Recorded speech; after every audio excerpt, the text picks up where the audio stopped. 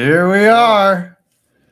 It is the third annual virtual media day stream. We have an incredible lineup today. Going to be guests coming in every 15 minutes, and we're going to have fun. 8 hours of this bullshit. Tree, how you doing, buddy? You ready for this endeavor? Oh, you know what? I looped myself earlier. Got myself a nice cup of coffee. Used the grounds to ease up any pain, and I'm gonna take this full load. You know. Yeah, I got a full body wax before the show. Oh, you can do Brazilian. You do Brazilian? Yeah, I did the, you know, nice. and then I tanned my butthole for a little bit in the sauna, in the tanning bed. So, you know, I did a little taint sunning. Well, you see, I don't tan it, I bleach it. Oh, you bleach it. Oh, so you're a corner cutter. Like you don't want the natural sunlight. No. The taint. No. All right. So if for those of you that are new to this, basically 3 years ago, my butthole itches already. 3 years ago, I had an idea. Like in 2020, there was, because of the pandemic, there was no media day. There was no like in-person media day. And I was like, you know what? Let's do a media day online. And then it kind of stuck because we could do it every year. And now we invite all our friends. We have a good time. And it's a long day of chaos and probably us getting up to use the bathroom several times. But food to eat. Yeah. Like that. So let's talk about the game since we get to go first. It is the Chiefs and the Eagles. Probably the worst matchup for me personally, that if the Eagles are in the Super Bowl. And I mean, I'm indifferent towards the Chiefs, but we gotta break down this matchup. Who are you liking in this game, and what do you think is going to be the type of game that we are going to see? Well, if the script release was any indication, it's going to be a high-flying offensive shootout. I think, quite frankly, I mean, it depends how healthy Mahomes is to start the year, because they still have that ankle injury he has to worry about. That might hamper his mobility in a way. I think at the same time, how well is the Chiefs' offensive line going to do against that defensive unit that is Philadelphia? They have 4 guys with over 10 sacks. They have depth like Robert Quinn, Linval Joseph, and then Ndamukong Suh. So they're a threat every time you come across. The only weakness really is linebacker, but TJ Edwards and Kaiser White are still pretty solid pieces on the right. I think they can mask that if they get a lot of pressure up front. I mean, that's going to be the key, is to just dominate the line of scrimmage. And I mean, the Eagles have all the parts that you would need for a Super. I mean, that's why they're in the Super Bowl. And not only that, but they made it look easy on the way. I mean, they played the Giants, who, you know, were lucky to be where they were. And then the Niners, who they were down to their 8th string quarterback. Well, if they win, they're going to call it a Mickey title. Everyone knows it. Because they're going to say, the easiest title in the world. We know how people work. Twitter's going to call it a Mickey title. Oh, no. If you beat the Chiefs, you know you're the truth. Like, I would say that. No, they're going to say it's because they're going to say it's because Patrick Mahomes was injured. You know that. And their defense, I think he's healthy. I think, you know, he played in the AFC champ. He came back in that game. Yeah, he was hampered. I don't think there's a single indication that he's not 100% right now. I mean, he's had 2 weeks to get injected with massive painkillers. Billy Carter with the first super chat of the day. Guys, we want to warn you, though, it's going to be difficult probably to read all the super chats as the interviews come in. We'll try to get to them during like shore up, during the midpoint and things like that, or we might highlight a few funny ones. But it's gonna be tough to read the super. So Tree, are you going to do a video on the Vermilion County Bobcats fiasco and the SPHL need to kick them out? Yeah, did you see what happened? Did you hear? Oh yeah, because the team didn't show up. The players aren't getting paid. I think it's like they only have 10 players on the team. It was supposed to be, I think, like a skate with the Bobcats night. So Quad City, the team that they were playing, showed up. They just like the team wasn't there. They skated a couple times, and they did stay to honor the skate. So it wasn't the Vermilion County players that skated, it was Quad City. So I think it was an issue with ownership and them not paying anybody. I think that's the issue. And they said, they said, fuck it, we're out of here. Oh, so they're the Pittsburgh Pirates. Basically. No, it's more than that. The Pirates will at least pay people. Like, they weren't actually paying anybody. Oh, it was like that mafia dude that was running a minor league hockey team. Like, remember that story? What was that? It's like a 30 for 30 or something. I forget. Like some 17-year-old kid was running a hockey team. And he couldn't pay anybody? Yeah. Yeah, I mean, minor hockey, junior hockey is an interesting scene because, you know, you have all these clubs and teams that, you know, barely cover their operating costs. Yep. And it's great for development. A lot of great players go through those teams, and shit, Connor McDavid played in junior hockey and he was like a star. So it was awesome. I mean, it was really funny to see that video on Twitter. Like, just one side of the ice had skaters, and then they threw the puck, and like it seems so like ceremonial and just. If you paid a ticket for that, what do you think? It's like, right. Because I'm surprised they actually had the game play through. Because if you looked throughout the week, there were hints that they weren't going to show. I would have shot at the empty net so that I could get a goal on my stat sheet. Like, I would have been all about that. Well, I probably would have missed the net, so I probably would have fell down. You know me, I'm a like skating to me, like, all right, when you look at the hardest sports, like baseball and hockey would probably be the top two. Yeah, because like you have skating and then you have to worry about the game itself. Like ice skating in general, it takes a while to get those skating legs and like get accustomed to even walking on skates. Man, I mean, like the muscles that you use to skate, it's like your lower back and your quads and your butt, really. And like you don't use those muscles in a lot of like just running, you don't use those muscles. Like, it's really difficult to skate. And the thing is, like with hockey or baseball, you can't fake it. Like, you can fake football. Like, you can run in a straight line, like a route.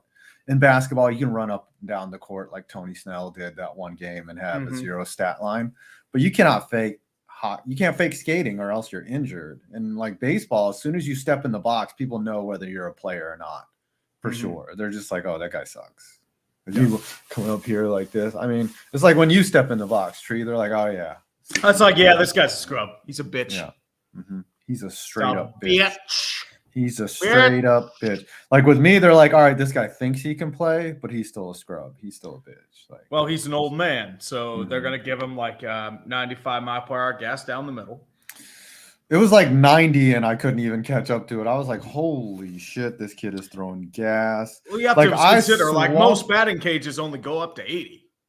Yeah, well, so what I did the week before was I went to 80, and then I stepped in closer. Like, I would get closer and closer, but like still seeing the ball from 60 is not the same as seeing it from like 30 at 80, or 30 at 70 miles an hour is not the same as 90 from 60. It's just not the same. All right, let's bring, we got a couple super chats before we do this. Maury48, did you see Man City got charged for over 100 breaches of Premier League rules? Yeah, Man City is in trouble right now. They are not popular, and they're not selling out. Like, they built that whole new stadium, and no one's coming. Red Rhino 49, Ford is providing engines for Red Bull, and Williams got an American driver. America's taking over F1 now if they only let Andretti Cadillac team on the grid. Ooh, the American drivers are really rare. Yeah, in Formula? No, yeah, absolutely. Because most of them only go to kart or NASCAR. And we missed one from Justin Ziegler. Eagles, Eagles. What do you think of Flores going to be the Vikings DC? Tree thought about revisiting some teams like the Bengals or Cowboys. I love the hire of Flores for the Vikings. It's a good hire, as long as he doesn't sue you. You know? No, it'll be fine. No. Trust me. That was on Miami and the Giants. I'm kidding. He got a bad shake in Miami, to be honest with you. He did, because Stephen Ross is a guy that probably deserves to be sued. He's a boob. He's a fucking moron. All right, let's bring in our first guest here, Alan. I just want to say, okay, so Alan is a huge fan of the show. He Damn really right. supports both of us on Twitter. And I wanted to give him a couple. He's a YouTuber. He's an aspiring YouTuber. You know, he's starting out. Well, he's been YouTubing for a while, and I just wanted to give this segment, you know, the first guest segment, to someone who, number one, supports the show, so it shows us love whenever he can, and is out there doing his thing. And you know, coming up for both us, Tree, like the beginning is horrible. Oh yeah, it's awful. Like nobody helps you. Nobody gives a shit about you. oh, like, of course. Yeah. Sometimes the rise happens quick. Sometimes it takes a long time.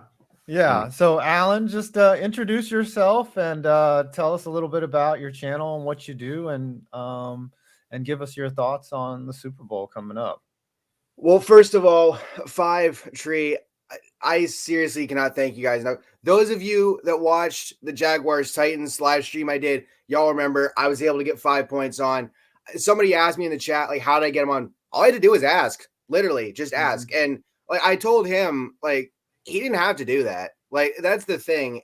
That's the thing about it, is y'all are so down to earth with this stuff that, like, you're willing to come on to, you know, a smaller guy's channel and just hang out even for just a little while with, like, at halftime. And, you know, and then the dumpster fire that Tuesday, I dropped a super chat and Tree mentioned, like, you know, alluded to having seen the DMs. I sent him because I invited him as well, but, you know, he's busy, which I completely understand. So, you know, one of these days I'll have to get you on someday. But I'm Alan Nato the third. Yes, it's pronounced NATO. But yeah. First of all, before I get into anything about me, I do want to say real quick, prayers out to Scooter Magruder and his dad.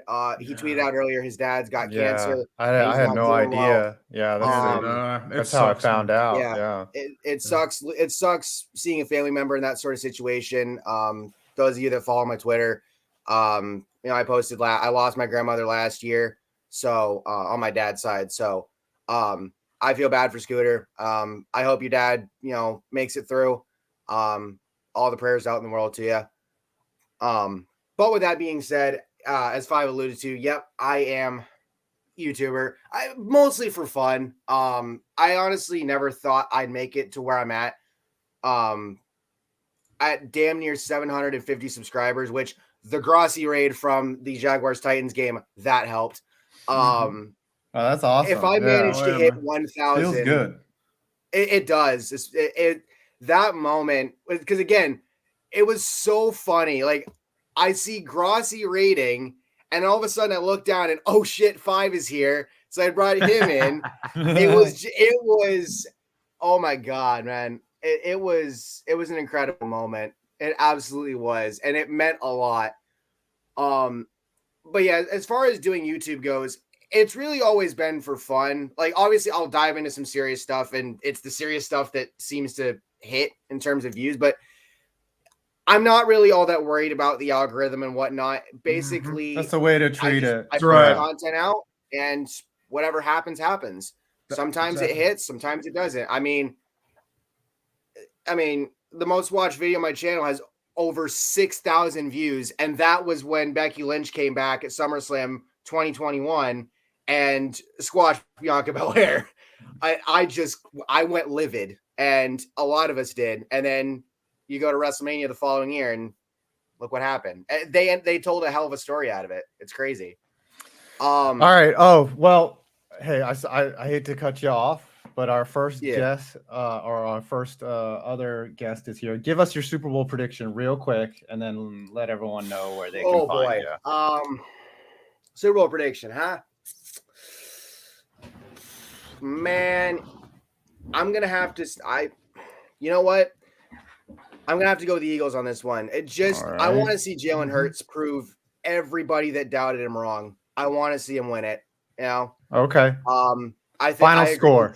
It's gonna be a hell of a game. It should be a high flying show. I'm gonna say 38-35 Eagles. Okay. It's gonna be wild. 35. Honestly. Anything out of that. You saw the script. I like your. Yeah, you saw the script. All right, Alan. Hey, thanks for coming by. Everyone, check out his channel. His name is his channel. Thanks for having me on. I appreciate it. Have a wonderful day. Hope to do it again sometime. Keep grinding, brother. Keep grinding. See you, brother. Hell yeah, man. All right. All right. Up next, we're just gonna bring in an asshole. So we're not assholes to begin with. Giant, big, unpuckered butthole at 7:15 in the morning. Brandon Perna. 8:15 here. It's 8:15. Oh, Yeah, so mountain it's time, good. dude. Mountain time. Yeah. Good thing you reminded me it was Eastern time because I was banking on this being at 10:15 my time. I was like, oh shoot. Is the kid off to daycare? Or are you like ready to go this morning to get some editing done? Yeah, she wakes us up between 5:30 and 7 every day. So okay. I was up at like so there's no 6:30. choice. Yeah. You just gotta get up and go. All right, let's talk about this season for you. So was it bitter? Next question. All right. It was perfect.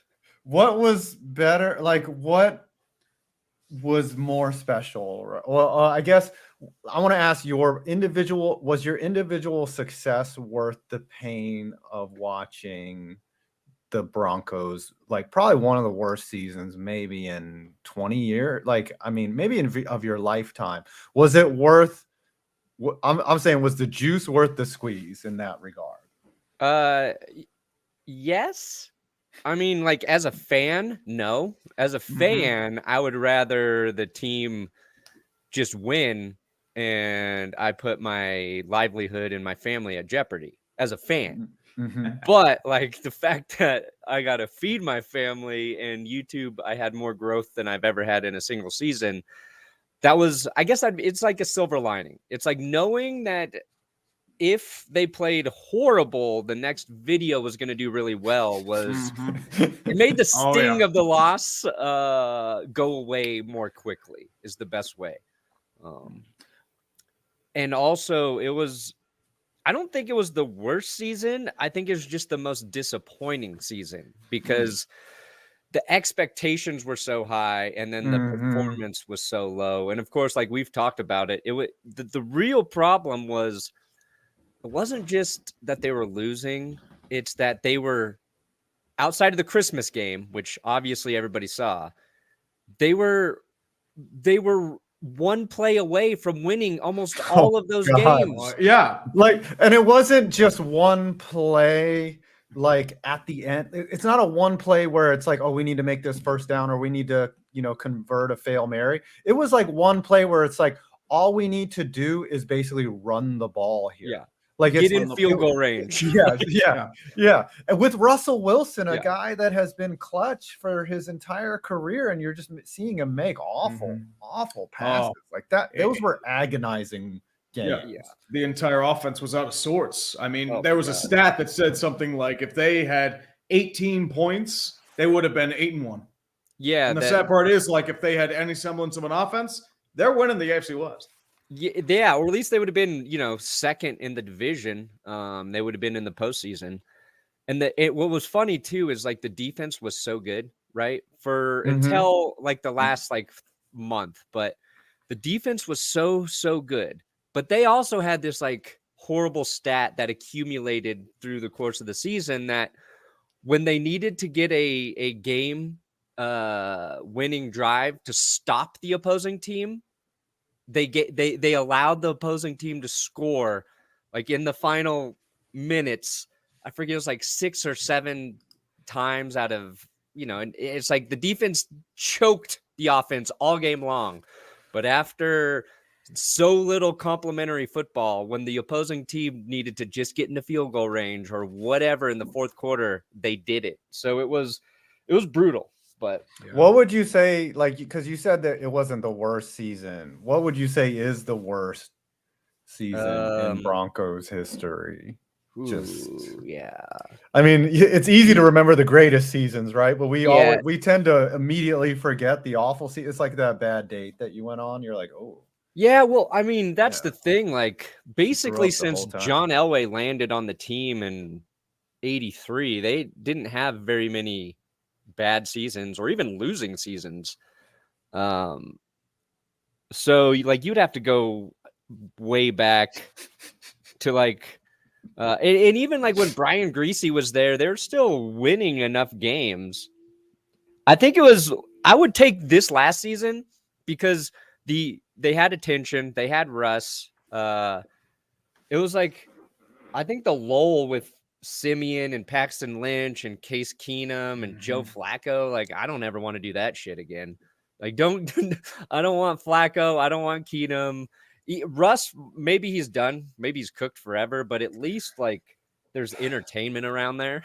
Yeah. And even when he's right. not playing great, the style of football he plays is a little more fun to watch than Flacco just standing in the pocket for like an eternity and then just getting sacked. Dude, that was Do you think it's a realistic possibility that he gets benched next year? Like Russ? on No, I paper? think he's going to play better. And I think like the offense was night and day different once Hackett was fired and they let Jerry Rosberg take over. So yeah, I have some hope. I don't know if I should. I feel like I'm just setting myself up to be really hurt again. I would say, my question is too, this past year, I know you were dealing with a lot of like hype optimism. I know you made all those videos about going off about every single thing about how Nathaniel Hackett was a better coach than Pete Carroll. I will go off about that. Yes. What was the big oh shit moment for you during the year when you realized this team may not be as good as you think it was? That, I don't know if there was a specific moment. Let me bring up their schedule because, like, I can giving them a pass, right? It's like they've got a new offense. Everything is new. New head coach, new quarterback, new offense. Defense looks good. We just need offense to click. So that week 1 loss to Seattle, like, I thought there was a good chance that would happen because that's a crazy game to start the season to make Russ go back to. The way that game ended, though, was maybe like, okay, our coach guy, he's got some stuff to learn. Little stuff. I would have just fired him then and there. He was like, a 6-year-old playing Madden would have done better. Maybe it's the pressure, but still, it's like. Do a little. But then they go into, or they beat the Texans, they beat the 49ers, so they started out 2-1. I would say when, the Chargers game where they lose. Well, no. Okay. They lose to the Colts in overtime. They lose to the Chargers in overtime. And then I knew we were screwed when we lost to the Jets. Oh, yeah. In a game that was 16-9. And they had lost to the Chargers 19-16. I was at that Colts game. So I kind of saw at the Colts game, like, they're playing against a team that is equally inept in terms of the offense. And we let them come back and we went into OT. It was basically that month of October was like, oh God. I thought that the Colts game was a big indicator because it was like you ever, like, when you're a kid and your parents are fighting and you have to go somewhere and like you just know that something bad is happening. That was the that was the car accident that happened later that afternoon, and you were there, you were physically, so you got to witness it straight up, and just seeing your optimism die in that game. Like, you were happy in the first half, and then by the fourth quarter I was like, oh, Brandon's in for a long year. I think we were all watching just a slow motion car crash that game. I'm like, oh my God. Yeah. Even Al Michaels was just like opening up a flask of whiskey saying, are you fucking kidding me?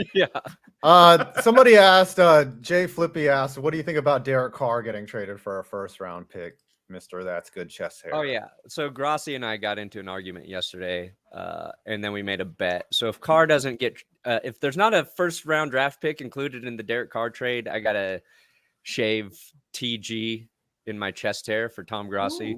Ooh. Everybody thinks I'm crazy that Derek Carr would net a first rounder. Maybe he does hold cap hit. That's the problem. Yeah, it's a like they can just cut him.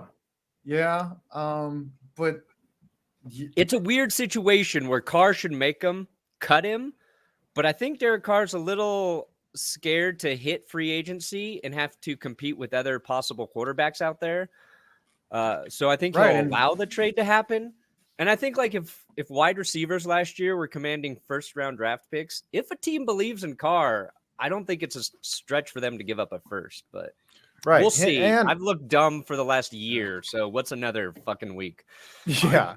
One And more him with que- a no trade clause. Like he's going to be able to dictate where he Yeah. goes a little bit more. If he gets cut and I know this seems weird, but if he gets cut and he's a free agent, he seems more desperate, like he's going to have to settle for something rather than a team that actually wants him, which is tough. Yeah, I scene think he's for him. highly valued by people who know ball. I think like they saw a situation where it just wasn't the right fit for Carr this year. But if All you're right, a big- betting man, where do you think Derek Carr lands? Where is he throwing a ball next year? I think it's either the Jets I said or that. the Panthers at this point. Or no, I mean the Saints. Now that they have the Broncos first rounder at pick 29, that was the issue I had. I had before. It's like they have they're like $1 billion over the cap, which they are every year. $55 million over the cap. But And like if they that's have an that easy cap one. hit, who are they getting rid of? Like Michael Thomas?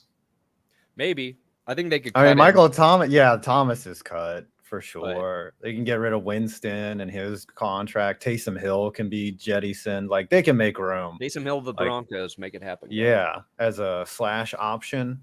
All right, real quick before we send you on your way to, it looks like sit in a dark room for several hours. That's my life, baby. How many wins does Sean Payton add to the Broncos next year? And what is your Super Bowl prediction? I think the Broncos, and like everybody's gonna troll me, but I think 9-7 is where we're gonna hit. Okay, bold. We're going to winning record. Step one. Not Step okay. one. 9-7. 9-7. My Super Bowl prediction is I want the Eagles to win. Oh but God. I think the Chiefs are gonna win.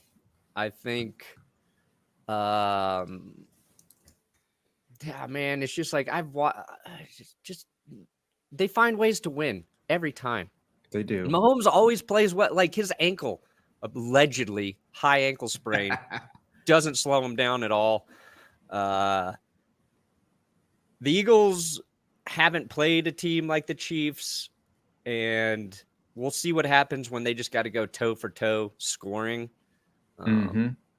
I think they could score. Like the Eagles do everything though. They do. Score, Like they play defense. Like they have to run the ball what like they've done all postseason. I want them to rush for like 300 yards in this game, and I want it to be a blowout. But the Chiefs have hurt me so many times. So if I expect them to hurt me again, the pain won't be as bad. I mean, that would be like the ultimate cap to this awful season, right? Is to have Chiefs fans dunk on you. It's like, not only did you have the worst season of your life, of your adult memorable life, we won the Super Bowl. So here is a big tea bag, and just let's drop it on your sad forehead.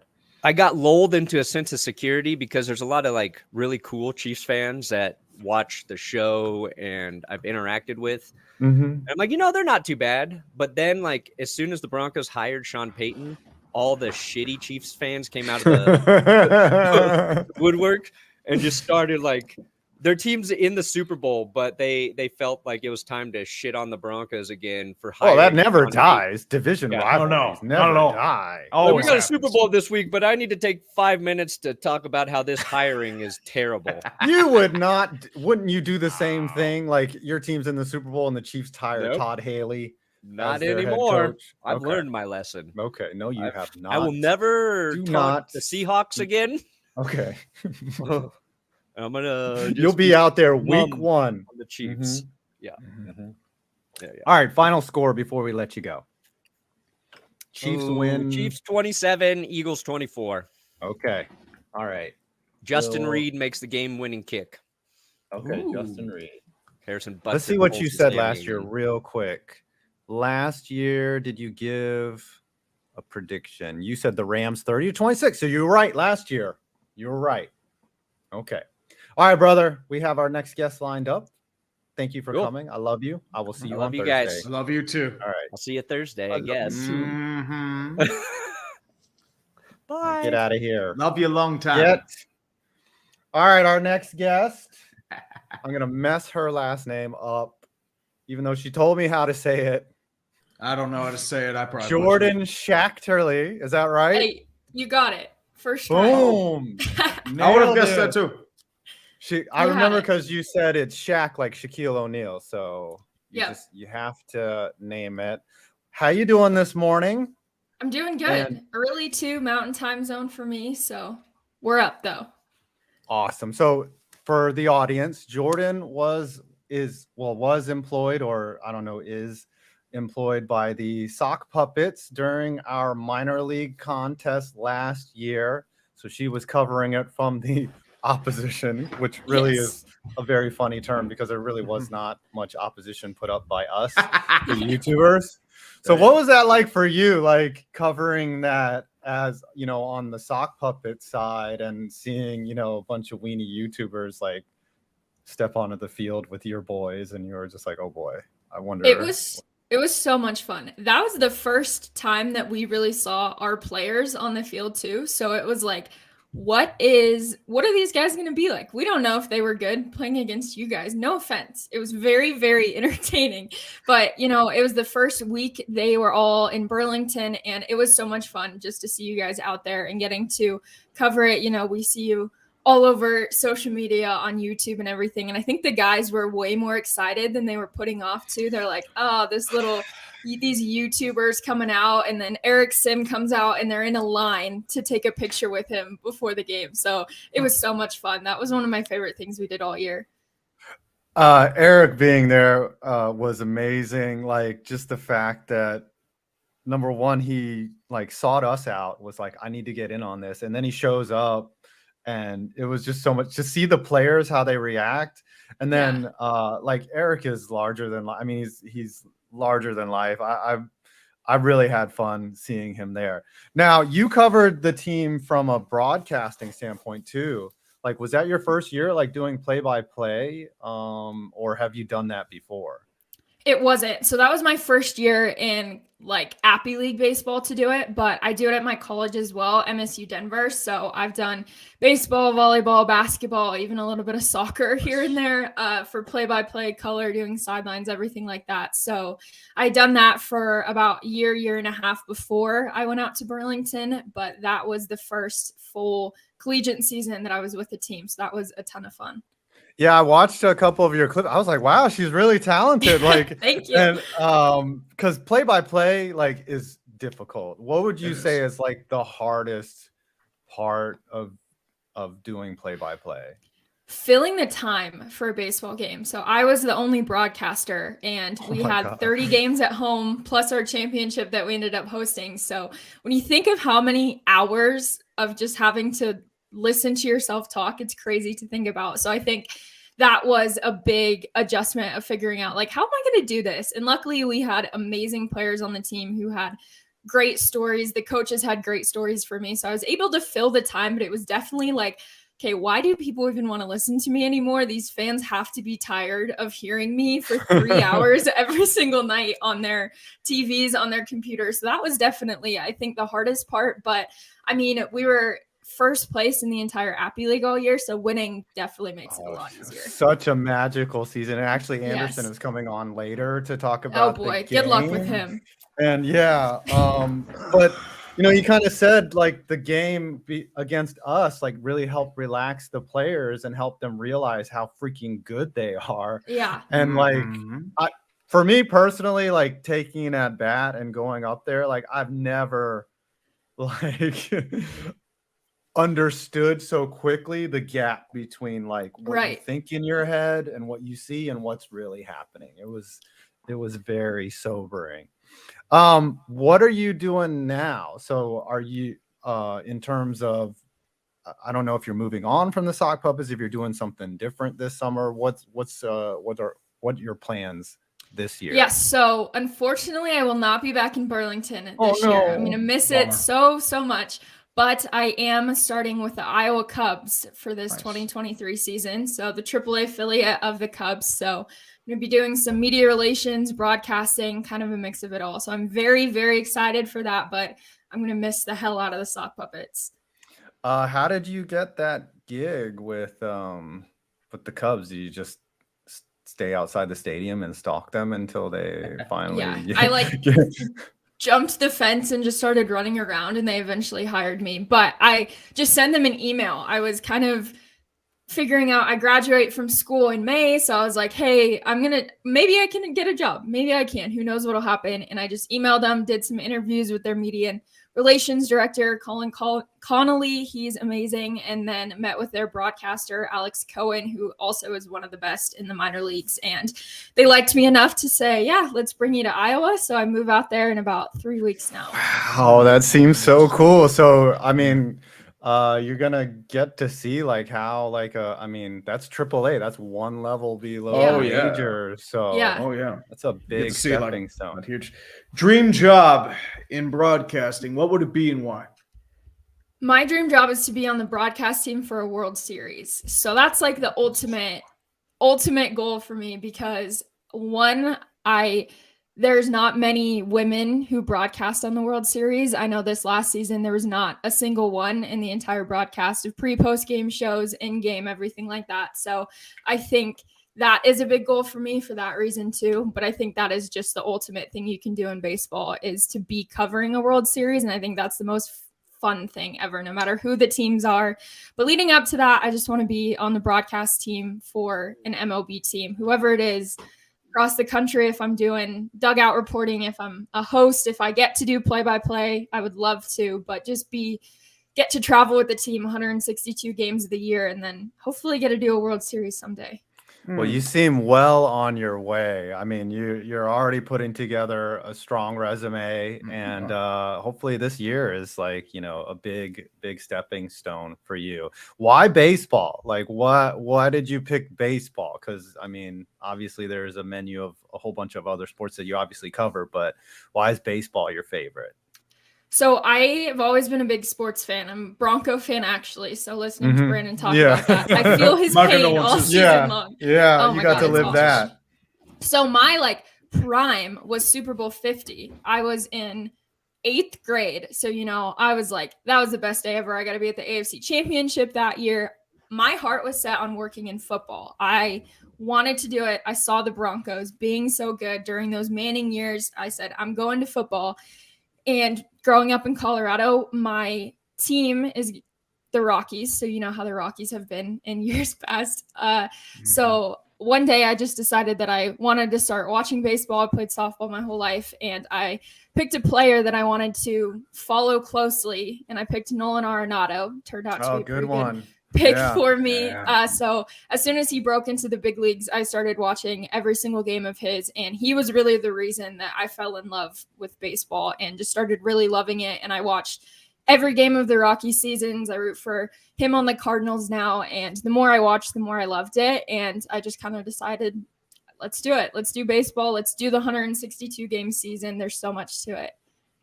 That's awesome. Yeah, Nolan Arenado, I study his swing. Because it's incredible. I'm gonna this year I'm going all out, right? This is my last, I'm in my mid 40s. I'm very aware that my athletic journey is coming to an end, and I'm going all out. This is my last hurrah. And studying Arenado's swing, it's so technically perfect. It's the crazy. way he boxes through the zone and it extends, and then his back leg, I'm getting jealous right now. His head is down as he's running. He doesn't even look at the ball. It's insane. And then what he does in the field too. I've watched I don't know how many hundreds of games. My jaw drops every time. I'm like, how does he keep doing this? And he's getting older, but he's getting better. Yeah, it's crazy. He is 31. He's got at least 5 years of prime play left in him, especially with how third baseman age. Mm-hmm. Oh, it's crazy. I think it's unfair to have him and Goldschmidt in the same lineup. That's not fair. If I'm a pitcher, I'm just how do I get through this lineup? God, the MVP vote this year, I was like, man, this would be Nolan's year finally to win it if it wasn't for Goldie having to do the same thing on his team. It was going to be one of them, and all goes to Goldschmidt. He deserved it 100%, but I'm still a little mad that Nolan didn't win it in 2016 and Chris Bryant did. I will always be mad about that one. Now, do you play sports at all. You cover sports because if you were coming back to Burlington, we were going to try to sneak you in for an at bat. Yeah. And unfortunately, we couldn't. I mean, hey, you know, I look like Pujols in his older age. I mean, you bulk up, you could be Nelson Cruz. Right. I can see it. Yeah. Let's hear about Jordan, the player on the field. Are you an actual player or you just kind of leave that to the athletes? So not anymore. I played softball through high school. I used to play like travel competitive softball. Thought I wanted to go to college for it. You know, you get the come to Jesus moment that you're probably not good enough to do that. And I said, all right, I'm going to stick to broadcasting, but played softball through my senior year. But I may actually be out to the Bros versus Pros game. I can't confirm it, but I'm trying to make a visit out to Burlington at some point. I definitely want to come see you guys. So I'm hoping that I might get to be there anyway. Okay, we'll have to change the name to Bros Plus One. like I guess bros. Well, I mean, you can't say bros and hoes versus pros. No, you can't say that. Doesn't work. I mean, you would be the. Well, I mean, I already am a whore. I know that. Yeah, I know that. Well, that's why we're gonna stream for 8 hours. All right, it is time now, Jordan, to put your football knowledge to the test. Who is going to win this game? What do you want to see, and what is your final score? So Pat Bowlen's taught me from a very young age, you absolutely never root for anybody in the AFC West. So I will always root against the Chiefs. Don't love the Eagles, but I'm always going to root against the Chiefs. So I think the Eagles are going to come out on top with this one. I think Jalen Hurts finally needs his moment. I think he's going to rise to the occasion. I think they're going to capitalize. It's going to be whoever gets the ball last in this game, much like the AFC Championship last year with Bills and Chiefs. I think it's just going to come down to who gets the clock, who gets the time to score. All right. You gotta have a prediction though. You gotta put it out on the line, and then we're gonna come back next year and look and be like, oh, you said this. By the way, Tree and I were dead wrong last year. I'll go 33-26 Eagles. Okay, 33-26. It's a good score. Goals. Oh, we do have a second. I do want to rewind back to one thing when you said you had all these great stories. What was your favorite story to tell from the sock puppet season? Like player story or special interest? So we had Trey Cooper and Jordan Davis pitching. Gosh. They were two pitchers. So 3 starts in a row. They had gotten through at least 8 innings, no hit baseball. 3 times in a row, and every time they would lose it in the 9th inning. They lost it with 2 outs, no outs, 1 out. And so they're making a start at home. This was the first time in like 4 weeks that these guys had started at home. And we get to the 9th inning. It's still a no-hitter. This is the first no-hitter I've ever gotten to call. And I'm like, oh my God, are they going to do it or are they going to blow it again? So Trey Cooper, flawless through 5 innings. Incredible game from him. He was hitless through the entire first month of the season, which was incredible. And so we're doing it. 9th inning comes out. Our catcher, Ryan McChrystal, goes out to talk to the guys. I still have no idea what he said to them, but I know it was probably something insane because that kid is insane. All those players are crazy. Yeah. And finally, they got through 9 innings. I remember 2 outs. That might have been the most nervous I was all season. My hands are like clammy, sweating. I'm like, oh my God, are they going to do it? Finally got the no-hitter. First one in the Appy League of the season. Took them like 4 starts to do it. So that was one of my favorite moments for sure. Winning the Appy League championship would have been my favorite, but that game. Yeah, you came up. Yeah, you came. So I don't feel so bad because I faced Trey. That was my first at bat. Yeah, he's tough. He throws the pitch, and like I'm like, oh, that's right down the middle, and I swung, and it was like the ball was 8-9 inches above where I thought the ball was, like, and then he throws me a slider. The next pitch, I'm like, all right, where can I charge the mound in an exhibition game? Like, why are you throwing a slider? You should have. He deserved it for that. Absolutely. But the first pitch was actually hittable. Like, if I was a competent, like he laid it in there just to show me, like, look, I'll throw it right down the middle and you still can't hit that shit.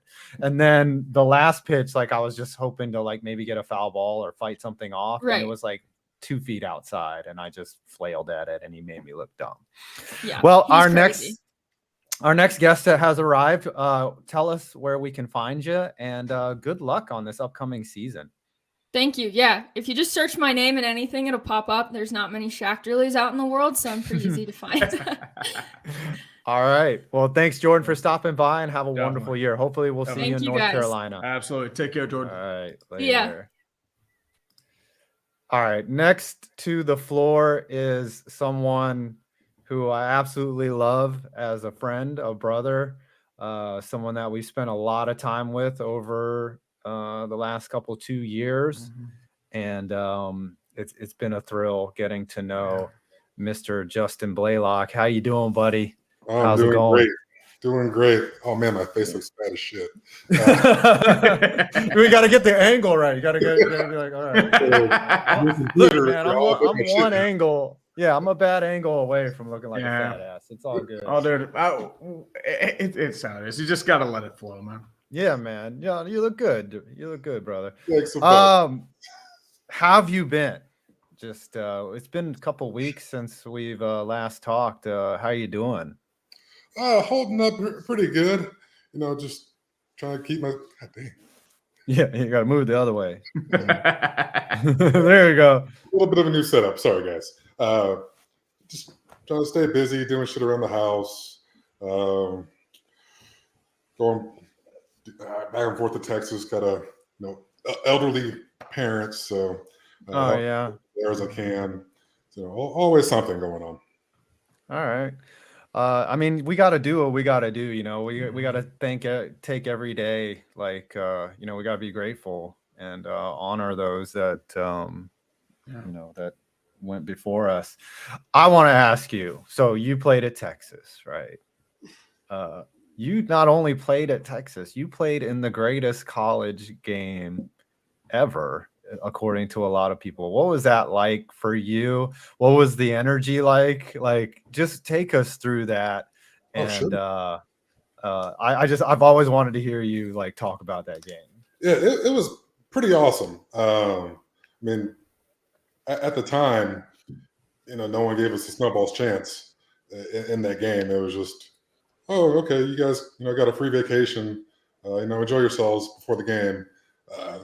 Like it was just going to be a foregone conclusion. And you could tell that they'd heard some of that too, because even in all the week leading up to it, all the events and shit, they're just, we're God's gift. Their parents treated our parents that way. It was not the greatest experience, but we knew what we were there to do, and we had a plan, and obviously we stuck to it. Doesn't hurt that we had the probably one of the top 5 greatest college quarterbacks to ever lace them up behind us. I mean, the game itself, I would say it was nerve-wracking, but we had so many games that year where we had to like pull a rabbit out of our hat. Right. We had multiple games where we were trailing double digits in the second half, and would figure something out. But this, I wouldn't say it was old hat, but we knew what we were capable of with our backs against the wall, and a couple big plays. I mean, if you ask my parents, I mean, I made the biggest block in the biggest game in college football history. So, I mean, yeah. Take us. What was that moment? Like, take us through that play. What's that? I said, shameless plug for the College Hall of Fame. Hey, no way. You gotta retire those cleats, man. There. When did that play occur in the game? So that was, our last offensive play. The one where Vince falls into the end zone. Yeah. Yeah. So we ran, 3rd and 5. We ran actually the same play, incomplete pass, and being college, we both just ran the same play again. Yeah. It's to the wishbone. All right. Yeah. There we go. I think we can get this. Yeah. We were this close last time. Let's just do it again. And they did the same thing as well. you know, they send this little safety guy on a blitz, and you know, those little guys don't belong up in the trenches. So knock that guy down, and then, you know, who's going to tackle Vince? Right. In that situation, I mean, he probably would have ran through, you know, 5 or 6 motherfuckers, but, you know, luckily he didn't have to run through any. Yeah, he was clear. That was such a great play. Now, do y'all get nervous? Okay. Like, if I'm playing like an intense video game, like intense game of Madden, like my hands will get sweaty because like you're overthinking like the situation, right? You're in the national championship game, right? Everything is on the line against the villains, USC. Do y'all like even recognize the moment, or are you just like, we have a job to do, we got to go out and just do it? To an extent, I mean, there is certainly awareness of what's happening. Like, hey, if we don't get this, it's fucking over. You know, all this hard ass work was for nothing. But at the same time, when, you know, the ball's hiked and it's time to execute, all that shit goes out the window. I mean, we've been in so many big situations before that, even going back to the previous year in the Rose Bowl with Michigan, which, I mean, it wasn't a national championship, but still a pretty big game. So that kind of stuff had prepared us, you know, for that point. I think in the last 2 years previous, we were something like 24-1 heading into that game. Wow, so, yeah, you were some good teams. Building. Yeah. I mean, if we had been like a TCU this year, where we just came out of fucking nowhere, maybe then, you know, the moment's a little too big and like, oh fuck, we don't really belong out here. Yeah. Like, what was your pregame routine for situations like that? Like, what'd you do the night before, the day of? Anything special for those sort of situations? I tried to keep it as normal as possible, and I mean, everyone around us did as well. I mean, obviously, you're in a foreign area, so there were. I mean, they made it known, like, do not be out of fucking night, guys. Yeah. But other than that, you know, it was a evening game out there, so we had all day to, you know, try to, you know, keep somewhat of a, you know, even mind going into it.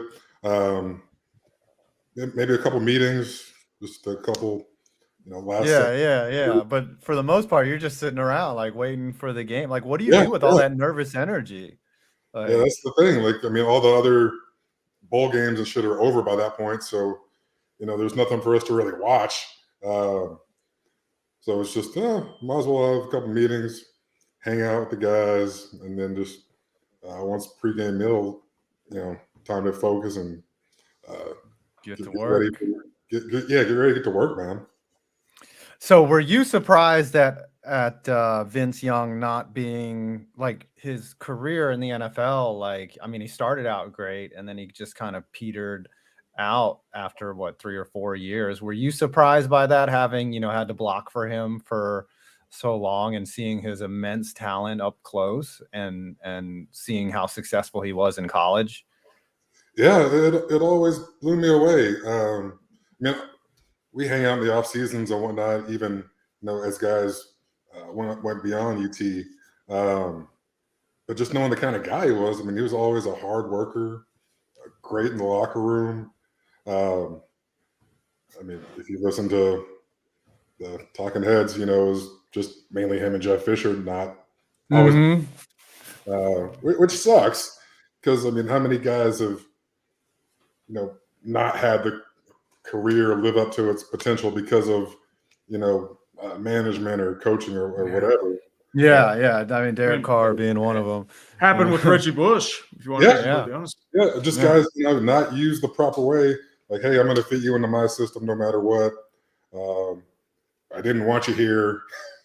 You know, I was forced to take you. I mean, it really fucking sucks because, I mean, obviously the guy had immense talent, was a hard worker. I mean, I can attest to that, you know, wholeheartedly.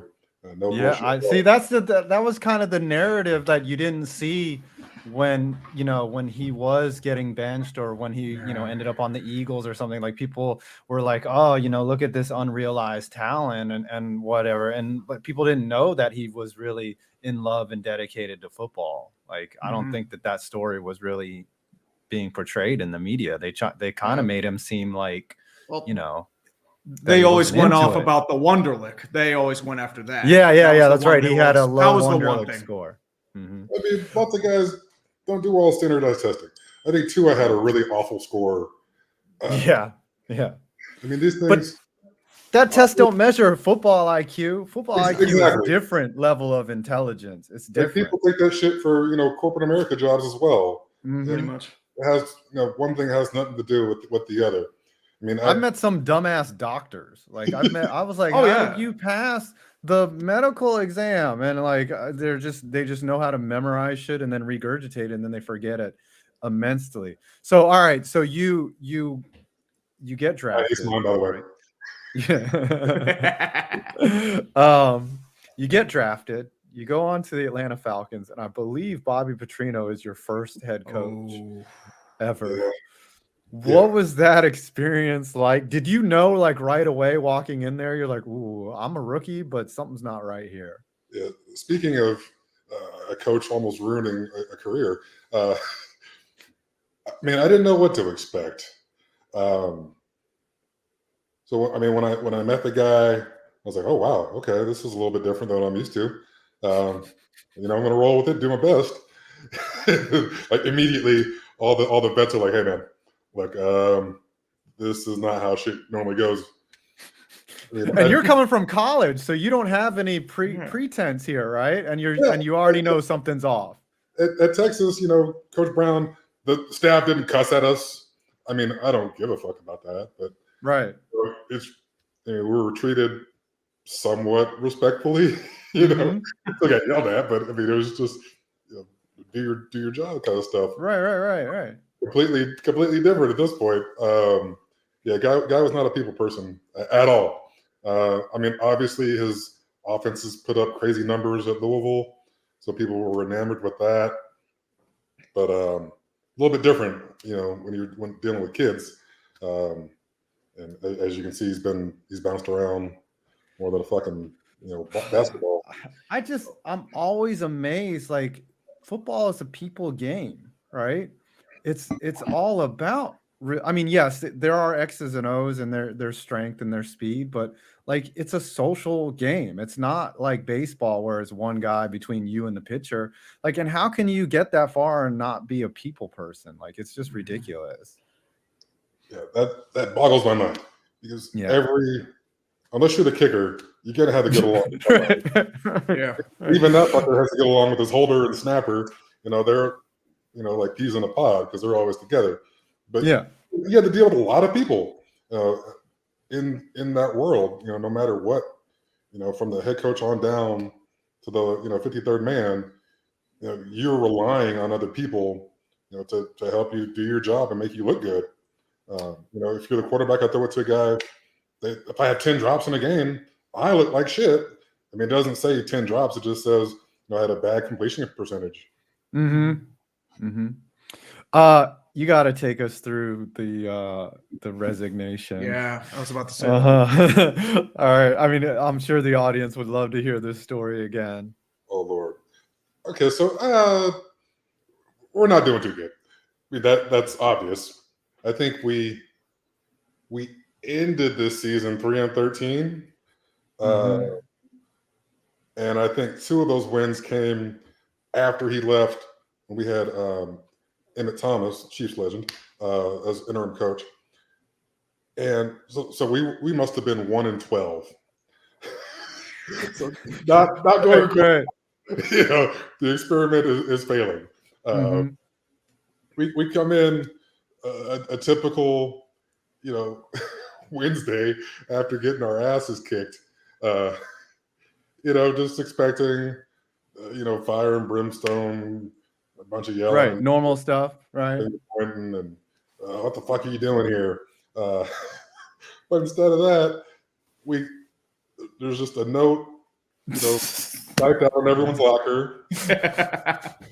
So he broke up via text. Is what he did. Oh, not even The that. old text I mean, most of us breakup. had I'm coming to next get my year, so CDs. popular, then I don't think it would have went over. All right, give us your Super Bowl prediction as our next guest has arrived. Who you got winning this game, and what's the final score? Oh God. I mean, for obvious reasons, I can't pick the Eagles. Respect. I would never pick them to win anything. So Chiefs in a not quite a barn burner. Let's say like 28-24. 28-24. You were right last year. You said Rams 31-24. Well, Justin, it was wonderful catching up. We got to keep in touch. If I'm ever down in Atlanta, you'll have to drink me under the table. And yeah, I love you. RIP to Uche, and thanks for coming out. See you, brother. Guys. Thanks for having me. Take care, on. brother. All right. Thanks, man. Take care. All right, up next. So I don't know if you guys have ever heard of the Waste Management Open out in Arizona. It's an absolute shit show where golfers just they just get wasted. Well, no, not the golfers, but the fans just get wasted as the golf is occurring. And then it usually ends up with trash everywhere. Yeah. And it's just an absolute shit show. So, but if the Waste Management Open were a person, it would be this next person. That's not a nice way to treat a lady. Come on, Fi. What happened to chivalry? That's Look, my favorite intro ever. Listen, I follow your Twitter and I see you just saying, I can like how easy it is to drink 2 whole bottles of sangria by yourself. And to me, that sounds like golf and getting drunk. Like, yeah, I mean, no one talks about how easy it is to finish a bottle of wine on your own. It's like 2 glasses, you're almost there, and you're like, well, I might as well finish it. True. Yeah. I am not a big drinker alone-ish. That's not my jam, but hey, you do you, girl. You do you. Sometimes you just got to get that edge off alone. You know what I mean? Sometimes Like I'll have a couple sometimes when I'm out. Yeah, sometimes I just want to hang and just like chill by myself with a bottle of wine. I mean, it's better than going out and getting in trouble, and you also know where the dog is. Like, and it's also it's like $10-11 for an 8-ounce pour. So exactly. That's why I'm trying to normalize like to-go beverages and like staying at home with your dog. It's way cooler. Yes, you're on the to-go phase of your life right now, and I think we all are, honestly. I respect it. So you are actually headed to the Waste Management Open. Tell us like what the experience is like there, because like I can't describe. I've never been, so I don't know. Tell us what that mess is all about and what you're looking forward to. I haven't been since I graduated. I'm laughing just like thinking about like every experience I've had there, and I haven't been since I graduated college, like back, I mean, like 2015-ish is the last time I think I went. And it's basically if you took like every frat house in the state of Arizona and put them outdoors at a golf tournament. And that's what you get. So are there like wet t-shirt contests? Like, is there a lot of my dad's a lawyer? Yeah. On 16, people throw beer cans. Like, I don't know how. Probably a lot of people don't watch it unless you're like into golf. It's a blast to watch. It's one of the best tournaments of the year. But like just people throw beer cans, like there's beer flying everywhere. It's a good time. Nice. It definitely sounds fun. Like 16 is like the stadium seating, right? Yeah. Like it's like so that's where the craziness happens. And you have to wake up very early to get to. I've actually never done 16 since they've changed the course, because they've changed that course a million times. So I haven't been there since they put that stadium set up. And I think Thursday we're gonna do it. Like I've never done the wake up early, ass crack of dawn, go and race to get to 16. I don't know how much racing I'm going to be doing, but I think I'm going to attempt to do it. So is open seating like you don't have like an assigned seat? Oh, like people get there like 5 a.m. and then like run to 16. Like it's a whole thing. That's dedication right there. I'd be too busy trying to get food to do that, man. I know. I'm like, hopefully McDonald's is open or something before. Yeah, maybe. Or you just pack it like the Kansas City baked potato chick. Like she kept a baked potato in her jacket. That's what you need to do. Yeah, but the problem is like you can't just have a baked potato alone, man. You got to put like butter, sour cream. You got to heat that bad boy up. Gotta you know have the fix. I'd rather have a sweet potato, to be honest with you. I could do that. You're pulling sweet. I agree. Oh, dude, I love sweet potatoes. Come on, I man. agree. Who do you like in this tournament, though? Like from a golf standpoint, because you're a big golf gambler. You're like a degenerate is a polite word to say when it comes to your golfing gambling habits.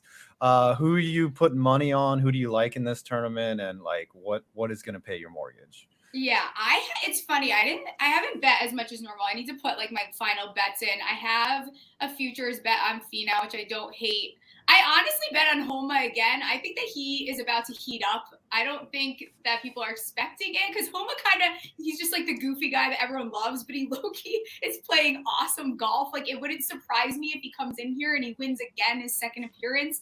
And I think Sky Scheffler, like, would it be shocking if he wins back-to-back? Absolutely not. That's your boy, though. Mm-hmm.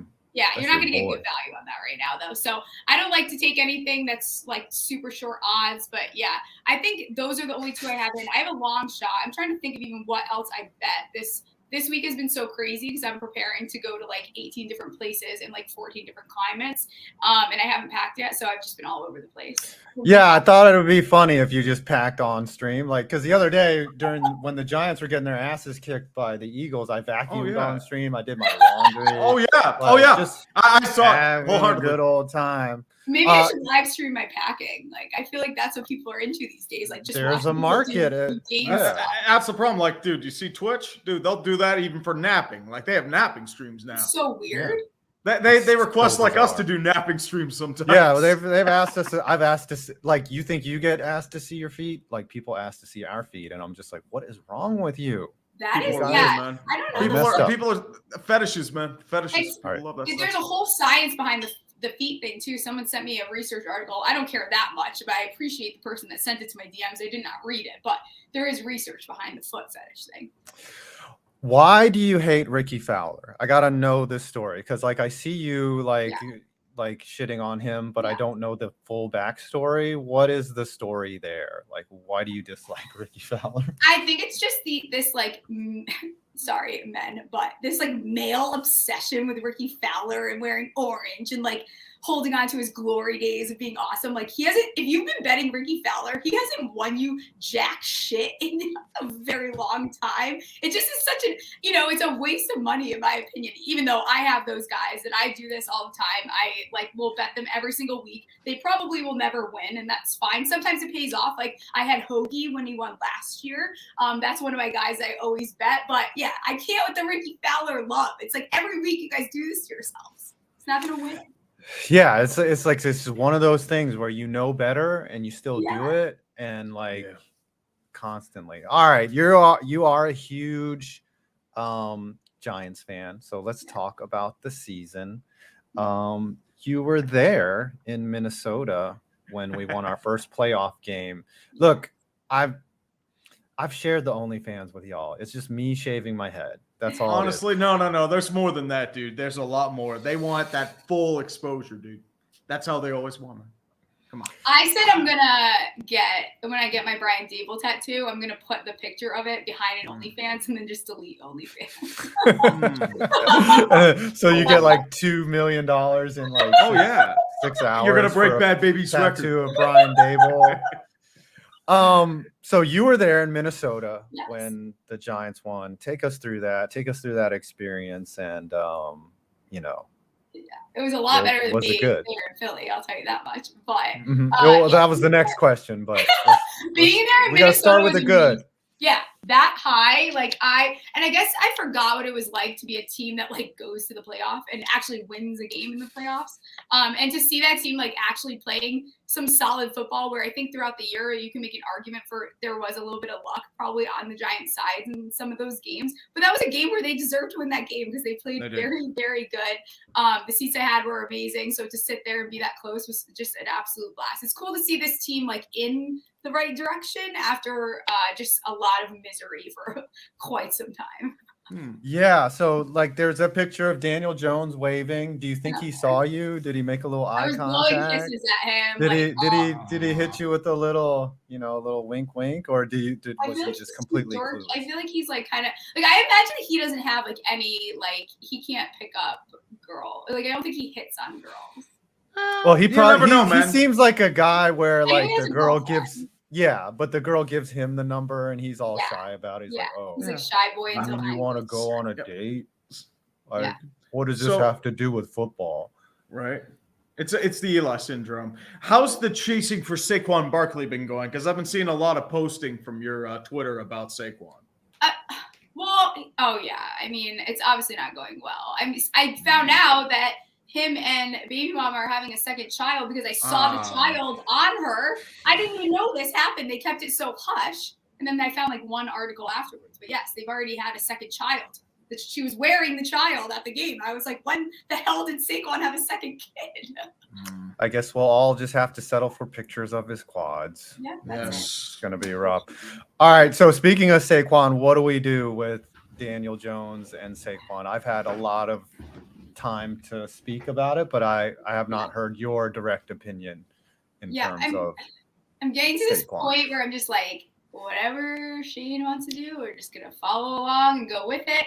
I think that the QB play is so shitty around the league that paying Daniel Jones $35 million a year is probably not the worst thing that you can do. Given you look at guys like Tannehill making 29.5, you look at guys like fucking Carson Wentz making $32 million a year. I think if you can get Daniel Jones in there, I don't think that takes them out of maybe drafting a quarterback. Maybe that doesn't happen this year. Maybe it happens next. But like, I wouldn't be shocked if the Giants draft a guy in the second or third round and take him on as like a little bit of a project. Like maybe that is the direction they go. But I think you almost have to pay Daniel just because the Giants are in a place where they can win games. So they're in a bad spot right now. Like it's, and they did it to themselves and that sucks. And he's taking, a poor Shane and Dable. I kind of feel bad. This team was a shit show when they picked it up, but then they win these games and you're like, now what do we do? Well, I remember last time we did a show together, we were both debating whether Daniel Jones was even the guy. And so it's better to be in a position where you just, what you have to do versus do we even know if this guy's any good? Which, I mean, you could still argue it's like, all right, how good is he? But I do we're really going want to to pay see him with like a true wide receiver one. Like, no, like I genuinely, because, and I said this on my show the other day, is like, you could name all the cons about Daniel Jones. Like, I also think we wouldn't be talking about Daniel Jones as much if he got drafted in the second round. I think that we only talk about him because he went to Duke and because of where he was drafted. But I think one of the pros that everyone said, every single scout, like, is that he has a great deep ball. And his best wide receiver he's ever played with is Sterling Shepard and Golden Tate at the end or of his Slayton. career. Like, Slayton dropping balls in his bed basket. But none of those guys are true wide receiver ones. Like, I want to see what he can do on the field with like an actual wide receiver one, not a makeshift one that we've been doing, round wagon since OBJ left. Yep. And second half, what do we do with Saquon? I don't know. Yeah, I don't want to pay him that as much as Would now. would you die inside if you see him in like in another uniform? It depends what uniform, but I think that they're just going to tag him and then come up with like some type of deal. Because I don't remember the last time a player was so vocal about the fact that they want to be on a team. Like, it's almost like, it's like getting like a little like theatrical. Like, he says it every opportunity that he gets. So it would be hard for me to believe that they're not going to try to work out a deal. Is that the best thing for the team to end up paying him Christian McCaffrey money? No, I don't think that you should pay running backs that amount. But like, are they going to franchise tag him? Probably. All right. Big game prediction. Yeah. Who's going to win it? What's the final score? If you say Eagles, I'm blocking you and we will not be friends anymore. I would never say the Eagles. I'm looking forward to I'm glad you appreciate our friendship. Thank you. Yes, of course. All right. Who is going to win this game? Gotta do what you gotta do. So Chaos Me really wants overtime in this game. Like, I have been itching for it all playoffs. I would love this game to be like a 28-27 just for fun. I think this game probably ends up being like a 31-28 Chiefs. Oh, okay. Let's put you down, Chiefs. 31-28, and I think you were on the show last year. Let's see what you said. I think she was, yes. Yes. You said Bengals 31-27. Oh no. Oh, Uh-oh. don't follow me then. Okay. All right. Well, Smalls, have fun packing. Thanks. Be safe. Do not over drink it, as your No. dad said. And And tweet play lots of defense. yes. Yeah, play defense. There's a lot of creeps Absolutely. out there. Be Oh, safe. And we'll see you back here soon. Awesome. Hope you See make it to ya. the 16. Yeah. Yeah. See ya. See ya. Later. All right. Next guest. This is one of my favorite Twitter accounts that I've It's really just popped. discovered this year. Well, I'd seen their tweets before. We have Jordan from the Sickos committee. What is up? Like, I love y'all's account because you guys tweet all the things that are in my brain when I'm just like, that is some shit right there. Can someone tweet that? And you guys tweet it. How's it going? I'm doing good. It's been a crazy bit of a week with all the ice in Dallas. So I'm out and about finally and getting to see human beings again. So I'm super excited. Awesome. So tell us about the Sickos committee. How did this come together? Who's in the committee? And like, just give us the entire backstory, because I've wanted to hear this, and like that's why I had brought you on, because I just love this account. Sure. We started. This was a pandemic project, like sourdough, like everything else. This was a pandemic project. We're all the people who started this. We're all fans of the Shutdown Fullcast and that podcast. And when they all got fired from Vox and SB Nation, they started up a Discord. And we all joined the Discord. And we realized that we were all watching the same kinds of games. We caught a game, it was UTEP New Mexico State, and it was only available on a local El Paso broadcast.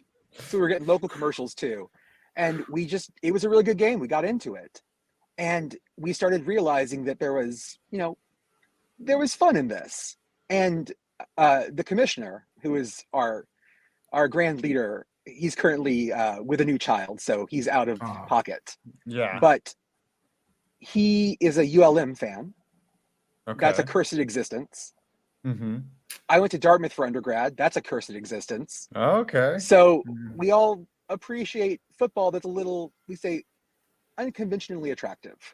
Yes. There you go. Unconventionally attractive. I like that. What is the most obscure like game that you guys found and that got really into, like that holds a special place in the Sickos committee heart for like what's the greatest Sickos committee game of all time?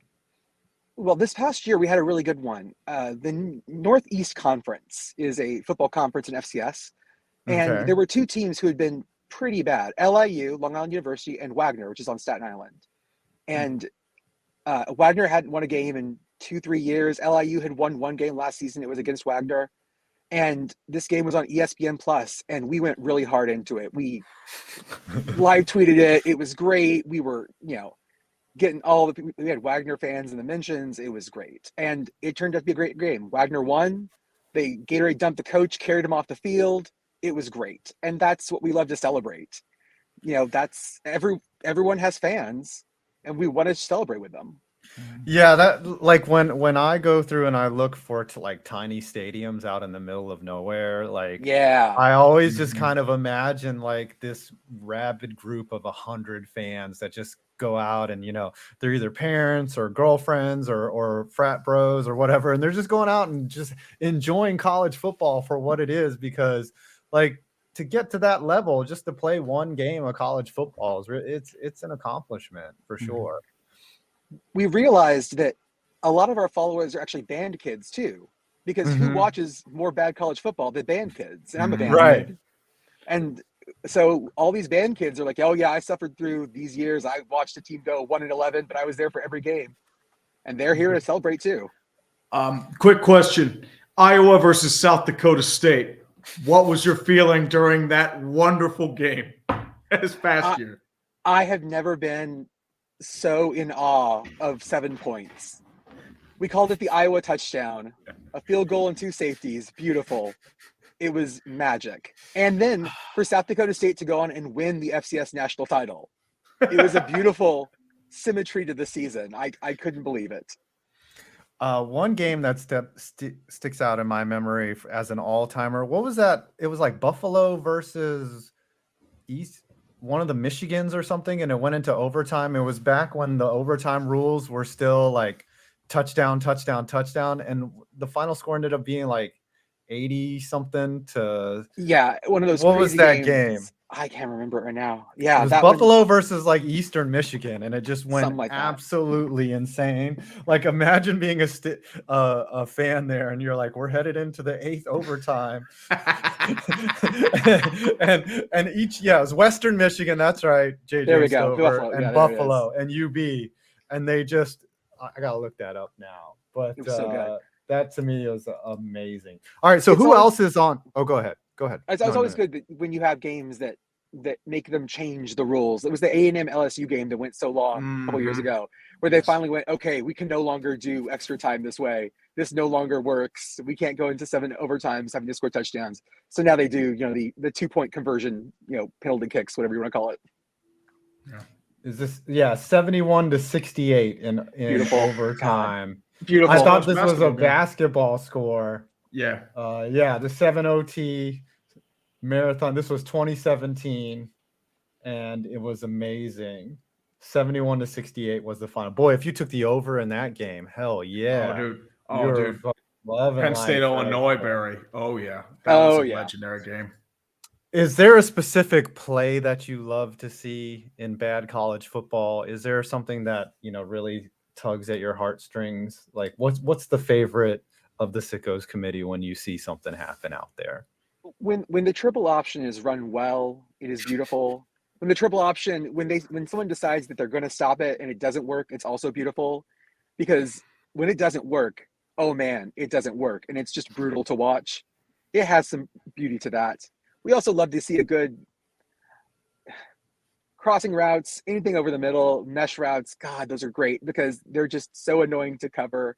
And you get those 7-8 yards, and you can see the defense get angrier and angrier as there's no way to there's no way to cover it. You could put 4 guys 5 yards off this line of scrimmage. Like, you're not going to run a 4 across zone just to take away a cross. Like, what kind of idiot? Right.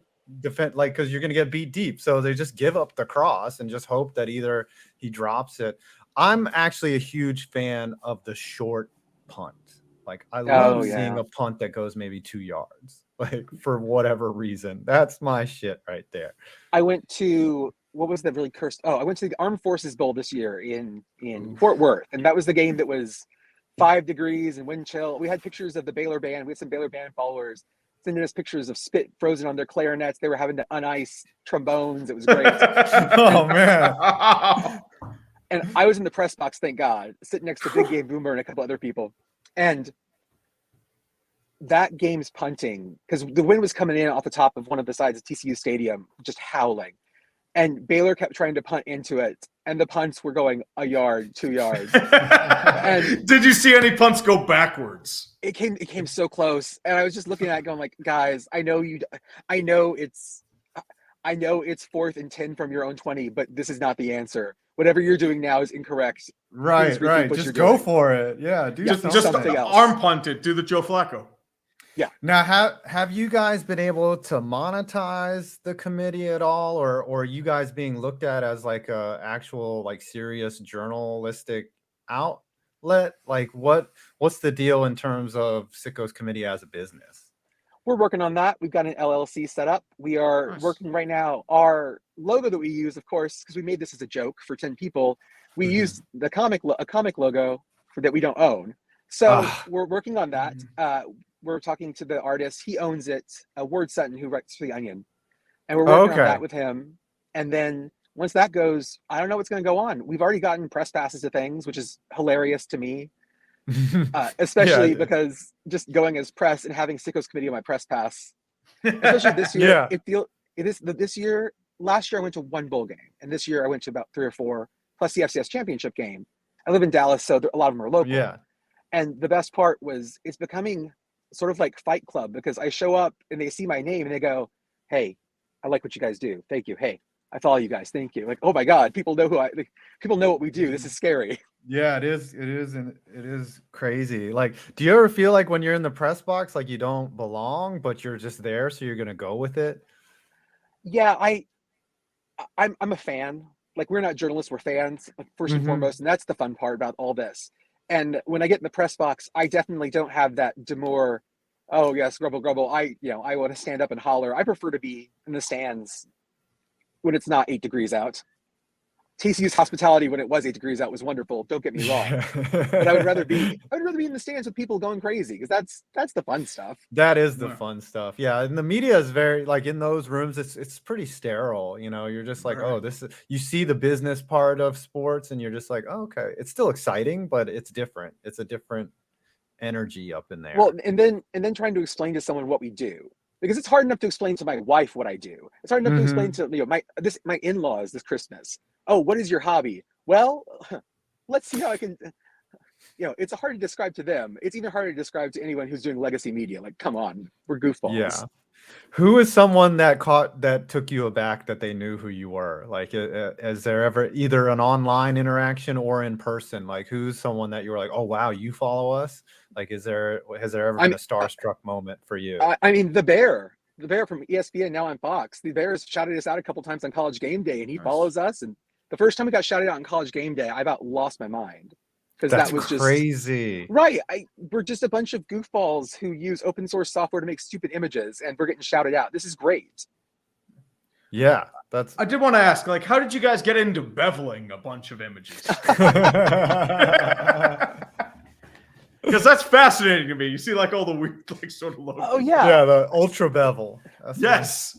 I started it because I know that Texas A&M fans had such a chip on their shoulder when their logo got beveled, because the old A&M logo was a flat logo, and then they added the little like white highlights, and it looks kind of dumb. And so I was like, I wonder what happens if I bevel that logo again. And then we started doing it for teams that won games or won a bowl game. And then it just became a thing. Much like all good things on the internet, it started as a joke until it wasn't. Yeah, that's all. I love it. Like, I love What was it. your I love it favorite- when it's. Oh, go ahead. Sorry, what was your favorite logo to bevel? Oh man, beveling the A&M logo originally was one of my favorites, just because it's got so many weird angles to it. The more weird angles they have, the better off they tend to be. Of all the ones, honestly, there's one of my favorite high school mascots in Texas, Hutto, Texas, the Hutto Hippos.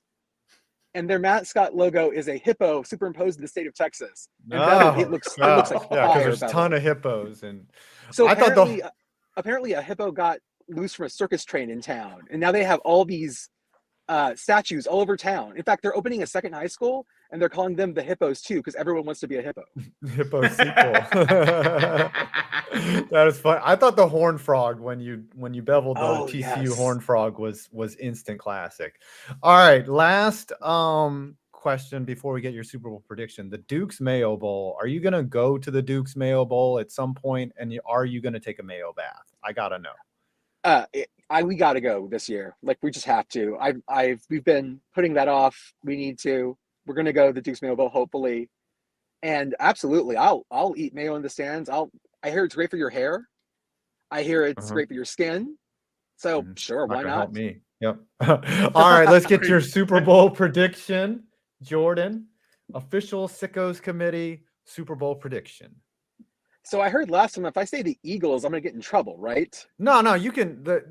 Smalls and I are Giants fans, so. Like, okay. Well, theoretically, I'm Cowboys adjacent, so I shouldn't say this, but I'm gonna say Eagles 35, Chiefs 24.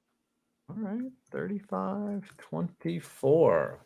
Well, Jordan, this was so much fun. Definitely. You got to come back sometime, like when the season's going, and just talk about the committee and what's going on. Is there anything you want to shout out or share before we bring on our next guest? Shout out our Twitter account, which is where we're always at Sickos Committee. We've got a podcast where we talk about random stuff. Yesterday, the one we released today, we talked about the 1985 California Bowl and Fresno beating up Bowling Green by 40 whatever points, and the punter being the MVP. We have lots of fun stuff like that. Awesome. Hold on. I gotta do one thing real quick. I found someone sent this in the chat. Hold on, I gotta upload it. Boom. There you it go. is. Yep. There it Hutto is, Hippos. baby. Yeah, Man. baby. Hutto Hippos. There you go. All right. Well, thank you, Jordan, for stopping by. Appreciate it. Appreciate you jumping on the opportunity to join the show. And you have a great off season. We'll see you next year. And you also do like soccer and basketball also- as well, right? We have a basketball account. We do soccer. I love korfball, which is this weird Dutch sport. If you see me post about korfball, I'm all in on that. We do all sorts of weird stuff. So we're always around. That's awesome. Thanks, Jordan. Thanks, guys. Peace Take out. it easy. All right.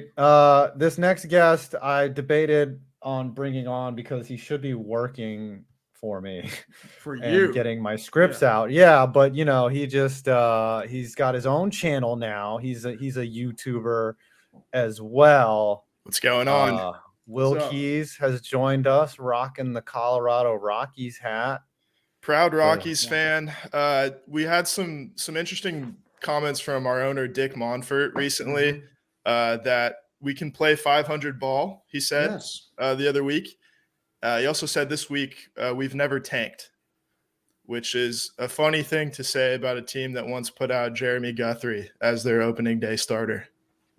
Jeremy Guthrie. Yeah, they were starting like guys that were like cast-offs, you know, for the last 2 years. It's been they let Charlie Blackmon walk basically, and yeah, and they traded Arenado for peanuts, And they gave they 50 million to get rid of him. Yeah, they traded Nolan and 50 million. Which, And then you sign Chris Bryant, which is like, why? But, why? Yeah, why on the not? downside of his career though, like And he's injured It's not, most of the time. Yeah, it's not 2016 Chris Bryant. It's well, he's a perfect 2023. Rocky then. Yeah. Connor Joe, you know, not using him correctly. No, Connor Joe, he's actually a pirate again. He's a pirate. Oh, Yeah, he's yeah. back. got Oh, see, traded. those are the get So he's rid of back him. home. He's back home, Right. baby. I think you'll enjoy Mr. Joe quite a bit, Tree. Yeah. I I'm mean, we traded him for him. S-Rod in the Braves. So, like, we have a first base logjam in Pittsburgh. Apparently, like, Ji-Man Choi, a guy we acquired, is really pissed because we requested he be off the World Baseball Classic roster for South Korea.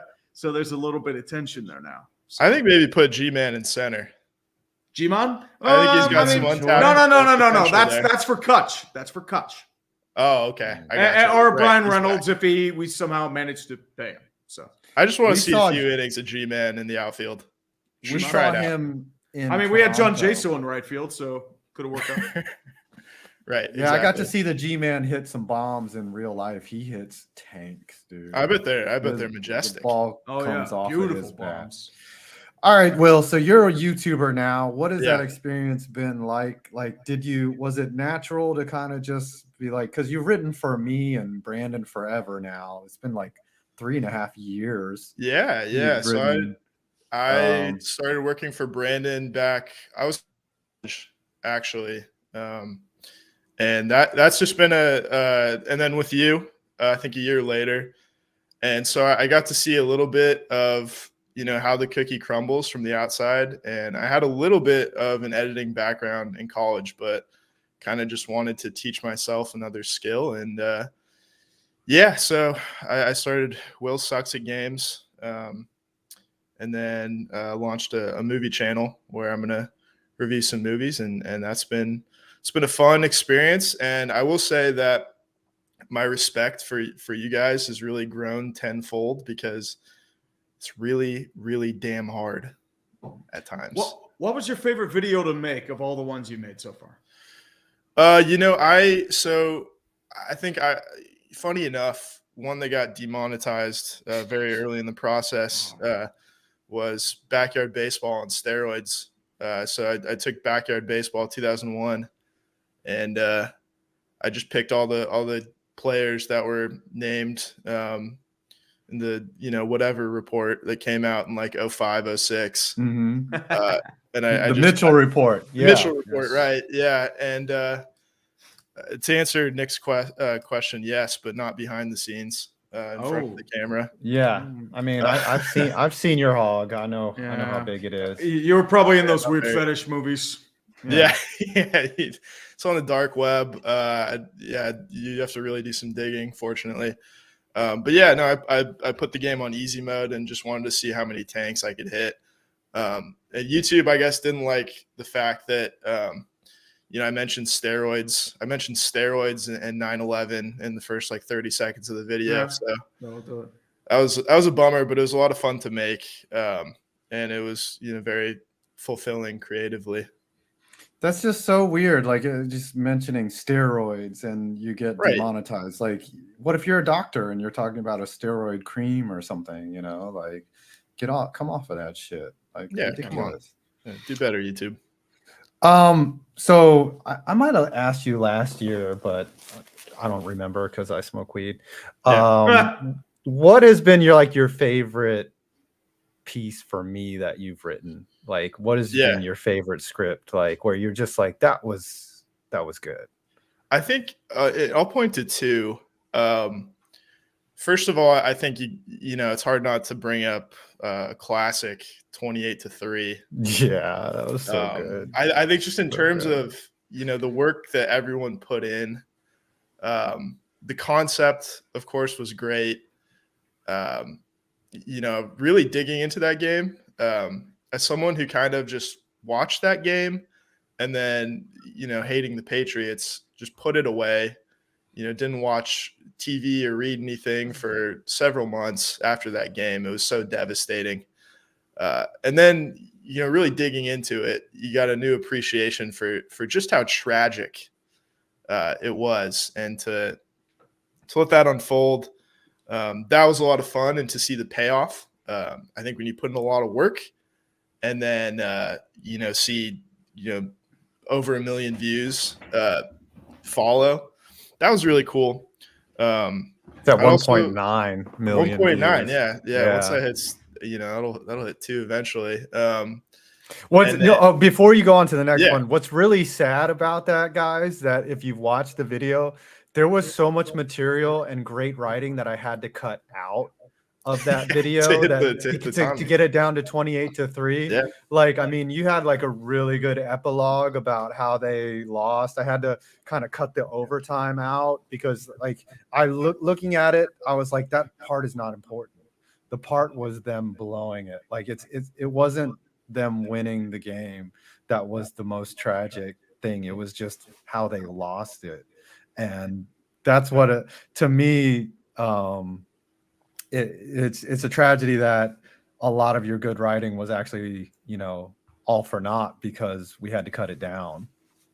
But what's the next one? What was the next video? I would say I would briefly just the Kings Lakers debacle in 2002. I won't go too much into that, but as a Sacramento Kings fan, there are some of us that was also tragic to dive into, but necessary. And most recently, I think the Josh McDaniels video. That was so good too, because that was a lot of fun.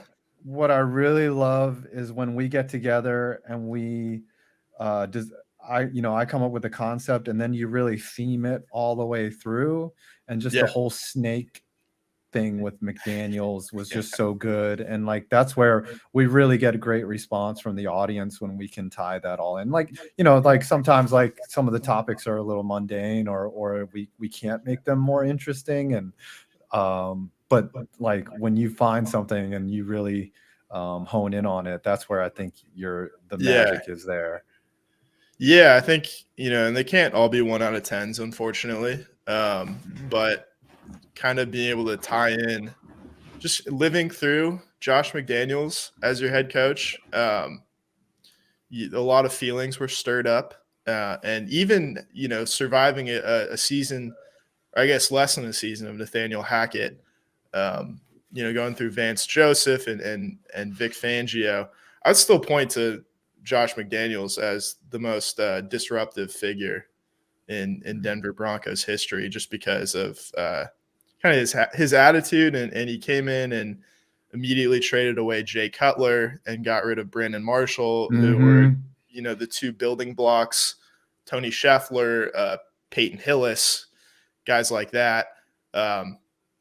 And so he's still, I think you go to Denver and he's still public enemy number one. And now you kind of see history repeating itself in Las Vegas, which is really, the video is kind of, it couldn't have been timed any better, I think, because we just kind of laid out a blueprint for what was going to happen, and it did. So how did it feel to be swept by Josh McDaniels this year as a Broncos fan? Yeah, really awful. Really awful. Both games, well, I think the second game was a killer because we got off to a good lead, and then that was really Pat Surtain's only stumble this year was against Devontae Adams. So they get they score, I think, on the first drive of overtime. But yeah, one of the things I was looking forward to having Josh McDaniels in Las Vegas was I wanted to defeat him, and unfortunately we hired the only worst coach in last year's coaching cycle, so we weren't able to do that. But Mark Davis doesn't have the money, I guess, to fire him, is what they're saying. Mm-hmm. He's spent too much of it at the local PF Chang's. Probably had a PF, or is in the process of having a PF Chang's installed in Allegiant Stadium. It's like Chick-fil-A or a Payway. Except You can it's get a open on Payway. Sundays. Yeah. Yeah, so that was truly heartbreaking. I look forward to getting another crack at it, or two, I guess, with Sean Payton this year. I feel a little more confident. So Brandon said that they would finish 9-7 next year. How many wins do you think Payton adds to the I don't see them finishing 9-7. There are now 17 games in the NFL schedule, so I can't see that happening. Hopefully we don't forfeit any. I think I'm a little more, slightly more optimistic. I would say I'll take it a step further. I'll say 10-7. I don't think you can really undersell the upgrade. You go from one of the most incompetent coaches of all time to a Super Bowl champion. That's worth a few wins for sure. And they, obviously they lost a lot of one-score games this season as it is. So you hope that luck turns over a little bit. I mean, you have the right to be optimistic. Peyton was the perfect hire. He was the guy that you want. He was the guy, how they talk about Bill Cowher, for all those times, or even John Gruden to some degree. When he was in the booth, it's all right, we got Sean Payton now. You got to put the past behind you. I still think that my tweet about Peyton healing New Orleans after Katrina, he was the right guy after Nathaniel Hackett. I think that's an underrated tweet. It didn't do as well as it should, but I thought it was a good tweet. I'll let you know that I appreciated it. Rarely does a tweet actually make me laugh out loud. And that, that was pretty perfect, and accurate as well. It is, kind of a similar situation. Equivalent disaster in terms of in terms of football operations, absolutely. Yes. All right, let's get that Super Bowl prediction. I know who you're gonna pick, and I just know the score. Okay. There's no way you pick the Chiefs, right? I'm not picking the Chiefs. Okay, see, so don't. I'd like to preface it by saying I don't think the Chiefs should be here. I think this was the Cincinnati Bengals' rightful spot in the Super Bowl. Okay. I disagree. The Bengals talk too much shit with their mayor going off about Joe Burrow being Pat Mahomes' father. You're just begging for controversy and just a jinx. I'm sorry. No, you're right. The mayor, I think the mayor deserves to be impeached for that. Does. I think you're right, Tree. I think he might have cost them the game at the end. But yeah, I thought, and this isn't going out on a limb, but I think the Eagles have just been the best team all season. Their only little pitfall was when Gardner Minshew got in the lineup, and I don't anticipate that happening this Sunday. So I see a great game. I think the only avenue to the Chiefs winning is Travis Kelce catching about 23 passes, 3 or 4 touchdowns. But I have the Eagles just kind of playing classic Eagles football, running the ball a lot, read option in the red zone for a touchdown. get those wide receivers involved. I think 28-24 Philadelphia. 28-24 Yeah. Philadelphia. Book it. Let's see what your prediction was last year. Hold on. Sure, it's around here somewhere. Will.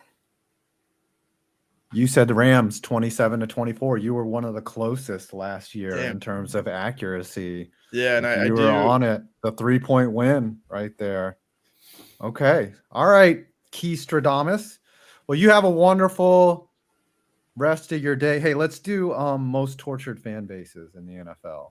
I think that's a great idea. Yeah. All right. Most tortured fan. I have some criteria that we'll go over. So I'll send that over. All right, brother. Yeah, thank you guys for having me. This is really cool. You're doing this for another year, and have a good rest of absolutely.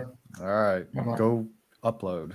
All right, fellas. Come on, give that man some mercy. Yeah, I mean, he's writing for 2 YouTubers, and he's just oh, come on, he's got to make his own videos. Like what? Right? Don't don't abuse him like this. Come on. All right, see you guys. Have a good one. Take care, man. Our next guest, a fellow teammate of ours in the contest against the Burlington Sock Puppets, SRS Mike from Stark Raving Sports. I like how you said teammate. You didn't put me in the starting lineup though, so look. Oh, you were the only one who got on base twice. Just saying. Look, I only got on base once, but I didn't strike out. Sorry. I was like, we're in trouble here. I was like, I gotta go with who I think could competently get us through a couple innings here. So nothing against you, but I had to go with and that's baseball. Jacob, he showed some skills in the pregame, so I was like, all right, put him out in right field, see how this goes. What's up, man? What's up, buddy? How's it going? Doing well. I'm glad to actually be here and not accidentally opening the stream schedule on Google Docs for 14 times. I'm trying to open other files, so glad that's over. Full time now, Stark Raving Sports, so that's what's really exciting. I've never done it full time, and you guys know all about that, so I'm stuck in that fraternity now. So how's the transition been for you for like full time in comparison to a part time and then doing another job? Because that's usually the biggest transition for like a YouTuber in general. See, like for me, like I always explain it to people, doing YouTube is the weirdest mix of all the time and whenever you want it to be. So for me, it's just more about knowing how to fill that extra space. Like my days at home are pretty much the same, whereas I'm making videos, overseeing like the business side of Stark Raving Sports, all that stuff. It's just more about, how do you stay busy, make sure you're productive on other things. For me, it's easy because, as you know, Stark Raving Sports is a roster of a bunch of creators, an ever-growing one. You had Jordan on earlier. So we're absolutely going to keep doing more things, and it just makes my life easier, I guess, to fill the time once more things happen and when baseball season starts. Man, I'm going to have a lot on my plate, aren't I?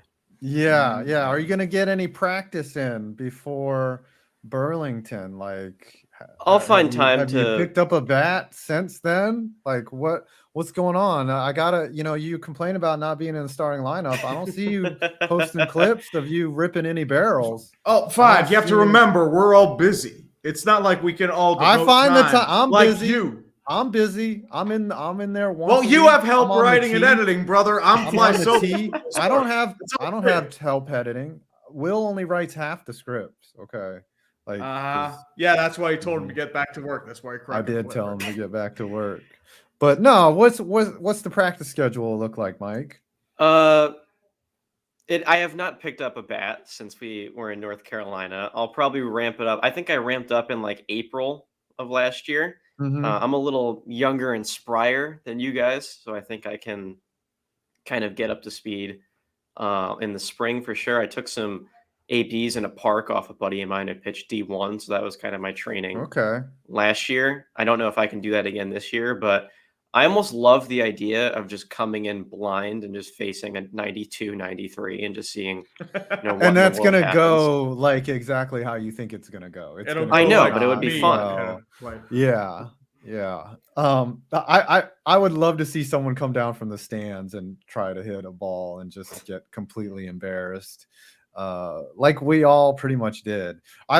I love that you guys put together a montage of us striking out. Oh, we had that idea. Like I was in the booth doing the call with Perna and Grassi for the first inning, and once I think Trey Cooper struck out everyone except Will, I was like, "Yeah, Yeah, we're he hit cutting Will. up."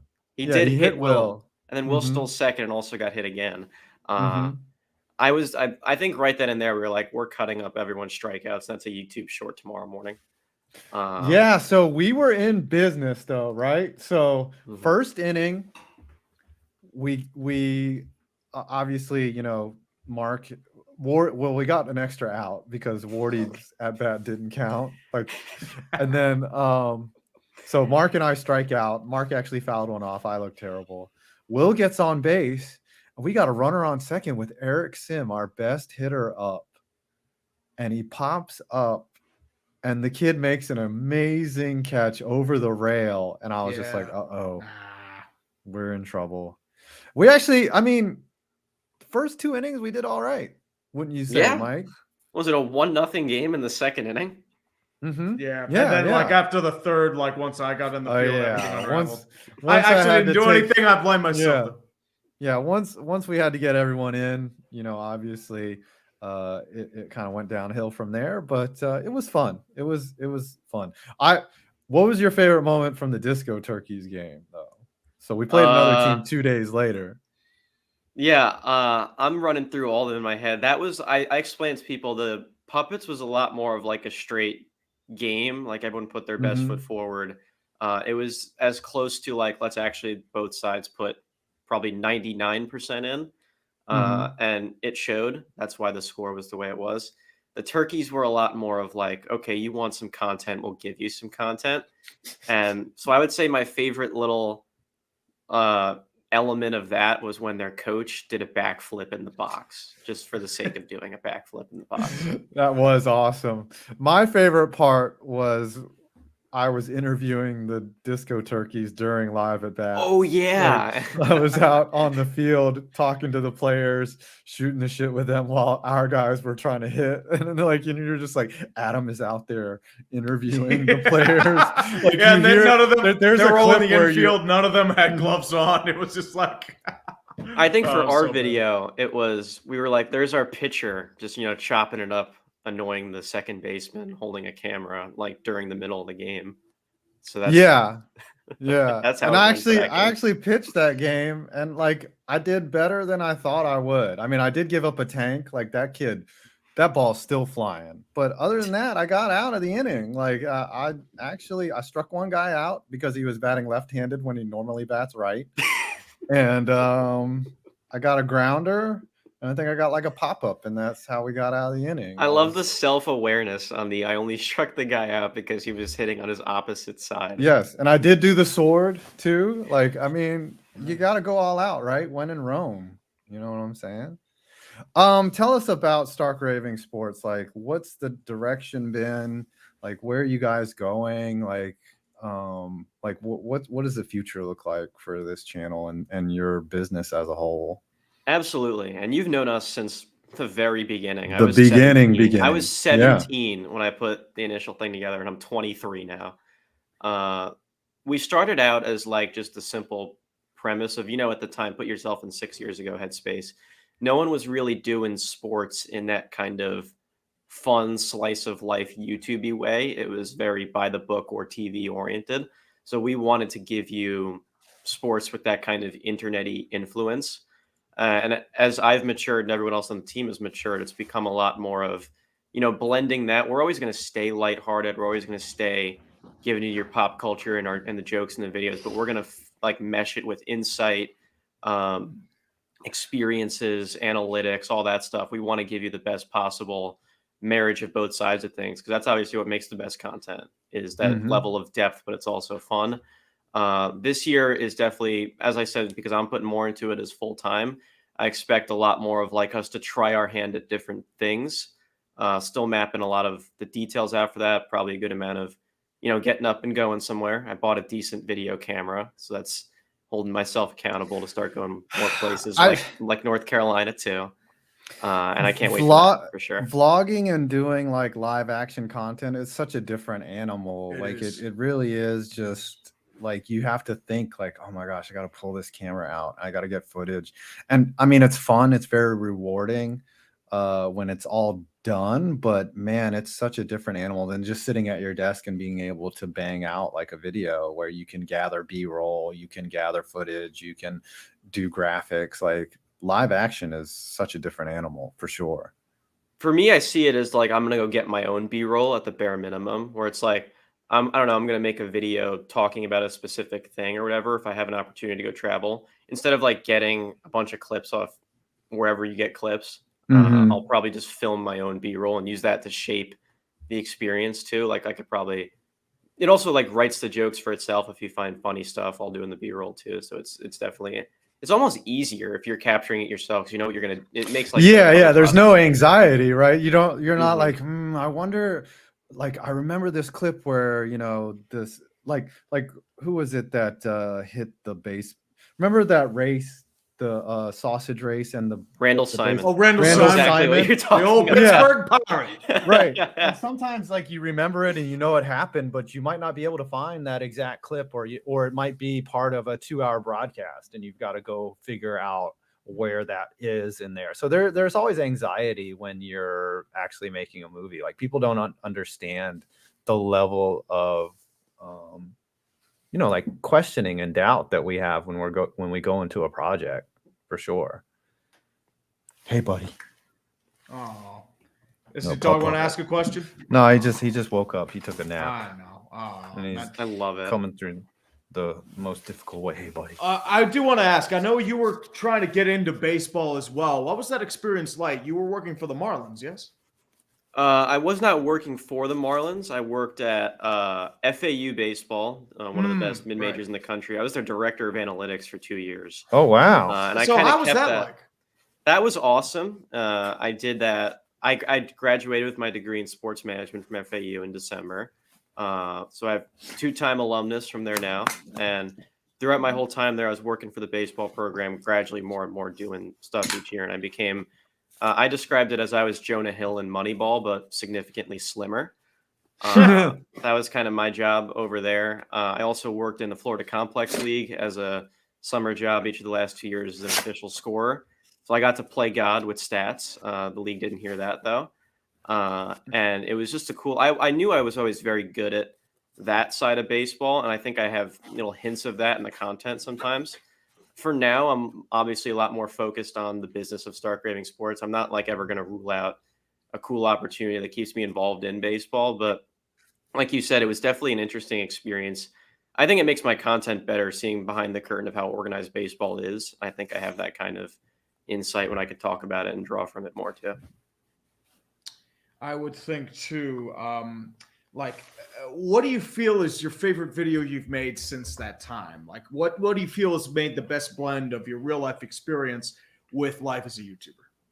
I would say for that question, when I went to Omaha and did the college baseball video, what I wanted to do, I knew I was going to Omaha, and I had tickets to a game. So it was just like, I'm going to kind of blend that side of my life with the YouTube side of my life. And kind of, I think I called it You're Missing Out on College Baseball. And I wanted to kind of just sell how fun it is. Like I had Eric Sim on for like a little interview because I thought we tried to get Eric for this and he said he had to work, so we got his boss instead. I mean his work is probably going out and facing 97 for pretty fun, much so squats like so fun.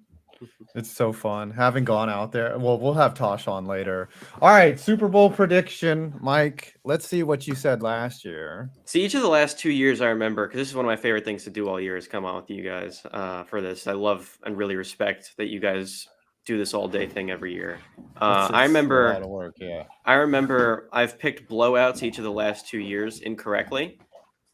This year, I think it's going to be a close game. I have a feeling... You know, you always think that the established teams like Kansas City should win because that's kind of what they do. I think it's Eagles are weirdly like a team of destiny this year. They don't lose.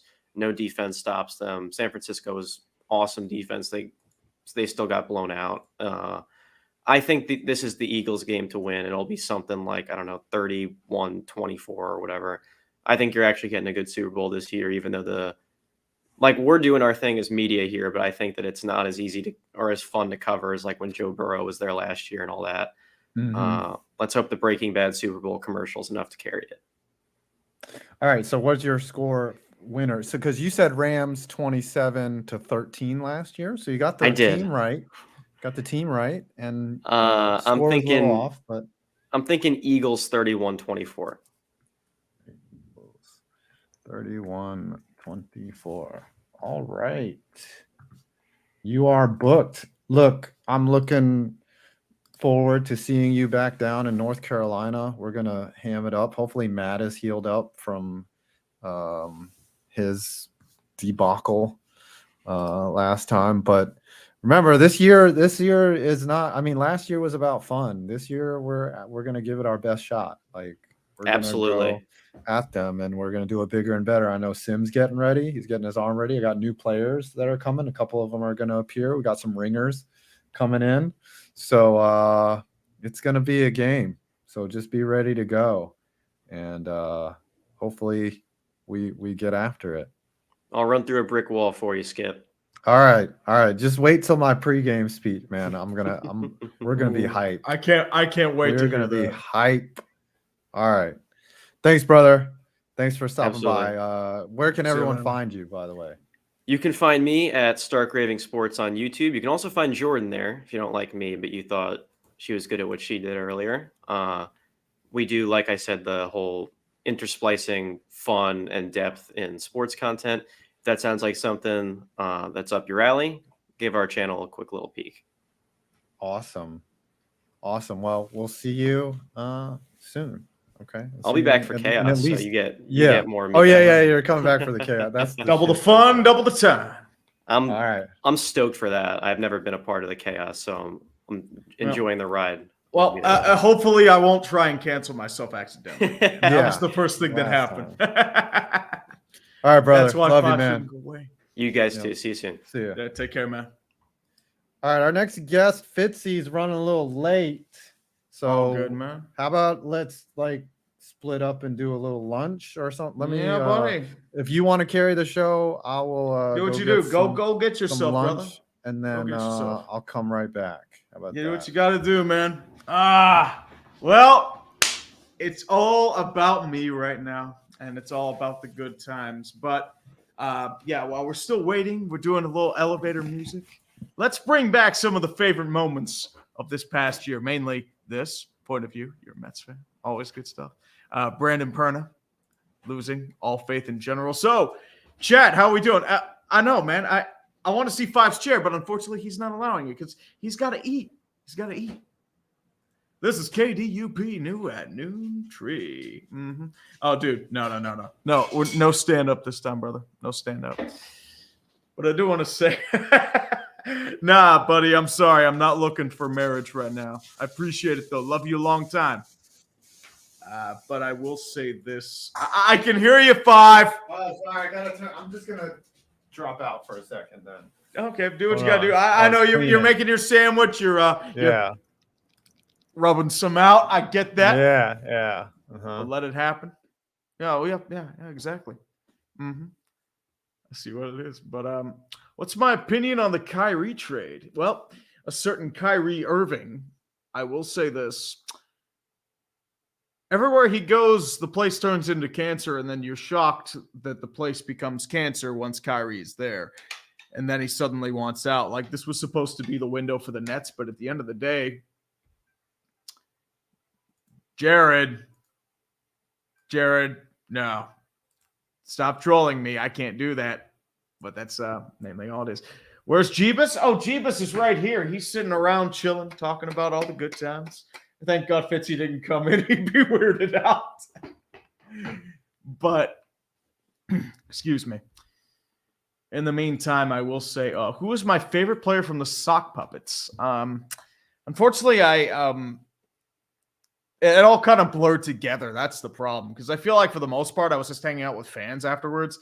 And I mean, I know, like, I took a picture with the dude and he showed it on Reddit. I'm just sitting there like, Man, I look like I'm about to take a massive shit. I love them, though. I'm glad they all came out, though. I appreciate it. Expose Baldy's deepest, darkest secrets. Oh, dude, trust me. If you knew some of the shit he does on the dark web, you would not imagine. That's all I'm going to say, man. That's all I'm going to say. What do I think about Belichick on Brady's broadcast or podcast? I mean, I haven't heard anything about it. All I know is he mentioned praise and kind of debunked the rumor that Brady and Belichick were at odds. So otherwise, I haven't seen much of it. Polka Dot Gaming, who wins the AFC East next season? Dolphins. I would say the Dolphins. If they get a healthy Tua, I don't think anything stops them, to be completely honest with you. Oh, Brooklyn won the trade in the long run, Michael, just because Kyrie Irving's gone. They do get Spencer Windiddy back, or Dinwiddie. I call him Windiddy just because, he wins. That's what he does. But I would say that. FRM says Zane 6 race and 38 will be the Coke 600. Nice. Who is Berlizzi? That's a bummer. YouTube terminates too many channels. It sucks.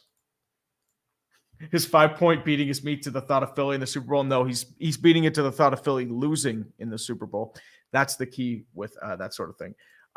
What's 5 eating? He's eating cock. He's eating lots of cock. It is he has a bad addiction, and it's a fasting diet, so it's liquid. So stuff that comes out, it's his protein. It's definitely his protein. I think the dark web is browsing in dark mode. Honestly, we wish we could. We need Tree to get a Steve audio clip from the Steve Wilkos show. No, the only Steve Wilkos clip is him throwing a chair into the set. What's my take on the Lamar situation? Well, because apparently with Lamar, he has about $100 million in difference, allegedly, from team and player. I don't think Baltimore wants to pay him because you're going to demand at least maybe Deshaun Watson money because you see him get that $230 million fully guaranteed.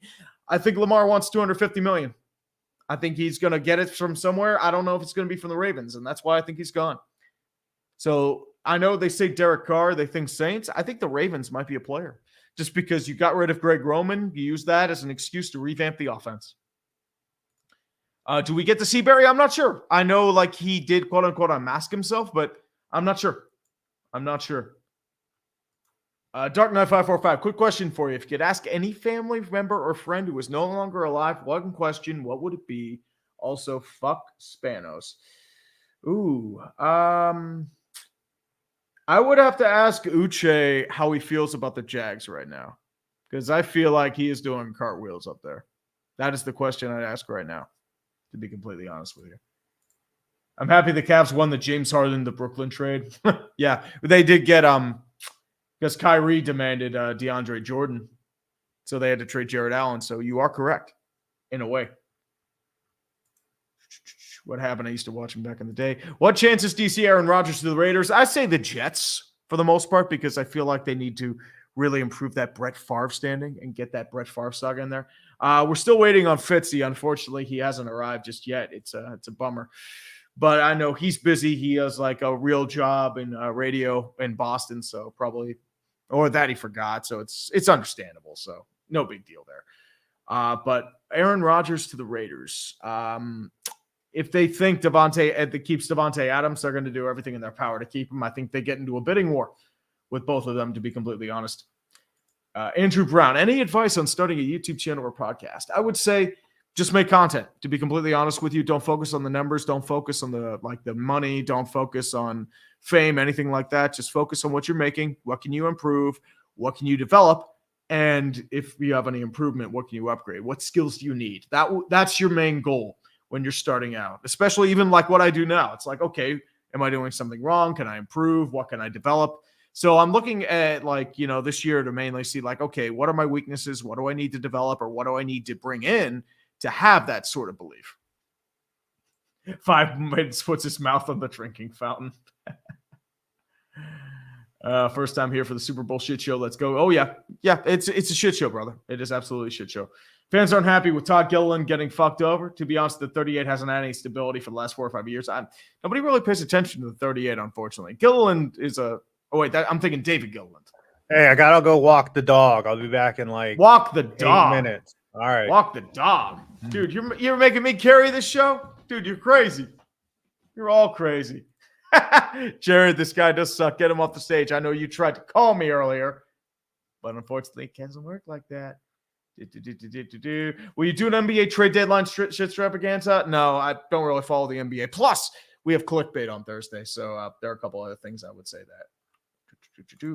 QJ Smith, if the Eagles win the Super Bowl, then y'all have to make Scooter do an apology video to the Eagles for all the slander he said to them this year. No. We just dunk on Scooter, and then he gets favorited or featured again on, Freezing Cold Takes, the 10,000 plus likes. And I would just do that. And 5 is really abandoning the show and making me carry it. It's really shitty. I think he used this as an excuse to just walk his pupper, make it do a little poop. But I completely understand. Oh, dude, honestly, Uche, honestly, I feel like he cares more about the Jags than heaven. I'm going to be completely honest with you. With the way he ragged on certain guys like, Urban Meyer last year, he would destroy them. He would just destroy them. No, honestly, Jonathan, here's how I see it. If you're in the NBA, what is the main, arguing point of any player? Rings. So if KD doesn't get any rings, guess what? He gets mocked repeatedly because guess what? If you're Charles Barkley, you get mocked for no rings. Reggie Miller gets mocked for no rings. Russell Westbrook, James Harden, they all get shit on because they have no rings. So that's what KD did, self-preservation. And he gets some cheap shot to the Hall of Fame. So you know what? The cap shot up by, 35, 40 million, or like a huge chunk, or 25 million, if I remember correctly. So why not have KD? He's going to make the same amount elsewhere. So I'm going to say, is Jeff Saturday still coaching the Colts by week 1? I hope so, just for the hilarity. But I think the Colts realize they can't get away with it because I feel like the fan base would riot. It's the same thing with Josh McCown last year. The Texans wanted to hire him that badly, but unfortunately not. On a scale of doomed to fucked, how are the Canucks right now? They are being chucked under a bus like Bruce Boudreau. That's all I'm going to say there. Skipper, reaction to Flores getting a new job. I'm happy for him. Honestly, I think he got a bad shake in Miami. I think he got screwed over. And honestly, I think he'll do well with that Vikings defense. That was a big weakness of theirs last season because of a lot of bad scheming by Ed Donatel. So I think that works out.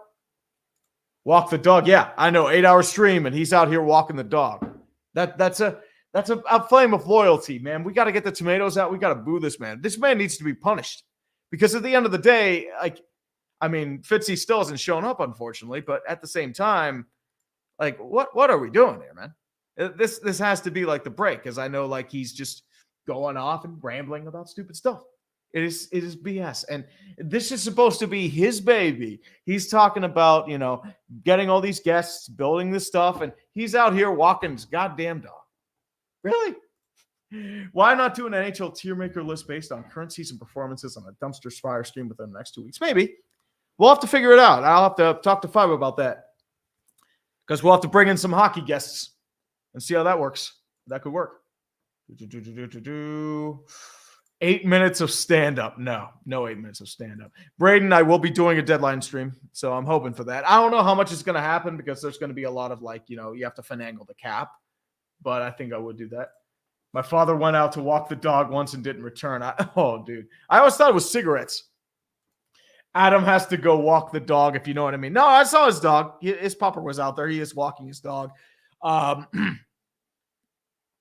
I'm not going to judge him on that. If he wants to, just go in the background and just do like that, pull the head back and be like that.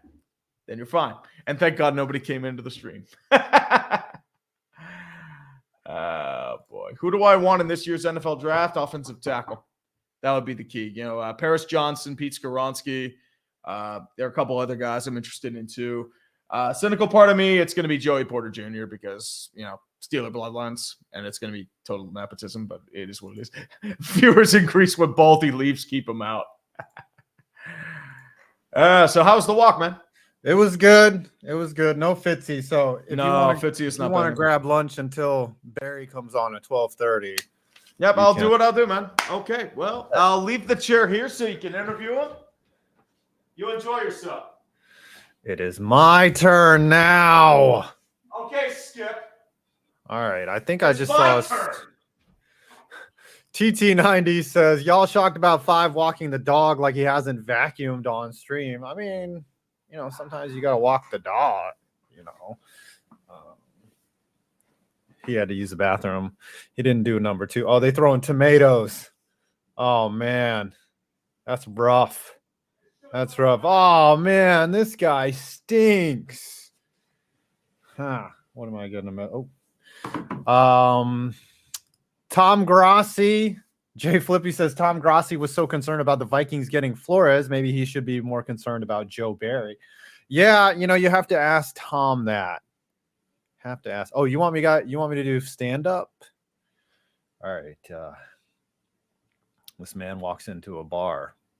He's an alcoholic and he's ruining his family. So all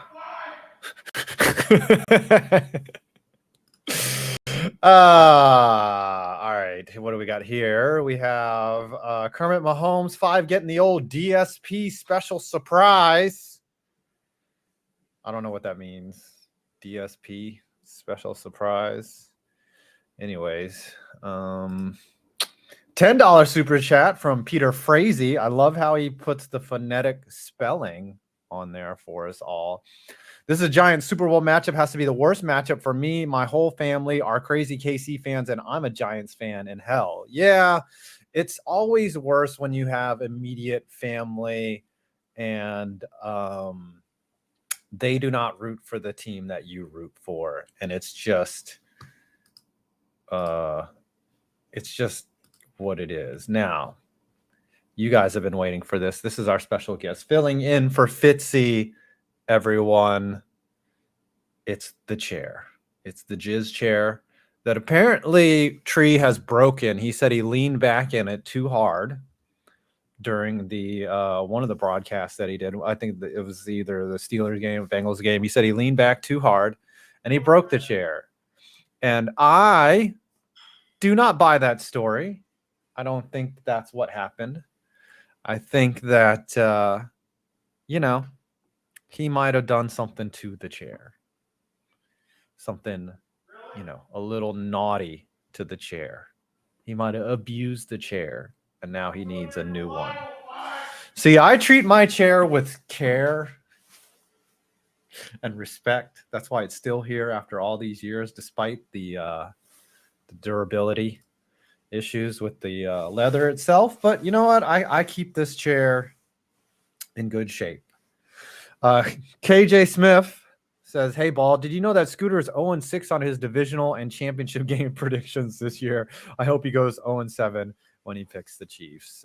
Scooter's track record, don't ever predict based off of what Scooter shows you. He is not a prognosticator. He picks the Cowboys to win the Super Bowl every year, and it's been 30 some odd years since that has happened. So stay away from Scooter's predictions. Dark Knight 545 says, I asked Tree earlier, so I'll ask you. If you could ask any family member or friend who is no longer alive one question, what would it be? Wow, that's deep on a Tuesday. Gosh, wow, you're really making me think. I guess I never met my grandfather on my dad's side. I guess I would ask him what my dad was like as a child. That's probably so someone could fill in those blanks.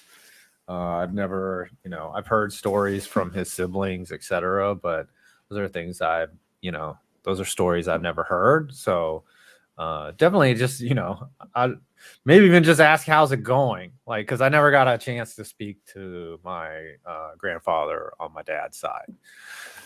But that's a very profound question to be asking at 12:17 on a Wednesday or a Tuesday. But I dig it.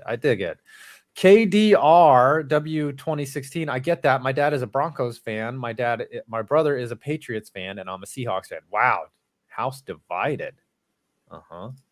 And Drew Toya says he broke it tugging hard on little urinating tree. Spurting tree is what they call him. Urinating sprout. That's what it is. A little urinating micro penis. Jay Flippy, I treat my chair with care, literally beat the fuck out of it during the Gettleman draft. Well, look, the chair deserved it though. Like the chair was asking for it and it deserved it. And it got beat up for treating me the way it did. It had faith. Look, I'm not gonna say that we're not in an abusive relationship. This chair loves me and I love it. Okay, that's why it's still here to this day. Tree, what are you eating, buddy? No, you can't hear it now. What's that? Oh, he's eating some snacks. All right, he's got. Yeah. Stop chair abuse in 2023. I don't know about that. I don't know if we're going to be able to stop the chair abuse because it is an inanimate object here. Anyways, Tree is eating his dick, according to Michael Kenji Izumi. Eating that cack. Well, we made it halfway through the show. We've had a lot of fun with the guests so far. I really like talking to Justin. I mean, you guys don't know. I mean, Justin played on a lot of good teams in Atlanta. Like, yeah, his rookie year, he played for Petrino. After that, I mean, the Falcons were really good. I mean, he had one season where they won 13 games. He blocked for Matt Ryan for a long time. So I had fun catching up with Blalock. Sickos committee was a lot of fun. Like those Jordan's really interesting. I love the vibe that they put out there. Everyone's done a great job so far. We got an excellent second half of the show coming up. We got BarryMcCockiner coming up in about 9 minutes. Did I missed your super chat, Alan? Where is it? I gotta go all the way back though. What did he say? SummerSlam will be at Ford Field in Detroit Saturday, August 5th. All right, check it out. SummerSlam. I'm not a big wrestling fan. Like, I appreciate the athleticism of wrestling. I appreciate the theater and the sport. They always make it interesting. Like, wrestling is always something that if you come in at any time, you can watch and digest wrestling. Because even if you don't know what the storyline is or what the beefs are, like, they'll just get to the wrestling, And, whenever somebody talks about, like, the NFL, it's like, oh, it's becoming like WWE. A little bit, Like, they're trying to make it cool. Lollipop Baba. Hey, Five, when are you coming to India? You have fans here. I have fans in India. That's awesome. So my mom's from Thailand, and I believe my grandfather on my mom's side was part Indian. So shout out to India. Like I'm maybe like an 8th or a 16th of Indian, something like that. So yeah, Robert Fernandez. They're both scripted. Of course they are. Y'all saw Arian Foster admit that the league was scripted. You saw that, and he's right. It really is scripted. Like, I was very happy that they let the Giants win 4 Super Bowls in my lifetime. That the writing room got together and decided. All right. Hello. Were you doing your dishes? No, I was in the bathroom. Oh, you're taking a hot deuce? Yeah, well, getting it out so you don't get pissed at me later. It's like, why are you going to the bathroom? Little dumper, little. Right. A little too quick for that. But I think Fitzy just messaged me. Oh, now Fitzy comes. All right, he's got to be quick. Yeah, make it. Just a quick little 5-minute get together. Yeah. Sometimes you gotta go quick. You can't take the shirt off. You just gotta drop the pants and you just go. Mm-hmm. It's you know what? We got 5 minutes. Let's make it quick, baby. Yep. Let's see if he comes in. All right, he's just gonna be like Ralphie from The Simpsons. He's gonna come in and kill. There he is.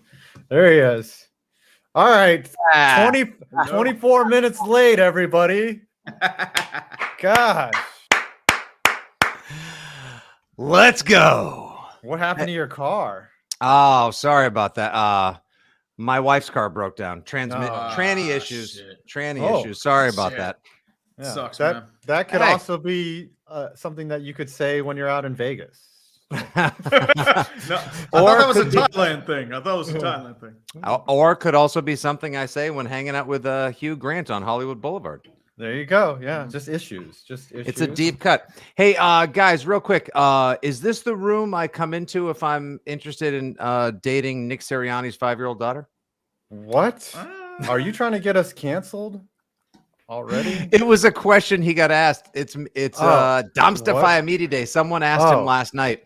Media Day has gotten so stupid and the questions are so bad that somebody was like, hey, Nick, which of the players on the Eagles would you be comfortable with your daughter dating? And he goes, my daughter's 5.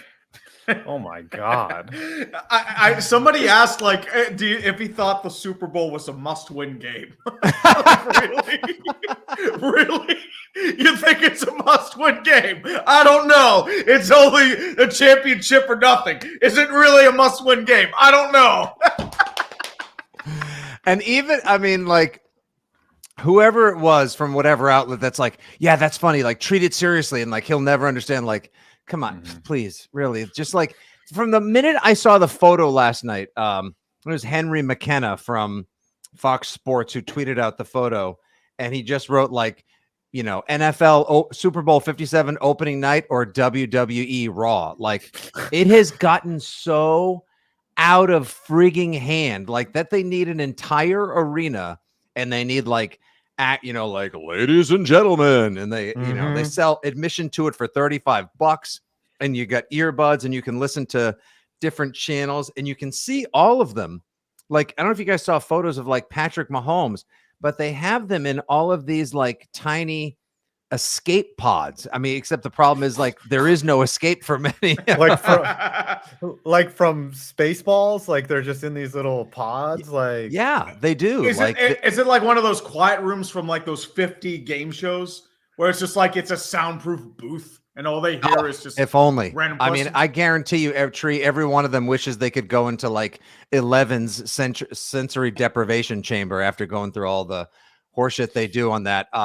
Yeah, they do. They look exactly like tonight. These 5 contestants will let us know which of them is a milkman and which 4 are lying on milkman or not. Here's your host, Kyle Brandt from NFL Network. The Masked Singer. Yeah, it's who greenlit that? It's brutal what these guys go through. It is such a shit show. And having actually gone to one, they used to call it media night. Now they call it opening night. Having been to one before, it's so absurd. It's so bad. Aren't there people in costumes and it's turned into a party / shit show. And it is what it is. But there's people there that have no business being there for any other reason other than for the clicks, right? Yeah. Everyone expects to see Guillermo there from Jimmy Kimmel Live, and he's always doing a funny bit. And then there's 50 other guys from morning zoos and that have hot sports channels that have found a way in that want to be the next Barstool or the next Dumpster Fire. And then you got somebody wants to be the next Dumpster Fire. Yeah, nobody wants to be the next Dumpster Fire. Trust me. What are you talking about? No. I look forward to this day all year long. I would have lit my car on fire training issues just to get here faster. Then you got guys in dresses trying to stand out, and you always have that one Miss Argentina, hi, Tom Brady, I love you so much. Will you marry me? I love you so much. This year he's yes, I will. Funny thing is, I'm actually single this year, so I would appreciate the date.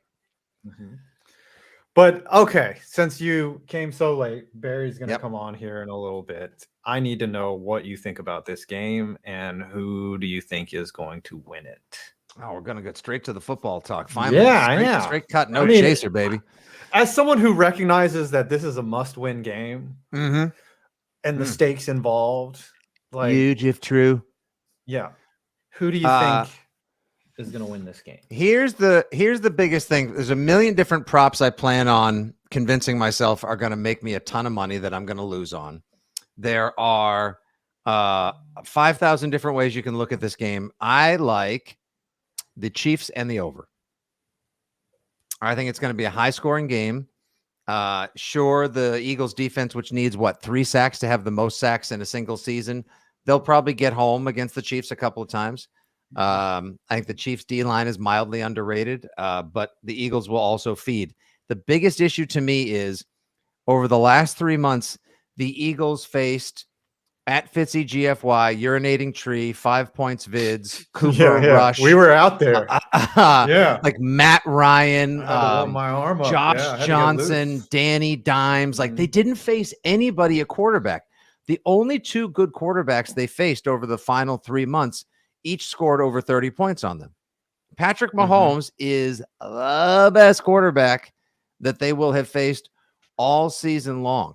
And as much as Hassan Reddick probably wants to get home and Brandon Graham will feed and they'll clog up the middle, I don't care. Patrick Mahomes on one good leg is better than any of the quarterbacks they faced all season long. I will agree with that.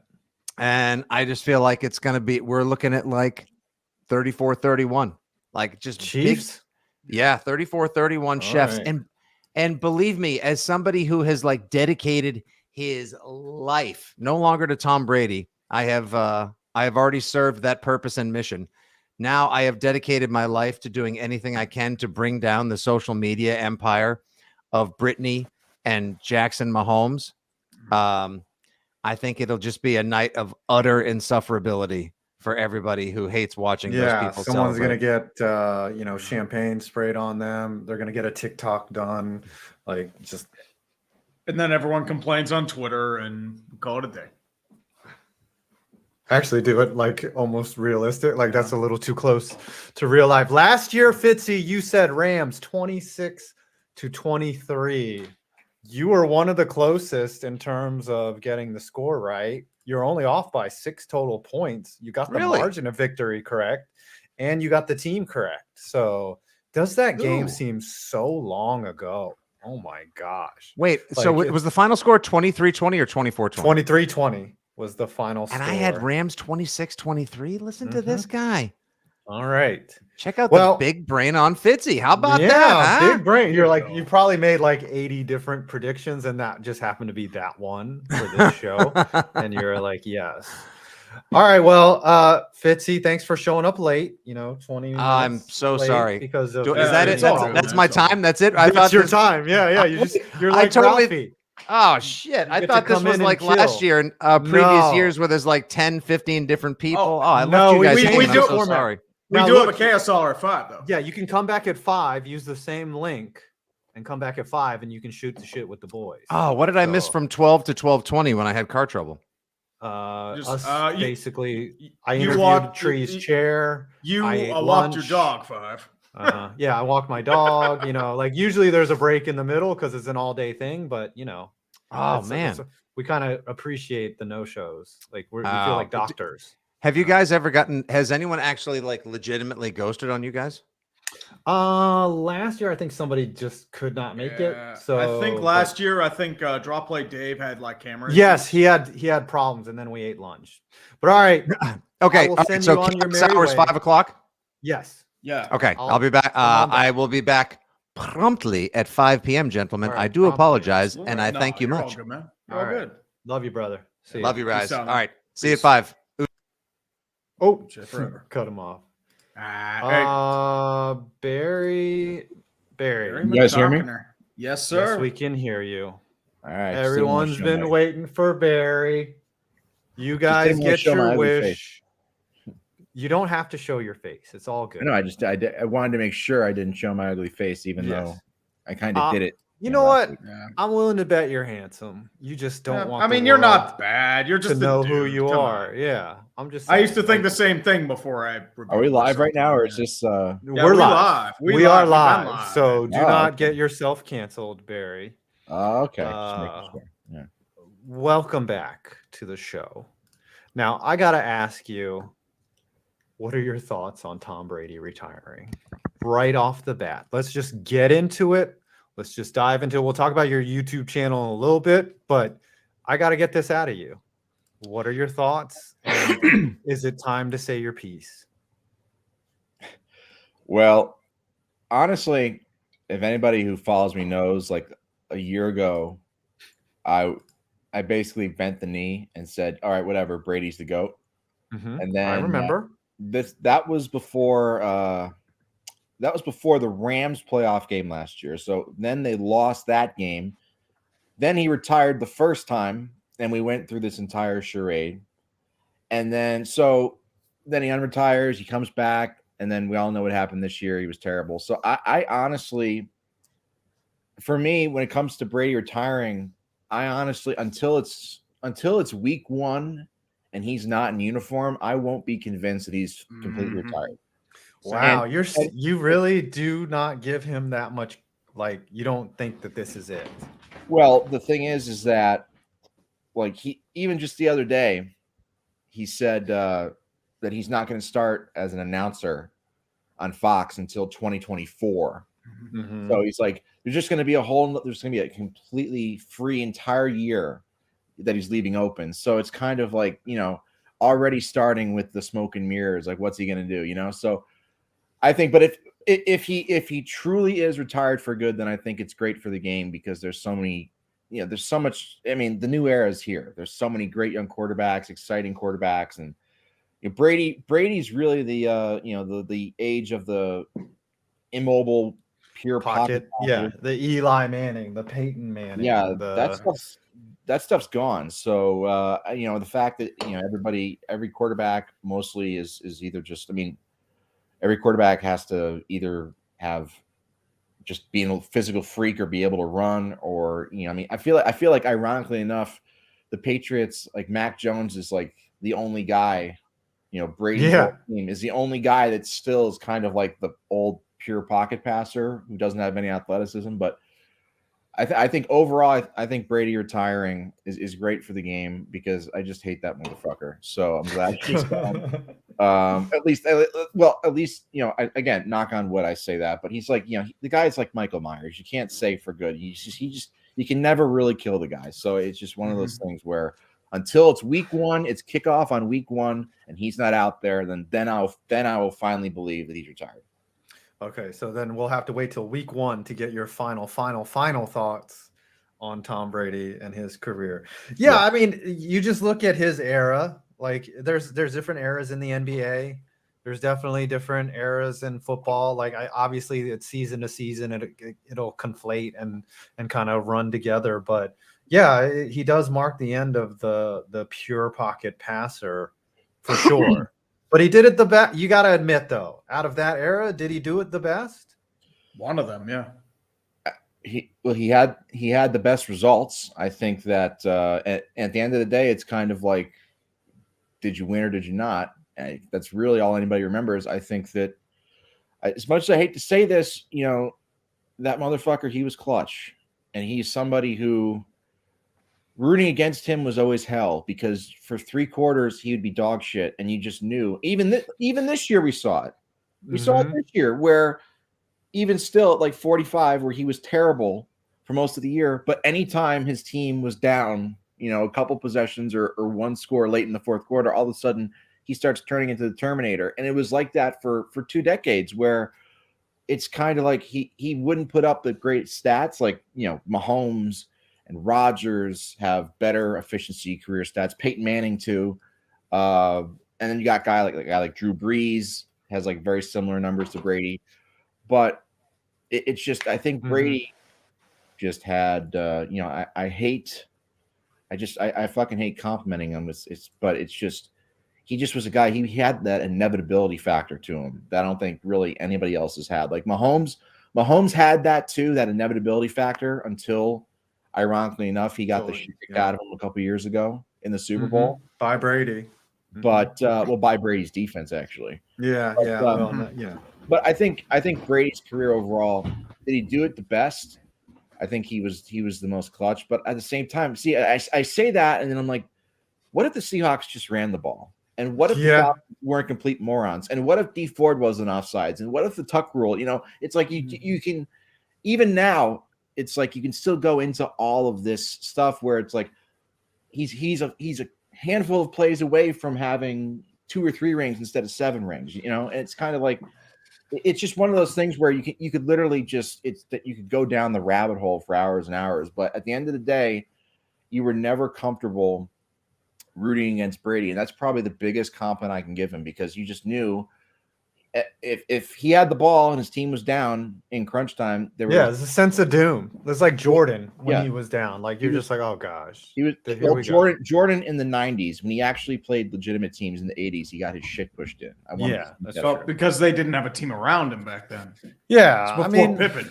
I love how we seamlessly shifted from Tom Brady to Jordan slander. That was great. well, but the thing with the Jordan is like when you compare GOATs, right? Like you're gonna bring up examples of those guys. I don't know if Tom Brady is the GOAT. Like you said, he was always in a great situation. You know, I think he was Brady. always.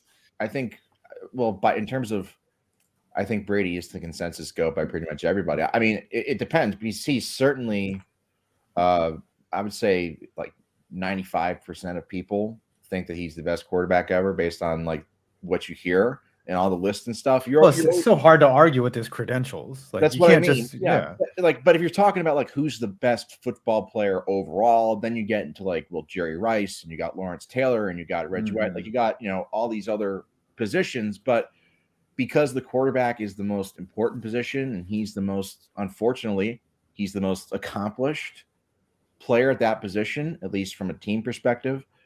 I feel like he is, that's why he gets compared to Jordan. You know what though? I'll give you a reason to hate him though. He's probably out there having premarital sex, and that's that's bad. All right, let's pivot to your YouTube channel because we only got 4 more minutes. Like you've grown like a bit. Like you used to do like these film breakdowns, and now you just went all in with just kind of the YouTuber style, the sports YouTuber style. What's this journey been like for you? And like, are you having fun? Are you enjoying it? Like, I mean, like what's the experience been like? Well, I really started applying myself to my channel about, I don't know, year and a half ago. And for so long, I tried to basically outsource all of my subscribers. I'd be on Twitter. I'd be like, hey, go follow my YouTube channel. And the entire time, my dumb ass didn't realize that the quickest way to blow up as a YouTube channel is to just make good content consistently. Exactly. And so once I started, and it just so happened to be, this was during the preseason last year. It just so happened, it's the NFL, and this is my alley, and this is what a lot of my followers follow me for anyway. So I just started making more content. And then, I started doing the weekly reviews, and I started doing lists and stuff. And then, my channel just kept growing, and it was exciting. But then you also, at the same time, it's like you also kind of feel a little bit of pressure to actually keep making content. It's kind of like, I got to keep the momentum going now because I've got it, And then, finally, I've started to recently, get some sponsors, which it kind of like one thing leads to another. But I'm very pleased. To be honest with you, like obviously making money's great. And if you had told me 10 years ago, when I was just a fat high school graduate with man boobs, that I'd be making my career, I'd be basically I could make my entire career sitting on my ass on my couch at home on YouTube, I would have been like, you're out of your mind. But it's incredible. But to be honest, like, so making money is great, but I think you guys can agree with me when I say that, really the thing that keeps you going is when you see people say, man, your video really helped me. I really enjoyed your video. I was having a bad day. That's the reason why we do it. Oh yeah. And so it's like it's just hearing that, it's like, you know what, I'm actually my dumb, stupid humor and all the dumb shit I do and all these, the marijuana overdoses and the premarital sex stuff. Those are jokes? No, absolutely not. No. Okay. I mean, But, I was worried. Yeah. I've worried about him overdosing on the Mary Jane. It's not. Yeah. I thought that I've always taken those seriously, especially Don Keatic. I mean, that's a real guy, right? Don Keedick, yeah. Jenna Tolles is what I know was her. his wife. I used to know her. Yeah. But I think, like I said, I think we can all agree that it's the combination. Obviously making money is great, but having people who you don't even know, the reach and the impact that you can have as a creator is really, it's incredible. It really is. And it's something like, I got people from like, Singapore and Turkey who are like, hey, I love your shit. And I'm like, oh my God, I can't, it's just, I get DMs like that, occasionally. And it's really humbling. It really is. And so it's one of those things where you just want to keep making it, and you want to keep, I'm excited for what the future is. And I just hope that I can keep coming up with topics. That the one thing is I would like to try and expand, my topics. Just basically, you got to experiment sometime. Yeah, you have to. That just comes with time. Yeah, just like in college. Yes, just like in college, you like to experiment. Yeah. You got to experiment. Sometimes, you get drunk and things happen. All right, give us your Super Bowl prediction ahead of our next guest here. Who do you think? I mean, obviously you're biased. Finally, you asked me. You finally asked me. You got 1 minute. You got 1 minute to wrap this up. Tosh is on the line. So, all right. Well, let me see here. I'm an Eagles fan. This is like a win-win Super Bowl for me, because either my favorite team wins or Mahomes wins another ring to close the gap on that piece of shit Brady, ever so slightly. So I think, I don't know. I really honestly didn't put as much thought into this, but I would not be much of an Eagles fan if I didn't choose the Eagles. I mean, why not? You'd be a shitty fan. Okay. Yeah, what's the final score going to be? I think the Eagles are going to win it 34-31. I think Jalen Hurts is going to lead a game-winning field goal drive, and because Patrick Mahomes just simply did not will him or his defense to get a stop like Brady would have at the very end. Kick the dick. Barry, thanks for coming on. Love you, buddy. It's been great talking to you, watching your journey, and we'll catch up again in the near future. Absolutely. All right, thanks, guys. All right, take care, brother. Buddy. Take care. All right. By the way, what you got? One more thing I just wanted to say: both you guys look very handsome. Thank you. Oh, thank you. I'm more handsome than Tree. Well, you're just saying that. I just, No, you got. I'm not gonna say. I got the ball. He looks good for 52, doesn't he? Yes, he does. Fuck you. All right. Tree's removing him. Okay. Speaking of handsome, here's an actual handsome guy here. Tosh. How we doing, guys? What's going on, buddy? Good, the man. president of Watch Momentum. We've got him live. I asked Eric to come on. He was like, I have to work. I'm like, what? You got to take a break from taking shots in the. He's sleeping. Yeah. I'm like, dude, get up and come on the stream. But I was like, I'm gonna ask Tosh, because Tosh understands how a workday works. Yeah. I'm a part of the early morning crew. Eric is not. So yes. Yeah. So how long have you worked for Momentum, and how did you become the president? Sure. So that would have been 3 years now since I joined on. Big thing for me. So I was at Driveline Baseball for 5-6 years. That's where I met Tyke. That's where I met Trevor. I lend a lot of my pitching knowledge to Trevor, because I was an outfielder trying to become a pitcher. Okay. My career as a hitter was done. I couldn't pass a physical. My left shoulder was just shot, but I could still throw.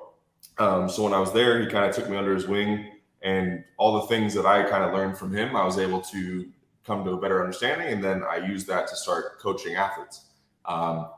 Being a trainer was never really my intention. I saw where the brand was going. I saw a lot of different things. My biggest thing has always been, it's an honor of mine now that our tagline is "Do cool shit," because that's always been my own personal tagline. Right. And so that's really what I was trying to do there. And I started to see, the people that were joining on, a lot of the group, the early stages, 2016 to 2018, 2019, that you had a lot of really cool, young, innovative, passionate people that have gone on to break records. You have the youngest MLB coach ever. You have a lot of these young guys that are 23, 24 years old that are directors of farm systems. Yeah, that's crazy. And you have guys that have never even played past college that are, they're up for assistant GM jobs and all this stuff. So there's a lot of really cool spots. And then basically helped build that. I became a senior business manager there, which is basically like second in command when it came to the business operations stuff. Did that until 2020, and then we got through COVID, and that was rough. Did a little soul searching, bro. Yeah. What we need to do. Became clear that, you know, it was time for me to kind of leave the roost and go do my own thing. And so me and Trevor have always, you know, a lot of the passion projects that we have going on is stuff that we always talk about. So I thought, what better way to start my own thing and to build my own thing than to hop on with them and, you know, join the ownership group and really push this from the inside out. So that's really when it started. And so that was October of 2020. I've been doing it ever since. So the growth of the channel has been amazing. What do you attribute the growth, like, because like I just see the content evolving, and like what do you say is like really working for you now? I think it was a realignment of what we were meant to do. You know, a lot of what we were doing initially was the typical sports media model. Let's sit down, talk about sports. Let's get certain names in. Let's talk about that sort of thing. And then we started realizing that the people that we already had amongst the team, you know, Eric's a big part of this. Kevin's a big part of this. Obviously, Trevor, I can tell you, I never expected myself to be as many videos as I am now. But we started understanding that, you know, YouTube and that sort of creator model has allowed us to really we create the virality, we create the content, and then we can talk about it ourselves. And so we started really thinking, like, how do we establish that and push it further? So that's where the doubling down on the creator influencer space was huge. And Eric was the first real case study. It just so happened I was a teammate of his back in the day. Me and Trevor. Oh, okay. Nice. And dude, you struck gold. Like, you struck gold with Eric, because like he just has the personality. Like, he was gonna make it one way or the other. He's just naturally charismatic. Like, people just love him. And that's him. You know, people always ask, is that Eric, or is he putting on some sort of shit? And that's been him when I met him in 2015. That was him when we were roommates at a Motel 6. That was, you know, when we were doing just random stuff. Hey, all right, somebody clip that. Somebody clip that. All right. So the thing I love about Eric is his complete lack of self-awareness. Like, he has no idea how big he is, like, and how much people, he just laughs. He's like, oh, that's cool. Like, you're like, dude, you like people, because so I practice at a gym, and a bunch of big leaguers come in there, and I'm just like, they're like, oh, you're a YouTuber. I'm like, yeah, do you know? Or they're like, I've never heard of you. I was like, have you heard of Eric Sim? They're like, oh yeah, I know that guy. Like, and these are all big leaguers, you know, all guys that shouldn't know, you know, like, and they, like, whenever I drop Eric's name, they're just like, okay, now I know. So that's who you like, you know, that's who you know. And the truth is, you know, it's part of the reason why we went in the way we did.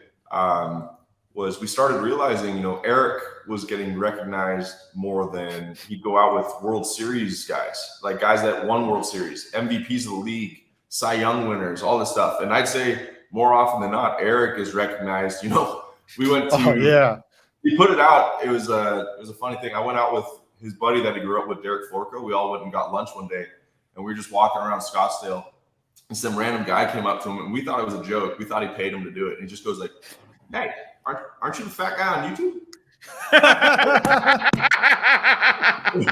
And we thought it was a joke, so we're sitting there dying. Like, we thought he paid him to do this, and he got. I've seen Eric in other situations where he's mad, and he got mad. I'm like, oh no, this isn't good. So he went up to the guy, and he's like, what'd you say? And, you know, power to the guy. He didn't back down. He kind of like, he's a little guy. He looked up and was like, aren't you the fat guy on YouTube? Did it double down? Double down. Yes. Let's go. Yeah. Where do you guys come up with your ideas? Like, because I mean, I like, some days I'll just be sitting around, I'll have an idea for your channel, and I like don't want to bother you guys, because like I'll come up with a cool idea, but I'm like, also I want to do it, so like I have to hold the idea back so that y'all will invite me out there again. But like, what do you guys do like, how do you come up with the ideas now? So we have ideation meetings every Monday. This is one thing that is, you know, I guess part of what my job was to do, was to create more of a creative system rather than, you know, a lot of when it comes to this stuff, creativity is very tough to systemize from a standpoint of like, oh, you just think it happens aloof and all that. And so that was one of the biggest challenges, was how do we find that? So we have these meetings on Mondays, which admittedly they more so help refine the ideas that we have in the hopper, but they're not the ones that we really come up with the ideas. Those happen organically. And that's the biggest reason why we wanted to create the facility, like close the public and make sure that, you know, it was an invite only culture based kind of process of being in here, where, you know, ideas, you put yourself in a place of vulnerability when you come up with an idea and you present it to people. And I wanted to make the most, you know, for lack of a better word, I wanted to be a safe place for people to come up with just the most outlandish ideas. And that's one of the best things that, you know, me and Trevor have always thought about. We never were afraid to talk to each other. Like, no idea is too big. Like the whole idea of vlogging in Major League Baseball, or the whole idea of, you know, if we could find ways to make a homemade glove and try to catch 100 miles an hour and I dislocate my finger in the process, you know, that's, yeah, that was brutal, by the way. Yeah. But a lot of that, it's things that we come up with questions that we think people want answered. And then, you know, that's the low hanging fruit. Like, what would a Division I softball hitter do against a Division I or a major league pitcher?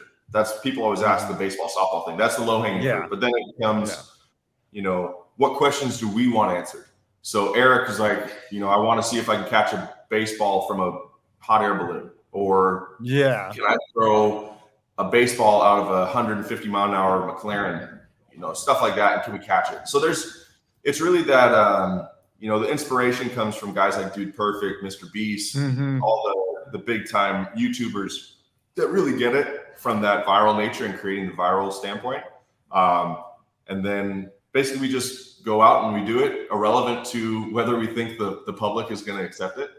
That's what I love too. It's like sometimes you make videos that you're like, we don't care, like if you watch this or not, we're just gonna make the video.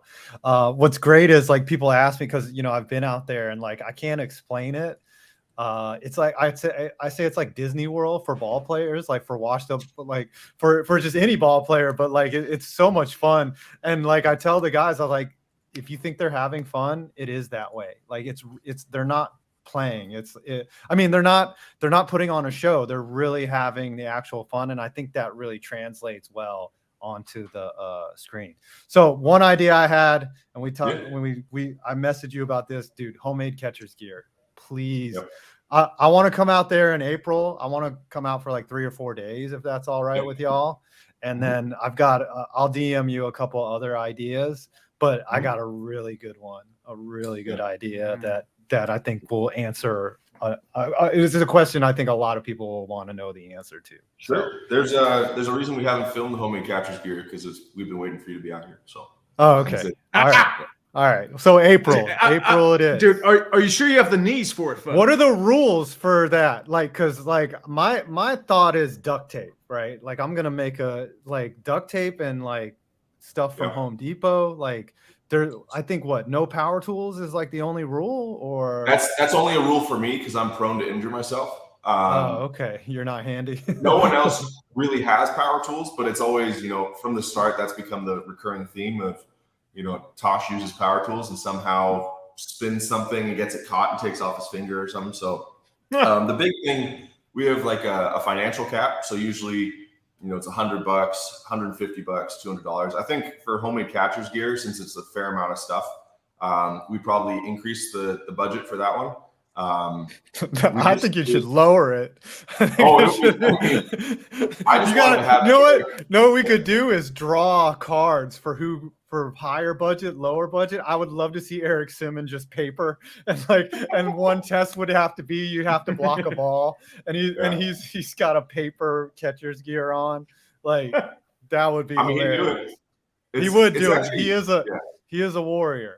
I'm shocked as to which ones make him feel uncomfortable versus the ones that don't. That's always the funny thing. That it's like, where's the line for Eric Sim? And you expect it to be one way, and it's completely the opposite. So I'll never assume that one, but I think he'd be fine. All right, let's get I know you might not be a football guy, but let's get your final score on the Super Bowl here. This is the representation for all of Watch Momentum, because You know, Eric admittedly doesn't know a thing about football because he's Canadian. I'm what Canadian is? too, but I try to pay Oh, attention. okay. Yeah. But I'm What is the American. final I'm the only score? dual Oh, citizen. you're the only naturalized one. Yep. Okay. Recently. What is it going to be? Who's going to win this game? I like to go with the simple scores considering their offenses are pretty good. So I was going to say like 28-21. I would say for the Chiefs. Okay. Yeah. Let's book it. 28-21. Tosh, it was a thrill having you on. I'll DM you about, you know, because like I wanted to wait for all the big leaguers to clear out because like you don't need some jabroni like me, like literally taking time away from the big leaguers. So like when it slows down and like everyone's out, you know, at camp and stuff. And you're always welcome. Appreciate it. Don't ever say that because I'll be sleeping. In the. Did you guys finish the build out? Is that all done? Yep. No, it's all pretty much there. We're just adding, you know, little graphics here or there. We're making like certain corners better. It's pretty much, it is being finalized as a content studio over a gym where I'd say beforehand it was more of a gym over a content studio. So we're very lucky. I can say that much.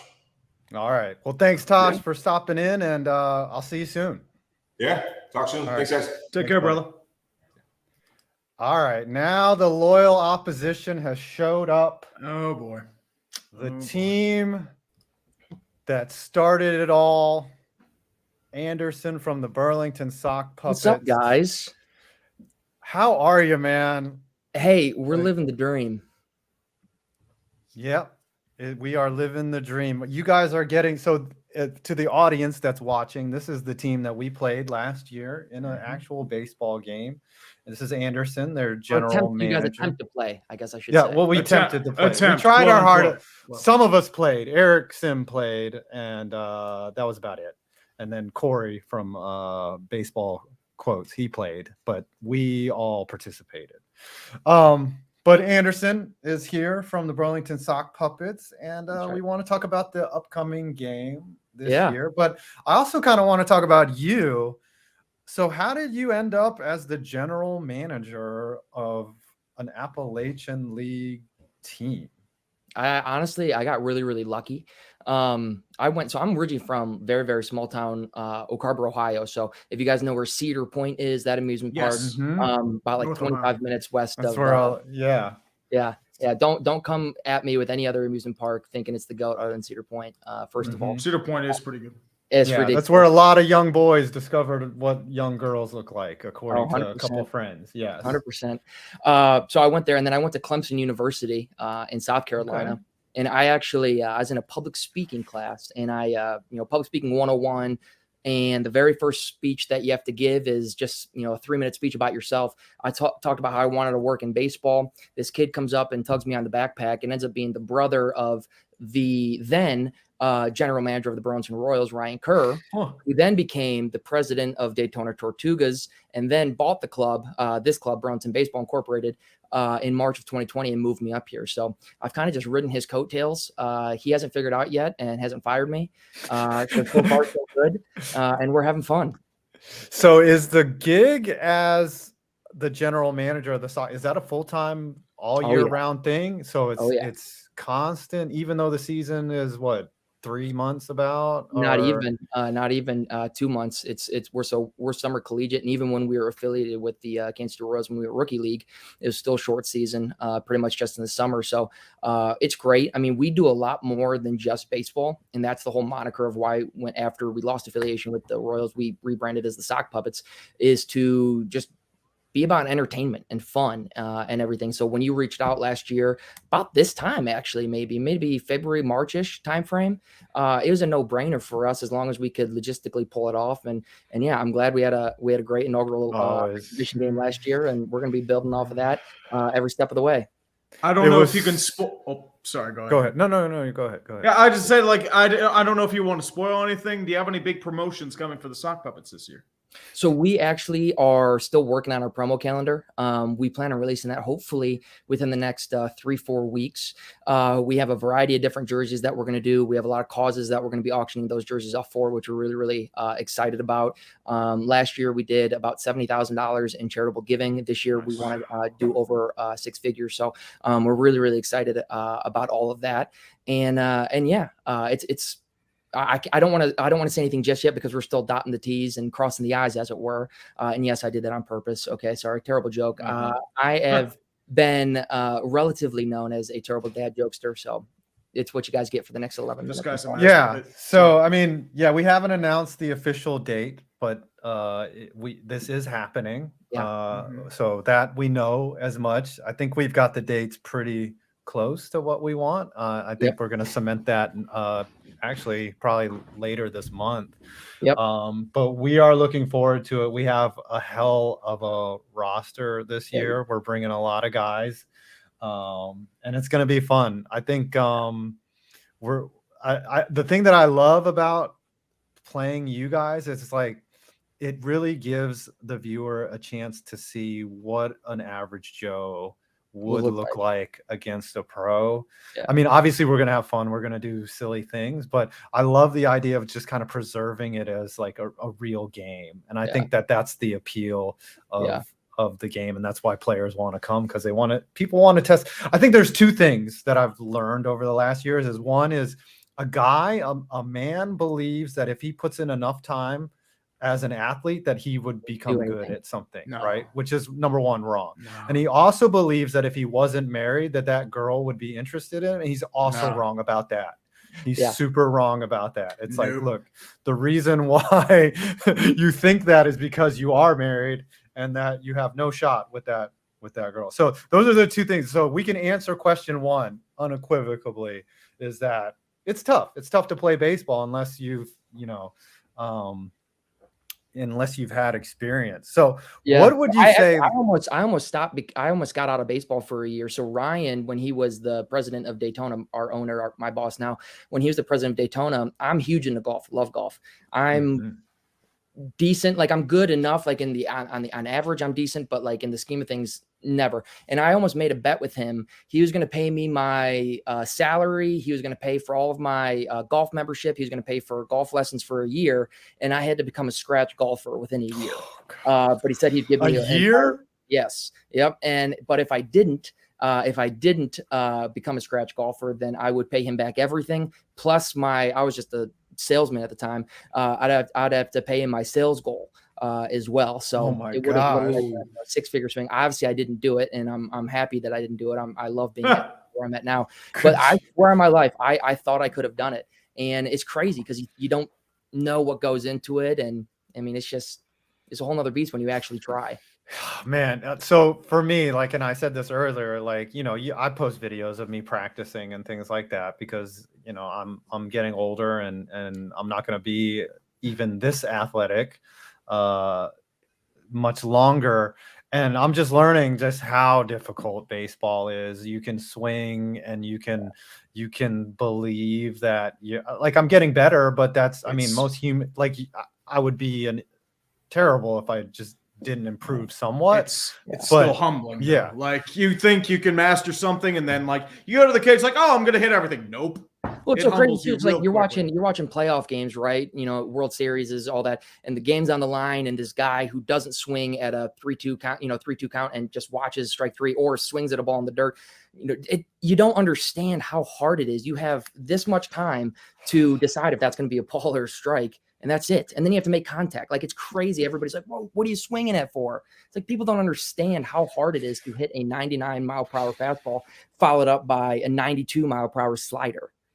I think when I see a player take a change up, like right down the middle of the plate, I get it now more so than ever because like, oh, I see why he took that pitch. He was looking for something else and he just got caught off guard. Like you get mad as a fan. You're like, why did you take that pitch? Like that's a driving pitch. You're like, nah, dude, he got crossed up. He had no idea that was coming in there. Or he might've had a mental lapse for a second. So he's probably saw like a bunch of breaking balls outside and out of the zone and then goes with a quick changeup or a high fastball, goes right through. It's like, wait, what? So how do you get how do you get players? Like what is the funnel for players? Do you do any of the scouting? Like, do you have a scouting team? Like do some players like volunteer, or like, how do you guys get guys to come play in Burlington? Yeah, so the Appalachian League, when it was reclassified with Major League, it's still owned by Major League Baseball, but we're summer collegiate. And how we're designed is we're the first year or two for players getting into the collegiate summer circuit. So D1 players is typically the people that we're going after, Power 5 guys. We have great relationships with some of the local schools around here. So Duke, North Carolina, Wake Forest, NC State, Elon, etc.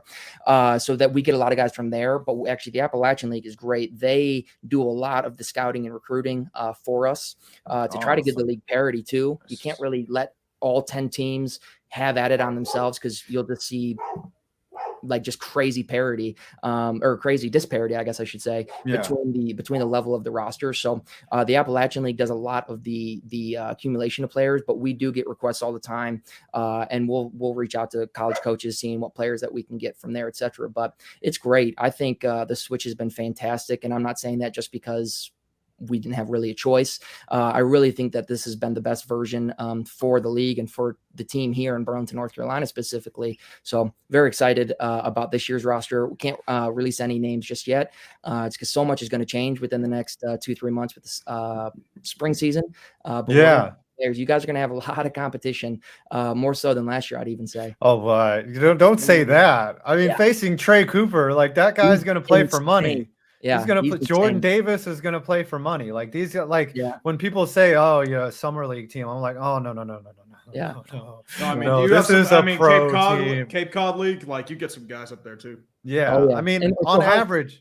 Oh, go ahead. On average, how many guys? Cape Cod, we're trying to be like a funnel to the Cape Cod League. So the Cape Cod's been around for years and years. So we're trying to model ourselves after that, but also model ourselves from a player standpoint, what it's like to be a professional athlete. Like in Cape Cod, you're not traveling on buses, staying at a hotel, doing the premier professional grind. It's more so just like summer of getting scouting and everything. Everything's within 45 minutes. But we're designed really as minor league, which is what we have been, the Appalachian League, for example, or what we have been for the last 70, 80 years. What percentage of the guys go on to the pros, would you say, out of say, 22, 23 guys? Yeah, I mean, it's interesting because we're only going into year 3 of the new league, of this new league. So we've had, I think, 6 guys drafted already from our previous 2 rosters. I think our last year's roster, a lot of guys are going to be drafted. And I think there's a good chance that a lot of them are going to be drafted high and eventually make the majors. I think as this new version of the league gets established, you'll see rosters increasing over the next decade, and a lot of players come through that are eventually going to become major league players. So I don't have a percentage based right now, just because, like I said, we're still in the infancy stage, I'd say, of the league. But hopefully, I don't know, 25, 30%, I think seems reasonable. Very similar to how it was when we were rookie affiliated. Yeah, I was impressed by the level of talent that you guys have. The other thing I love is like these kids, like they're just learning how to hit with wooden bats. So at the same time, it's relatively safer for guys like the jabronis like us that can take the field and share the field with y'all. Because I mean, if we were playing with BESR bats, like someone would die. Like like we would have to stay away from y'all. But fortunately, because the kids are just learning with wooden bats, it makes the game, like, I wouldn't say even, but safer for us to be out there. Yeah, you guys wouldn't want to be playing the hot corner when no. Eric did get a liner hit at him, and he was drinking a beer. So I mean, thank God we had the right person to get in front of that line drive, but it was so much fun. All right, now you're a huge football fan. You're from Ohio. Yep. Huge Browns fan, sadly. Yes. I got to get your prediction of the score, and then we're gonna bring on our next guest. So who's gonna win this game, and what is the final score? I mean, I think the Chiefs have to win, which makes me think that the Eagles are going to win. Actually, Mahomes hasn't passed for 3 passing touchdowns yet. I think in this postseason, I'm not sure on that 100%. All I know is I've lost money on both the last 2 games because he hasn't thrown for 3 passing touchdowns. So yeah, Eagles are going to win. I don't know how they're going to do it. They don't deserve to be there, in my opinion. But the Eagles are going to win 31-28.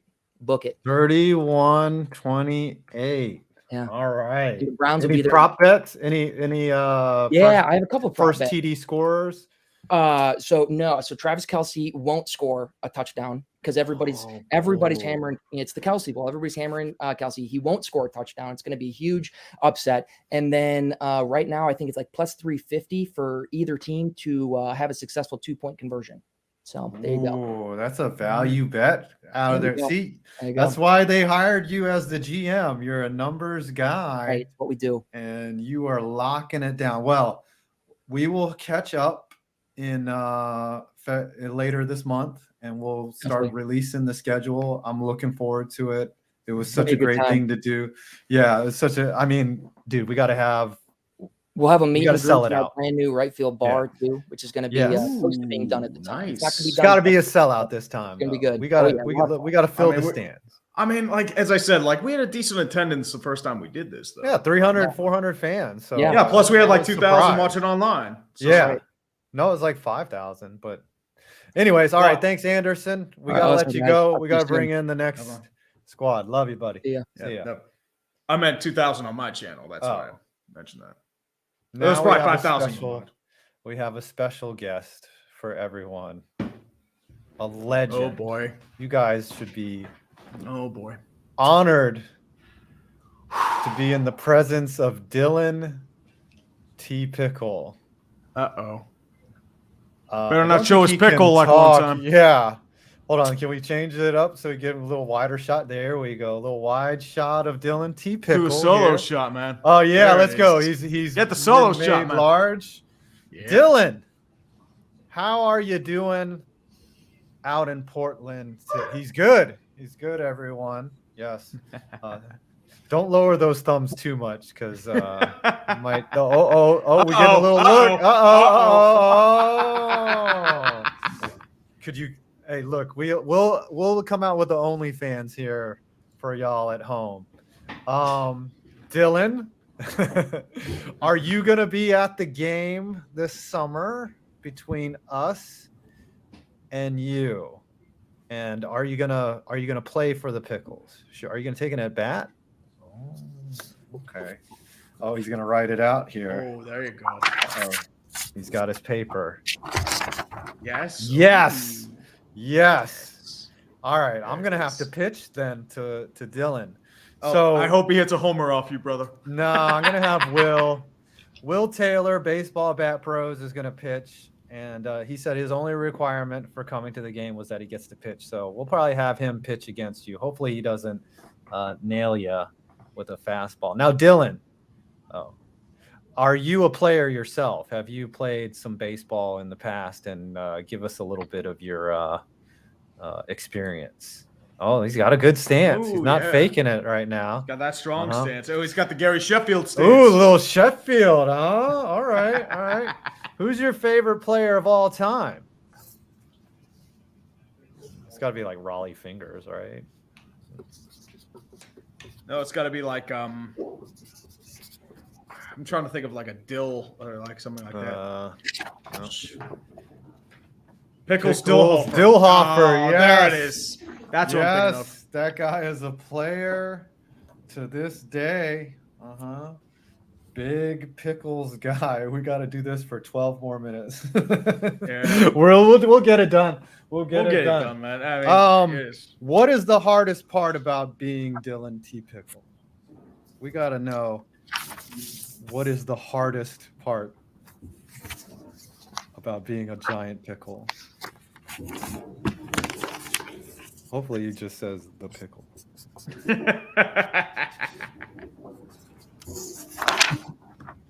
Pickle toots. Pickle toots. Ooh.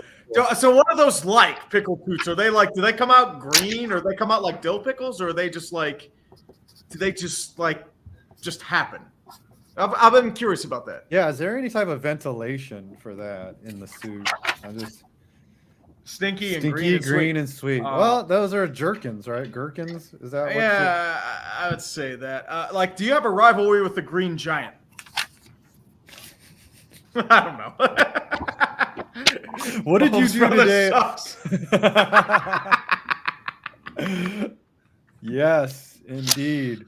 What was I gonna say? Catching strays.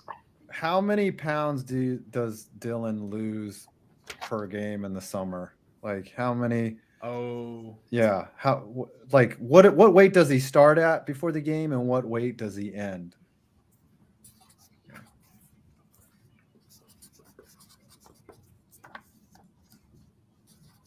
How much for a dill pick? That's a good question. Do you have an OnlyFans? All right. 69 start, 68 finish. 68 is always good. It's because I'll owe you one at the end there.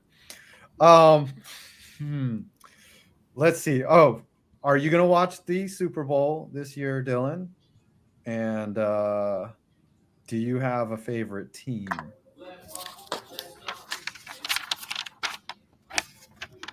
Fly Eagles fly. Oh, no. Uh-oh. All This right, guy's not that's, going to like it. He's a Giants fan. Yep, that's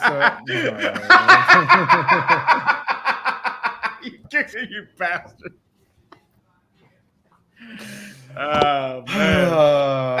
All right. That's fine. Okay, so he's an Eagles fan. I don't know why he would explain that. Why he would pick the Eagles, being that he's a pickle. You know, you would think the Pickles the Giants, like Giants and Pickles together. No, because he's green like the Eagles. Fly Eagles fly on the road to victory. Now, Dylan, you travel a lot, right? You've been to other places. Do you get recognized at the airport? Like, do people know who you are? Yeah. Have you ever gotten, a little female or opposite sex attention for being the mascot? Oh yeah, that's a guy that has game right there. Oh, dude, look at that look on his face. He gave the seductive eyes too. He was like, "Oh yeah, the Pickles gotten dipped." He can make it melt. He makes it melt. Oh yeah, look at that. Oh, he's all up in our face. Oh, what is your favorite type of pickle? We got to know that because there's so many types of pickles. What are you thinking, Tree? Are you thinking jerkin? Oh, jerkin. I mean, bread and butter's not bad. I Bread and butter, I like a little spice. Yeah, a little butter pickle. Dill. That's always good with the good dill. Ooh, the Portland pickle. True. Yes. True. Yes. True. The Portland pickle is the best. Speaking of, just like we talked about with the sock puppets, we are playing the Portland Pickles this summer. There will be an official announcement. I've kind of hinted at the dates, but all the players know, the team knows, but we're keeping it kind of hush for now. Yes. But I think there'll be 4,000 fans there, Dylan, and we're gonna have a grand old time. I'm trying to think of a clever question for Dylan here. Who do you think is gonna win the Super Bowl, and what is the final score? Here he comes. Here we go. Eagles. 69 to 2. 69 to 2. All right, let me put that. So how does he get the safety? That's the question. Is that like the last second safety to That'll try to burn the definitely clock? be a scoreagami right there. Oh, hardcore scoregami. 69 to 2. Okay. Do have a question. What is your favorite game you've witnessed as the Portland Pickles mascot? Ooh. For the Pickles themselves. It could be, yeah. I would say it could be any game, but now. Yeah, I'm just curious because I know they've been around for a little bit. I just wasn't sure if they had a favorite game or a championship they won or anything like that. Red Rhino said he should have said 420 to 69. Exploding whale. Oh yes. Ooh. I saw the video on that. So if y'all don't know the story, there was a whale that washed up on a beach somewhere. I forget. I think it was the left coast. Yeah, it was in Portland. Yes. And instead of just dragging it out or chopping it up and putting it in a landfill, somebody got the brilliant idea of just packing its asshole with dynamite, just stuffing it like a turkey with nothing but nitrous. Yeah. With and then still no one's ever stepped in and said, "Hey guys, this is a bad idea." No. They went ahead and dropped the plunger on it and it exploded. and it was literally raining whale bits for like a couple minutes. Oh, yeah. Like not just like if you don't think that that's gonna happen, like you found out that shit happened. Oh no. And like people had like umbrellas and they were getting pelted like within like a 6 square mile radius. And so the Pickles decided to pay an homage to this by what's up, Tom? I see you. He's here for the pickle. This is internet Always history, here by for the the way. pistol, man. This is historic. So legendary. Dylan, can you tell us about what y'all did with your recreation and like how that played out? And did you actually explode a whale? Because that makes me want to explode my pickle just thinking about it. You would explode your pickle. Yes. It's going to explode like that whale. 6 mile radius of nothing but 5 droppings everywhere. I know how this goes. Real well, real dynamite. Yes. Oh, yeah, boy. not CGI at all. No. This ain't Michael Bay. You kidding me? No. So they're gonna do a real whale with real dynamite. Okay, which I don't think is legal, but we'll just we'll go You know with what? it. You know what? Let him. Let him. Let him. Yeah, let them do their thing. You know, look, if psychedelics are legal in Portland, fucking blowing up a whale better damn well be. Fuck yeah. Do they drug test, Dylan? Is there any no drug testing? No, it's Portland, man. Come on. Who's the best player of all time to come through the Pickles, by the way? Who would you say is the greatest? Besides you, Dylan. You can't say yourself on this one. Yeah. You can't say yourself. Who's the greatest pickle of all time?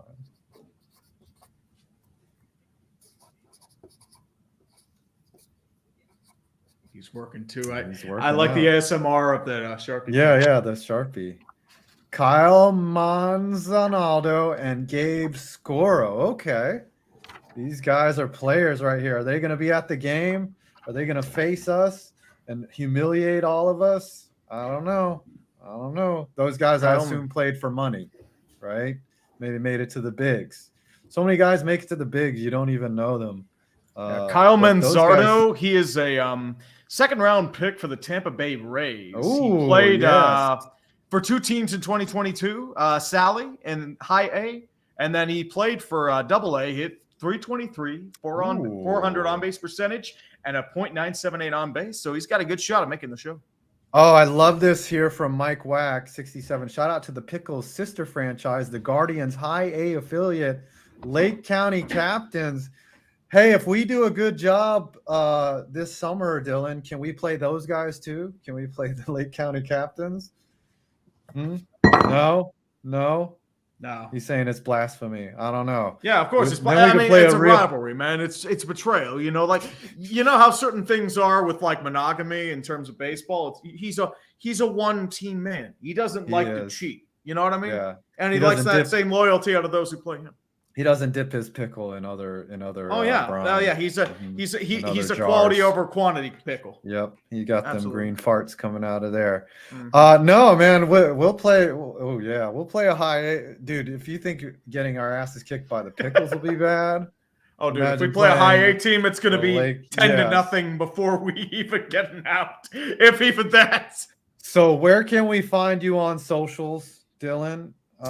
And where can people cop Pickles merch? Because that shit is fire. I see that shit on there on the Twitters, and I'm just like, I gotta cop me the Pickles. Oh yeah, when I'm down there, I'm gonna steal. Yeah, when we're there, I'm gonna steal one. Maybe from dude. Yeah, dude. Might do a Pay jersey swap. Got to pay that stuff, man. Yeah. Oh, he's telling us where. All right. Let's see. Okay. At Pickles Baseball. Let's ISO that. Let's get Dylan here large. At Pickles Baseball. You can follow him on Twitter. They are a summer league, pretty much a minor league baseball team. We're playing them this summer, a month. Oh, Pickleshop.com. Pickleshop.com. There you go. Yes. Let's get it. Ooh, look at those jerseys. Sexy. So when you take your shrooms out in Portland, that's the last thing you see. I like that poster. Deal with it. There you go. Yeah, deal with it. Let's go. All right, Dylan. I love that you came by. We had a great time. I'm looking forward to meeting you next July or this July. We're gonna have a good time, and first round at Sassy's is on me. Okay, let's go. Let's fucking go. All right, brother. Take it easy. We'll Peace see out, you man. in 6 months. Absolutely. That's Bring your right. A game, brother. Let's go. Yeah, bring your A game. You better bring it. Better be ready to hit. Let's go. All right, everybody. That was Dylan T. Pickle from the Portland Pickles. I think that might be the most interesting. Yes. Might be the most interesting interview we've ever had. That was. I don't know if anything's going to top that. Fire history right there. Like we made it happen. That was fucking great. I never thought that we'd actually have a mascot on this channel. I thought that we were getting like a PR guy. I didn't realize we were getting the actual mascot. Yeah, well, I thought that we were gonna get their GM at first, and then they was like, "All right, we'll give it to our socials guy," and then Dylan just shows up in the full regala. Now, I have so much respect for a mascot. Those guys sweat their balls off. Wow. And they elicit some serious amounts of Fremunda cheese underneath that. I couldn't imagine the pirate parrot on a hot summer's day. Oh, he said the Eagles would win 69-2. Now our New Jersey section of the show has come as we've got Mock, everyone. GiraffeNeckMarc. It's great that you're on because you got to go with me out to CCT or CTTP or with the Watch Momentum facility. Yes. How fun was that? That was a lot of fun. That was a blast. I mean, I'm itching to go back. I want to get back in that cage and see how hard I can hit now. I'm feeling like I put up a much better performance. Yeah, I mean, for me, because like I think when I put in that work. Yeah. I looked at my footage from when we hit with Eric until now. It's like, dude, my swing is so off. Like, of course, I had a very like I wasn't even getting my front leg stiff, like I wasn't turning, like so hopefully the numbers are better, but man, a wooden bat will just humble you so quickly though. Like you hit one you think is just solid and you're in the cage, like the hit tracks will be like 270. You're like, yeah, I will never be a professional baseball. And then you see Eric just fucking rake one and it looks like nothing to him and it's like 415, 420 and you're just like, I'll never be a baseball player. We gotta get Tree out with us next time too. Yeah, Tree, come out in April. Yeah, I'll probably be trash, but I mean, yeah. Definitely, I'd love to, man. I've never been to Arizona. It's fun. It's just you have a great time, and the guys are great. Like I said to Tosh, like if it looks like they're having fun, it is because they're having fun. It's a blast. And I mean, you get to play a game for a living, man. Dude, I would love to do that. I just have no athletic bone in my body. So it's like one of those things. Dude, I would love to be on that field, be in that locker room, do all that stuff, man. It's just it's a feeling you don't really get just being on the sidelines. Even in the game that we played, that was like exhibition for fun. Oh, in the locker room before, I was getting pumped and everything. Getting that camaraderie back, man. Awesome. Here we go. We got a question already here. So how are the Mets winning the World Series with 1 to 2 starters in their late 30s? Braves fan. Okay, can we delete? Can we give him his money back? Refund that. That. I'm sorry. I mean, that's how the rest of us look, man. I mean, listen, it's called experience, and the Mets are a seasoned team with a lot of veterans. And I mean, let's be honest. Verlander won the Cy Young, and Scherzer looked really, really good. It's just the health. It's going to come down to health. That's what every team is every single year. Who's healthy at the end of the year? The Phillies got hot because they were healthy, and they're 1-2. We're healthy, and you just get hot at the right time. Any team can really win at that point. I mean, the Dodgers got swept by the Pirates at home last year. Sorry, Tree, to rub it in there, but I mean, I'm not lying. I mean, that was a little unexpected. But like, it's baseball. Like, just you gotta go out and play the games, and the Mets are good enough to win it. So. What was so crazy about the World Series last year was you had two opposite teams, right? One team that was built to win the championship, absolutely constructed for that very purpose. And another team is like, what the fuck are they doing? They're just crashing the party and they are going hard. And it was interesting, like as much as I hate the Phillies and, you and I both being Mets fans, they were a fun team to watch. Like, I can admit that. They hit bombs. I have a hard time admitting it just because I hate them so much. And there's a lot of hate behind that, my, hatred of Philadelphia. But you're right. I mean, like if I didn't hate Philly, that was an easy team to root for if you didn't hate them. Yeah. If they were from like say Cleveland or something, Oh, like, so I would have in. been Yeah. like, I would have been like, yes, take down the Astros, or even I don't know, maybe if they were like San Diego or something, you know, like or like a team that you could actually root for. But no, they had to suck. So what you got coming up this year, Mark, in terms of like you're doing big things? Like I want to hear about what you're doing with the Mets. Like yeah, sure. And take us through like the journey of being like just a guy that uploads to what you're doing now. Yeah. So this year, you know, we'll keep going with the GiraffeNeckMarc channel. We're going to be doing a lot more uploading. What a fun city Cleveland is. Hey, Cleveland's not a bad city. I will say that. Oh, I don't know about that. Oh, dude, I've hung out in bad. Cleveland. On the tier list. Where's it going on the tier list? I could not find a good place to like drink. I mean, it's a decent city. Like, I mean, I'm more into like the mid tiers, like smaller cities, because I live in one. Like, I'd rather be there than like a New York where you're just like in like a cramped box. Okay, that's fair. That's just how I am. Well, that's fair. Yeah, I'm definitely the opposite, as we can probably tell from living in New York. But yeah, I mean, doing the YouTube stuff, gonna start like a daily baseball podcast show type thing as well during the week. And then doing the podcast with the Mets, which is pretty cool, getting to work with them and talk to the players, and an experience that I never really thought would actually happen is something that I live now. That is just crazy, because I saw you posting a picture with was it Verlander, and then you got to interview Scherzer. Yeah, so the big names that we're missing right now are Alonso and Lindor. Those are like the two big names, but pretty much everybody else we've covered, which is pretty insane to say out loud, considering like when we started the podcast, it was me and my roommate in his like little closet of a bedroom kind of thing. Right. That's never been to Dayton. I mean, Columbus, though, that's actually a nice city. I've been to Dayton. I've been all over fucking Ohio, and you're not missing anything, man. It's Ohio. I mean, Dayton, it's Dayton State. Why do they put stars on the side of their houses? I don't get it, but they put stars, dude. So there's a road between like Cleveland, like if you go westward from like Cleveland to say Michigan, right? I made that drive. There's a billboard battle. So one billboard will be like next exit porn shop, like adult lingerie. Next billboard says, "Are you going to hell? Look into the Bible." Next billboard is like some slutty, like, you know, strip club. Next exit. Billboard after that, Jesus saves. In fact, that wasn't there. No, yeah, there was a Butter Jesus. Have you ever heard about Butter Jesus in Ohio? No. There's a statue of Jesus coming out of the ground. It's like 50 feet of Jesus. It's just only his torso. Okay. All right, let's see if the audience knows about Butter Jesus.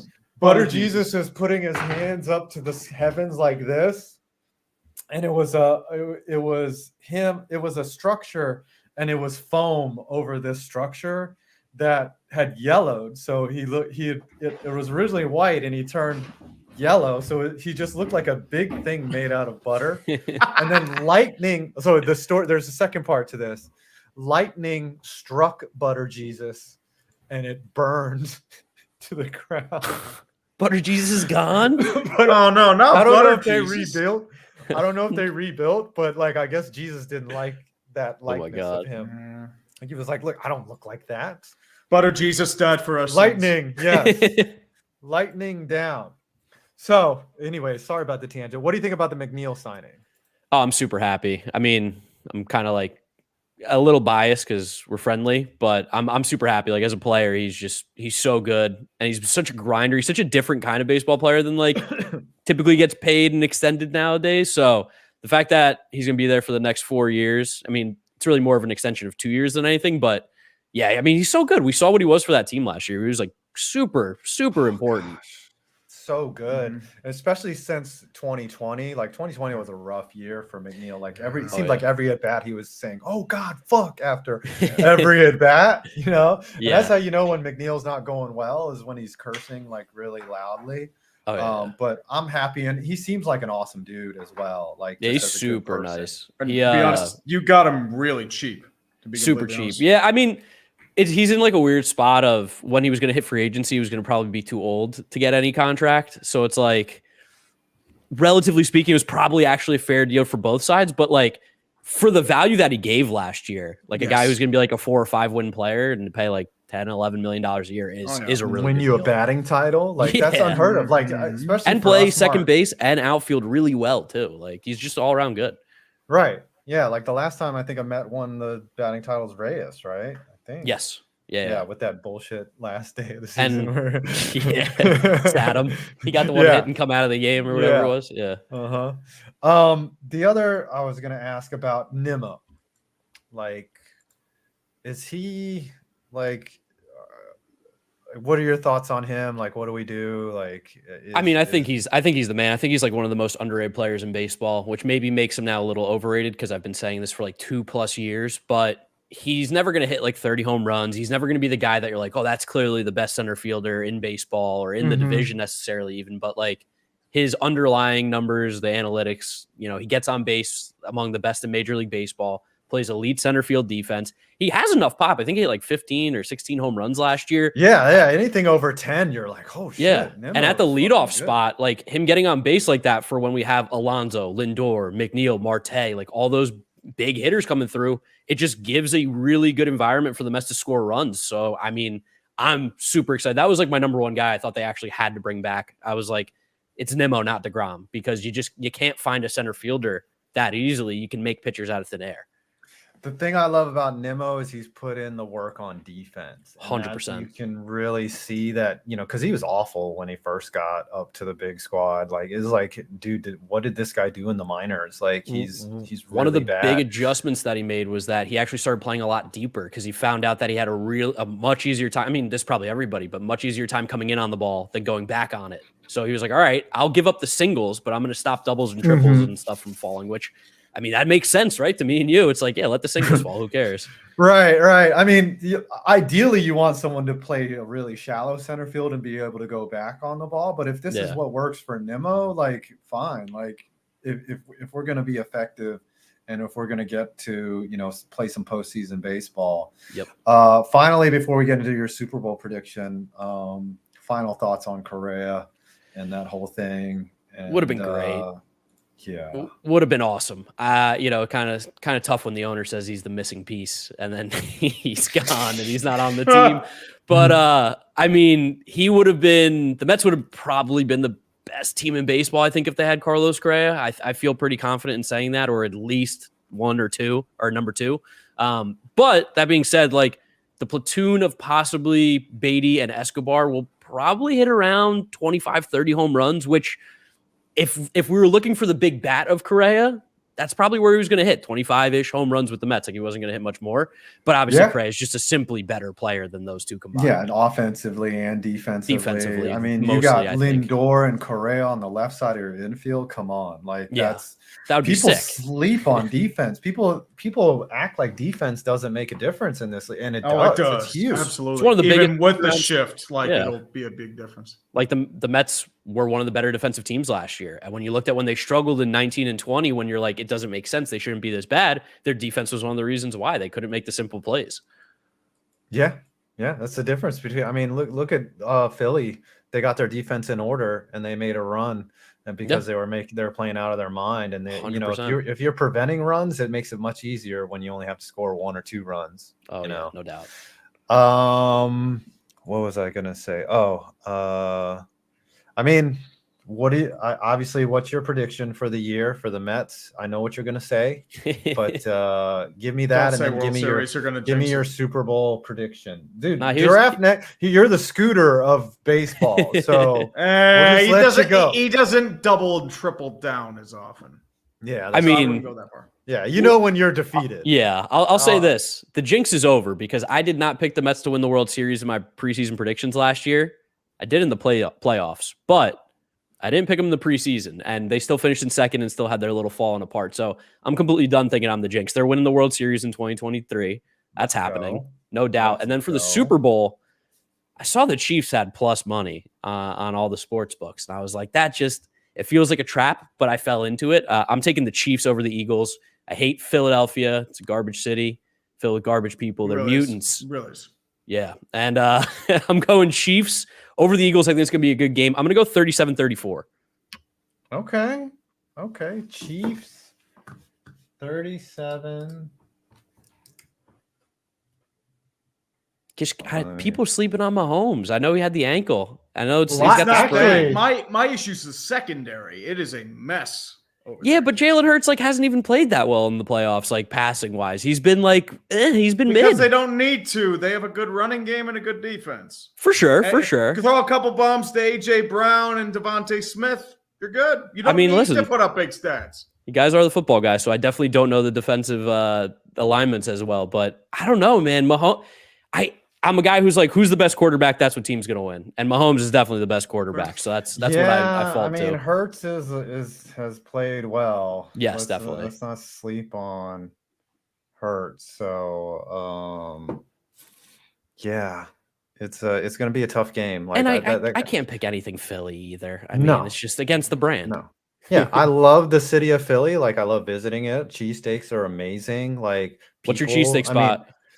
Tony Luke's. Yes, good choice. Yes. Because Gino's overrated. So is Pat's. Cheese Whiz is awful. Why would you ever ruin a good sandwich with Cheese Whiz? Yeah, I mean, you got to get it with the whiz just because to say you have it's like it's like if Dolly Parton wanted to kiss you, you're gonna kiss Dolly Parton. And when you're in Southside Philly, you got to get the whiz. But dude, Tony Luke's was so good. I got a 14-inch one. I've never eaten a sandwich going into it thinking there's no way I can eat this sandwich. Finishing it and being like, I could do another one. 100%. I could go for another one. Good bread too. So, good bread. Anyways, we got to bring in the next guy from New Jersey onto this stream. Bengal. Thanks for stopping by. Mark, yes, sir. The filmer of the When You See Keenan Allen Downfield. Yep. Yeah. All right, brother. Thanks for having me, guys. See ya. I'll see you around, man. Yo, keep in touch. All right, coming next, somebody who actually knows football, as opposed to either of us. I just pretend. I just say what other people pretend. Say. I watch Colin Coward and say what he says. Simulation football better than probably anybody on the planet. I would argue. Could be. I mean, everybody, welcome Bengal to the show. Thanks for coming by on time, by the way. Appreciate it. Showing it's up almost like when I have an actual time, I can make it. He's got growth now, people. He's got growth. I am not 52 years old, by the way. You are 52. Actually, you say that again, we're going to make you 56. I thought he was 60. Right? Look at that face. Look at that face. Dude. Oh, man. I saw that. How you doing, buddy? How's it going? I'm swell. How you guys doing on this Tuesday afternoon? Yeah, it's media day, buddy. This is our biggest grind of the year. We're how many hours into it? We started at 10. I don't even know time. 4 hours into it, so we're about halfway through. And who's the highlight so far? Can you say that, or is that alienate other guests? Dude, it's got to be the Portland Pickle. The pickle was great. Did you see that? The pickle came on and he didn't say a word. He could only write with signs. He wasn't allowed to talk. That was a breakthrough moment of the stream, a breakthrough moment of this broadcast. I don't know if anyone's ever going to one up that. We made internet history. We interviewed a pickle. Come on. No, I really like catching up with Justin Blalock. I mean, former Longhorn, played in the greatest game. Third up the horns. Anytime I can talk to Justin. He's just a great guy. The most humble 10-year NFL lineman that you'll ever meet. So, but the shows, we're only halfway through, and you have an opportunity to be the highlight if you want, Giant. Well, that's not going to happen. I hate to. I got to bring expectations down. Got to bring them down. Maybe I can exceed somebody's expectation, and it'll be a pleasant surprise.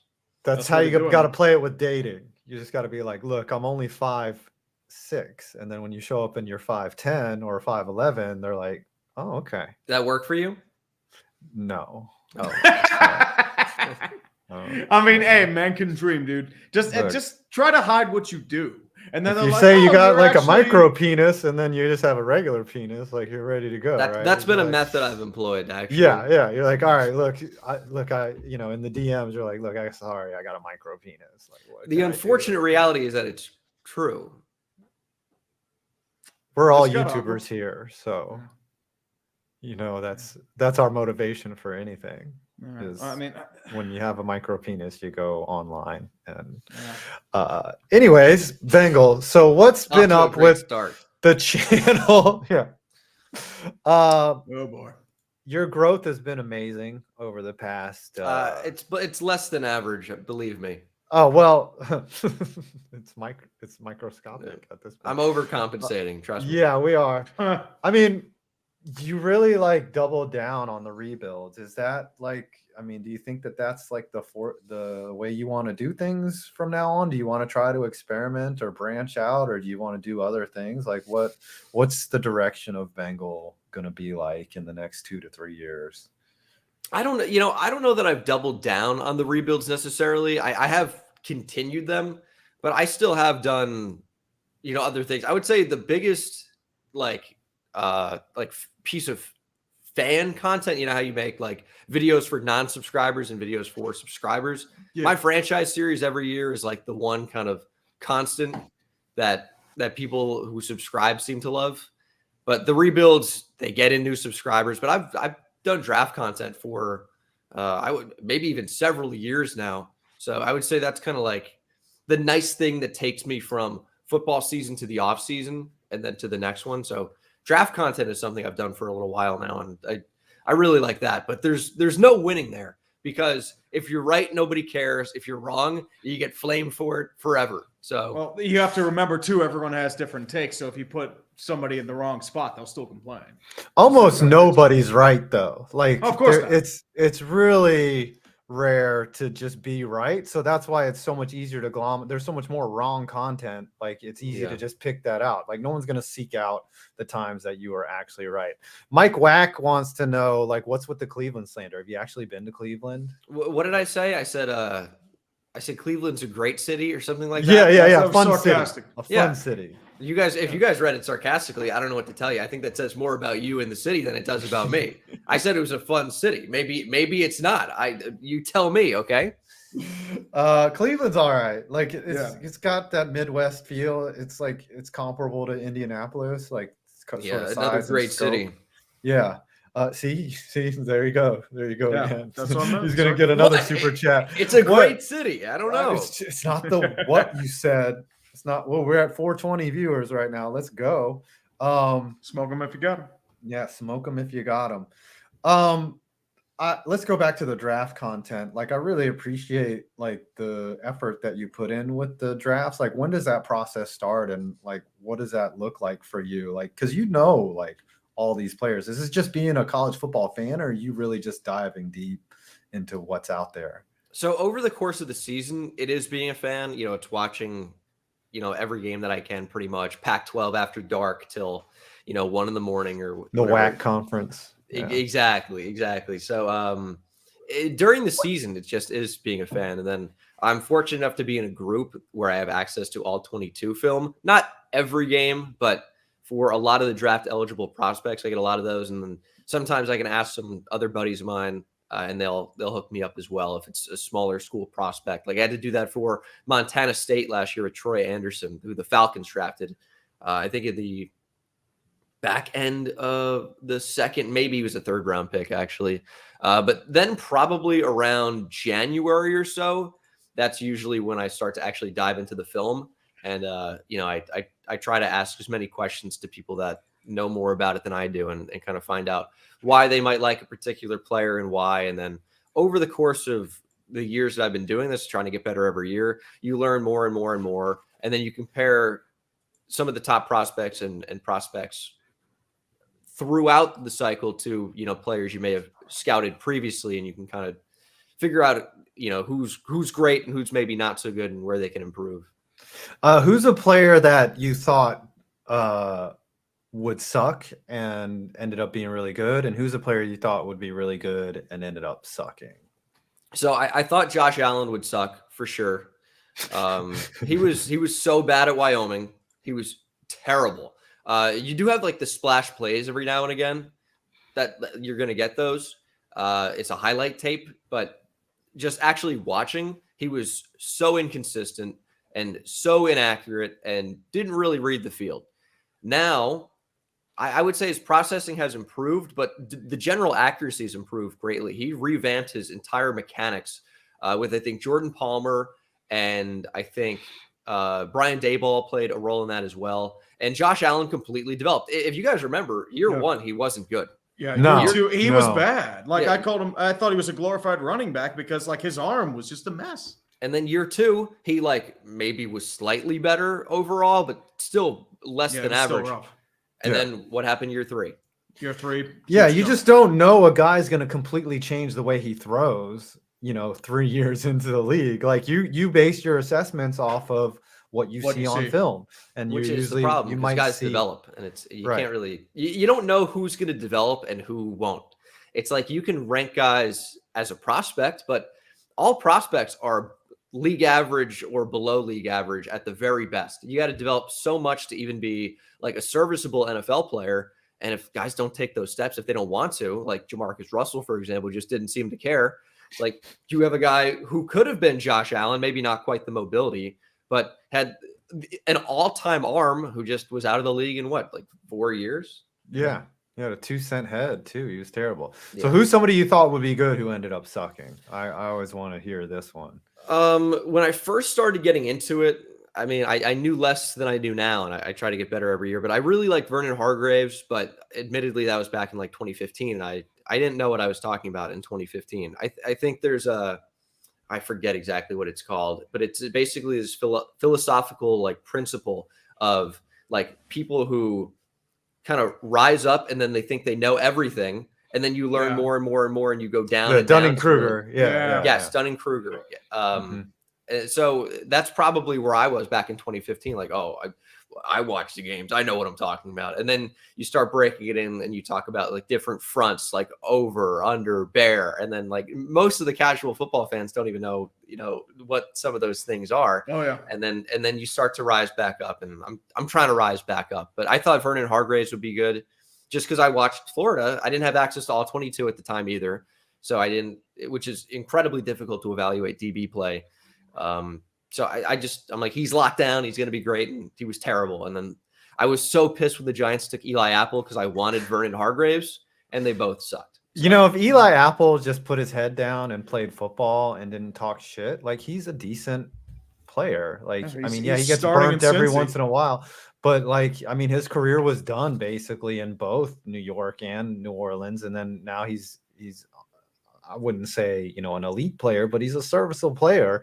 Like, I don't think the Giants missed by drafting him. They just didn't understand what a fucking knucklehead he is, Speaking of that, what do you think of Kadarius Toney? Because your reaction, I remember watching your reaction. You thought it was a really interesting pick.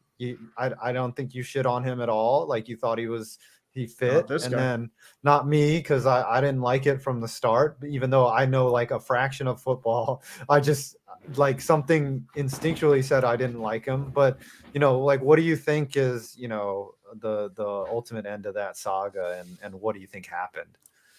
I think for the Giants, it ultimately ends up kind of being a wash, which I know is going to seem like, oh, you spent a first round pick. How could it ever equate to that? You lose them in year two? But I think it kind of it is the end of the Dave Gettleman era that we wanted to get out of so badly. And it was just kind of like washing your hands of that entire situation. I would say above lukewarm on the pick. I would say I was on a scale of 1 to 10. I was probably near a 7. I thought it was a good pick. Kadarius Toney was really good at Florida. I thought in the modern day NFL, I'm not saying Deebo Samuel exactly, but you could employ some similar tactics with someone who is so explosive with the football, with unbelievable make you miss ability. Yeah. He's kind of built like a running back in some ways. So I thought, in today's modern NFL, you want a player like Kadarius Toney, and it's worth spending a back end of the first round pick on him.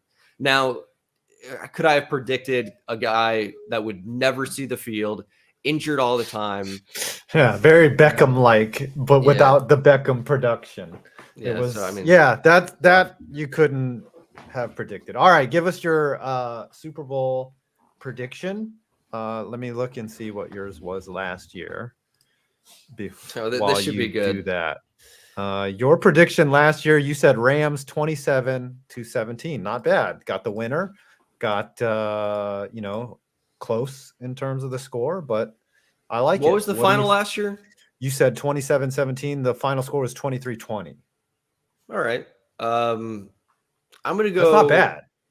It could be better. I gotta, you know what? I gotta trust Vegas. They probably had the spread at like 3 that year, and they were probably dead on. I'm gonna go Chiefs 50, Eagles 0. All right, there we go. No type of bias or spite in that pick whatsoever. No. I also take that at face value. No sarcasm, no sardonic undertone whatsoever. An absolute truth-bearing prediction from Bengal. Oh wait. Sorry, move my face scanner by accident. Are we busting out Barkley jerseys? What's up? What's up? Look at that sign, bitch. Look at that. That's good looking. Oh, yeah. Go. Keep flexing, buddy. Keep flexing. The black pen on the red is real easy to see too. Yeah, I know. I know. But all right, Bengal, thanks for stopping by. Appreciate you being on time again and not calling me 80 years old. No, I think 60 I settled at 60. Yeah. 60 is fine, whatever. I mean, I'm gonna get there someday, but love you, brother.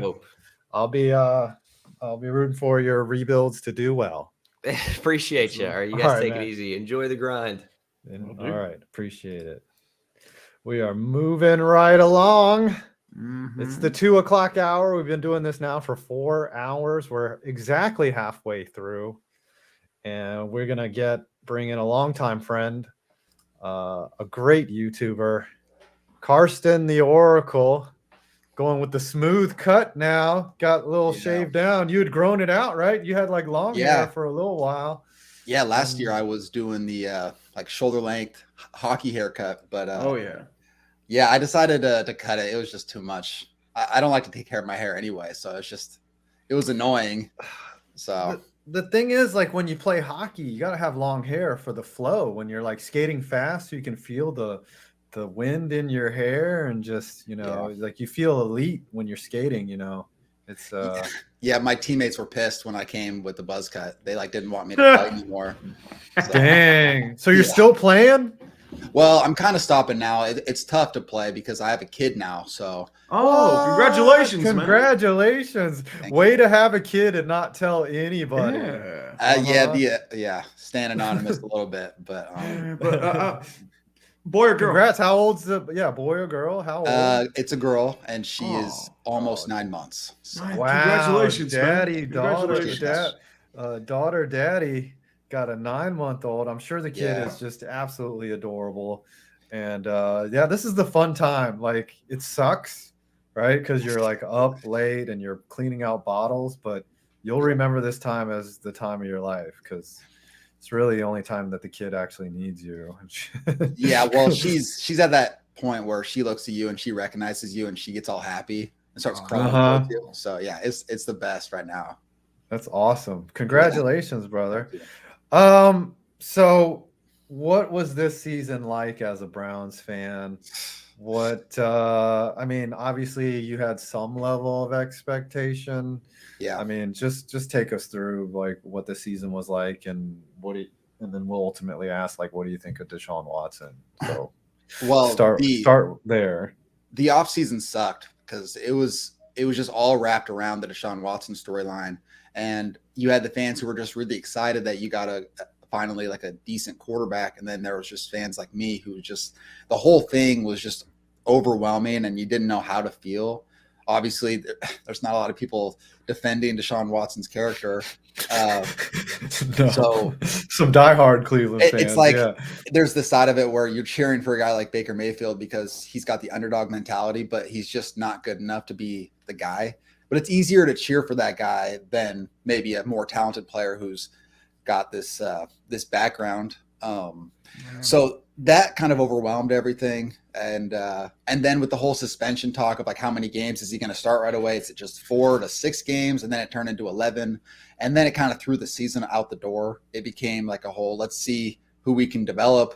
Let's see how Brissett does as the backup until, he's benched.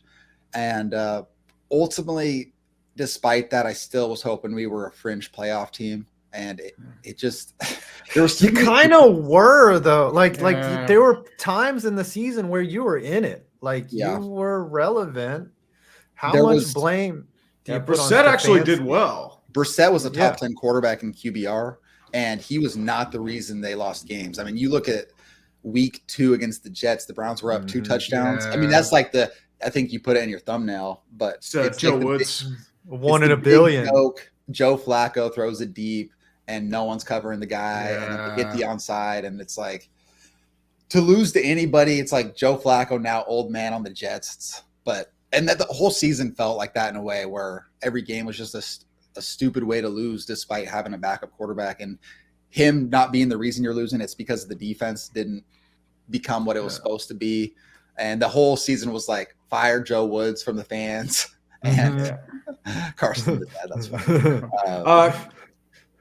I do have a question though with Deshaun right now. He's struggled big time. Do you still has that optimism in him fallen wayside, or do you still think it's just like the jitters of not playing for a bit? As an optimistic fan, I always get that optimism throughout the offseason and it builds up. And so the narrative I'm going with is, if you look at Mike Vick when he came back, they didn't really know what to do with him in Philadelphia. He had taken 2 years off and they already had their kind of quarterback situation. So they were plugging him in randomly. It didn't really make sense. And that first year he was back was like a joke. Like he started one game, he didn't really do much, and no one really knew if he was actually going to be decent. But the following year was his like comeback player of the year. That Monday night game was ridiculous. See, that's the thing. If Watson goes off one night and throws for 7 touchdowns, like you'll just start hearing that shit just kind of die down. Like no one's ever gonna let it go. Yeah. But like if he plays really well, like you're just gonna be like, it's the Big Ben mentality. Yeah, I fully focused on the fact that he was gonna be rusty and it wasn't gonna be pretty. I mean, it was uglier than I thought it would be, but I'm not surprised how it went. And the team was in such a bad situation at that point because of the defense was a joke. We didn't think we were going to return some of the coaching staff anyway at that point. We weren't really a playoff team contending unless we put together like a Detroit Lions run at the end of the season, and even they didn't make it. So it pretty quickly became a season of looking to this next season, which sucks. Like that's kind of how it's always been as a Browns fan, is week 7 or 8 comes around and you're like looking at the percentages of what's the odds of making the playoffs. And then and by usually November, you're looking at the draft mock drafts. So. Yeah. How much blame do you put on Stefanski though? Like, is he a problem, or do you think that, I mean, this is what he's made it 3 years now, which is like a record. I think he's the longest tenured coach outside of Romeo Crennel in the Rebrowns era. Like, do you think does he have to make the playoffs next year to keep his job? Yeah, I think so. I'm a fan of his because of what I saw in 2020. It's a weird year because of the whole COVID situation, no fans in the stands. And I think that does have a benefit on a young coach who's inexperienced. But the team, how it looked with Baker and Freddie Kitchens in 2019 versus how much it improved in 2020 was just so night and day that I was like, okay, this guy's a real coach. Like this guy can actually put together something that works. It's obviously been 2 years since then, and a lot of disappointment, and him everyone hates his press conferences and the stuff he says. So I think that there's some traits he doesn't have as like a kind of rally the troops and get people to believe. But I also think that when things are going well, I think he can bring that back. I think he's smart enough as a guy, as a football dude. So I'm going to believe in him for one more year. And if it's a total disaster. Right. You ain't going to be believing in shit if he goes 4-13. You'll be like, get this loser out of here. What the fuck? Like, I think he's a good coach. I think like I've said this a million times, when you're losing, everything you say sounds stupid. Okay, like you could be Albert Einstein. There's nothing to say. There's nothing right. to say. If Albert Einstein goes 4-13, like you're firing Albert Einstein. I'm sorry. Everybody wears out their welcome. Yeah, nobody cares what you're gonna do. Yeah, and who are you gonna get as a Browns? The Browns are now trying to find a new head coach after firing Stefanski. Who are you gonna get that's gonna want to come to that? It's gonna be another guy that's got to prove himself. So unless you throw a bunch of money at Bill Cowher or something, but I doubt that. Yeah, I don't think Cowher wants to coach. That's what I thought. I'm just throwing it out there. Yeah, what, is he from Ohio? Like, what are the connections there? Like, I think he's from the area. I want to say. Let me double check. I don't know enough. Since I'm not a Ohio native, I usually don't know those kinds. He was born in Crafton, so never mind. Yeah, I thought he was local. I thought he was Ohio. I think he played in Cleveland for a few years. Yeah, he played in Cleveland. What do you see with like the defense and like with Garrett and like, I mean, well, they hired Jim Schwartz, who's has a proven track record as a D coordinator. Joe Woods got a job right away as a D coordinator, so it seems like he maybe wasn't the problem. Maybe there's other big problems because everyone was on his case about how bad he was, and if he can get hired that quickly as a D coordinator somewhere, just I don't know what that means, but. Jim Schwartz has a more proven track record as a D coordinator, and I think if they can, actually, you know what's interesting is everyone had Andrew Berry's back, the GM of the Browns, and how much he had brought in great talent. But if you look at his drafts, and there's a lot of misses in free agency, and there are some major holes. Like interior D line's a joke, linebackers aren't great, and a lot of the secondary guys like John Johnson and other guys haven't been spectacular. And Denzel Ward, after getting his contract, it wasn't great. So there's just question marks everywhere outside of Garrett. And I'm eager to see what happens. Right now, it's a wait and see because the free agency, who are we going to bring in? Are we going to bring in an established star left or a defensive tackle? That's like, if you look at everything, the biggest need is interior D line. And if you don't have a good interior D line, then everyone can just run on you. And it doesn't matter if you have a good edge rusher; they just run right through, the A and B gaps. So, that's where it's at. All right, let's pivot a little bit to your channel. Like I mean, you're still, you're still doing great. You've uploaded a little less. Has there been like any type of it's a creativity it's called having a child. Okay, I'm just making sure. I just found a rhythm that works for me. It's like 3 videos a month. I'm only focused I after so many years of doing it and like looking at my own data and stuff, it's like it's been in the right amount of work that I can do while doing other things in my life that I want to do. So that's where it's at right now. I mean that's just what it's at. No, mad respect, because the quality hasn't dropped down at all. In fact, I would say your videos are better than ever. It's just like you used to upload once a week or twice a week, and now it's more infrequent. And I was just I was wondering is something up? And then now you say that you have a kid, so now it completely makes sense. Them babies will drain you emotionally, physically. It gets easier, but this time. Oh man. I also care more about my creative process and making the video that I'm happy with, because money wise, I'm doing fine. So I would rather make more things that I'm proud of than just kind of get 1 or 2 more videos out a month and just to get them out. So that's where it's at for me. Yeah. You don't want to just pump out content because it's content. Right, just be okay, but the damn algorithm, I think that's the one thing that's probably hardest for us to let go is looking at the numbers, watching them tank, and being like, I gotta upload to fix this problem. But I've always relied on the long-term algorithm for me, because I've always been someone who's never had amazing day one numbers or 48-hour numbers or week one numbers. But even I was just looking at the video that Tree and I made a few years back about the biggest disasters in Browns history and ranking them. And that video didn't do amazing in the first year. And then it's over time, it's just gone up. It was 200,000 in the first year, and now it's 900,000. So it's just I've always had those videos though, that you see them and they didn't do great. They were a 10 out of 10 or a 8 out of 10 by that metric, and then one day for some reason it takes it and runs. So yeah, I've noticed though now the algorithm has shifted to like where it really puts a lot of emphasis on first day performance and like First day you and either shorter bids pass too. right, you either pass the test in the first couple days, but like you said, I'll go back and I'll check on a video that I thought was shit, and I'll see it have 400,000 views, and I'm like, when did this?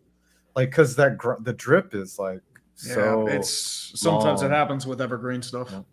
Yeah, all right, give us your Super Bowl prediction. To keep it short and sweet, I think the Chiefs take it 31-27.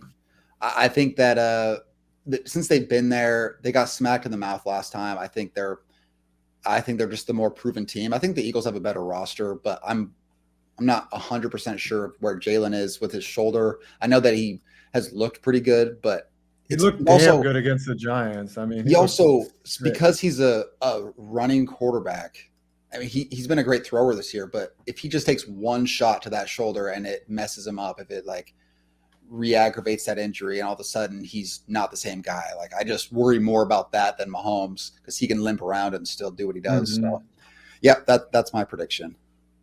All right. In hockey, what do you play? Forward, defense? Like I was always right. I was right wing. You're a right winger, yeah, because you're right-handed shot, right? Or yeah, and I mean, it's just I was usually the guy who I can't skate well, but I'm just like chaos out there. I'm juking myself out, so we would get like a counter attack going, and I would sprint down and kind of beat the defender and get a one-on-one with the goalie. And it's funny because I would always get tripped up from behind, so I'd get like a penalty shot in the middle of the games. Nice. And no one else ever got those but me, and I'd get them like all the time. Because you had that elite speed. That's what it is. Speed, but not. Yeah, it's like A+ speed, D- skating ability. I seen you throw a football though. We was eating out in Dallas. We were down. To this day, I don't care. There was never a squad like me, you, Flem, and Tree. Yeah, we got to get it back together Ian, someday. And Ian from SeatGeek. Ian was our MVP. He just came in and balled. All right, brother. Good talking to you. Good catching up. Congratulations, by the way, Carson, appreciate the that. dad. Congratulations. And, looking forward to seeing more of your content coming out. Awesome. Thank you. All right, brother. Love you, man. See ya. Brother.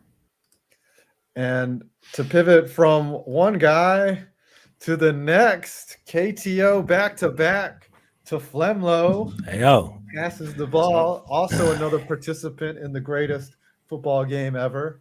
Yeah, I got a tud in that thing, man. Yeah. Team football versus team don't know how to play football. Oh, we were playing against the basketball cats.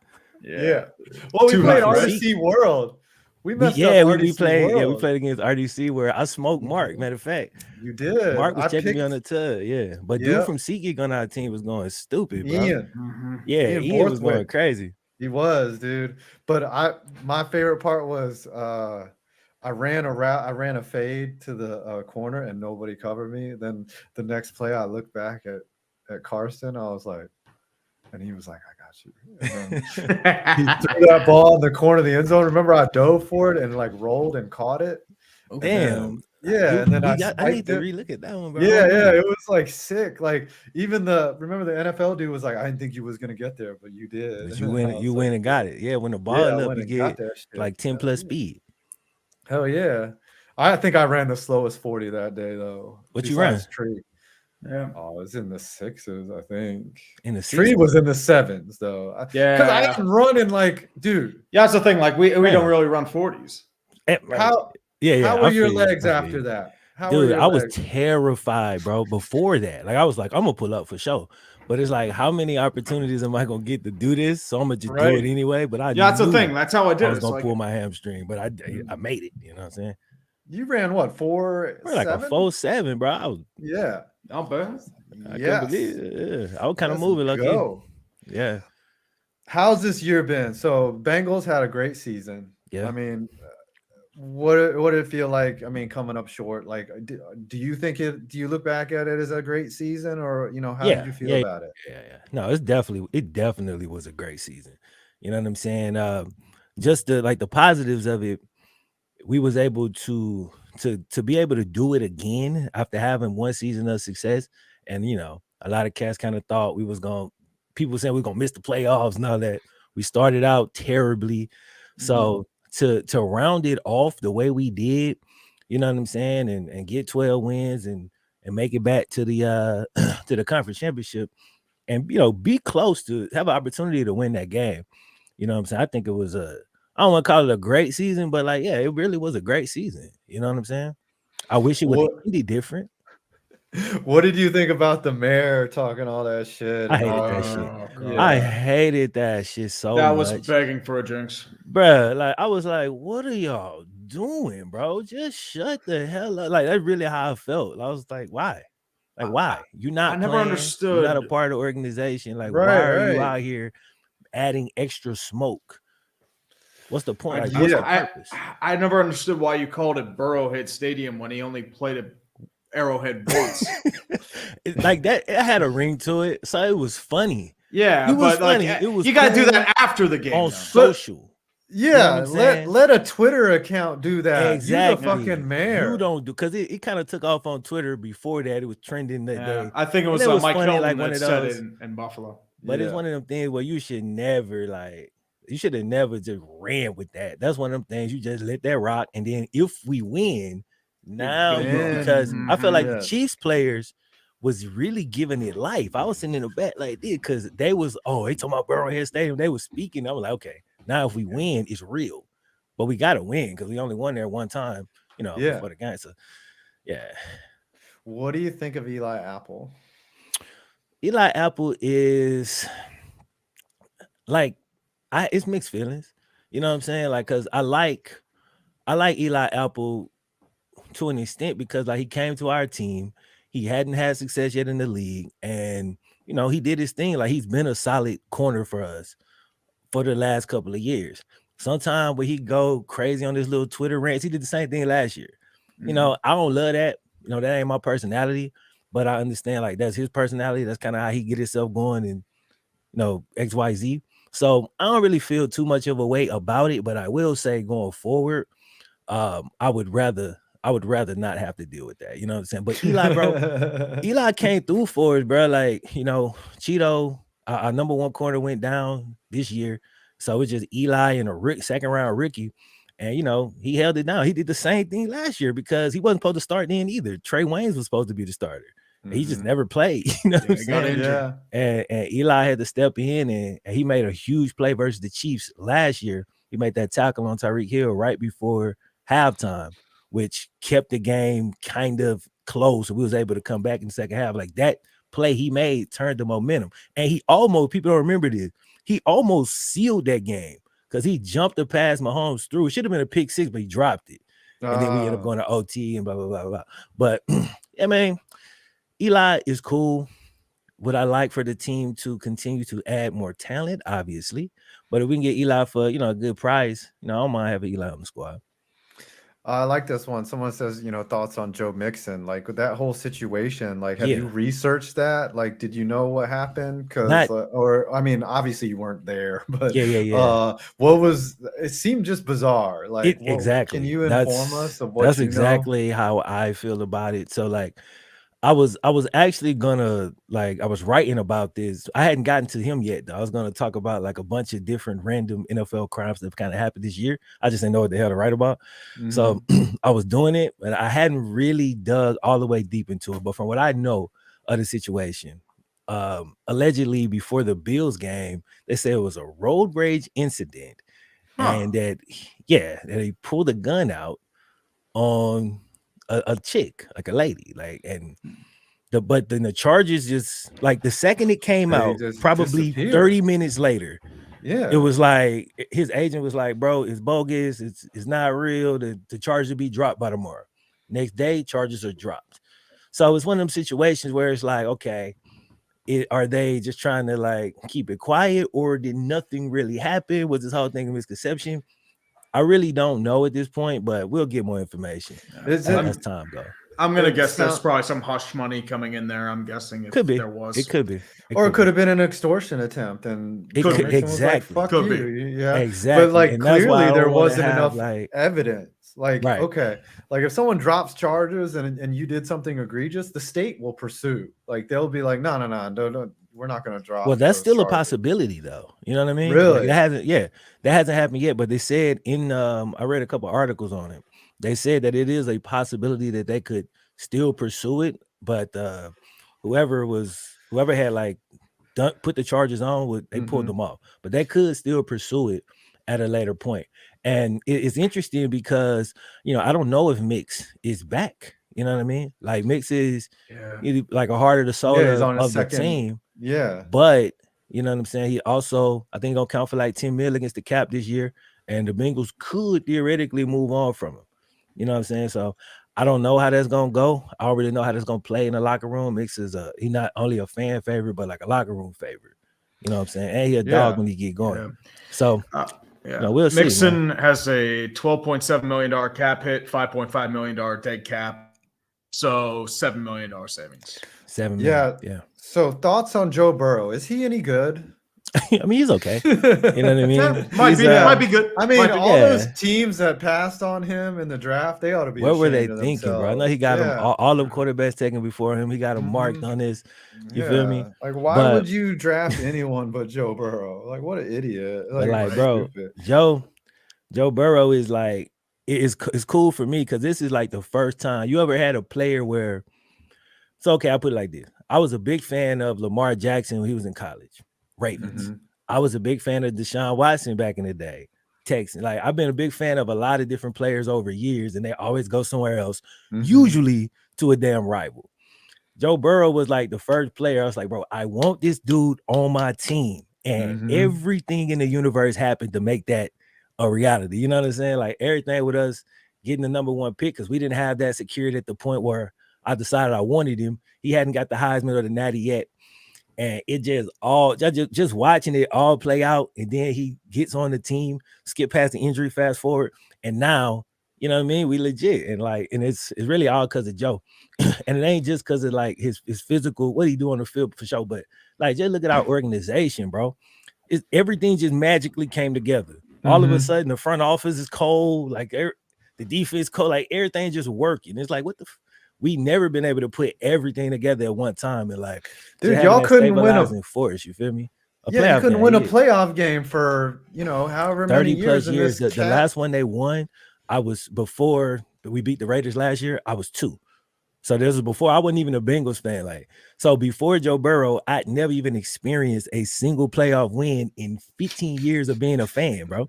You know how crazy that is? Run to the Super Bowl. That's it. Like we go insane, straight dude. to the Super Bowl. Dude, that cat is the truth. Like the thing I love about Burrow is just he's professional. He's got swagger. He's not. I mean, he's confident, but he's not arrogant. Like maybe he wins a couple Super Bowls, he'll get arrogant. Which you deserve, right? Yeah. But right now, like he's just in the zone. He knows what he can do. He doesn't try to do anything he can't do. Yeah, he's just good, man. He's been like that since. I mean, him at LSU, he was fucking sick. Like, unbelievable. His approach, dude. Like, I love his approach so much because it's like, I mean, he ain't like the perfect quarterback, but like for me though, like this is what I always wanted in a quarterback. You know what I'm saying? It's like it's almost like when you're playing the video game, how you get better every year. Yeah, like You had like +2 on running. Yeah, like the first year on they say he arm. couldn't hit the deep ball, and he wasn't hitting it. The second year, all we had was the deep ball. You feel me? And then the third year, everybody took the deep ball away. So he had to evolve again, and like he keep evolving. And it's only been 2 actual years of him playing or 3 years in the league. So I don't know how far that's gonna go, but I imagine he's gonna continue to evolve and add to his game. We just got to keep the team on point around him. Yeah, hell yeah. All right, let's hit you with that Super Bowl prediction. I know it's bittersweet to have to watch the team that you almost took down, but you got a good look at them. Who do you think is going to win this Super Bowl? It's very difficult. What do you think is going to go down? It's very difficult. I'll give you my answer first, but I'll explain why it's difficult. Okay. My answer, I think, is going to be the Eagles. I think the Eagles will take it. The reason it's hard is because I haven't really seen the Eagles tested against like, a top team like all year. Like when they was 7-0, I was like, damn, they might go undefeated. I'm looking at their schedule like, man, they gonna go undefeated. They don't play nobody. Like they play teams, but like they didn't play a team that was at the top of their game when they played them. So that made me a little bit like nervous, but I did say this as a Bengals fan. I said, look, if we would have made it to the Super Bowl and Alex Kappa didn't come back and wasn't Alex Kappa, there's no way we was winning. Like if we couldn't block the Chiefs, we damn sure wasn't gonna block the Eagles. You feel me? So Right. I think, and with the Chiefs barely scraping by us at home, getting all the calls, really, especially late in the game, I just don't really see them taking out the Eagles unless the Eagles just get up there and lay an egg. yeah, but if they basically lay an Yeah. egg, if they look across from them and be like, damn, we ain't facing nothing like this, and then if they can't respond, you feel me? But I just think that team is the way they built, bro. Hey, they're gonna be tough to stop. So I'm gonna go Eagles. All right, final score too. What will it be? A close game, blowout? What? Yeah, you got this is tough, man. We asked the tough questions here All right, on the bet. dumpster So, fire. Just if I had grilling to everyone, think, man. It's gonna be a close game. Like Mahomes, them they not gonna get blown out, bro. I just don't see it. Like I really don't. The Eagles always get off to a fast start. I think Mahomes them will fight back though. They'll be in it, but I'll take the Eagles by 3. You know what I mean? Okay, just all right. Yeah, How about Eagles 20 by to 3. 17? Can I do that? No, or you Let think me it's gonna be go. like Let me 30 to go. 27? Let me go 24-21. 24-21. Yeah. Awesome. Man, we got to get together again, man. That trip in Dallas was so much fun. Like, Yeah, bro. I still think miss- about that from now Yeah, and then. some days I'll be like, man, I miss those days. It was so We easy. got to get That was so SeatGeek to long bring us ago, somewhere. too. Dude, So- like It's almost Yeah. 5 years. Yeah, Damn, was I it that know. long? 2018 was when it Yeah, happened. September 2018. I was still waiting tables. Yeah, he was still waiting tables. I had just quit my job. I remember you telling me, Flem, like, dude, you'll make it. You'll be fine, dude. You'll make it. And I was like, Yeah. I don't know. I don't know. I man." remember, like, I was trying Like, to spin you against that because scrap. you had a cushy corporate job. Yeah, I Yeah. did. I mean, I was a VP, you know, like, and I was just like, Yeah. fuck it. I'm going to do it. I'm going to do it. That's All right. Well, big thanks, ass Carl rig, or Flem, for coming. Appreciate you stopping by. Love Already. you, man. Love seeing you again. And Same, man. we'll get up soon. Absolutely. all right, bro. All Love, right, man. See I'll you let later. y'all. Take care, All right. brother. Peace. All right. This next guest is a fucking internet troll. He Huh. just doesn't give a shit about nothing. I don't know if the YouTube audience knows about this dude, but if you're on TikTok and you play baseball, you know this motherfucker. College Burnout. What is up, brother? What up, boys? What's going on, man? How y'all doing today? How are things down in Georgia today? It's all right, man. Got some beautiful weather today. I haven't really done shit. You know, what's our audience here? What am I allowed to say or not say? Oh, you can say whatever you want, man. Okay, that's As long as that doesn't violate federal law or Geneva Convention. You're good. Yeah, no, like, you know, nothing cancelable, you know, don't yeah. don't get us all canceled. I mean, you can cancel yourself. I don't give a fuck. I'll do my But best you not can to. cuss. Yeah, this is not Bible study. This is Sick. this is serious journalistic hard-hitting questions. Yeah. No, Such as, do you think the Super baseball. Bowls must win?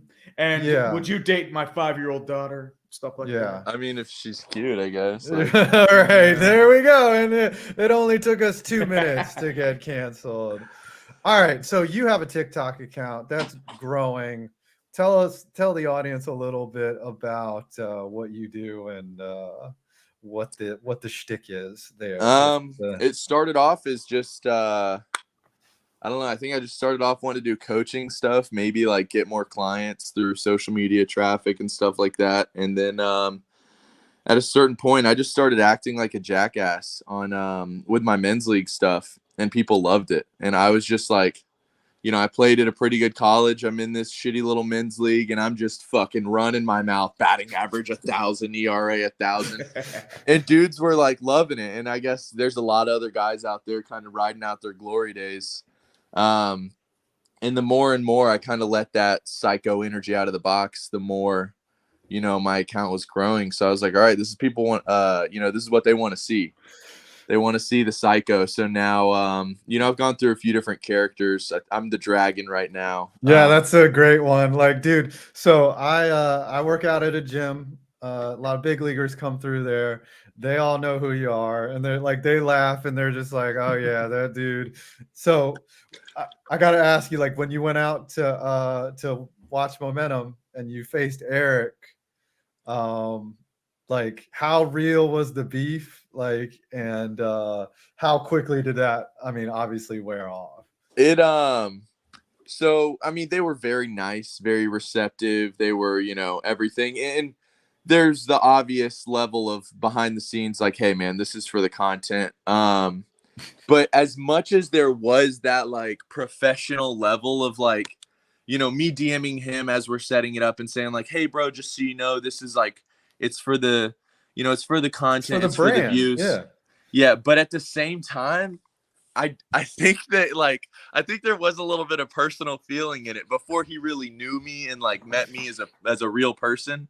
I think, he's a pioneer in the field. And when you've built this huge thing and, he's really like one of these first guys to go be this washed up player playing against these high level guys, doing that kind of content that went big. And then somebody else who's coming up riding your coattails, me, comes out and says he's fucking washed. He's been training with these big guys for too long. He's fucking soft. He don't know what it means to play with the big dogs no more. My shit's frozen. Are y'all still there? No, you're good. No, we're still. Oh, now you're frozen. Oh, Yeah. Shit. He's got to cut into his data minutes. Can y'all see me? I can hear you. We can hear you. Yeah. It's okay. I can just look at that face. Like that's a good one to pause That's a on face right there. that. All right, now you're Are y'all back. back? Yeah, we're back. now. Okay. We're back. Where'd I lose y'all? You were talking about Eric and just how like when you called him out, like he was kind of taken aback by it. I think I got to that level where it really like did start to get into his head of like, oh my God, if this pussy comes out here and beats me, like this could be like a turn of events in the content world. And he was locked in like I've never seen him. I haven't watched a ton of his YouTube shit, but typically it's free and easy. I'm taking big hacks. If I connect, cool. If I don't, whatever, it's funny. And, you could even hear Tosh and Cole in the peanut gallery saying like, dude, this is the most locked in we've ever seen him. Like some of these 2-strike fighting hacks, stuff like that. Right. As much as it was for the content, I think there was a very real element for both of us involved in that. But I mean, we're planning round 2 right now. And I think it'll be the same thing, but now we've had chance to kind of sit down and talk. He got to take round 1. I don't think there's going to be that like underlying beef, but I'm going to come at him just as hard in the call out this time. Oh, hell yeah. So who knows? Oh, hell yeah. It's got like, you got to sell it. Like if you're in WWE, you got to sell the promo, right? You got to go for it all out. The one thing I love about Eric is like, you can tell like he's the dude that you want on your team. He's the dude you hate not on your team. Like he probably is at the top step of the dugout talking a lot of shit. If the game starts to get physical or the game starts to get ugly, like he's probably the first one to jump out of the dugout. And he's the one that's what you decking want. Somebody. Yeah, that's what you want. Oh, absolutely. Right. He's a big boy too. Oh my God. I mean, you see how much he lifts and like, he'll talk about 275. But I thought it was like 275 pounds at like 5'10. Bro is 6'1", 6'2. In a fucking tank. It was a lot. Oh yeah. So I've met him. Like I've been out to CTTP and like first of all, it's like Disney World and I said that to Tosh earlier. I was like, sick, dude, it's for washed up ball players. It's like heaven. It's like, how they go when you go out to Iowa, you're like, this is Iowa. It's like, no, this is a batting cage with hit tracks in it. Right. And like, and what's funny is there's plenty of gyms out in the world that have all the same shit that they do. It's just a vibe around there. It's so much fun. Like so much fun. Yeah. You're just like, all right, this is the place. This is the legendary place. Like, especially for a content creator. Like, what was that for you? Like, I know you brought a friend as well. Like, did you have time to like actually enjoy being out there? I mean, it was hard because like, as much as I'm trying to avoid getting myself in trouble. But I don't know if it's a federal law or anything, but normally if I was going to hit, I wouldn't smoke weed or anything before I go out there or do anything the day before. Weed's legal in Arizona. So that's why. And then, okay, I'll just start off. Things could have gone a lot worse. So on the back end, you know, I'm glad that things were even as close as they were. But going into that, I really had no idea how to gauge how that was going to go.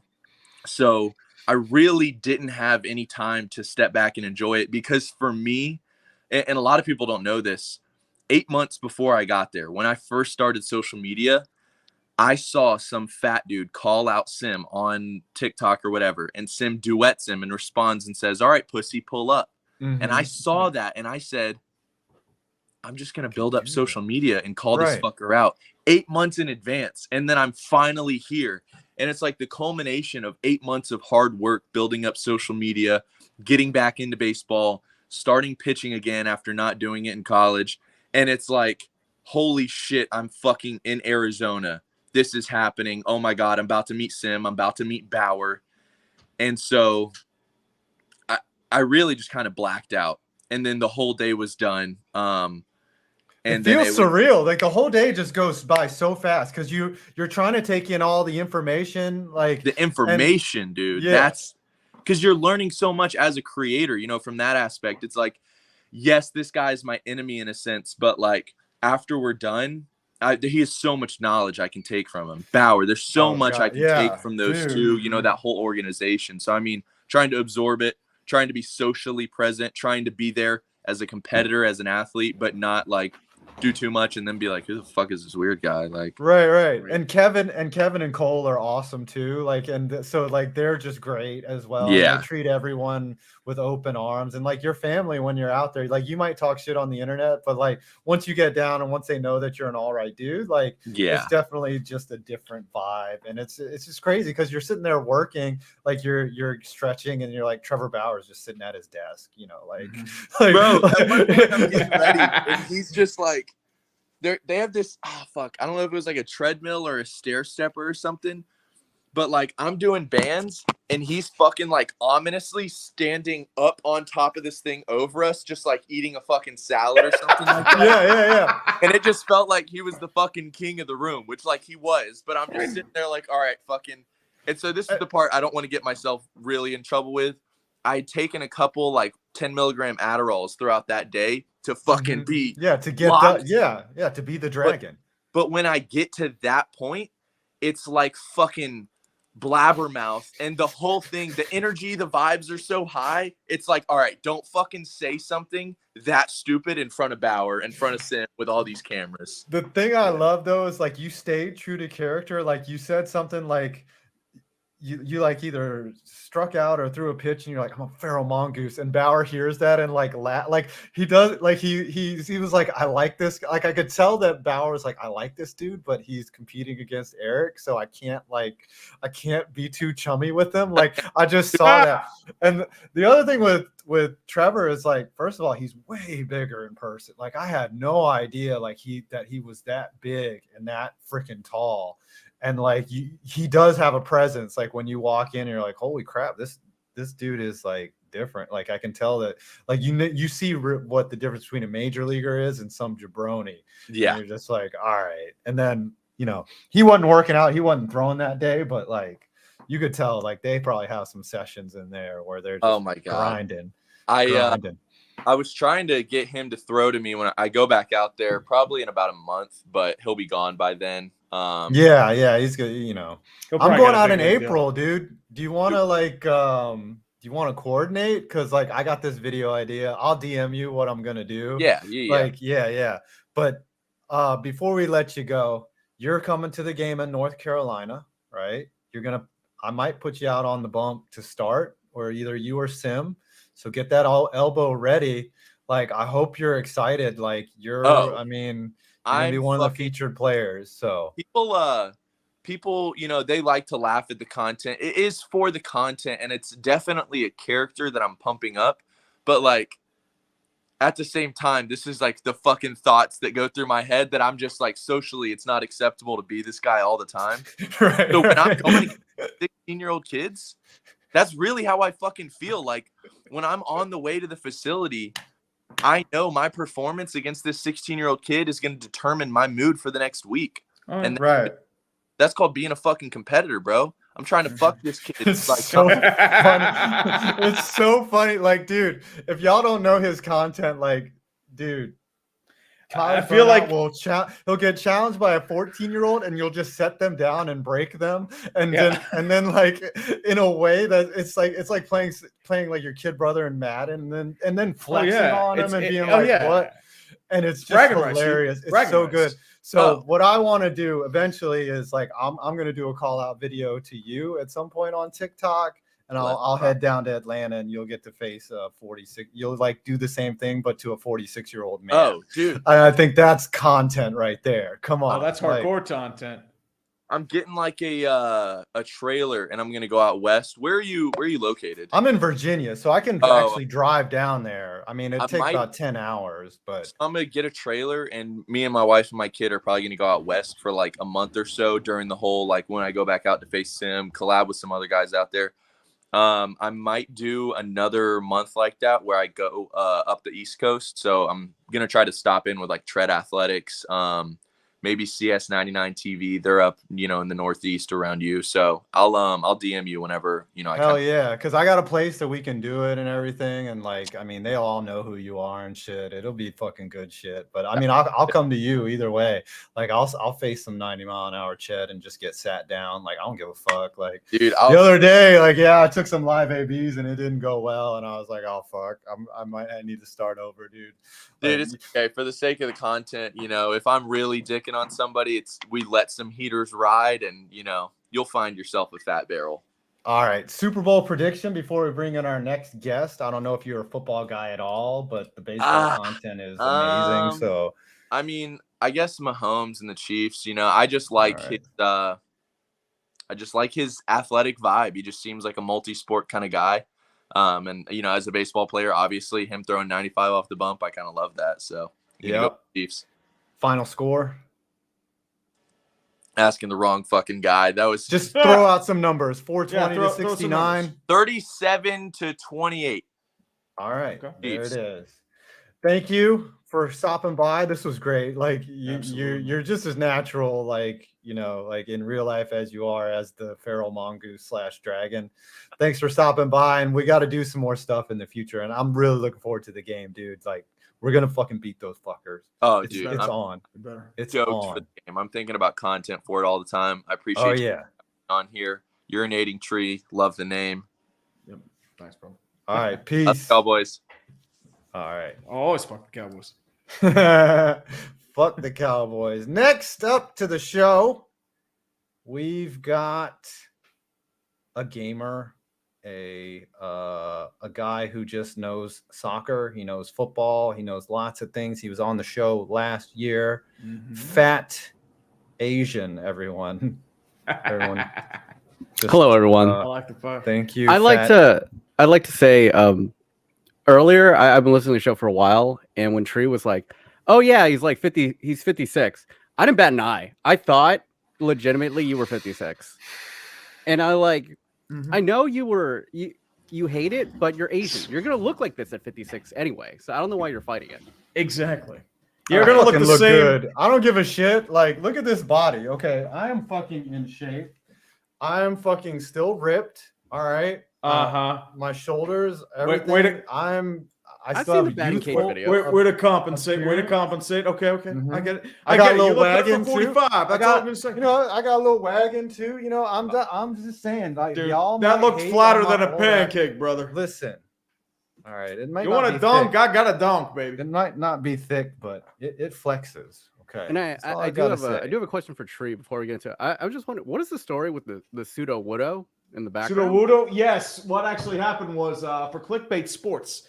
What happened was I had to dress up as a tree, and because they thought like, oh, pseudo widow is like a Pokemon they use. My girlfriend at the time bought me this and just threw it on top of like one of my decorations, so I just kept it just as a sake. So that's what explains the pseudo widow. I didn't know if you're a big Pokemon guy or anything like that. Yeah. Fortunately, I was a little too old for Pokemon. My little sister was big into Pokemon, so I remember driving her to bars to get stuff for Pokemon Go back in the day. Oh, that was the time. It was absolutely time. So everyone in the audience, his real name is BMOnus or BMOnus. Yeah, my legal name. Yes, that's his legal name. It's on his birth certificate. And tell us about the World Cup this year, and what did you see? Did you like it? Did you hate it? Was this one of the greatest that we've ever seen? Like, take us through.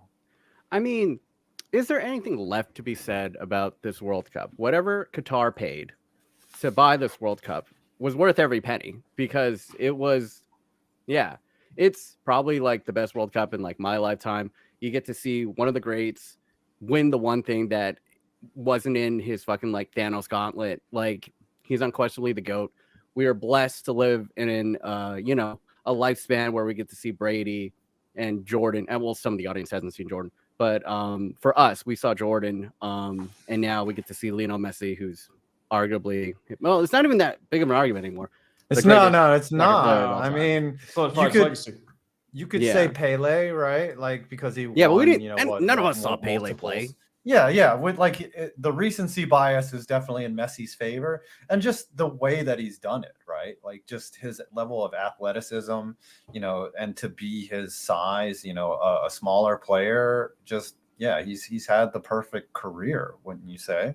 Yeah, it's really funny to think about that. Like, if soccer is the world's game, you could argue, you could put Messi up there with Brady as arguably the greatest just athlete ever, right? Mm-hmm. And if you really think about it, the greatest athlete of all time might be a 5'6" guy who weighs like 150 pounds, which is, you know, just runs, you know, counterintuitive to everything that we think about NFL and the NBA. But it's it's just like a strange thing, and it's kind of the beauty of like sports is that, like, it can come from anywhere. You don't necessarily need to be like one type of archetype to succeed. Tom Brady's not that athletic. You know what I'm saying? Yeah. You know, a lot of quarterback like Matt Ryan looks about as unimpressive and with his shirt off as, you know, urinating tree. Like, he's Eli just Manning, a big flabby, you know, Eli Manning, Peyton Manning's body. Like, he's just tall, you know, like these are not the most alpha of males, and they go out and they're very good at what they do. And I think that's, you know, that's what kind of like being a YouTuber is. You know, you're just not very good at anything else besides talking shit, and that's how we've all made it, I guess. I just wanted to just take a moment and recognize that we all get to make a living in pajama pants. I already saw that you're in pajama pants. I look relatively like okay, but pajama top pants up all day. I don't really have pajama pants. I got like little sweats on. Yeah, little sweaty sweats. There we go. I mean, you know, some people say they have the best job in the world. I think we're like a close third. You know, we just get to talk shit, watch sports for a living. You know, it's not that glamorous though. Like, it's as far as a job goes, greatest job on earth, because like it fits everything that if you have this type of personality. But like glamour, no. There's no glamour. I'd rather just go out and not be noticed. I keep a low profile. We aren't getting bitches from doing any of this. Let's just put it that way. It's like, if anything, it's like you pussy. Yeah, that's being thrown in your DMs. It's just like, girl, the only pussy I'm getting is a stray on the side of the road, and even then, it's probably running away from me, dude. Pussy. Like, how often are you guys actually recognized in public? I've been recognized twice, and one was in England. So really, yeah. The only cool story once was my kid when he was still in high school. He was like working at this place called Frost. It's like a frozen yogurt place, some shit. And this dude was like looking at me, and like I knew that, he just looked at me and he like laughed, and then he went into Frost, and then you know, I went home, and then my kid gets home and he goes, yes, some kid came in and was like, dude, there's some famous YouTuber outside. And then my kid was like, oh, you mean my dad? And that was like double flex, right? It was like, not only did he recognize me, he showed off to my kid, and then my kid had to admit that I was his dad, you know, like, oh shit, my dad's kind of cool. Was that like probably like the coolest moment for you as a dad? Like, yeah. Oh, for sure. For sure. Like, I mean, those 3 points right there. It's like, I got recognized. You had to admit that I'm your dad. And 2, like, your dad has a cool job. A literal, who's your daddy? This is a trifecta of who's your daddy. Yeah. Yeah. It was awesome. Tell us a little bit about your channel and like, what you got coming out, you know, because I'm always looking forward to the shit that you put up. I mean, if I'm gonna be honest, like I'm a bit bored I know I probably shouldn't be like saying this like live, but Nah, it's just man, like- I started out as like a FIFA YouTuber. I got bored of that. I've been doing these kind of like cultural interpretations, if you will, of just like I'm trying to get Europeans more into NBA, NFL, trying to get Americans more into soccer, as we like to call it over here, which is Soccer. weird. We get shit for calling it soccer, but the Australians are literally known as the Socceroos, and no one gives a shit. Yeah, you know, because and they're a we're bunch Americans. of convicts. 'Cause Why they're are not we? Yeah, Americans. why do we get the shit for this? Because This we're is strange. Americans. Because we're ungrateful Yankees and the Europeans have an inferiority complex. We talk like we're from They're this jealous because we saved their ass from World Wars II Yeah, times. yeah, they'd all be Yeah. speaking German if it wasn't for us. Fuck Pretty yeah. much, yeah. Uh-huh. Look at how grateful they are for us. I'm trying to get people into your sport. You know, I like If you how don't- we take credit for some guy from Iowa in the 40s, like that fucking died face down in the mud in fucking Japan, like in some island, some sulfur-based island in Hey. fucking Japan, and we're just like, yeah, fuck you. Hey, You that be man was a fucking hero. speaking I Japanese. mean, if that guy It had worked for us. YouTube at the time, yeah, actually, that wouldn't be great. That would be No, horrifying. no, But he'd just be like, oh, okay. He'd be doing selfies like that selfie stick in front of D-Day. It's like, Yeah, hey, what's yeah. up? I'm being shot at. this is what happened last time I was on. We just started talking about World War II. It just always devolves to this. Thank you for having me on again. I'm very grateful. Yes. But yeah, just me more talking shit about sports, expanding more into like the World Cup is over now, so I'm just breaking down into the Premier League. There's a huge scandal that's going on right now. Man City. Yeah, what's with? Can you explain that? What's going on? They got hit with like 150 violations. Somebody super chatted that earlier. Yes. So essentially, Man City has been hit with multiple violations. There's no salary cap in world football, but in order to kind of cap all this crazy spending from all these Arab nations coming in and oil barons coming in, they introduced this thing called financial fair play, which has been a joke forever. Right, right. It's a misnomer, right? Yeah, I It's think one of like those 2-4 bullshit. years ago, UEFA came in and hit them with multiple sanctions, banning them from the UEFA Champions League for 2 years. Okay. Then they voided all of that because of a technicality. They basically have like limitations, Paperwork statute of thing. limitations for time. So it just happened 10 years ago. So it was like, technically we can't press you on all this shady shit of you cooking your books. But the Premier League does not have those statutes of limitations. So now they're actually coming for them. And they're saying that it could result in points deduction, which is what happened to Juventus, or possibly stripping them of multiple titles that they've won. They won the past 4 out of the last 5. Yeah. And why does yeah. nobody go to their games even though they've been successful? Like that's like a big joke is that the stadium is not full.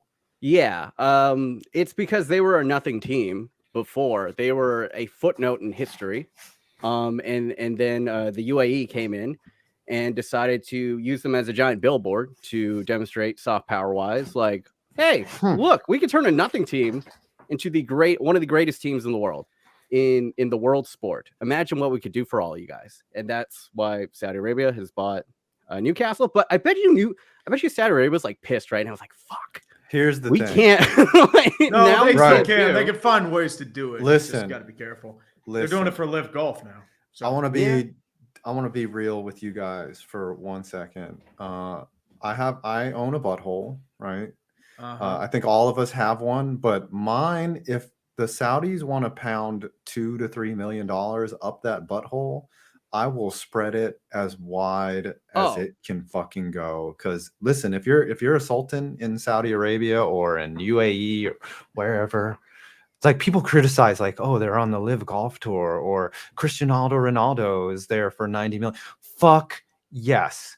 Hand that money over. All right. You and your fucking gas guzzling cars, I will take that money.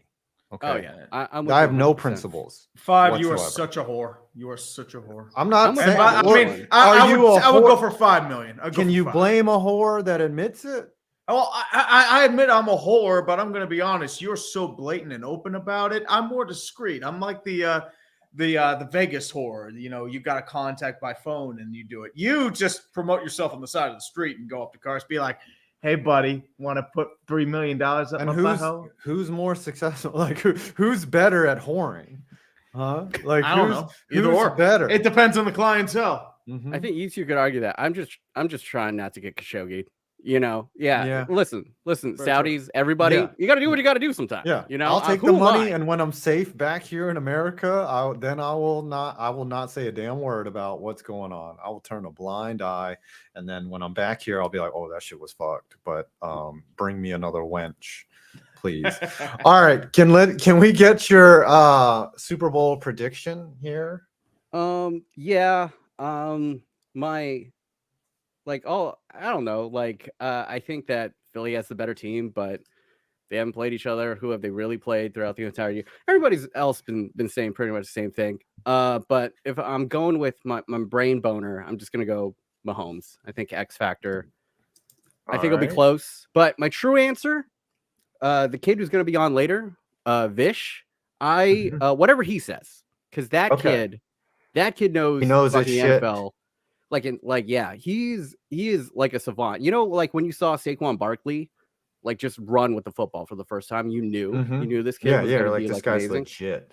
That's how I feel about Vish and talking about the NFL. Like this guy's like an encyclopedia. So I'm looking forward to it. Thanks for putting us thank on. you guys for having him on. You know, what is your prediction? I mean, score prediction. Chiefs, what? You said last year Bengals 30-27. So yeah. you So were don't wrong. listen to me. Yeah. Let's go. Chiefs 34, Eagles 21. All right, there it is. Thank you, BMOnus, for coming guys. and stopping by and spreading the soccer goodness to us all. And we'll talk to you soon. All right, later, man. All right, thanks, Take brother. care, man. Love you, man. All right, later. Next, NASCAR is jumping in on the scene. Hello. Got You us always some make me laugh. NASCAR. You always make me laugh. We're always trying to make people laugh. That's what we do. What's up, Black Flags Matter? What's up, guys? Let's hope that Tree does not get canceled while Darian. That is was on the 2 show years again. ago, bro. It was 2 years ago, and It you're feels like- still here. It feels like forever ago now. You made it. I know, I gotta right? use the bathroom real quick. It's so both please. yesterday and it feels like forever at the same time. It is weird. Yeah. Quick question. Did you go to the Clash? No, I did not go to the Clash. I was just watching it safe and sound out here in Goodlettsville, Tennessee. But it was interesting to say the least. I mean, the first half was pretty good. Then they had the halftime concert, but then it was pretty obvious that the drivers got into Wiz Khalifa's stash, I guess, during the halftime break, because all of a sudden nobody could run nobody could race for more than like 3 or 5 laps. Well, you think the main issue too is that it's a small oval and they're using stock grade cars. Yeah, it's a flat track too. I mean, it's like one of those flat short tracks. So it's basically Yeah. similar to Bowman Gray. So like the only way you can move usually is pass is usually by like just bumping someone out of the way usually. Yeah. But I mean, for the most part though, it was pretty good racing. But you know, NASCAR fans are already in mid-season form. I mean, like there were some things to complain about for the most part. But then the ratings came out this morning, and oh my gosh, only 3.6 million people watched the race. Oh my gosh, or was it 3.6? Oh yeah, It was like 3. It was 3. Yeah. It was like a dip. I know 3.6 million, but compared to the championship race last year, that only had 3.2, I'd say it's a win. So I mean, it's down compared to last year, but. Yeah, but I mean that's standard because like first year was the novelty item of it, and then you slowly get into that, and then it's that sort of opening period. They're trying to get their feels out, I would say.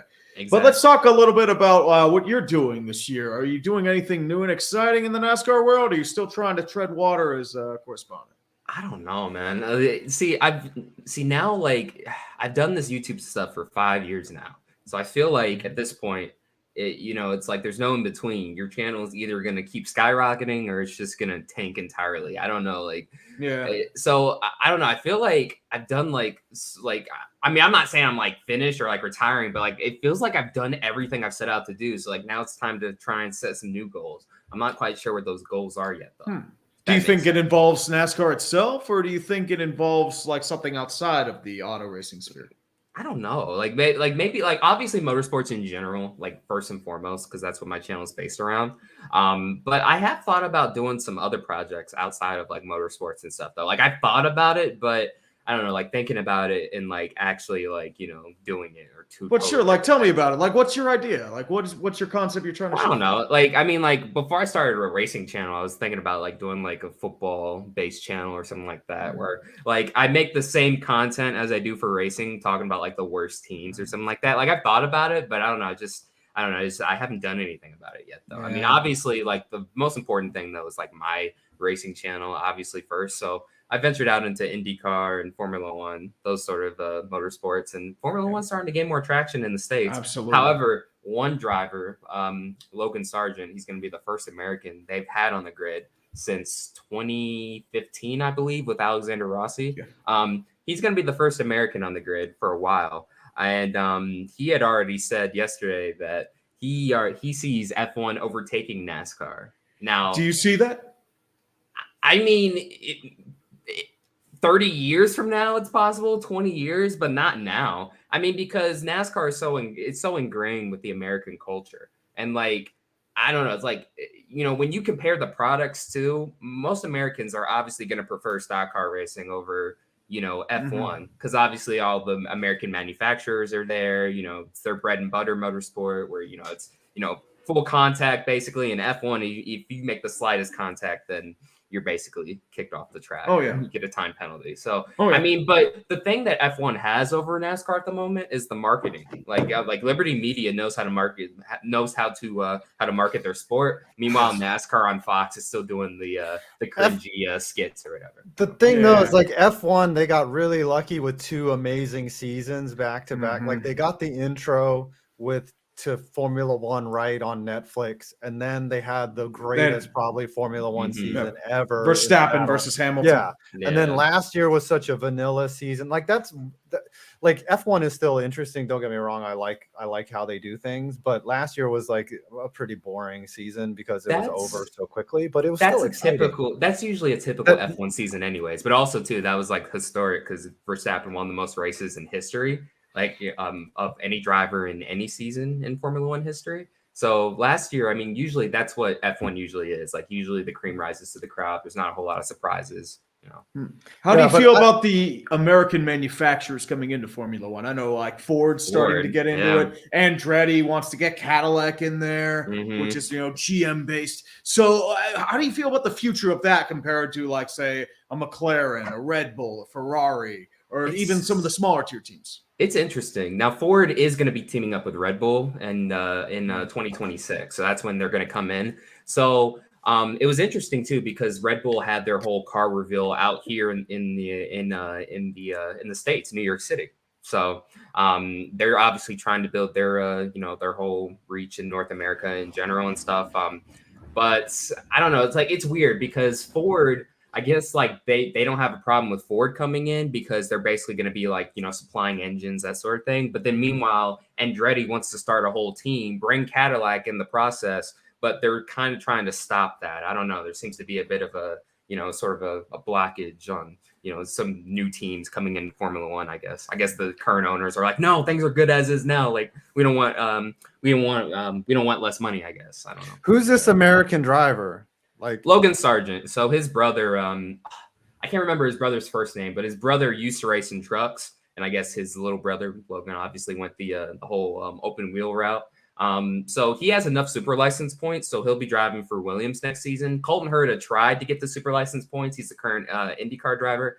But unfortunately, I guess they weren't having it. They're like, no, you got to do a full season in F2. And I guess he didn't want to do that. He's making way more money in IndyCar. More money in Formula. Yeah, American drivers are super rare, though, in Formula, right? Like, you just don't see them. Like, oh, yeah. Like, I mean, it's not kind of sucks that he's going to be on Williams because they don't win shit. But, like, they have your boy, though. They still have Albon, though. So, yeah. I mean, some points. Do you think he'll at least get points or at least get a podium? You think he'll get podium? No, he's not getting a podium. No way. No, I don't know. I mean, like maybe a couple of points. I could see 2 points, maybe. I mean, hey, that's a lot for that team. So why not? Why not? Yeah, any points, like 1 or 2 points is there. Like, oh, that's a great race. Like you never see. I mean, it's amazing how important things are in Formula One. Like you don't see start and park in fucking Formula One. No, you don't see that shit.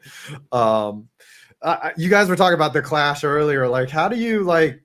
I mean, how do you make that product more digestible? Because they were just wrecking all over the place. That's and what like, we were I talking wanted to about. get into it, and I just couldn't because like it seemed Yeah. like every time they restarted, it was like, oh, Hey, another they crash. found Wiz Khalifa's stash at the halftime break, and they were like, "Hey, you know what? Yeah, good first race. Let's let's reward ourselves with some joints." And then they just started wrecking. I guess I don't Yeah, know. it's But legal out in California. I don't know. I guess make the caution laps count from now on. I guess like they didn't anticipate that many cautions coming out during the second half because the first half went so smoothly. I don't even think was there even one caution during the first half. I don't think there was a caution during the first half. If there was, there had to have been just. Or no, there was one. There was at least one. Yeah. I mean, it started great, and then they did the halftime show, and they're like, "Oh, this is great. This is going to be a perfect event." And then they started rubbing pretty hard. I did love the halftime show, though. I mean, I do love that they're venturing out because NASCAR races, you hear the same country music artists showing up and stuff, and somebody like me from Las Vegas. I mean, I don't listen to country music like that. I mean,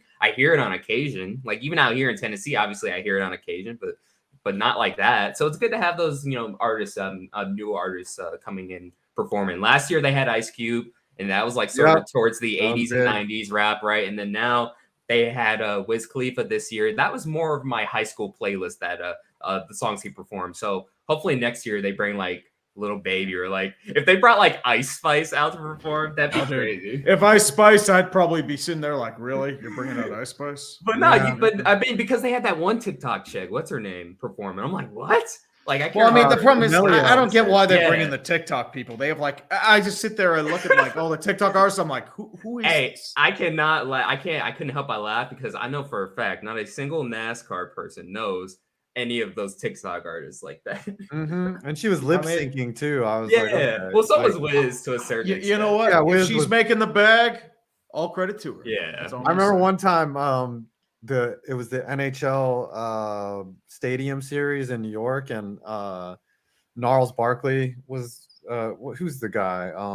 CeeLo Brown. CeeLo Brown was singing, and he just lost the song halfway through it, and he was his mouth was perfectly still, and his lyrics were still going. I was like, wow, they're gonna cut the camera. It was it's a different world now, man. If this were Milli Vanilli, like that would be getting slammed back in the yeah, but 80s. see, the thing is, like, he recorded the songs. Like, Milli Vanilli got caught using someone else's music. So, But like, there have been way worse, like I guess, performance mishaps, like that aren't even sports related. Ashley compared to that, Simpson. Yeah. Oh, there was SNL. And she was also like she had like an Orange Bowl performance, and it was bad. And then Carl Lewis with the Britney Spears at the Super Bowl was awful Mm-hmm. that one year. I mean, she looked so hot, but her singing was so bad.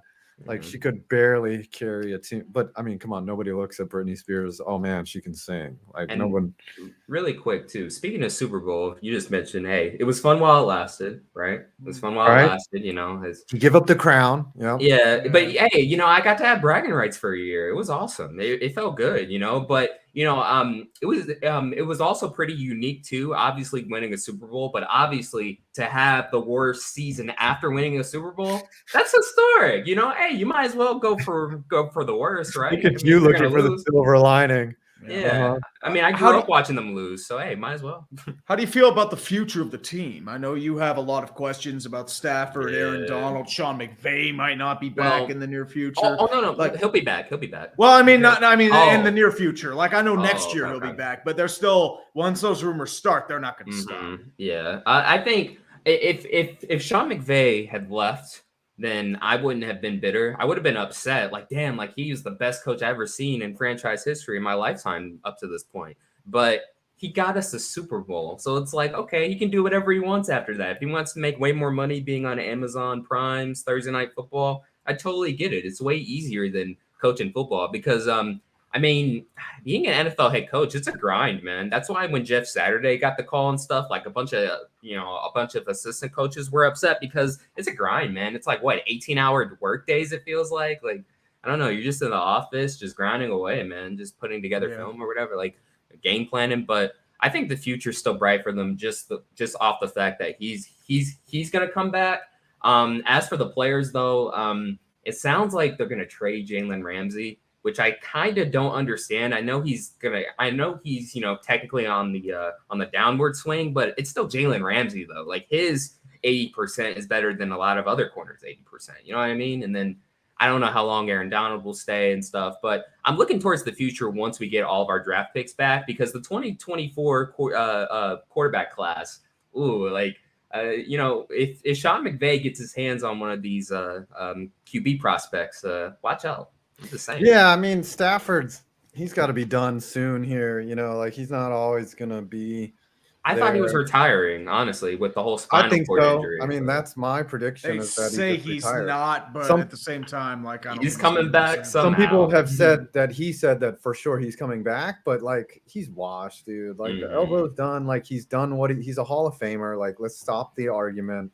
He suffered in Detroit for all those years, and he won a ring when in a situation like he validated a lot of people that said, "Hey, dude, that boy good," and he was. So we're there with him. All right, last year you said that the Rams would win 24-21. You were actually the closest out of everyone. I was that close? You gotta be kidding me. No you way. were I completely only forgot. 2 points off. Like nobody got the correct score. Nobody got 23-20, but you were 24-21. That makes Jared it even better. went with the Bengals, so he was the opposite. What is going to be your prediction for this year, and who do you think takes it home? Well, according to the script, I had already seen this on Twitter. Someone leaked the script on Twitter. Yes. It said 37-34 Kansas City over Philadelphia.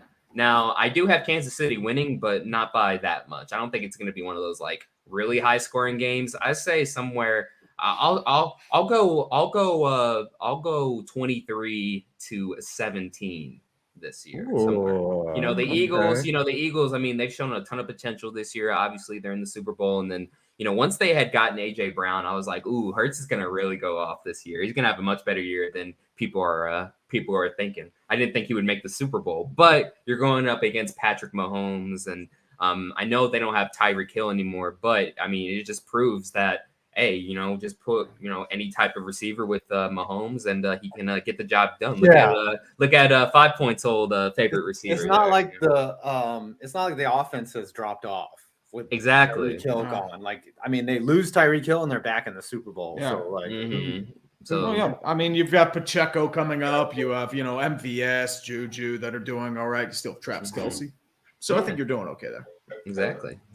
Absolutely. Well, do you have anything else to say? Like any plugs? No, just hey, BFM, Black Lives Matter. Go subscribe to the YouTube channel. Go check out some of my content. I'll have some new videos out within the next few weeks. But yeah, thanks for having me on again. And, absolutely, man. I think I'll be on again in an hour in the little open. The open's gonna be crazy. That's Chaos Hour. Yeah, Chaos Hour. We're ending the show this year with Chaos Hour, so that's gonna be it'll fun. be nice, fun, and everyone will have a good time as usual. That's Jizzle will be popping in. He always brings. I mean, it's always a fun. They always bring the heat. Shit show. It's like something gets us canceled. Let's see if I get called Jackson Mahomes again. We'll see if I No, get. yeah. You don't have your hair. You don't have the curly hair out. And yeah, man. So great seeing you, and looking forward to a great NASCAR season. Yes, sir. Thanks for having me. No problem. Goodbye. Goodbye. See you, man. Right. Take care. RBT is running a little behind. Yeah, buddy. Hold on. But in the meantime, so how you feeling about the whole? Oh, speak of the devil. Oh, there he is. Look who just showed up. There he is. Mr. Right on RBT. time. We're talking about you running late and speak of the devil. Running late. right up. I'm here. Well, I guess it is 2 You're minutes 2 late, minutes. but like it's better than 3 minutes late, I guess. True. What is up, brother? Haven't really talked to you since North I'm Carolina. depressed, man. I just saw who we got as coordinator. Like right before we hopped on, I'm not happy with it. I mean, just like got hired. We haven't been on Twitter all day. Tim Kelly. Like we promoted from within, and like I'm kind of tired of running like the 1960s football, like an offense. So I thought like maybe we needed a voice from like the outside, but I mean, I guess it could be worse. That's the thing with Vrabel. He likes the guys that like surround him as like yes men of sorts. Yeah. So that's kind of like the same thing they're going for. Vrabel, the thing is, go ahead. At least we didn't keep Downing. Yeah. Oh yeah. Like he's currently in jail, I think. So He's like in worse. All you need to know is his most offensive drive that he had as coordinator was when he was drunk. That's Yeah, all it it's is. very true. It's just so It was funny. bad. It's so funny because I still vividly remember watching the Packers Thursday night game, Titans Packers. We had like it's the greatest I've seen of our offense play like in probably the last year and a half. Ryan Tannehill, greatest game he's had all year, and then you know what happens after the At fact? 5 a.m. Like, after the plane ride. So what are you doing? Yeah, so that was depressing. We didn't win a game after that. Now that I think about that, I'm pretty seven sure losses in a row. the Ty Downing DUI curse. We have not won a game since then. So I mean, it could be worse. We could have kept them, but I'm still kind of sad. There were some other names I was kind of hoping for. I would have even rather preferred Matt Nagy. But I guess it is what it is. You sure about that, man? I'm sure. Did you see the offense that we ran last year? It was horrible. Oh, it was bad. Here's oh, the dude, thing, it's jet though. sweeps to your third string tight end, your backup quarterback. That's the way you go, baby. Let's not even get started on Malik Willis. Let's not even go there. Oh my god! I mean, don't get me wrong, dude. I like Malik Willis. He's just nowhere near ready to play, man. I know he needed like a couple years to really develop, but like you're throwing him out really raw. That's not like fuck him up. Yeah, there's fellow Titans fan Kevin saying that it's a boys club now, and I get it. It's true. It's true. I mean, I like the GM hire at least. I love the GM Brand hire. Carthone. Yeah, I love it, but I don't know. It's kind of But depressing. how much power is he gonna have? I think Vrabel might have the final say. I don't know. I think Vrabel's definitely one of those coaches that are open to evolving. Like, I know he seems very stubborn, but I don't know. I feel like just from the early communications I can see them two having, like, I'm happy with it. I think Vrabel is willing to compromise, and I think Rand's the right guy to do it. But it's still a wait and see. There's so many different ways we could go this offseason. Like, I mean, our quarterback next year could be anywhere from Ryan Tannehill to Malik Willis to a rookie to Baker Mayfield. So, like, there's so many different things. Right. that Like, could happen. the problem I have with the Titans is, like, Vrabel is very rigid, right? Like, he's Mhm. going to just pound the rock with Derrick Henry because it got him all the way to an AFC championship game. Then, if you replace Tannehill with someone who is actually athletic, it's going to be the Ferrari in the garage type situation where he's going to just, he's not going to adapt his offense to open it up when you have Derrick Henry. Like, so maybe Vrabel is the problem. Maybe, Henry, like having him as a victim of your own success. Yeah. Like there's no other Derrick Henry in the world. Okay. Like, and the thing that I worry about for you as a Titans fan is Vrabel's not going to change. He's going to be rigid. He's going to stick with what's got him done. And it probably is going to get him fired. Well, the thing with Vrabel is if they want to go for a rebuild, the problem with him is his coaching style and how he is like he is never going to be bad enough to like be able to get a top quarterback. Like he's never going to finish with a top 5 pick because they're going to win games. They're not supposed. Right. They're going to scrap and win it's 7 like games. that weird The Mike Tomlin territory that curse. the franchise is in. Yeah. But I don't know. There's just so many different ways that the team could go. It's just a wait and see, man. It's just a wait and see. Like for all I know, Tannehill's going to be gone. We're gonna bring back Marcus Mariota. We're going to bring back Corey Davis, and the boys are going to run it back. The boys are going to run it back next year. Super Bowl run. Marcus Mariota. It'd be beautiful. I still have a Mariota jersey back there. Oh my gosh, you can't see in the camera, but my little Hold thing on, of jerseys. Let's full screen. It's cursed. It is absolutely cursed. Oh, there you go. I have so this is a Julio Jones jersey. I have a Marcus Mariota jersey back there. What else do I have? I have a Tua. I see a Tua. A Tua jersey that we know he didn't have the best of seasons. I probably that's a cursed rack right there. A cursed rack of jerseys. I'm not gonna lie. I really like the mural back there, though. Yeah. Did He you painted paint it that? himself. No, not me. I can barely draw a stick figure. But I did have a very talented friend, which is really funny because it's a mural of Fenway Park with me kind of overlooking the Green Monster. But this is, I think, 3 or 4 years ago now that he painted this. And just a few months ago, I realized you're not going to be able to get it in the angle on the camera. But there's a big mistake. There's a huge. Can you tell? Can you tell with this? So okay. So if you see the first baseline. Yep.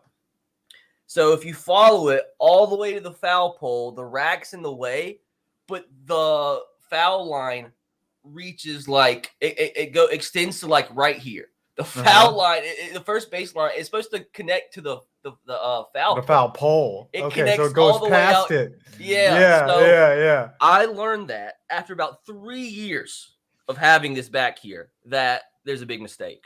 And also there's another big mistake that you're not going to be able to see because I'd have to turn the camera up. But the home plate is home plate somehow is like right here.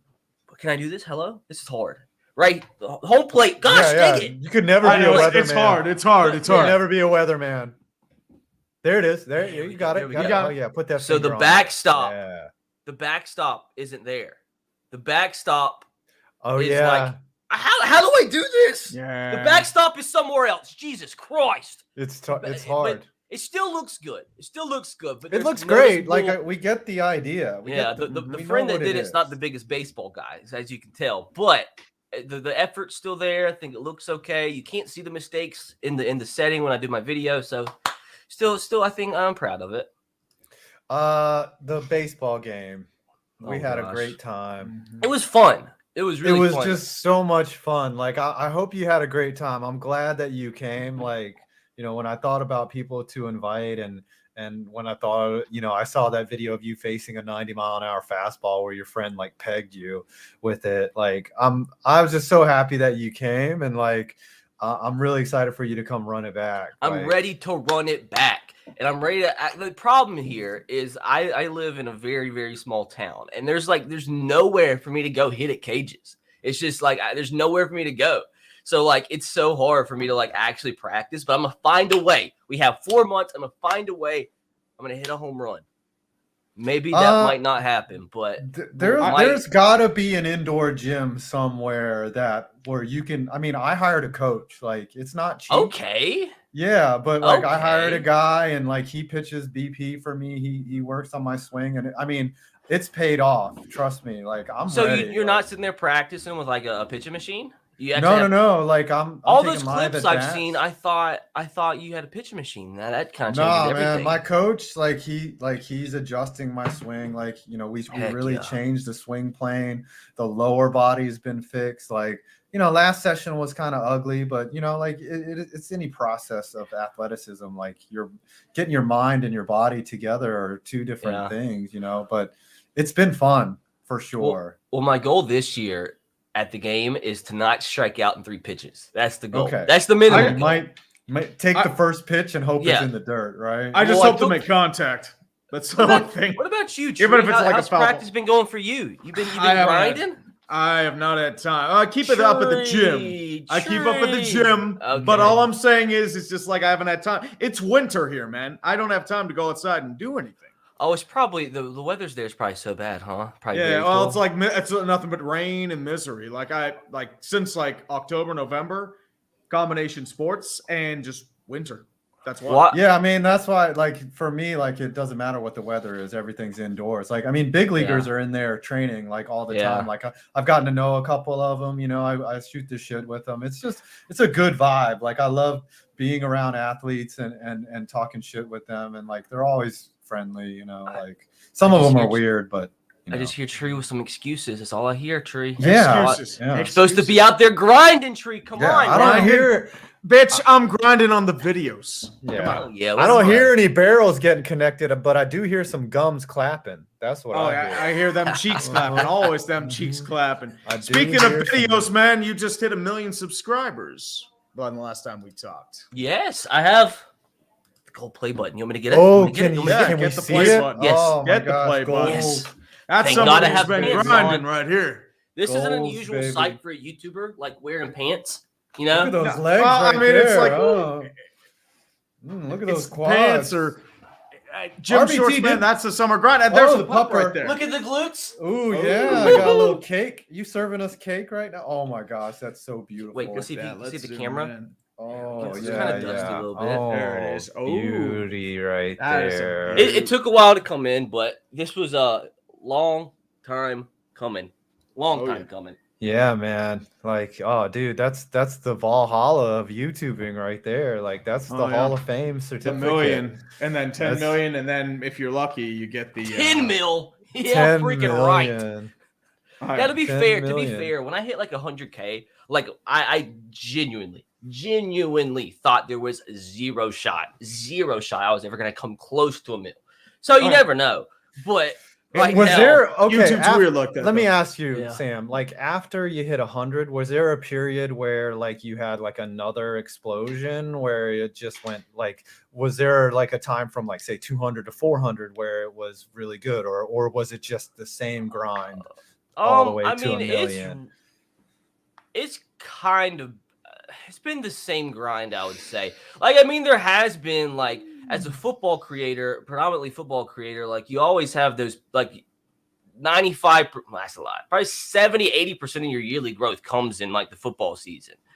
And there has been some years where like I've gotten more subscribers than others. So maybe like there was 1 year where I think I got like 200K in like a 3-month span. But aside from that, it's been just super kind of just consistent, kind of no real crazy growth peaks or anything. But like as long as with how YouTube is, like with how short a lot of like on average the creator lifespan is, like as long as you're kind of year on and year out growing like more than the last year, like that's all you could ask for. It's so challenging now though to grow year after year. There's more competition than ever, which I as KTO said, we're all winning. Like if we're doing this for a living, you're winning. But like it's been different in terms of like growth. Like the algorithm is constantly changing on us too. And it favors certain things, plus fads and trends change. Stuff gets old. Like I get it. Like you have to constantly keep evolving or you're gonna die. It really is the case, and I guess that's a good thing though, because it keeps us on our toes, because it really is true. As long as your videos get a little bit better over time, a little bit better, you'll be all right. But the problem for some people, they can't. Like some people, there's a barrier. There is a minimum entry standard, I think. It's tough. Like some people like it, I talked to my baseball coach and I was like, dude, when you see a kid come in there, do you know whether he's like, yeah. Like, I know a kid is not going to be good ever, no matter what he does. Like, and I'm like, well, what do you say to him? And he's like, all the stuff I say to you. And I was like, fuck you, dude. It's all right, man. You still have time. What are you talking about? Let's see. But at this rate, let's see the 2025 MLB draft. You could be a top 5 round pick, I think.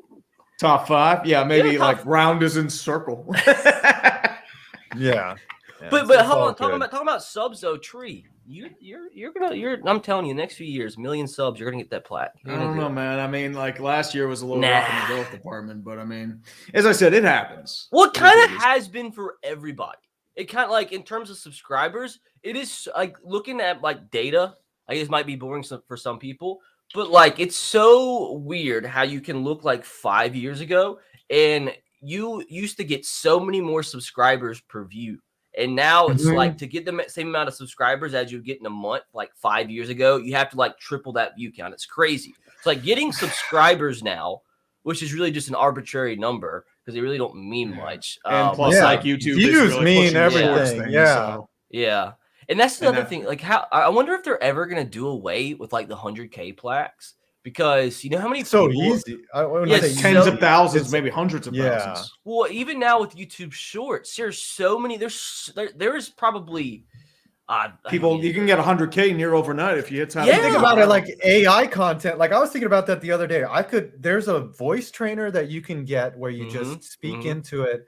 And then Chat GPT will write a video for you. Like I could just be like, write a video about the 2020 Falcons or something like that. I've tried it. And then you can just grab, what do you call it? Stock footage. And then there'd be very minimal editing. And then the only problem with that is with like, as I know, like Nick Kovac, he's the guy who does like some of our stuff for Dumpster Fire. He actually put my voice in a voice trainer. But the problem is like, it's too monotone. You don't get any of the subtleties of that stuff. So like it needs a little time to train itself. My thoughts on Tim Kelly being Titans offensive coordinator. Like I said, like I like Tim Kelly. I'd much rather him be offensive coordinator than Todd Downing, but it's just still like not an exciting hire. Like you're kind of hoping with all the moves they're making this offseason, like maybe they are finally transitioning into something other than 1980s, 1970s, 1930s brand of freaking football. But who knows now? I mean, it could have been worse. Like I said, they could have kept Todd, but like I was just hoping for anybody else. Somebody, it's anybody from the outside just to bring in just a whole, there's somebody to have fresh, new concepts, ideas, but Vrabel being Vrabel, I guess. Yeah, that's the thing. Like, and I said this earlier. Like, his rigidity is going to get him fired. Like, and this is a long time trope in the NFL. Whatever got you hired will eventually get you fired. I mean, unless you're the Steelers, then there'll never be a more blatant example of that is when Mike Vrabel finally is put out to pasture. How did the Steelers end with the winning season last year? Easy schedule. I mean, you had a decent, like, Kenny Pickett at least evolved a little bit, but the problem is that gave the Steelers' minds the right idea to keep Matt Canada, and I'm like, oh god. Well, how do you think? Look at what he can do. From a Steelers fan, what is your evaluation of Pickett after 1 year? I think he's shown flashes. I think you've at least seen his floor as, like, that Alex Smith, Ryan Tannehill, Derek Carr type. Keep it simple. Don't make any mistakes. I really saw like a lot out of him, especially in 2-minute drills. So I'm like, I saw a lot of him out of Pitt. Because so like that first 3 years, it's like, this guy's nothing. He's not going to be anything. Then that fourth year, something just clicked. Yeah. And that's like, and I kind of saw a little bit of that in his final games. Like, I feel like he was trying to force too many things early on. And I think he started to correct it in a lot of ways. So could he be elite? I don't know. I think like it depends how he's going to jump from this year to next. I think maybe with a little more confidence, allowing Matt Canada to actually implement hot routes in the offense, allowing him to unlock certain things. I think that's a do growth. something. Yeah, that's as I said, it's thing. Like you got. But it's just like, can you progress? That's the only thing. Yeah. Did he drop any balls this year because of his tiny hands? No, I mean the only thing main complaint was like Najee Harris trying to be like do too much juking, but he kind of got that out of the way later on. Like I don't get that. Like a quarterback is going to drop the ball, right? He's in a vulnerable position at all times. Like he's exposing the ball. That's why I never really cared about the hands issue because I didn't really see an issue with his hands when he was a Pitt. He's like tree around a public school. He's constantly exposing the ball. And like at some point it's going to fall. Oh no, it's balls, buddy. I still have both of them. That's almost all right. That's cool. For now. All right, like hit me with your Super Bowl prediction, Samuel Brown, aka. Oh, so you're putting me on the spot. Yes. I'm actually gonna be there, by the way. You're gonna what? Who's sending you? Did you send yourself? The RBT fund. The RBT fund. Oh, he just decided one day that he's gonna. Yeah, go to the Super Bowl. well, the thing is, my best friend's an Eagles fan. And for a while, I kind of just like was trying to debate rather I wanted to go to try to make like a really good video. And like as the Eagles were like one went away, I was like, you know what? Like if I could kind of like bring my friend who's an Eagles fan, that'd be cool. And they finally won, so I decided to be very spontaneous. I got tickets, but I'm been making a lot of content there. That's how we justify things in our heads, right? We're like, if I just throw up a vlog and it gets 100,000 views, plus all these expenses are going to. I got some ideas though, man. I think I'm gonna try my best, try my absolute best. I'm banking on myself to try to make it worth it. And I hope so. Like you said, it'll make me feel better inside. But prediction, I'm a Bama guy. So I like my Jalen Hurts. I like my Devontae Smith. You know I like A.J. Brown. But do I really think they can get it done? Yeah. What's the script? Didn't we see the script get leaked? Yeah, they leaked it. They had the Chiefs winning. It was 30. Oh, it was the Chiefs? That was the Eagles. I thought it was, it was the Eagles 37-34. Yeah, 37-34. Okay, so since the leak, they probably was changed a little bit. Yeah. I think they'll keep the same They're winner. Have to rewrite. Yeah, they have to rewrite. First draft. But the NFL script writers, they gotta be. They're a little lazy. They have to be. They're affiliated with the NFL, so they'll probably like tweak it enough to not let it be the script. I'll go 34-31. They'll tweak it that much. Eagles or Chiefs? Eagles. That's a like my brain's telling me the score. Chiefs are gonna win, but like I don't know. With Mahomes and his ankle still kind of hurting him a little bit, and that Eagles front seven, I really like.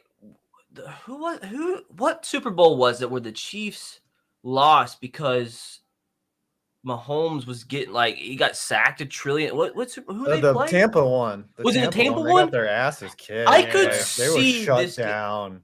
Yeah, I They could were kind shut of down. see this game playing out like that a little bit, but like I don't think it would end up in a huge blowout. I think that would be what allows the Eagles to barely scrape by.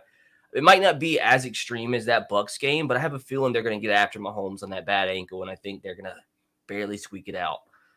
Be happy for my boy AJ though. That just what would be the odds? We trade AJ Brown and he wins the It's like Super seeing Bowl. an ex-girlfriend be happy, you know, like you're just like, Yeah. all right, I'm it's good for you. Good for you. Already went to the game earlier this year, Eagles Not Titans, bitter. and I had to sit there and watch AJ Brown catch 2 touchdowns. Piss on you. Yeah, yeah. and he just- 180 yards. It was depressing. It was Yep. depressing. All right, brother. I will see you in 4 months. We will. Be All right, man. Y'all hanging take care. out. Have fun with this. And Yeah, yeah, keep doing dude. it. Thanks for coming by. I appreciate your time, buddy. Love you, man. Have fun. See I'll you guys. promise to get on the baseball grind. Take Let's care. go. I better see some Twitter clips. Twitter I clips expect- of me swinging and missing. Oh yeah, that's gonna be out there, dude. See, I only post the clips because I know like I look decent. Like if I Yeah, was you do, having you do, horrible sessions where I was just missing balls and just like I wouldn't post that shit. Like I would Tree, just an be like, inside, "All right, an I'm inside gonna the go." park home run. Tree, and I'll give you the deed to my house. How about that? Inside the Deed to park his home run. house. Yeah, He'd inside the have park to home hit. run. He'd have to sit it straight down into the mud, and no one would be able. No, to no, find it would have to. It would be like one of those glitches in Madden where the entire Mm-hmm. ball just goes down to the ether, and Well, it's just a white screen of death. That's he what has would happen. he has 4 months to plan. He has 4 months to plan. He can get this Yeah. done. Let's get this bread, Tree. Let's go. Let's get this shit done. All right, buddy. All right, Love you, guys. man. See y'all. Take All care. right, later. Chinese All right, weather our balloon. guest- I know how to do it. Chinese weather we balloon. might miss this window, like unless Matt Ryan. I mean, that's his name. He's not actually Matt Ryan. Yeah. He said he was on a meeting, so he'd be running late. But we can just kind of shoot the shit. Yeah, and we'll be shoot a the little shit. We calm here until 3:45. We're having a Nothing wrong good. with that. shit. It's out. It's good flow right now. That's Yeah. all it is. Yeah, I can't believe it's already been 5.5 hours. Yeah, dude, I was so jealous of that million subscriber button. Like, come on, that's like the goal, right? Don't worry. Like, One of our days we can get that. Give it time. I mean, I'm Maybe. only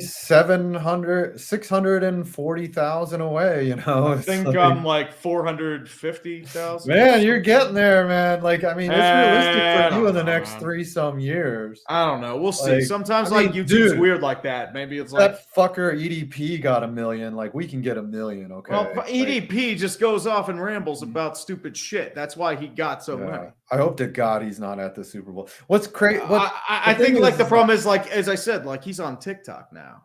Yeah, And, like look, they haven't people banned still him like yet. his shit. Yeah. Well, they don't TikTok know doesn't about give a what shit. happened. They don't know that he's a fucking creep. Like, anyway, Yeah, it's like, apparently, I mean, like he tried. They caught him again or some shit. I don't. know. yeah, like I mean, he's. But I mean, as I get said, it's it. like it is what it is. Like you can be like you can be ugly. You don't have to be weird. Okay, like, I Like, get it. Is a Like, dude who's taking shits in I'm Chipotle. not an I don't want to hear right. about how I'm you're not gonna an pick up attractive pink man. customers. Like I'm not. But like, don't be a fucking weirdo that tries to solicit sex from minors. Like, fuck you, dude. Fuck off. You shouldn't be in this community if you're gonna be that way. Like, and he was caught red fucking handed. And the saddest thing is like I'm a fan of that. Like before I liked his content. Like he was wrong. I mean, he was I honest. get why people liked him. I was like, Yeah. he's all right. But But, I was like, like, I was that's kind of dude who's separate. like, yeah. But like the problem is like he had gotten caught once. It's like whatever. Then he got caught again. Mhm. And it's like, dude, come on. And Dodge had said that there were rumors that he was a creep and we didn't know, and then it came true. And so, Well, so usually they're the saying that rumors he are got usually banned when there's today. smoke, there's fire. EDP Yeah, got banned. Maybe he's not. They said he was trying to do some TikTok to get to like. That's one real incentive for the Eagles to lose is like maybe like EDP will be unhappy. Like I mean I get it. He's not the entire fan base. But, like it's just it just goes to show you that the football gods and the script writers don't take anything like that into consideration when Yeah, it says this come up video's with a unavailable. plan. Yeah. Okay. Well, then good. I mean, riddance. I think people finally just like. I mean, he had over 1 million. I think. Yeah. Like it's just weird. I mean, It's just- I don't get it, but like, trust me. The only thing is, like, I'm not a fan of like people going to his work and like telling him about this stuff. It's like just let the fucker live, unless he's like a janitor in a school or something. Yeah, but like at the he same is. time, he shouldn't be a content creator. Like, let him get a job, let him be a security guard or whatever. But just you shouldn't be in this space. You should. That ship has sailed, buddy. Like, be done with it. I mean, he was kind of falling off anyway. From the nose, like I mean, his shtick is the same bullshit. Him yelling at the camera, like complaining about the Eagles sucking dick. Like, I mean, whatever. Yeah, I mean, his peak was the Eagles winning the Super Bowl. Yeah, I mean, it was kind of funny when he ranked all the porn stars, but I mean, what that was like? That was almost like 10 years ago. Yeah, what guy doesn't do that? I mean, you got to have a rotation. Yeah. All right, let's bring in our next guest, who I see is laughing at our commentary because. What up, fellas? What's going on, boys? Brother? Doing good, man. Doing good. How are you? Living the dream, you are baby. a Madden YouTuber. Yes, I am. Been doing a little bit of Madden YouTube. Yep, you're making it in this world. Tell us the state of Madden these days, and is it a total shit show? Like, what's going on with? Man, every year, just always gets better. Just it keeps on going up. They're doing great things over there. Right. No, they listen to the creators, like they listen to the they fans. listen, bro. They it's really heartfelt. It's like like you ever had like when your mom makes some kind of like food and it's like, man, like this is like it tastes good, but it's also like it's like even more than that because like your mom made it for you. It's like homemade. There's love. The love. That's how it is. It's the love, bro. And that's every time I log into this thing, man. I sit right here in this chair. I load up Madden. I'm like, man, this isn't just a game, but like you can tell these guys really love me. But no, man, it's dog. It's frustrating as hell. And every year, my favorite thing is it's always like, man, they really can't probably one up this. Can I swear? Right? Yeah. Yeah. Okay. Yes. They can't one up this fuck up. Like, there's no way they can. It'd be impossible. Son of a bitch. Give it 30 days. They'll find a way to one up it. It's a really fun. Like, it's just cool to see. It's impressive. I will say, like they're like sales team over there. They do wonders. They have to. I be seeing like inside like the Ultimate Team store. You see like, all the different sales. There used to be this thing where like spend $5, get a pack. Now if I spend $5 twice, I can unlock another new pack. So basically, like they do a great job. They really like keep testing the limits and they keep on doing it well. Go Lions, by the way. I saw that donation. Yeah, they know how to squeeze money out of course, dumbasses. because if you think about it, why would you invest in franchise, the game, or any of the play itself? That's only $60-$70. Would you rather invest in Ultimate Team? You can get 200 on top of that. Baby, I wish it was just 2 zeros at the end of. I wish it was just 2 zeros. Dude, I wish I wasn't. Oh no, I'm just. guilty. I'm guessing. It's just I know. the average. The average. I wish I you have your wasn't guilty whales of that putting spend money- 5-6 figures. Yeah, one time, I mean, I spent like $800 on a squad in NHL, and like I was fine with it because like I had to flex on some 13-year-old. Oh, that's and how it is. when you have an all 99 team, that's what you do. Fuck them. Oh yeah, kids, no, getting the best players. But the thing is, if you don't have the best players and you're the one getting dicked down, then it's like, well, now I have to get the best players to prove that. Exactly. I think I've never understood steroids, like why a ball player would do steroids until you play Ultimate Team. And then you're just like, oh, there's a way that I can get to your level that involves just me spending money, which is me injecting putting a needle in my ass and getting stronger. So I'll do that. No, exactly. Yeah, take the easy way, get better like that. Why work hard when you just swipe a credit card? Especially, I mean, credit cards fake money anyways. You pay that, put the. Oh yeah, I mean, you don't have to pay that shit. Rates. 20% interest rate. Credit card debt's a social construct. Exactly. So like a fun thing that came out this year was like some of like the things that like sell coins. You can like finance them now. So like I could buy 100 coins. I can get $100 worth of coins today, but I only have to spend $5 right now. And it's like if I spend money down the month, like next month, like I'm not worried about that. That's how they get you. That's how whatever. What is the off season like for you? Like when Madden ends, do you play another game or you just try to think of stupid ideas out until it launches? Like what do you do? This year, dude, I actually about a month and a half ago, I started NCAA channel on College Football Revamped. If you guys have ever played or seen that. That was fun. With NCAA 14? Like yeah, the NCAA original, 14. The dopeness. Yes. Yeah, no, it was super fun, bro. Because like all the stuff I do, like in Madden's like super sweaty, super comp, which is fun, but it's also like, Jesus Christ. And so like the NCAA stuff was just like, man, I was just kind of dicking around, having fun with that. So like this summer, I'll mess more with that. But like that channel name is Civ. I like Madden YouTube, like my name for the most part is like Civil, but a lot of people call me Civ, so I did that. And then yeah, it's kind of a dead season, bro. Like July is really where it's dead. Like in the beginning of August until that actual launch, because June we'll get like the beta and there's like golden tickets. If you're familiar with what those are, it's like a big promo in Madden. But July is like where it's like really like, Jesus, I don't know if I'm gonna eat next week right now. Yeah, we're it's gonna see tough. about that. And you know it's coming. Like that's the thing is like we all know that where the slow months are on YouTube, and we still hate it. Like we still question our very existence. Oh yeah. Even though we know it's coming. Like, and Right. we should be more appreciative of whatever views we get in that month. But like, I wish I need to start a second channel that like does well in the summer, like something Well, like that, like you how to expect cook that, out or how to barbecue or something. Yeah, you expect that Like- application to McDonald's to be handed to your door. Yeah, I'm like some of it. Yeah, it's just like 10 out of 10. Yeah, get a real job, buddy. Yeah, when you get 1 out of 10, you get fireworks. When you get 10 out of 10, application. I feel like the biggest. No, dog 1 on out the of 10 block. is just like good job. Now do it again. That's pretty much No, what it is. That's all they do.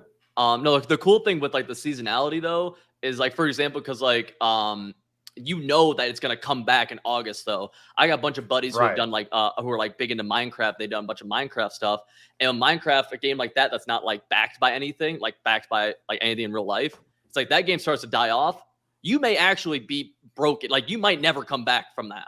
Whereas Madden or NFL, any kind of seasonal content like that, it's like, man, it's gonna die off come the summer, but son of a bitch, August is gonna be one hell of a month. Yeah, that's the other thing for us. Like when the NFL comes back, like we're eating like hell yeah. Exactly. It's like it's busy season, boy. Yeah, Grind. Exactly. Yeah, the season starts and you're just going like get your summer projects out of the way, do a few baseball vids, but come like draft time, NHL playoffs, like February is usually after the Super Bowl, pretty quiet. Work on some passion projects. Yeah. Come September, October, November. Well, I'm telling my family, hey, I'm not going to talk to you for the next 4 months. I got shit to do. Right, that's how it is. See ya. That's how. Yeah, it is, you got to dude. get on that grind, baby. Like it's time, But Tree, can I ask you a question? Yeah, what's up? Okay, so I'm trying to faintly remember this. This has to be from years ago. Have you done something with Detroit sports, whether it be the Pistons or the Lions, and either made like a rant that went viral, or are you a fan?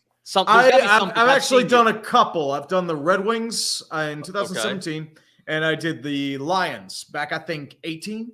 Okay. Because I had a bunch of requests for that one. Okay, The fair Browns, too, 0-16. Fair enough. But yeah, those were the only two, I think, for Detroit otherwise. But it's just general rambling. Yeah, no, I remember back then before like I ever started like doing YouTube or anything online, I remember seeing, it must have been your Lions in 18 then. That must have been what it was. So why are you a Lions fan? I'm from Michigan. Oh, I'm okay. from Michigan. Yeah. Okay. Actually, yeah. I was like a big Detroit fan, but I never became like a big Lions fan until I moved to Texas 2 years ago, and we hired Dan Campbell. It was hard to watch either a shit team or a mediocre team, and I just didn't really watch much NFL. Dan Campbell comes in. I hear this motherfucker talking about biting kneecaps. I'm like, son of a bitch, dude. I don't know if this is gonna be awesome or it's gonna be the worst shit ever, but fuck, I'm in. Like, let's see what happens. Yeah. I mean, he And it'll sold be the fun. team, and then now you guys are trending. The arrow's pointing up. Yeah. Arrow's going up. So, Probably your best season in, I don't know, 20 years. Yeah, the happiest season. Like I said, I didn't really watch a lot of them, but all my friends did, obviously being from Michigan. So like I'm very in tune with how it's been. And by every standard, it's like the most, especially finishing off with the win over the Packers in Lambeau. yeah, I keeping mean, you them can't, out. Yeah. can't be anything better. than What that. part of Michigan are you in? So I'm in Austin, Texas now, but I'm from Southern Michigan, a little bit south of Okay. a little bit south. Like I went to a college called Western Michigan University. Okay. I grew up about an hour south of that, right next to the Indiana border. Okay. I've been all over Michigan. You all got a have lot you? of lakes. Yeah. Yeah, I've no. been to Saginaw for some reason. I don't know what I was doing there. Saginaw I is a place. Yeah. I mean, what's the neighborhood in Detroit that's south something? I forget. I don't know. I've worked with some neurosurgeons out there. And Detroit's all right. Like it's fun. I got you. I've only been to cool downtown town. Detroit a couple of times. Now I've been to like Ann Arbor and Yeah, Ann Arbor's okay. Lansing, I've been to Lansing. Mhm. Like, Yep. I mean, I've been all over. Southfield, that's it. Southfield, That's okay. like the nice suburb of Detroit. That's where all the auto execs like live and stuff. I gotcha.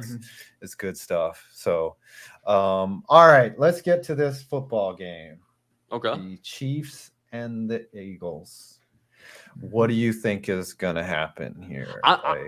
I'm rooting Chiefs. Dude, I'll be honest, bro. Only for the pure sake of I really am not a huge fan of Philadelphia sports. Really, I feel like most of the sports I fans like you. Yeah, you're in a that, good guy. in that area of Philly stretching all the way to the ocean. Just kept like, would really like to see. It's toxic. As a Pennsylvanian, I know exactly what that is because Philly pretty much dominates every single like state politician and politics and like the Pennsylvania. So I'm like, you can go away. So I get it. I get it. Yeah, no. So I got to go Chiefs. Plus, I am a Mahomes fan, and I'm a fan of people like anybody Jackson? who. I'm a big fan of Jackson. And Me Brittany. too. Yeah, both of them. They're such a class act. I just love them. Big fans, but no, like anyone who's like, man, I like seeing like people like, oh man, Mahomes, like without Tyreek, Mahomes, you know, they're not gonna be the same. And then like for someone to like shut them up, always cool. Same thing with Jalen Hurts. I am a Jalen Hurts fan. At the same time, everyone's like, you know, he'll never actually be a high level quarterback. Let's team to a Super Bowl. It's difficult to hate Jalen Hurts. Like, I That's mean, what I he think. says the right thing in the media. Like, he plays well. Like, I mean, obviously he's a Philly fan. Like, I like him more than I mean, like McNabb used to annoy the hell out of me because like McNabb, you would think he was getting sacked and then he would always escape and then throw like a dart like right down the field and just destroy your life. But Hurts, like, I mean, it's hard to hate him. Like, I don't like I hate him, but like he makes it hard. Because no, you know, McNabb was McNabb was on. No, he was like one of the best QBs and one of the first Maddens ever played. And like he was 05. great in I think he was on the cover. Yeah, Madden 08, Madden 09, I think. Yeah, that would be what it is. Yep. He was so good. Like he was like a right-handed Vic. Like everyone was using McNabb in that. Dude, did you ever play 04 Madden? Like, my first one was Ray Lewis, which I think they added 05. 2002.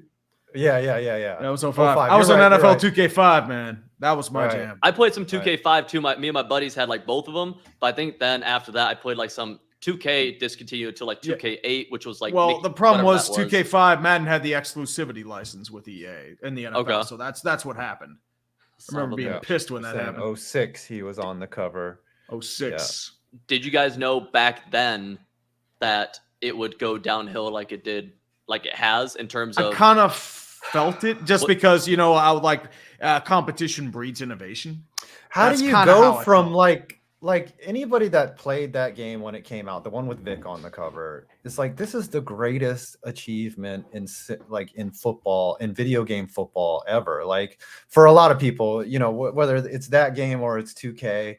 Like 2K5, like that was it. Like we're like, oh my gosh, they've reached the peak of like both technology and gaming ability, and then it just went fucking downhill from there. Like what happened? Like we should be on jetpacks on our back. Like I feel like we should be flying cars with Madden, and it's going the other way. That's how it is. I feel like with all games. Like I don't really play a lot of other games anymore, honestly. But like all the feedback I feel like I see constantly on my timeline of different gamers is like, this game sucks, this game blows, this game underperforms, this game's they're trying to rob us, whatever. It's like, son of a bitch, dude. I'm younger, so like I really never got to experience like being old enough to understand what was going on or like have like expectations and get new releases.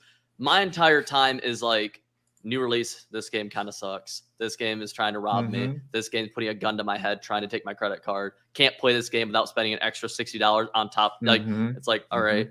So that's my experience, like kind of with games. It's like, well, okay. Yeah, you're a part of that generation of the, you know, it became a money grab. Right. And like, you know, when I was younger, like I don't want to date myself, I'm probably twice as old as you. Like you just bought the game and that was it. Like and a multiplayer was your sibling, you know, and you're just like or the kid in the annoying kid in your neighborhood because you needed to play somebody. Like it's such a different era now when it comes to gaming. It's definitely not the same. Yeah. All right, what was your final score though? You said your final score for Chiefs Eagles. I got 42-39 Chiefs.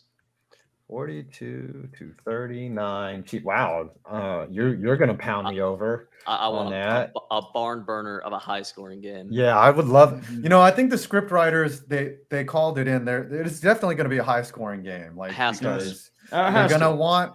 I mean, why wouldn't you want that? Like if you're an advertiser, right? You want people interested to the third and fourth quarter. Like exactly. If it's a boring game, like people are turning that. If it's a blowout, people are turning that off. They're enjoying their drinks and their appetizers, and they're just waiting for commercials. Ooh, we should have asked this for everyone. Like, what's your go-to Super Bowl day food? Sid? Food, dude. I'm a Yeah. really big. I really like chicken wings, and I can do both. I can do both with bone in and bone out. I'm honestly cool with whatever you want to call them. Nuggets, so be it. I like bone in as well.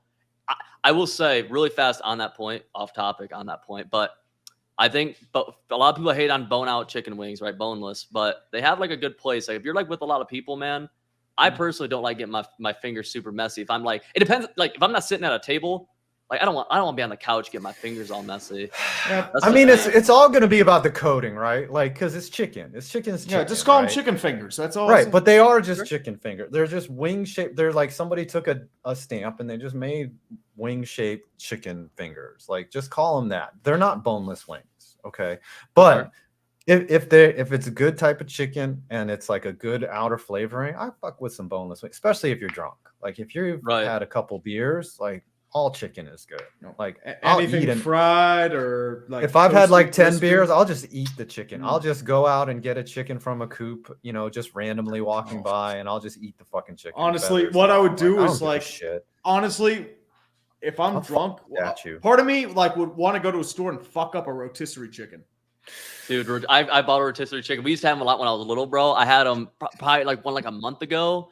It brought back good memories. We used to eat them a ton. They're Oh, good. dude, they're they're good. juicy. They're huge. nice, man. No, they're huge. You Yeah. get a juicy That one. supplies you with at least a couple meals, man. No, I make this white chicken chili where you put an entire rotisserie chicken in the chili, and it's so good. Oh, you get pinto beans, and then you chicken broth and then you just throw the chicken. Oh yeah, Nice. Dude. I'm just having some memories. All right, Civ, it was great meeting you. I'm glad that we got together. We were gonna do that Madden franchise video, all of us, but the fucking game glitched out. We didn't bother to fix it. I'm shocked that it glitched out, man. It's just very once in a It you know seems would so never out happen of again. character. Would never that, happen. you I know, again, right? but- No. no, it's good. They No, only for real. lost like 60% of their franchise files. And that's right? not that much. Yeah, Yeah, and that's no not. one talks. Oh, about dude, it. what's worse? It could have been 75. It could have been. Thank you, dude. Someone who speaks reason. Thank y'all. Good meeting y'all for real. Thank you. Yes, for real. Yeah, we'll have Take care, to brother. collab on other stuff, man. I appreciate you Later, stopping boys. by. Good meeting you, dude. All right, we got our next guest now. Came recommended from BMOnus. It's Vish Kumar. How do I say that? Kumaran. There we go. Kumaran. Look at that. Yeah. Now you have been touted as a football expert. Now we're getting into the football side of the stream now, where we're actually just going to hone in on the game. So you've been brought in to bring some legitimacy to this stream. Now we've obviously talked about. I think if you're looking for legitimacy, I don't know if you got the right person. I think that you guys on here might bring a little more legitimacy than having We're me, not but- journalists. We're just dudes, man. We're just dudes. What are you seeing in this game? Like, what are you seeing are going to be the keys to the matchup, like from your perspective, and what are you most looking forward to as well? Yeah, Real quick. I can yeah. hear you. Yeah, so I think the first thing you're gonna have to talk about when you're talking about this game is really what is gonna be the Chiefs' protection plan, really, right? Like they went to the heavier tight end sets last week or 2 weeks ago against Cincinnati. They had more tight ends on the field. It was kind of an adjustment for all the receiver injuries they had, but they also found something by playing with these heavier personnel matchups, because most teams in the NFL obviously are more used to playing nickel and a lot more lighter fronts and lighter, back sevens are light in general, but just lighter fronts in general, just because you want to have more speed on the field. And the Chiefs' addition of size I thought was interesting.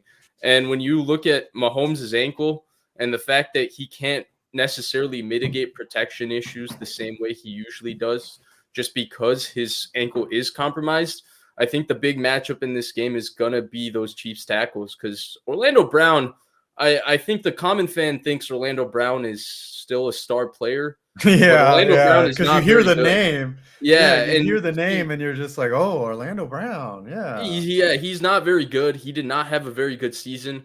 I would say if he played tackle on a team with a quarterback that wasn't probably the greatest quarterback I've ever seen, his issues would have been exacerbated a little bit more. So really, when you add Mahomes' ankle to it, to me, the biggest matchup is going to be how do the Chiefs tackles protect against Reddick and Brandon Graham and Josh Sweat and Robert Quinn and those guys. Question is, do you think they do better than the backup defensive tackles the last time the Chiefs were in the Super Bowl?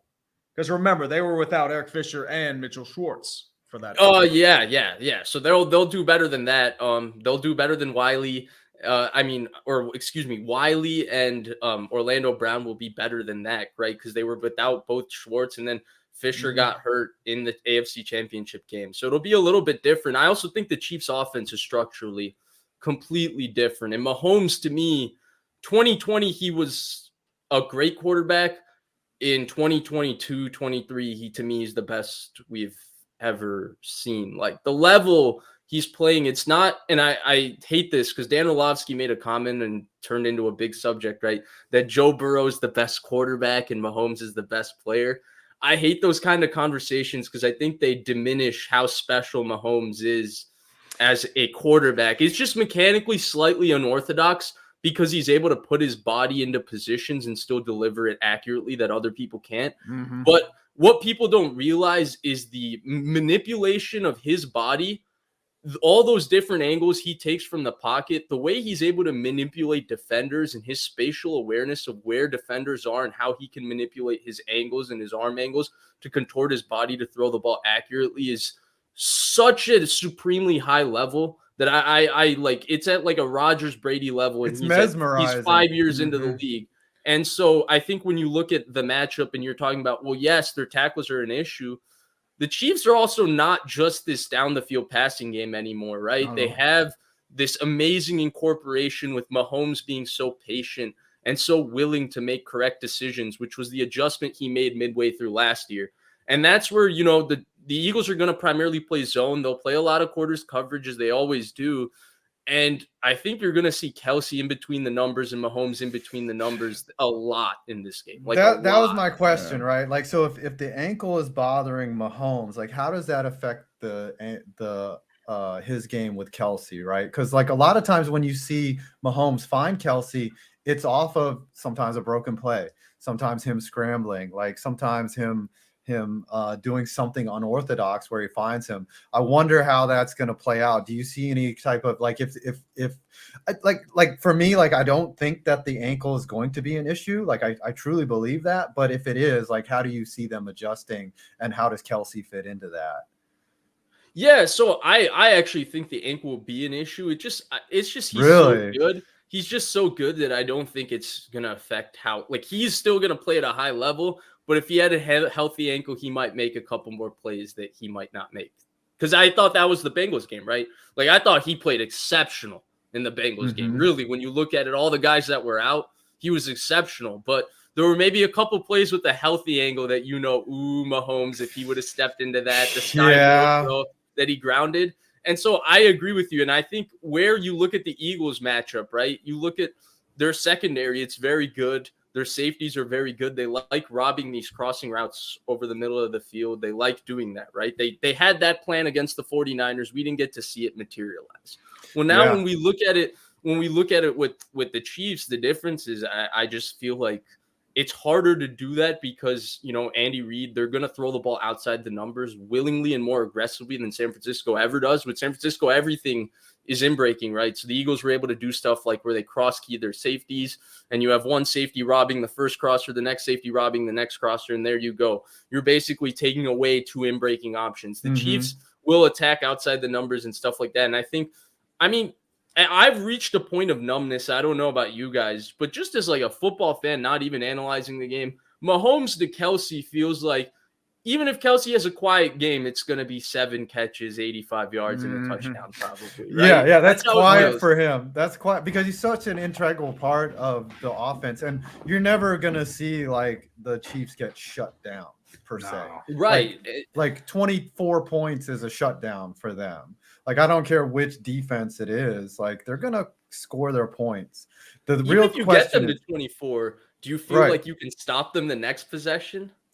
Yeah. That was shocking what the Buccaneers did. Obviously that was 2 years ago. They had Jason Pierre-Paul. They had a bunch of beast defensive linemen that could generate organic pressure. And the Eagles have Fletcher Cox. They have all these players. Yeah. The real concern, and then you brought this up earlier, Tree, was like the linebackers. Can they cover in the middle? Like, will they bring wide receivers into the middle as well, just to attack that zone? That's like the weak spot. Yeah, if they're going to play zone, like, Mahomes is going to find holes in the zone. That's his job. Right.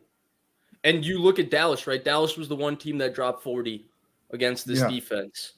So they really took advantage of both of those linebackers. And I would say they're both underrated, really, when you're talking in the grand landscape of football. Both Edwards and Kazir White are probably better players than whatever their common perception to the average fan is. But at the same time, when you're coming down to the Super Bowl, like, everybody's good. And I think where the margin of this matchup changes a little bit is, so if you look at the Chiefs' 2 previous Super Bowls, I actually thought a lot of the first half of the Tampa Bay Super Bowl played out similarly to the San Francisco Super Bowl, right? There was the one big difference that Tampa Bay got a couple of offensive pass interference or defensive pass interference calls at the end of the half that kind of went their way, that added to the scoring. And then, of course, San Francisco had the infamous George Kittle offensive pass interference penalty, which I'm now 4 years safely removed as a Niners fan. He pushed off. He had his arm fully extended. I can see it now. Right. But those 2 games were eerily similar in a lot of ways. The big difference, right, in both of those games was that Tampa Bay's offense was able to capitalize on those early opportunities and in the red zone and extend that lead to a point where Mahomes with a compromised offensive line wouldn't be able to overcome that. Kansas City is a little bit different team from then completely because of 2 things. To me, this is the best Kansas City football team with Patrick Mahomes, even without Tyreek Hill, because they play defense better than they've ever played defense. I thought last year, if you looked at their defense, Matthew was a liability, Sorensen was a liability. This year, their defense top to bottom, you could have argued Chris Jones was the defensive player of the year. He is the best defensive player in the NFL. Nick Bolton and Willie Gay are maybe the most, when we're talking about underrated linebacker duos, they are probably the most in the NFL. They fly around and they make tackles. And then their secondary, it's young, but all those young players have played well. If Snead plays, he's an elite nickel player. The 2 safeties are a massive upgrade with Reed and Thornhill compared to Reed versus Matthews. So the game is going to play out a little bit different, where if you think back to that 2020 game, I don't feel like Philly's offense is going to necessarily be able to just go up and down the field. That was what I want to ask next. So we talked a lot about KC's offense, and obviously that's going to be a critical part of the game. But let's talk about the Eagles' offense. Like, what are they going to do effectively, and how is KC going to handle that? Because KC does not have a great secondary, and if the knock on Hurts is that he can't throw the deep ball, well, if you're a Giants fan, he can throw the fucking deep ball, because he did that shit against us regularly. I mean, he started the game with one, and you're like, all right, we're not going to be able to stop anything. So what do you see in terms of the Eagles' offense? Yeah. And do you think they come out passing like that just to set the tone? So that narrative is complete bullshit, because even when Hurts was maybe at his worst passing, the one thing he always did well is throw the deep ball, especially down the right sideline. Oh, yeah. He threw the deep ball always very well. But he's got AJ and he's got Devontae Smith. Right, exactly. Chuck it up. On the exact topic you're talking about, right, what Philly's offense has done against everybody they've played is they've run the ball. Yes. It doesn't matter. And at times it feels like the Eagles will be in this kind of back and forth game with somebody. And then in the second half, they'll just decide we're going to run it. And Hurts will get 8 carries. Sanders will get 8 carries. Gainwell will get 5 carries. And next thing you know, Philly has steamrolled that team in the second half. Well, this front is going to provide, I think, a little bit of difficulty to run the ball. Because even if you compare them to San Francisco, right, who's the best front Philadelphia has gone against, even better than Dallas. And even when you compare it to Dallas, Kansas City has size in their front that both San Francisco and Dallas do not have. Dallas is a small front across the board besides Jonathan Hankins. That was their big problem, I thought. And then the 49ers have Armstead, who's a big guy, and then Kinlaw, who's also big, but he didn't have the strongest second half of the season. His knee is still not right. And then everybody else is small. Well, the Eagles' biggest advantage on their offensive line is not only are they athletic enough where they can pull Kelsey, like there's a play, I think it's the Miles Sanders touchdown. He's untouched last week. Kelsey starts inside of the will linebacker, and he pulls, and he's able to out-leverage the linebacker, Dre Greenlaw, who runs a freaking 4.4. That's unheard of. Your center pulling and out-leveraging the linebacker. Like, what are we talking about? But yeah, so they can do those kinds of things. Well, the difference, and they can also block people right in front of them, because not only is Kelsey that athletic, he's powerful, he's humongous. When you And go all through 5 of them him, can. right? Yeah, All 5 of them they're are huge. scary. Well, these guys, Kansas City, between Clark and between Chris Jones and between they have a few other guys. I could probably go down the list. Karlaftis, Right, I think Karlaftis there's is a couple huge. others. Nadi, African last name. And Nadi, I wish I was not butchering it this poorly, but so a lot of size on their defensive line, and I think that's where you're going to see the matchup a little differently, because I don't know if they're going to be able to run the ball so easily. And then you're going to put Hurts in these situations. Hurts hasn't really been put in a situation, and I hate doing this because then it sounds like I am diminishing what Hurts has done this year. So I'll preface it by saying I thought he was maybe the MVP of football outside of Mahomes, and I think he's a top 10 quarterback.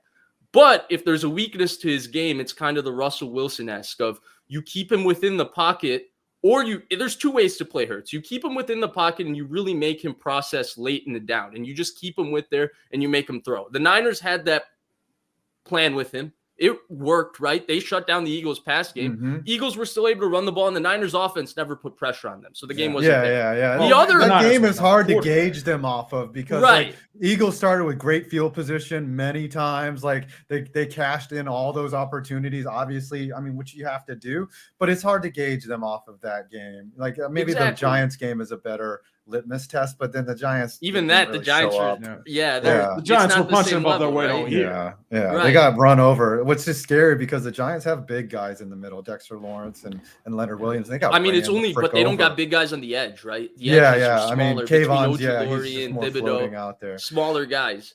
All right, the biggest. Vish. Oh, go ahead. Sorry. Well, I was just gonna say, to me, the biggest thing with Hurts is when he gets outside of the pocket, the misconception with Hurts is that when he gets outside of the pocket, he's solely a runner. He is not a good passer from outside of the pocket.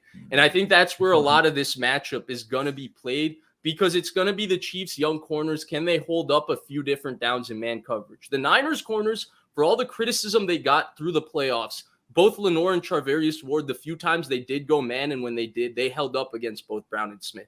And if the Chiefs corners are able to do that, I think they're going to put pressure on Hurts in the pass game, because Kansas City will have better success than anybody Philly faced against this run game. All right, Vish, you're dropping knowledge. Everyone and check out his channel. Give us your final prediction for the game. I'm putting you on the spot. You got to pick a winner and you got to give us the score, and we will come back and clown you if you're we're kidding. You got to give us a prediction and we'll just mark it down, and it doesn't matter whether you're wrong or right. There's no stakes here. So to all the bettors out there, I'll say predictions aren't my forte. So if you want to fade a guy analysis, this week, you know who to fade. Right. I Problem is can you can analyze out to the what's teeth, and then it's every given Sunday that happens. I just feel I've liked the Eagles football team a lot, and I thought I was going to pick them. But there's something about Mahomes this year. It just feels like the year of Mahomes. It feels like the year of, where he just puts his ultimate foot down on the NFL and says, yeah, I'm the best ever. I just feel like it's that. I feel like he finds a way to get it done. And I feel like the addition of them being able to run the ball with Pacheco, they don't do it as often as maybe they could. But the fact that they can do it this year, I think does change a little bit for their football team, especially with him being a little banged up. But I'm going to take Kansas City 31-27. I want to say that Pacheco's really come into his own, especially over the second half. Right. He's a very angry runner. Well, Vish, it was great having you. Great meeting you. Great introduction. Like, your shit, I'm brother. gonna message BMOnus for hooking you up with us, man. Hopefully, we can do some stuff in the future, man. Like, you could be a doctor. Like you're just dropping knowledge. Like, I'm like, why is this guy wasting his time with football? He should be out curing cancer. But I'm glad you came on, and we'll catch up. Yeah, this was awesome. Thank you so much for having me. I've obviously known who you guys are for a while. You guys are a big deal. So it's really an honor for me to come on with you. And thank you for spending that time and all the encouraging and nice words you said about me. I really appreciate you. Thank you, brother. All Best of right. luck to you, my man. And that's going to pivot into our next guest. Like I said, this is the actual football portion of the show. And we're going to bring in Alex Rollins, who knows a thing or two about football. Tell us a little bit about yourself, Alex, and your YouTube channel and what you do, and then we'll start talking about this game. Yeah, guys, great to be on. Appreciate it.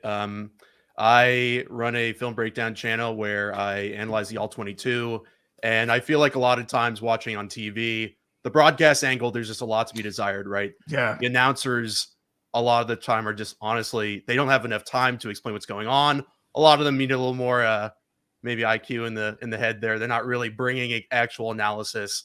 And so my channel is all about breaking down what's really happening, showing all the different coverages, the route concepts, etc., and kind of bridging the gap between what's happening on the field and what fans can watch at home. So what's crazy is like when the national championship with Georgia against it wasn't this year but the year before, they did the Skycam broadcast where you could see what Stetson Bennett saw, and like what's amazing is like it's not as entertaining to watch the game from behind the quarterback's perspective. It's not as sexy, the game of football, when it looks just like they can't capture what's happening. But like I said, but on the flip side, like what you said, Alex, is like when you're watching the TV angle, like when a guy makes a throw and it gets picked off, like you have no idea why he made that throw or what he saw, because you don't see what the quarterback saw. And then when you look back at it, like someone like you, Alex, and you're like, this is why he did that, because he thought that there was nobody there, and there obviously was. So what are you seeing like on film in these two teams that are going to be just absolutely critical in this game? And like, what do you think is just the key, most salient, like, what do you think is going to decide the game? Yeah, so I've really been diving into both defenses. I think that's going to be a critical factor for both sides of the ball, for both teams. And when just looking at the Chiefs defense, the Chiefs, as we know, the NFL has transitioned to more of a two-high league in the last year or two. Oh my gosh. Yeah, it's all shells. Changed now. everything, Yeah. right? Changed Yeah. everything. The Chiefs actually this year played the most split safety coverage of any team in the last 5 years at 55%. So what that means is in the last decade or so, you know, the Seahawks playing one high all the time, cover three, one high safety in the middle. The Chiefs started playing two high 55% of the time, most of any team in the last 5 years, right? So that's going to help a lot against the pass. We've seen them get better and better over as the season has gone on. They actually in the second half became a top 10 unit in terms of efficiency. And so that side of the ball for the Chiefs, seeing that side of the ball get better and better to complement this explosive passing offense, I think that's why we've seen the Chiefs improve as a team as the year has gone on. But I'll say what's very interesting is when facing a team like the Eagles, two high coverages aren't necessarily what you want. Yeah, I mean, they're going to be able to run. Like, that's the point of too high, is to take away the deep ball. Okay. Exactly. But they'll run the ball and they'll do like short mid-range pass. That's the exactly. And AJ Brown's good at pretty much short, mid, and long range. So yeah, and there's so many factors. If we have that second safety deep, we can take away AJ Brown, but then you're going to get pounded over and over in the middle, right? And you have Devontae Smith. So and you have Devontae Smith. So and Dallas Goedert. they got to be careful. Plus, with that young secondary too, I don't know if they're going to be ready to be able to transition on the fly. Exactly. We have 4 rookies on the defense, 3 in the secondary. Both corners, I believe the starters are rookies. So if we're throwing one of those guys out in AJ Brown, one of them Devontae Smith, starting to get a little nervous there. But do you really think they're going to man up? Like, I mean, what type of do you think there's going to be a mix of zone, or do you think they're going to play straight man, or just all zone? Like, what do you think you're going to see in terms of looks? I mean, obviously they're going to go with the shell, but I mean, pre-snap and post-snap are 2 different things for sure. For sure, yeah. I think the first 2 drives are going to be huge. I think they're going to try and play some shell that too high, and if they're able to stop the run, which is a big if, the interior defensive line, Chris Jones, all of those guys are going to have to take on double teams, not play too aggressively, which kind of hurts Chris Jones' game a little bit because he's been a huge source of their pressure. But if they can stay in that shell coverage and play the way they want to play in those first drives, they won't have to roll that second guy into the box and stop all these guys, Jalen Hurts, the running backs, everybody. If they're able to hold the middle with the D-line, I think that's going to be huge for the Chiefs going forward, because then the Eagles are going to have to move away from the run a little bit and put the games on Hurts and drop back and pass. That's the only way I see it. And like they run the damn ball, and that's just it's hard as a Giants fan. So like to see them, if they're going to come out and establish the run, like it's game over. Like honestly, it's scary. I did want to ask one question. What's going on with Frank Clark this year? He hasn't been typical Frank Clark this year. Has it been something in his tech, or has it just been teams zoning in on him? Yeah, I think Frank Clark, if you really study him and watch him, I think he kind of freelances a little bit, and I think he feels almost isolated away from the defensive line, and I think he can his bag of moves will get a little too overextended to where he's kind of doing his own thing and not really establishing himself as part of that front four. And so I think the Chiefs need to rein him in a little bit. If somebody can sit down with him this week and lay things out and just get him focusing on one or two things, I think that's where we'll start to see him have more productive game. I think, like I was going to bring this up, is like there could be a penalty. There could be a dumb penalty from Frank Clark in this game, and that could tip the balance because he has a propensity to do dumb shit out there. And he could hit someone helmet to helmet. He could hit the quarterback late. Like that could be a factor in the game. Can you predict that? No, but it's something to look for with him. I hate to single him out, but he has a history of doing stuff like that. I got some shades of D Ford from the 2018 AFC Championship game. Oh yes, lining up offsides, and that's 55, I believe, right? D Ford and Frank Clark. So it's a shame how his career ended up. He just couldn't stay healthy once he left for San Fran. Yeah. So on the I've been struggling with this. What is the weakness on the Philly defense? I know we've brought up the linebackers, but is there any other position in the secondary? You got Darius Slay out there, longtime veteran.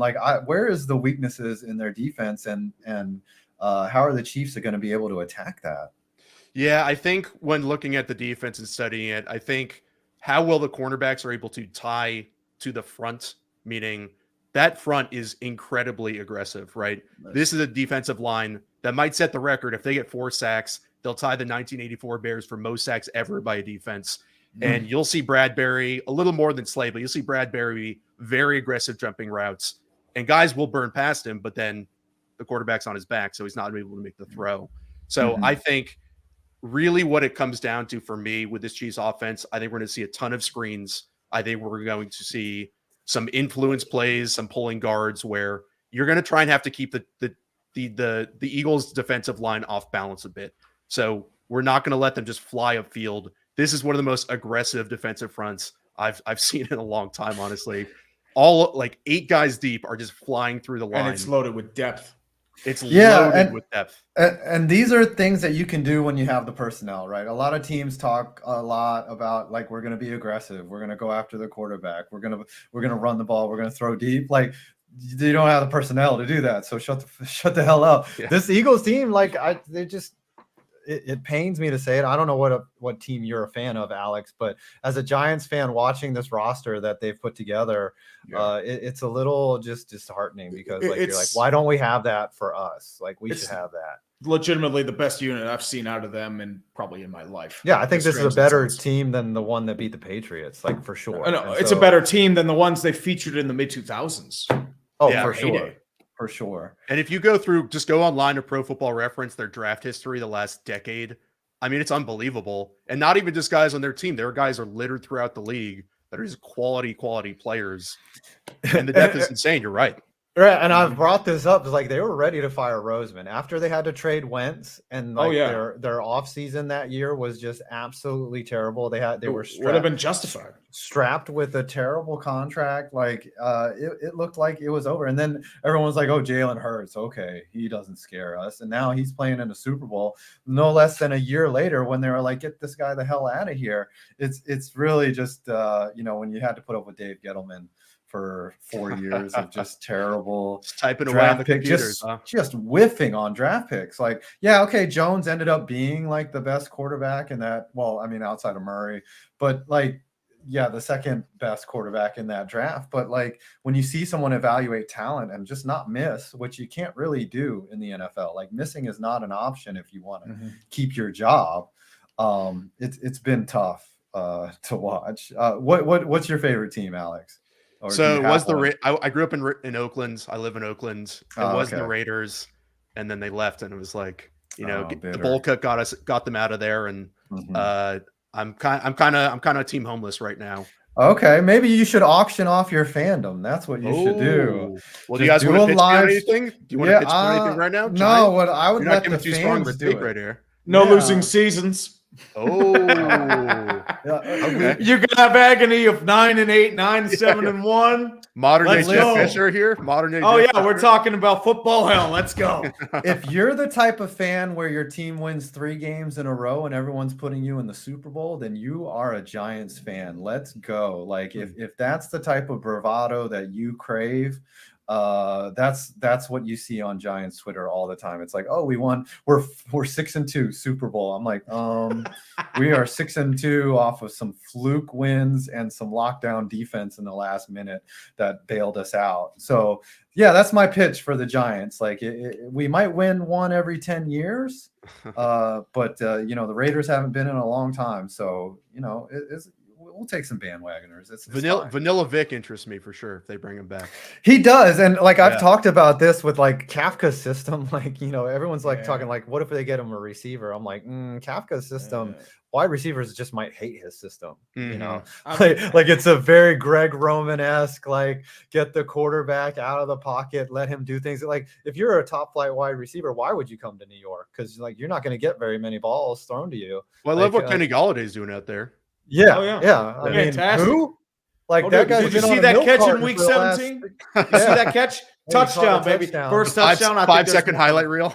No, he is trying to sell you on the Bears. By the way, he's trying to get you to join in. All right, Alex, $100 million it's in time. cap space. There we It's go. time to give us your official prediction, and what's the final score going to be?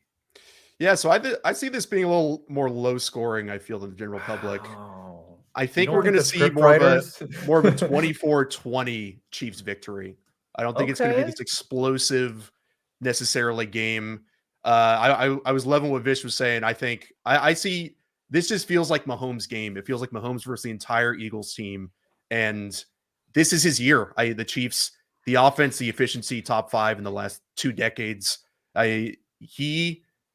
Underrated game by him too. That 2020 Super Bowl, based on what he was given in that game, he was incredible. And I know the stats. I know that's kind of a hot take, but the way he had to run around, he can do that if the Eagles are going to He was force clutch him to. too. It was a comeback win. He was clutch. You guys saw in that NFL mic'd up, the freaking Bucks receivers were just crapping their pants all over the place of how unbelievable he was. And I think he's expanded his game to the point where he can hit you underneath if he needs to. He can run around if he needs to. He can throw it deep. The Chiefs are a little deeper in terms of what they can do with scheme. They're a little more under center this year. I just think he's going to find a way at the end of the day to get it done. And I feel confident in the Chiefs. All right. Yeah, this is funny. He's bringing up Brett Coleman, calling him an idiot in 2018. Yeah. Problem is, the that's how thing it about- was back then. It's Yeah, hindsight, dude. That's the thing about putting your takes out in the world. They will come back and bite your ass. Like, Hey, they're don't look at just- my Jalen Hurts takes, anybody on YouTube, Okay, please. the- Do not. Oh, dude, I have some do really not- bad ones. It's bad. Yeah, oh, dude, Really it's bad bad. ones. Yeah, We'll have to I get got into it. lucky, dude. When someone kicks a 68-yard field goal, I'm gonna get dunked on so much because I said that it's mathematically impossible to happen when I know for sure that it's gonna happen. Yeah. But anyways, Alex, it was an absolute pleasure. Got to get together, do some stuff, and glad to have you, man. Love the knowledge that you brought. Everyone subscribe to Absolutely. Alex Rollins. Thank you, boys. Cheers. Appreciate it. Absolutely. Take care, brother. easy. All right. Now, from an uninformed, biased opinion, a guy that he knows his football, he knows his Chiefs. We'll give him some credit there, but obviously coming with a slant because he's a freaking Chiefs fan, fellow coffee sir. peddler, member of the Benchwarmer Brew team. Let's go. Let's get it. Let's get it. Can we show our bags? Can we show our bags? I'll show my bag. I didn't Yeah, I had realize I was some this supposed to have morning. it within reach. My bad. Oh man, if you're gonna be part of the squad, you gotta have your it's gotta be within arm's length at all times. It's upstairs in my coffee bin. .com. I know my mean, brand- I know my brew is the best. So you know what? don't I have actually to have pretend. 2. So you know what? I have one I use All for right. coffee, one I use for show. Yeah, you gotta show. Oh, this coffee smells so good. Those It does. Arabica beans, So ethically sourced. To be honest, you I know. had some this morning. No Get me up child in the morning. labor. Good shit. Cole, how you doing, brother? Good, man. We've been talking Good. for 7 hours, so we're getting a little I don't know how y'all are. delirious. I don't know how y'all are doing. Was that Alex Rollins, the really smart guy with the YouTube channel? Yes. Yes. Yeah. Whatever he said, he knows way more. So we're taking a step back here, but yeah, I'm more of just content creator, man. But been enjoying the journey. Take us through the journey over the past year. I know you've had a good bit of growth. You've gone full time. I know you've mostly been like focusing on shorts. Like, how's that process been for you? Really trying to adapt from, say, the real world to whatever this is. Yeah, it's been crazy, man. Started the channel January 23rd of 2022. So the morning of the Chiefs Bills divisional game. That was a 13 seconds game. Like, everybody went nuts. The channel, I monetized the channel in like 10 days because of it. So I'm glad they won. Then they lost, obviously, to the Bengals. But spent all offseason just trying to hone the craft, figure it out while working full-time. Decided to take the leap in September. I didn't actually start doing YouTube Shorts until September, but that's really helped grow the channel. So we're at like 75K or something like that in within the first year or close to. And it's been great, man. I mean, it helps that my team that I've rooted for my whole life is the most winningest organization over the past 5 years. So, I mean, they're popular right now. You know? Well, I mean, it you're the helps yin to for Brandon sure. Perna's yang right now. You That's are true. living the good life, where this is a special time in your life where your team is good. Like, you have to revel in these moments. You have to enjoy it, because I mean, in 2 years they could be shit. I don't think so with Mahomes. Like, you could have a dominant era, but you gotta love it, because me living in my adult life, there's times when your team will suck. It's like, you want a happy ending. It depends on where you end the story, right? Yeah, I watched a lot of Chiefs losses over the years. Grew up. I'm born and raised in Heartbreaking. Kansas City, Oh, dude, some rough ones.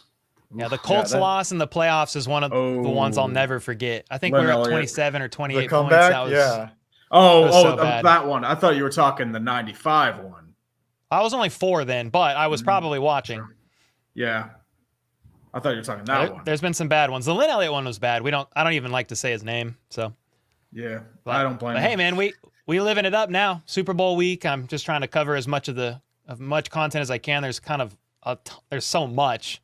Just trying to keep up. Sorry, I'm tweeting away. No worries, you're all good, man.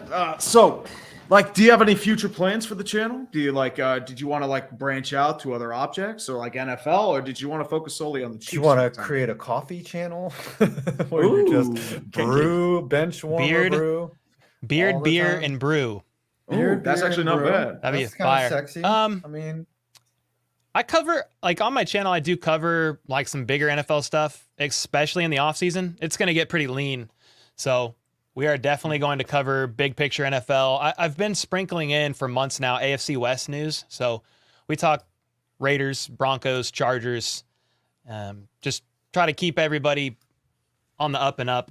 But yeah, definitely going to branch out a little bit more. I started streaming some non-Chiefs games. I started just toying around with that idea, doing live play-by-play reactions, and it's went well. I was happy about that. Yeah, you're always surprised at how much people love you, whether it's your team or someone else's team. That's the thing about this is you start to develop a relationship with your audience, and I just love how they show up. Like the people that show up to this stream every week, we appreciate their support. We appreciate their loyalty, and it allows us to make this content. I want to give you a little advice is stay in your genre, but also widen the genre as you see fit. Don't ever start covering baseball for some odd reason. Nah, I only watch NFL, football. so that's it. Yeah. Because it's just hard to get your audience to go along with everything you do. It varies. People love us for football. We cover all the sports throughout the entire year, but we've developed an audience. We're looking for the guy that just loves all types of sports, and it's a tough go sometimes. Some people only like football. Some people only like hockey. Football is the biggest reach. That's the problem. But most everybody will be it's football plus something. You know, that's the majority of every fan in America. So it's very rare that somebody just doesn't like football. You guys are legends in the game. How long have you been running your channels? How many years? Who's interviewing you here? That's we're doing both, man. You know what? Let's just speak the Cole show. I got to know about the beard. How long have you been growing the beard? And what was the game plan there? As a smooth beard, you know, I'm a little envious.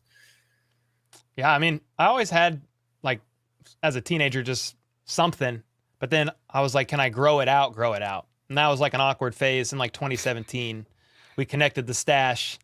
Then I was like, all right, the stash is connected. Can we grow this beard? So that was, I mean, if my wife would have said no, couldn't have pulled it off. So we here now. It's the brand. It's part of the brand. So for me, like once my beard reaches more than a quarter inch, it becomes incredibly uncomfortable. Like I cannot get past that phase. Yeah. Like the longest I've ever gotten is like maybe an inch or two.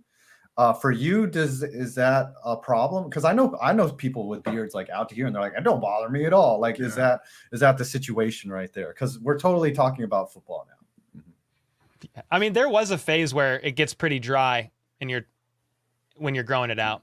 Yeah, but everybody's different. You find the process that works for you. I found a couple products that work that keep me from getting dry beard. So, yep.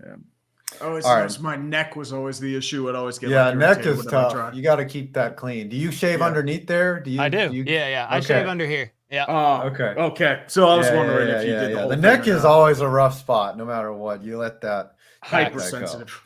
All right, let's talk about the game because you are a Chiefs homer, and you're allowed to be because you know this is your time. What do you think?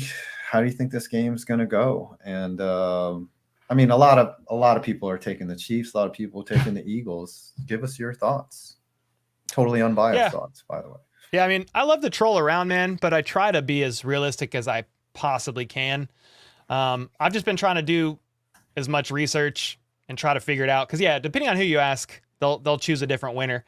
I feel like I see the majority of people picking the Eagles because they, you know, on paper, they probably have a better roster. I don't really argue that. If you look position group to position group, you know, but the X factors are obviously going to be Patrick Mahomes, Andy Reid, Chris Jones, Travis Kelce. Andy Reid, this is an interesting stat. You guys may know this already, but Andy Reid, since becoming a head coach, he went 3-0 against the Chiefs.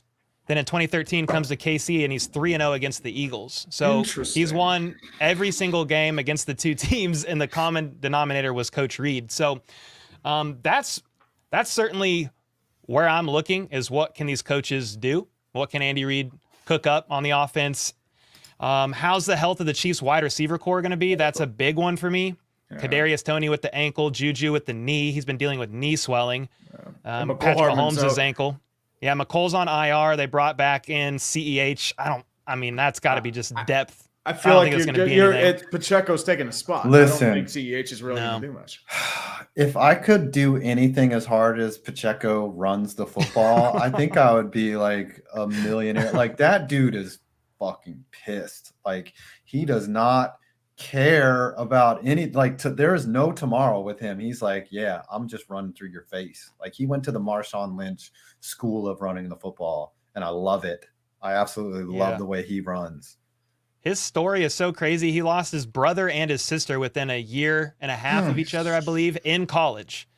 He went to, I think it was either his brother or his sister. He went to one of their funerals and then played the next day. And played an incredible game. Obviously, they said you don't have to play, and he said, "I want to play in honor of my siblings." And he still runs in their honor. So his story is like super crazy. He's never been to an NFL game until he started in a game. Wow. For the Chiefs. So his story is super crazy. I mean, if the Chiefs win another ring, I will be pretty much the most happy for Isaiah Pacheco. His story is just really crazy, man. Yeah, and like I said, like you know. You may never get back. Like there's it's a really real hard to get there. possibility. I mean, it's already the odds is 1 in 32 when you start the year. You know, like these Super Bowls aren't a given. Like when you get this far, you might as well go all the way. Gotta make it count. Gotta make it count. I mean, I remember just being devastated in 2000 when the Giants just got absolutely stabbed by the Ravens, which is an appropriate metaphor there. So like, yeah, I mean, I'm sure you're gearing up there. You're only, you know, what, 6 days out from, or 5 days out from this. Yep. And, you know, good luck, best of luck. Like, you know, I hope that the Chiefs bring it home. Give us your prediction, final score. What do you think is going to happen in the game? I'm still wrestling through that, to be honest. I want to see how some of these injuries pan out. And I've been doing some research into Jalen Hurts' shoulder as well. There's some interesting stats out there just about how he's performed since coming back from missing those 2 games. He's primarily only been throwing to the left side of the field. His rushing stats have dipped. Passing stats have dipped. Now, some of that just depends on, you just look at the games. They've been up. You don't have to throw it. You're leading. You know what I mean? But so I'm curious to see how that pans out. The Chiefs injuries look as well. But dude, if Kadarius Toney is out there at 85%, if Juju is at 80, 90%, and Mahomes, I mean, he really just needs 1 foot. I mean, as long as I mean, don't sleep on Mecole, right? No, McColl's out. He's out. Yeah, he's out. He's done. Yeah, he's on IR, and we've had no McColl MVS since week 10. Right. MVS. But he's not injured. So I'm just kind of looking at the guys who are injured. How will they come back? Justin Watson will be there. He's like wide receiver 5, but he can make some splash plays. He wasn't there last week. He was sick. And I'm like, dude, you had to be like sick to miss the AFC Championship game. Anyway, if the Chiefs can just execute on the offensive side of the ball, get the ball out quick to protect Mahomes' ankle. I know that the pass rush of the Eagles are the real deal. 70 sacks, 4 players with at least 10 sacks. I mean, it's freaking nuts. I do have the Chiefs winning, but I don't know where I'm sitting final score. The reason why I think the Eagles and the Chiefs can both take a lot of time off the clock with long drives. The Eagles run the ball third most of any team in the NFL, I believe. The Chiefs have been known for their long, methodical, calculated drives this season. I mean, dude, you could have each team only having 7-8 drives. So if the Chiefs win, I mean, I'm predicting them to score around 30. And then it to be a 1-score game. Yeah, if they score 30, they're going to win. Like I mean, I would think that they would be able to hold the Eagles to like 27 if they put up 30. Like, plus, I mean, if they're scoring like that, like, that's going to put pressure on the Eagles for sure. Yeah, if the Eagles have to play from behind and force Jalen Hurts to throw on that non-100% shoulder, it's going to be helpful. So the Chiefs got to get up early, for sure. All right, give us your score. Give it to us. You gotta commit to something. Remember, there's no stakes here. So where I'm leaning right now is 30-24 Chiefs. All right. You know, could go either way. You're reserving the right to edit that. Is that what you're saying? I think the Chiefs will win by a score, but it could be lower, like depending on how a few things play out. I think it could be lower 20s for both teams even. Just with the long drives, how much the Eagles run the ball. Like if the Chiefs can get them off the field, force a turnover or 2, I mean, they can put up a little bit more. But that's kind of where I sit. I think it's weird to say that the Chiefs are going to blow out the Eagles or vice versa. I think it's going to be a pretty close game, possibly a banger. That's what I hope it's going to be, down to the wire. As long as script writers, they said, look, we got to bust out all the stops. It's the finality. It's the sweep season. Like, come on. Like they want the ratings. They want to keep their advertisers happy. Like last year they came up with a pretty good product. The year before was not as good. The writers just kind of mailed it in. So I think this year we'll see a renewed effort from the script as writers. long as it's not it's like that was probably the toughest loss I've seen, is the Chiefs getting blown out to the Bucs like that. Not for Mahomes' lack of effort, running 500 yards laterally and hitting players in the face, side arming it like midair, but as long as it's not like that, I'm fine. I want to win. Yeah, you're not though. Any loss, no matter how it's done, if it's close into the wire, like it stings no matter what. Like I'm still not over some losses. Easy. Yeah, I want the win for sure. I still have vendettas against some guys for screwing up in Super Bowls. Yeah, the Packers one was rough for you guys. Well, Rashard Mendenhall. Yeah. All right, Cole. That, man. It was great having you. Great talking Thanks to for you having again. me on. You filled in for Brandon on. You've been on the Dumpster Fire and Clickbait in less than a week. Look at you, just moving on up. The beans don't burn on the grill. Hey, let's go. I appreciate you guys for having me, man. You carved out, the space years in advance for people like me. So thank you again. Appreciate y'all, and I'm sure we'll be in touch soon. Absolutely. All right, brother. Good Appreciate seeing it. you. Take care, dude. All right. We got a little time. The entertainer is running a little late. No worries, I man. didn't mean to boot Cole out too early. But we got to stretch a little bit because we're in the home stretch now. Yeah. So I mean, once it's the been going entertainer quick. gets on- It's been going quick. Yeah. I mean, we just sit around and talk all day. Yeah, we just sit around and Because this bullshit really about work. football and ramble Right. and The only thing I can't do is toss off in the middle of the day, which I could if I wanted to. I mean, there are ways to do it. There are ways to do it. I mean, I've silently, just a little, stealth like jack. suppose with your if I roommate. do it like this, I I can definitely mean, just do it. run like out that. of batch. Yeah. You ever you remember in college when you had the roommate, you had to be super quiet. You couldn't rock the bunk bed too much. You had to be like, all right, let me a little bit. get this nut out so I can go to sleep. Well, you got to Fucking- find a way. Either you got to sneak in the bathroom and do it, or you got to do it, super quietly. Yeah. So sometimes you just wake up and your roommate's fucking banging one out, and you're like, "Oh fuck, dude." What I had was my problem was I'd always I'd have a girl over, or sometimes you have to stealth fuck. That's even harder. Yeah, now, I've 'cause, seen that you're just happen. you got to be the man. What's up? Speaking He's of dropping stealth in fucks. on the stealth fuck conversation. I literally popped in 20 seconds ago, so I didn't even get an opportunity to hear what you guys were talking about. But I appreciate you guys having me on to talk whatever you guys want to talk about for a bit. I have been waiting a long time to talk to the entertainer. Your clip of the Daniel Jones I know I don't want to typecast you because it's not fair. You're an in-depth analyzer of football. Love your shit. But that was an all-time moment in the history of Giants lore. Have you changed your stance on that? Daniel Jones won you over. What's between now and 6 years ago? I'll tell you what, man. That's when I first basically started on YouTube. I started right after the 2018 draft, so I kind of talked about the team leading up into that draft during the regular season, and I wasn't taking YouTube nearly as seriously back then. So that was just a raw emotional reaction because I was shocked. I thought that there was definitely a possibility we would take him at 17, but I never thought we were taking him at 6. And obviously, based off my reaction, I wanted Josh Allen. But 3 days after the fact, I calmed down and I said to myself, well, he's the quarterback of the football. I'm wearing his jersey right now. He's the quarterback of the football team. I got to support Daniel Jones, and I got to give this guy a real fair opportunity to see what he could ultimately become. So I know a lot of people got a kick out of that, and a lot of people probably discovered my channel because of it. But yeah, I'm happy. I'm happy with the job he did this past year. Obviously, he's got some more growing to do, but I think with with his upbringing and everything else, and I'm sure we could talk about that for hours with how bad they set him up. 4 different offensive coordinators, 3 different head coaches. Really, his first year with a true Saquon Barkley. He didn't have the healthy Saquon Barkley last year. Still, I think he was messed up in the head with his previous injury with the ACL, all the different schemes, all the horrible wide receivers he's played with. His best wide receiver has been an old Golden Tate, and the depleted offensive line.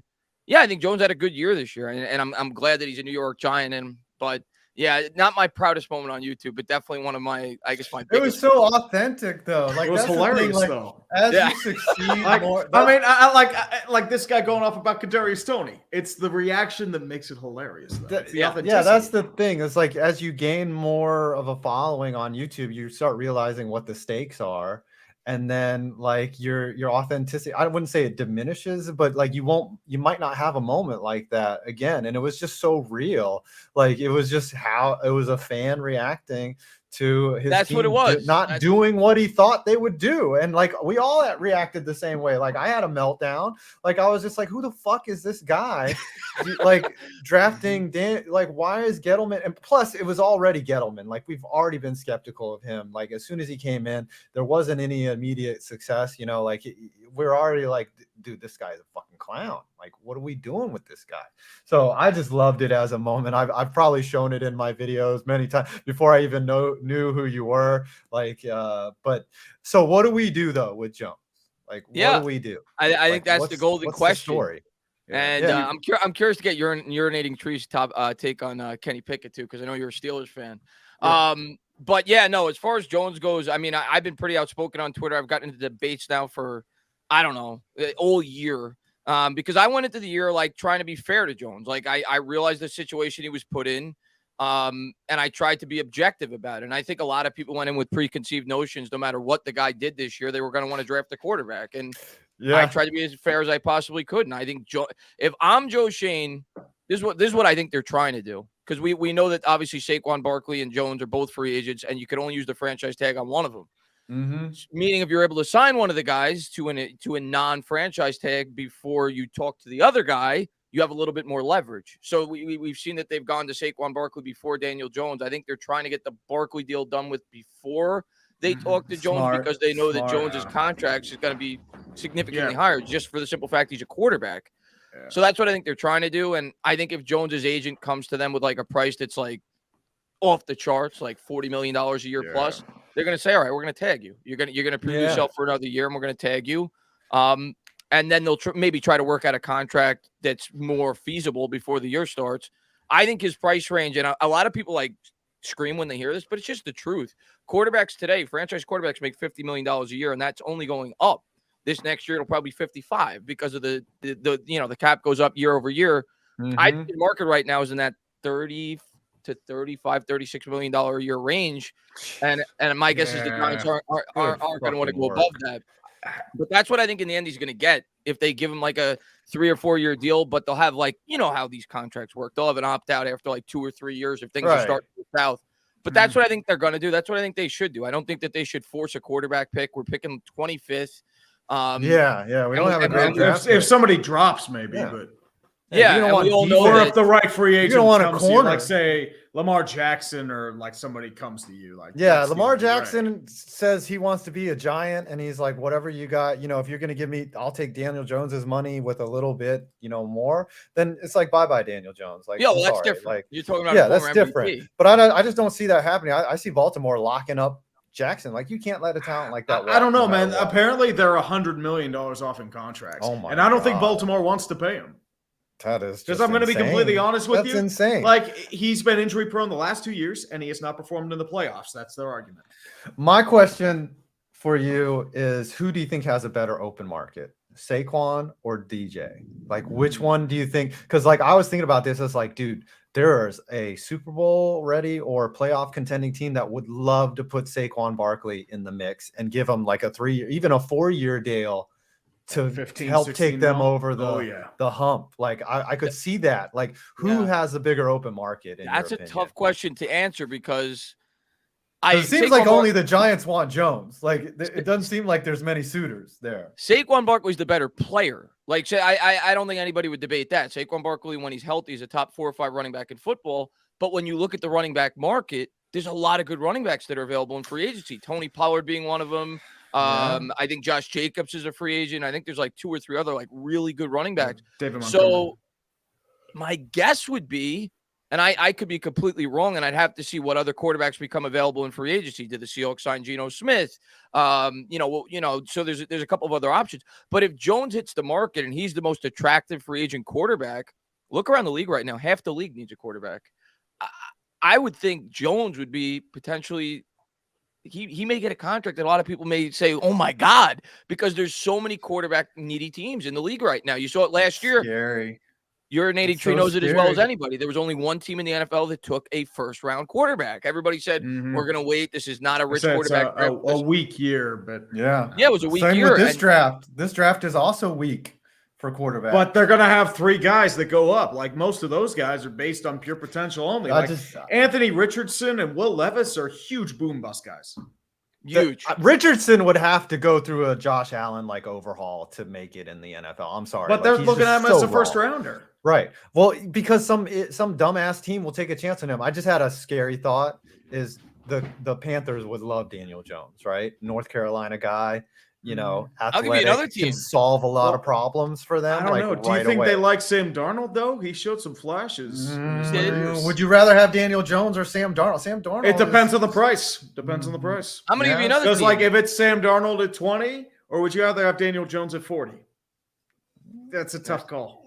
Yeah, that's a good. What question. What do you got? You mentioned near where he grew up.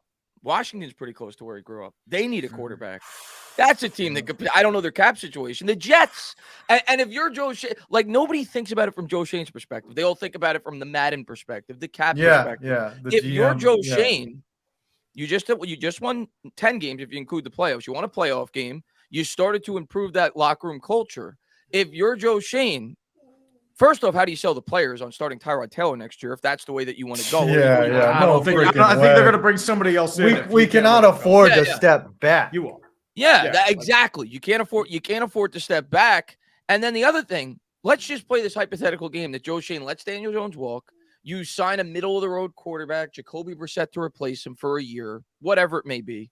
You let him walk. Let's say he signs with the Jets. Let's say he signs with Washington, and they win 12 games and they go to the Super Bowl because they have a pretty good surrounding roster. All of a sudden, Joe Schoen's on the hot seat after a magical first season. So I think you got to think about it from Joe Schoen's perspective as well, and it's why I'm almost positive Daniel Jones is going to be back in some way, shape, or form. Absolutely. All right, give us your Super Bowl prediction, final score. I got to feed my dog real quick, but you can My go Super ahead. Bowl, I mean, I'm a Giants fan, so I cannot root for the Eagles. But I also got to be honest. The Chiefs have two edges in this game. That's the coach and that's the quarterback. That's the two most important positions on a football team. But outside of that, the Eagles are pretty much better everywhere else. They're probably the most well-rounded team in the NFL. If it's not them, it's the 49ers, the team that they beat, who was down to like their 9th-string quarterback in the NFC Championship game. So I think I can't pick the Eagles. Now, if I was betting on the game, I'd probably pick the Eagles, but I'm a Giants fan. I'm pulling for the Chiefs. I'm going with Pat Mahomes. I'm going with Andy Reid. Mahomes finds a way. Now, what I really worry about in this game, though, from a Kansas City Chiefs perspective, we saw what happened. And this is not a knock on Mahomes. This is any quarterback.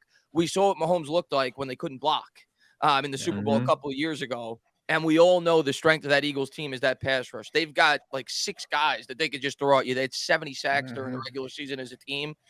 And we saw that Kansas City Chiefs offensive line is a little bit depleted. They have the Eagles have tons of advantages on both sides of the line. We saw what they did to our Giants. Yeah, the Eagles that are was better tough. team. The Eagles are the better team, but I'm going to take the Chiefs. I'm going to say Mahomes finds a way to pull it out. Chiefs 33-30 Chiefs. 33-30 Chiefs. Yeah, I think it should be a high-scoring game.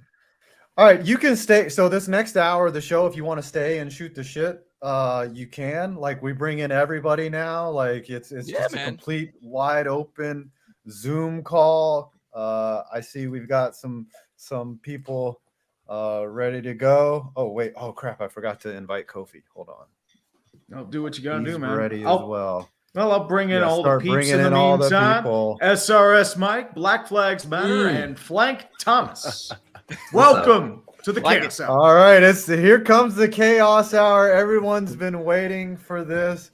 I don't know. They're like, if 12 people show, I think there's a max of how many people. I might have to kick people. We might have to draw straws here. I know Kofi's coming as well, and we got people all coming in. What's going on, everybody? What's up? It's been a great day. Flank, what's up, buddy? What's up, How you fellas? doing down there? Oh man, we're doing good. How about yourself? Yeah, we're getting ready. We talked about the game a little bit. How's the thumb? How's the pinky?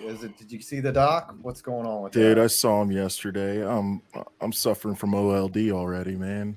What's that? Oh, you have a case? Do you have a case? You got a case of old long dick too? Oh God, I know it's the worst. Man, what just happened? You know how it is. You know, we think we're as good as we were when we were younger. I'm not in my 20s anymore. And he's like, all right, here's your options. I can shoot you up with a bunch of injections, or you can get it fused together. So it's like, yeah, let's go with the injections. Oh, okay. So you should be able to play, is what you're saying, or not?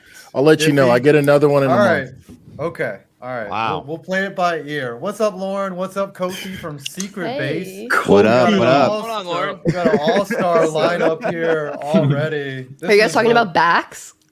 No, we're just talking about being old. You know. Oh, they're talking about back because I heard fuse and I was like, Lauren said that I looked like I was 52 years old. no, it was Bengal who tricked me into that. I don't know about that, man. We were talking about Fuse. Or I didn't know I was supposed to come prepared to talk about MTV ripoffs from the 90s. Yeah, I had to explain to my cousin. I'm old. I had to explain to my cousin how we used to vote for American Idol.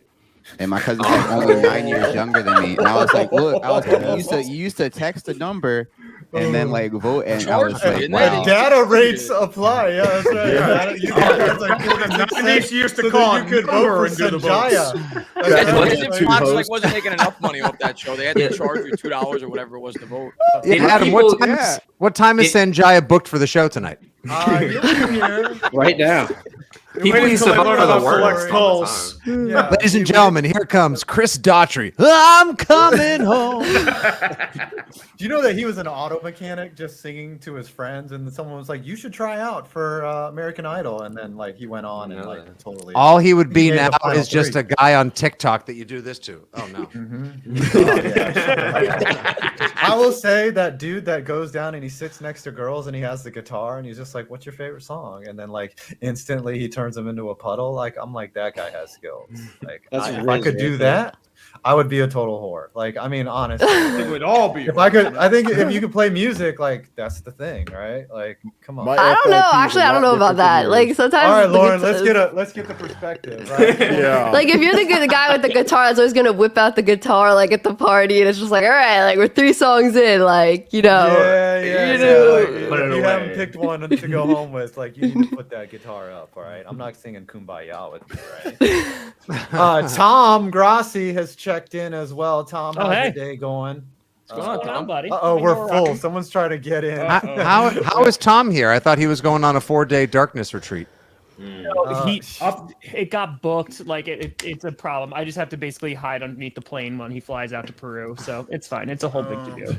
It's You fine. could It'll be pack fine. yourself into the luggage like that. That's possible as well. Just I literally just like I saw that and I'm like, the content makes itself. I wish I was that talented to come up with that idea of Aaron Rodgers, like in the entire franchise hinging on what hallucination he's going to see on a 4-day. Like, I wish I was that talented to write that kind of script. So I recorded a video. The entire video, the lens cap is on. I can't wait.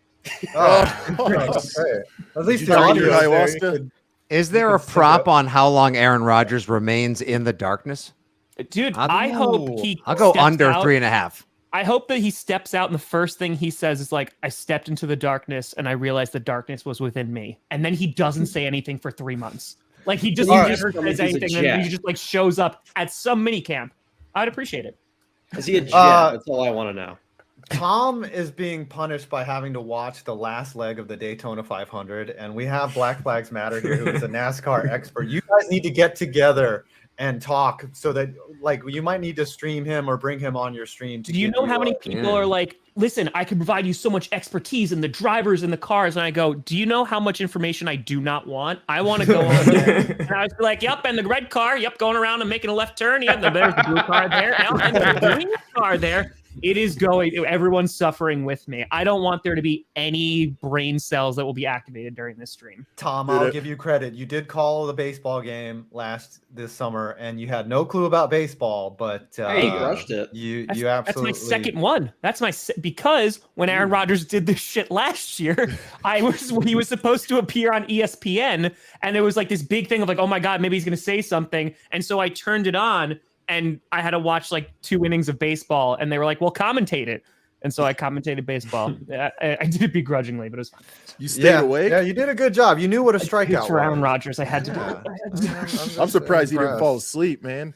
It was late. It was late too. It was like 11 o'clock here. It was a time. Kofi, what y'all got going over there at Secret Base? Like, I've been wanting to catch up with you. Like, I mean, Oh man, it's always a pleasure when you come by. Of course. by the way. And so I'm working on probably the biggest fun intervention that I've worked on in probably 2 years, which is we're doing NBA 2K My Eras. So we're trying to like mess up the NBA from like 1983 all the way up till the present day, and we have to like accept every rule. So we had like a 45-second shot clock. We've had the Elam ending just for every game, and the AI doesn't know how to like sub out players at that point. So it's a whole lot of stuff to write for. Michael Jordan retired after like season 7.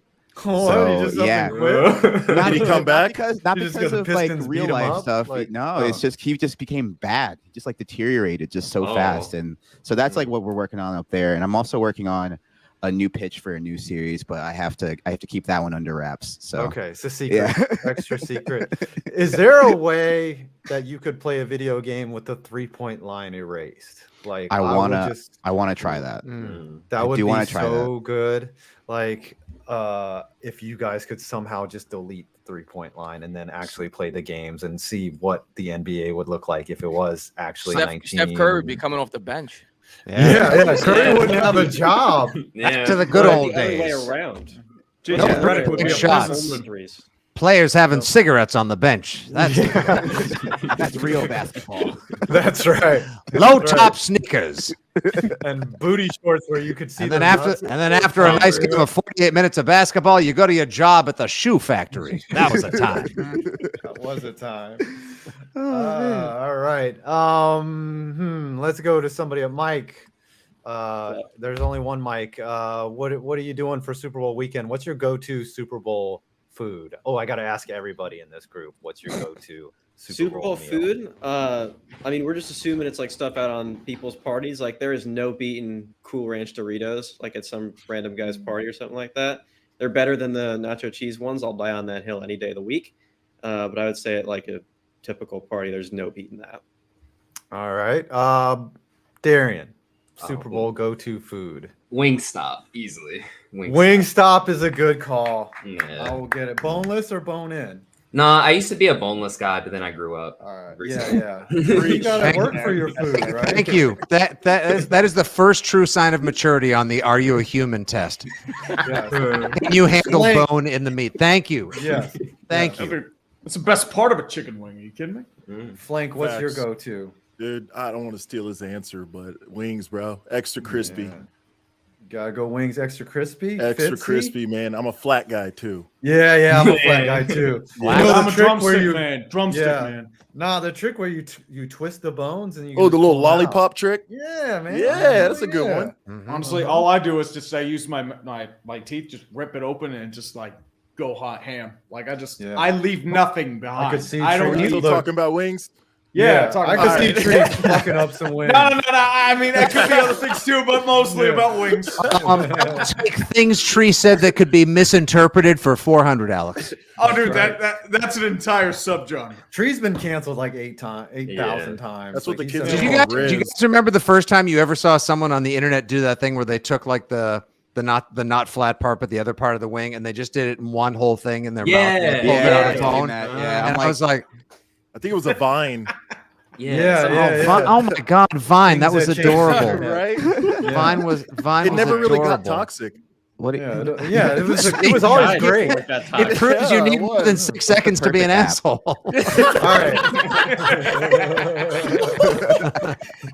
All right, Fitzy, what's your go-to? Oh, 100%. I'm old-fashioned nachos all the way. Oh yeah. I am meticulous in my creation too. Like it's an art form. Like I'm sometimes I like to layer it and be structural about it, and then sometimes I'm just like F it, and I just get all Jackson Pollock with like the sour cream and the guac and everything. But like to me, there's a little something for everyone. And what's better than like working a plate of nachos for 10 minutes and then at the bottom you find that one chip that just has everything perfectly placed on top. Yeah. Even if it's a little soggy, bro, it's the best one. You know what? That is the original golden ticket of Super Bowl appetizers. Yes. And you know what? Olives aren't my favorite alone, but you get that one last olive with that one last chip, and you're just like, let's go. Let's go. Right amount of salsa I feel like in the there, too. chips themselves are salty enough. That's the only thing. Yeah. Well, you're a Steelers fan. You know about salt. All right. Oh, I know exactly about salt. Hold on a second. Call the fire department. That was a sick burn. Ooh, yeah. Link them to the burn centers. Lauren, what's your go-to Super Bowl food? Oh, it's I'm just gonna follow the trend here. It's just wings. It's chicken wings with the bone. That's the only chicken I eat with the bone. All other chicken on the bone I don't like. You don't like the drumsticks? You don't, dude. I like just like chicken on the bone plain. I don't like that. I've had a revelation. What do you mean by plain? Eyes where it's at. Like just like seasoned but without sauce, and it's like a big drumstick. Like, All right, getting hungry. It is dinner time. Nah, I don't like those. Lauren's I'm bringing home like a rotisserie Walmart chicken when someone's asking for wings. He's like, I'm good with this right here. Yeah, I'll just eat the whole chicken in front of you. Like it's Dude, I think that a good like buffalo chicken dip. Yes. Like that. That's like a since you guys, yes. wings is like of course SS tier, buffalo chicken dip. But also last year the Bengals were in the Super Bowl, and I drank a lot of soju. So I'm gonna add soju to my rotation for Super Bowl stuff. From now. Soju. What's Is that? Cincinnati the secret soju capital of the Midwest? No, I don't think so. We were just in LA, and I was just like, hey, we have all this like leftover soju, and we drank it, and then I woke up blocked by Darren Ravel after we lost. So what? 10 out of 10. We'll do it again. It looks like it sounds like you won the Super Bowl to me. Oh, absolutely. Yeah. Tom, go to Super Bowl food. Yeah, I mean, usually just like an appetizer. Like I'll have like a light beer, and then when I get hungrier, an IPA.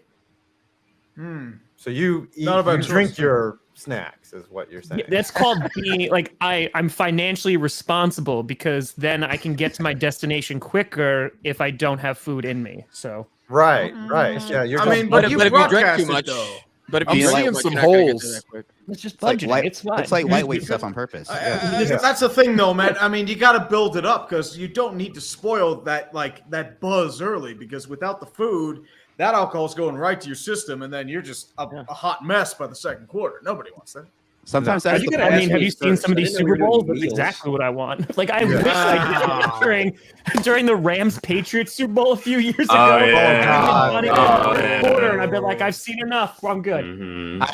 Praying for I was at the commercials. stadium, and at Mercedes-Benz Stadium, they only charge. It's the cheapest concessions in the NFL, and it's only $5 for a beer. That game was so boring, I ran up a $65 tab. I feel like I was by myself. And that's the only Super Bowl I've been to, and the last one Tom Brady played in for my team. What are the what's the luck of that? You get sent to the Super Bowl. Oh, it's Super Bowl the 13-3. At least you got sent to the Super Bowl. All right, EntertainA. What is your? Oh yes. I mean, it was head and everybody- shoulders above you, buddy. Head and shoulders. Everybody went with the wings, and that's traditional. Of course, I love the wings on Super Bowl. I'll go with something different. I mean, in Super Bowl parties I've been to in the past, a lot of times they go with the 6-foot Italian sub.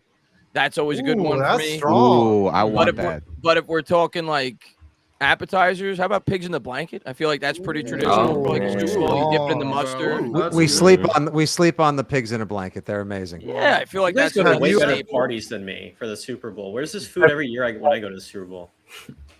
I have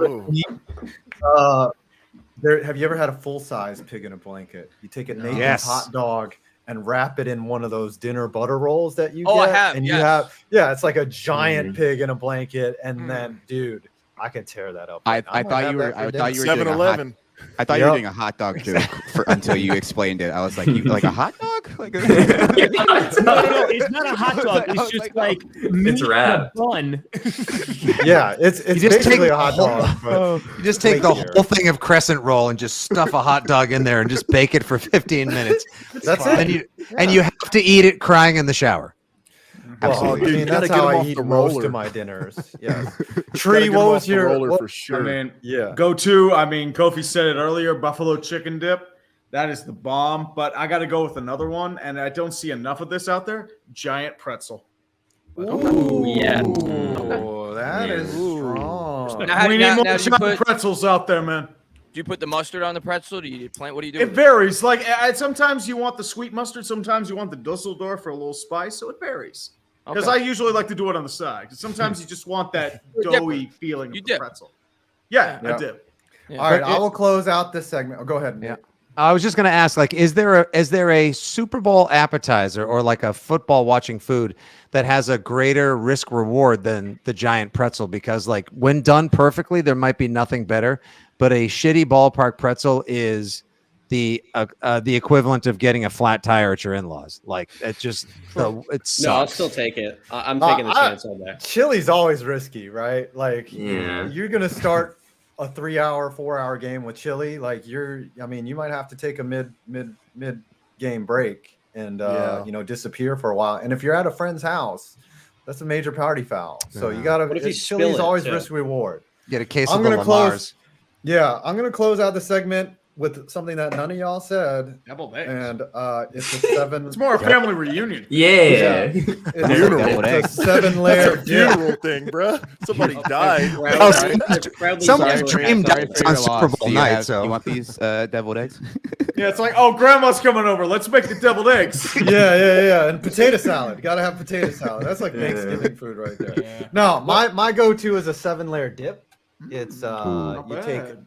you take refried beans and you put taco seasoning in them, and then you go lettuce, salsa, That's what that's tomatoes, called. Oh, sour cream, and then cheese, and then you top it off with olives, and That's good it's stuff, man. good. Sour cream and You break on the a seal? chip is like the best. Yeah, you gotta, and then you take that first cut down, and then you're good to go, and you got that spicy goodness going, and you're just like, yes, I'm gonna sit on this couch, place my hand in my pants, and watch football. That is what is going on. That was right there. That was former fat guy ASMR right up to the point where you said hand in my pants.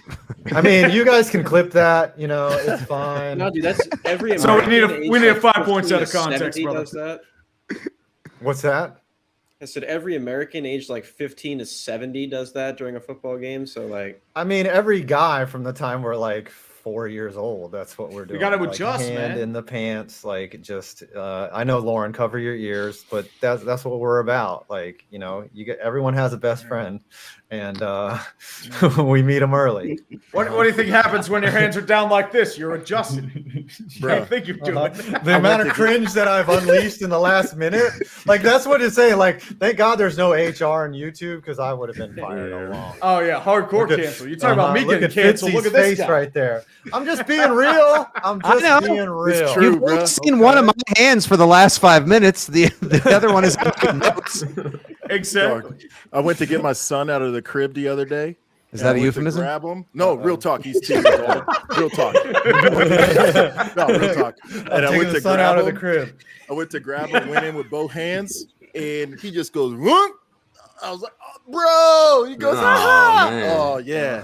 Sorry about that. I'm like, dude, you can't do that. You end up in jail that way. Yeah, man, you can't be doing that. Now, having the boy as a parent is much. I mean, I had 2 boys, and I mean, it's true. The fire hose be like you have to have like a whole like decontamination. Like when the kid would wake up, like we'd have to wait like 15 minutes before for him to fill the diaper, because there are so many times when I pull that diaper off and I'm just like literally covered in pee, and I'm just like, Wow. I didn't need that today, man. 5. you didn't. Like I guess I'm the dad here.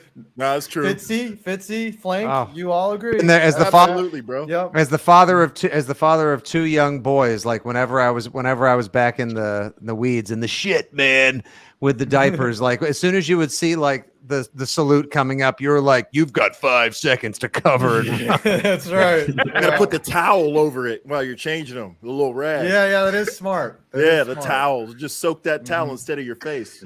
Yep. Look at how uncomfortable Tom is, though.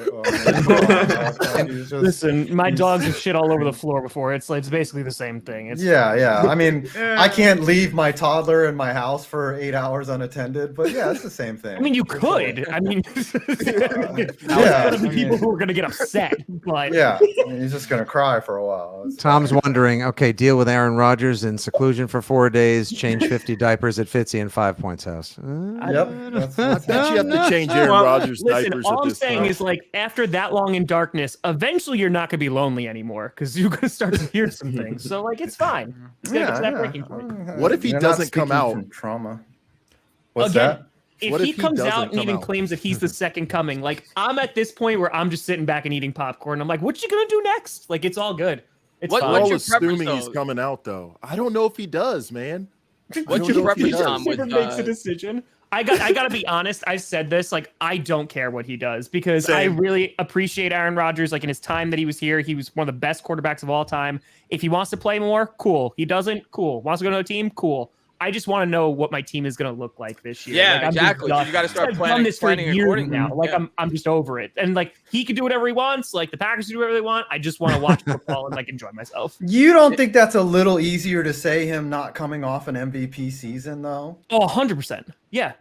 Right. You could make the same argument with That's Brady. why I didn't feel this way last year. But now, after going through it for 2 years, I'm like, all right, whatever, it's fine. It's cool. Yeah. Like we sucked like last that- year. We didn't make the playoffs, so it's like, okay, And well. what would your preference be to start Love? I mean, if Rodgers is gone, then try to get a bag for him and start Love. 100%. Because you might as well see what you have. Where does that where does the all we got to do is take care of the Lions and we make it to the playoffs, but we didn't loss like rank where's that among brevity? like the soul punch losses for Packers You know fans? what though, Fitzy? Like Packers fan, and I know no one's gonna be crying any rivers At home. but no one's going to. But I get it. Join me on the couch. honestly, it's not even top 5 in the past like decade. It's really even not because you had the Seahawks NFC Championship game was the biggest punch to the balls ever. Oh. 2011. That was. I thought Super Bowl 49 was finally going to be Brady Rogers in the big one, like all the way up until that freaking who's the guy who intercepted it and was like, I know what I'm going to do. I'm just going to take a knee with 3.5 minutes left. What could go wrong? Yeah, Morgan Oh. Burnett. I think he picked it. Yeah, I think he picked it, and then he ran. Yeah, and then he slid. I mean, yeah. So like, there's that. There's the NFC Championship game against the Giants. That one hurts with Favre's last pass. Like that one was really bad. Because 2011 didn't bother me. Thanks for that. Amazing. For the Chiefs, they were 15-1, but I'm like, listen, we go up against a good defense, we're gonna get destroyed, and that's what they did. So like, that one's okay. 2021 and 2020 were bad too. So like those, like the Buccaneers one, and then the 49ers one from 49ers one was bad. That was bad. That was bad. Yeah. All right, I gotta go around the room again. Most devastating loss that you've experienced as a fan. God, you where can did- go with any sport. It's fine, but if you want to go NFL, that's okay. Tree, we'll start with you, and then we'll go around. I do have to skedaddle, kids, but like, okay. I appreciate everyone stopping and I saying hello. love you. Thanks for stopping by. Whoever was trying to get in, you can get in. There you go. Bye, children. That was so much fun. Yeah, Thank he you. escaped. We got to He the escaped trauma the devastating part. loss, and he just left. Yeah. It's like, He's gonna no, go I ain't cry. ready for this. Like, he's like, oh, shit, I gotta go cry these out. It's been a while. Yeah, he's crying that Lions loss, bro. That was devastating. so pathetic. That was that's number gotta be one. shit.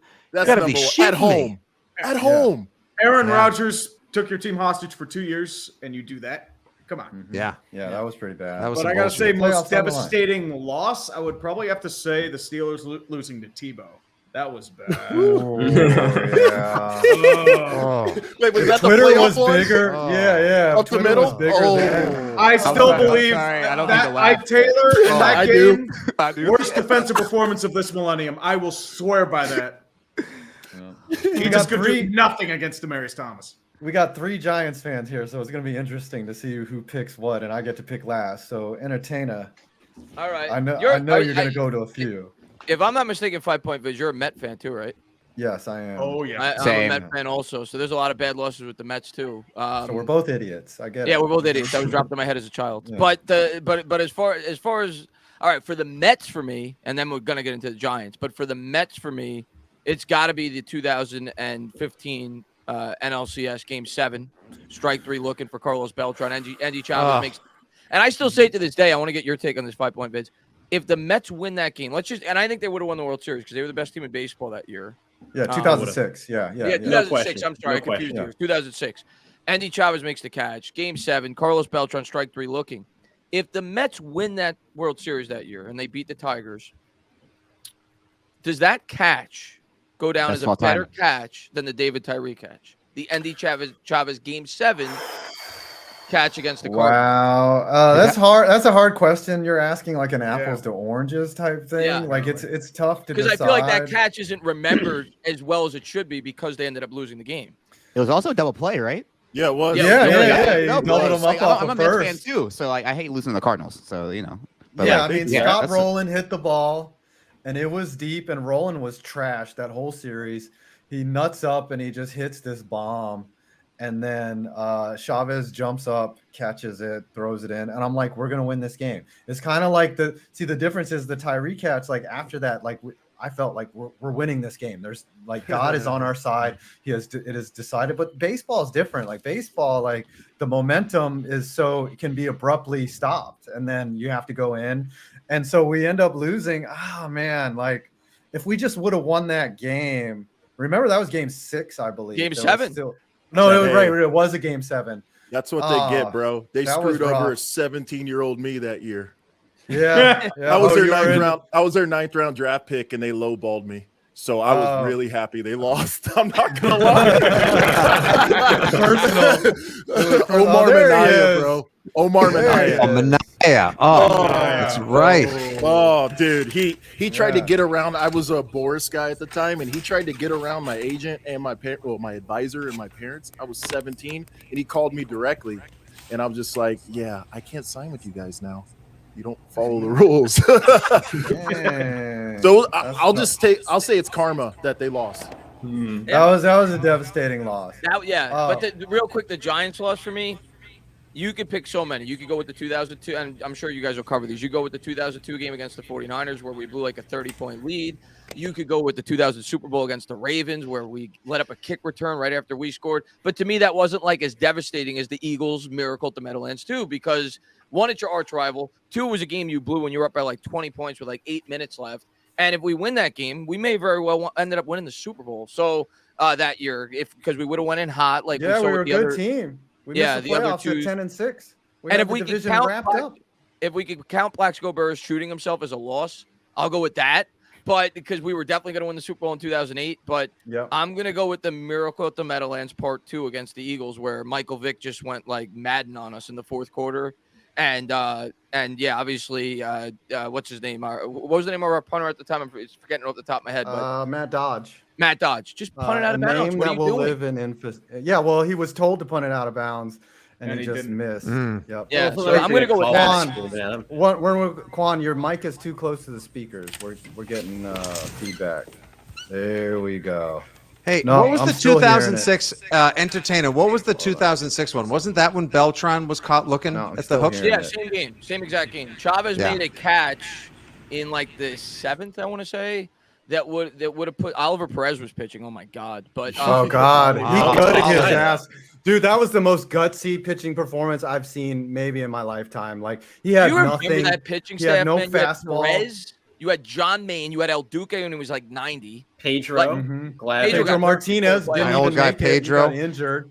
Yeah, Mhm. but that and that when lineup was that year was And when was that? I remember the final game at Shea. Wasn't it a win and you're in?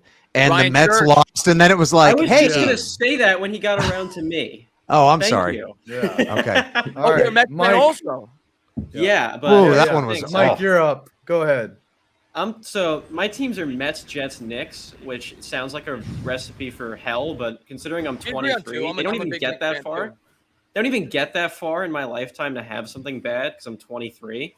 I could probably count the amount of combined playoffs on one hand. So I was going to go with last game at Shea. Having been there, it's the only time I've actually seen like adults I respect like break down and cry and then stand around for a ceremony That's a right good one. after that. Because like I'm pretty good at dealing with sports losses, but when you're 8, it's the win and in. Fitzy set it up perfectly. Oliver Perez started that game too. The only reason I know that is I did an Oliver Perez video over the winter, and I was like, "Oh wow, he started both of those games." Isn't That he was still? dope, and they by didn't the win way. either of them. Awesome vid. Thank you. I faced him. He Let me did let me that, ask like, you, Mike, because you were at the game. I nasty. watched it on TV. I was actually at a bar because that was a football Sunday, and I think that was the same day of the Miracle at the Meadowlands Part 2 for the Giants. I feel like it might have been because I remember No, I I was think watching. you're a couple years early. Oh yeah, no, what am I saying? That's in Meadowlands. October. That's in September. What am I talking about? But I remember I was at a bar to watch the Giants that day at the same time that the Mets were playing in that game. And I was 8 at that time though, so I was not at a bar. in on that the game. TV off the bat, that looked like a no doubt home run off of Church's bat, and then it fell like 10 feet short of the fence because I was like, we won the game as soon as it hit the bat. It looked like a home run off the bat. The wilder thing is that they had the goodbye Shea Stadium ceremony right after that with like all the Met legends and alumni, and it's like the whole crowd of like 45K is just like stunned and crying and sad. It's like, oh hey, this is Dwight Gooden, remember him? Yeah, For yeah. the next like hour, pretty much. Yeah, it was like, it was Oh, they a did that. sad, They did that sad right day. after they lost. Yeah. Oh, Right Yeah. after. They, Yeah. like, It's like a I was funeral. watching at a bar in New York Yeah. City, and I remember like and the Mets lose. And now let's all go out to the field at Shea Stadium and stand in a Darryl pile of our own Strawberry, tears. Yeah. And for Daryl right. Strawberry, we've laid the base paths in cocaine today. I was at the last Play It Shea, the Billy Joel concert when they knocked down when they right before they knocked down the stadium. That was a great concert. Oh wow, yeah. I mean, it's the parking lot now.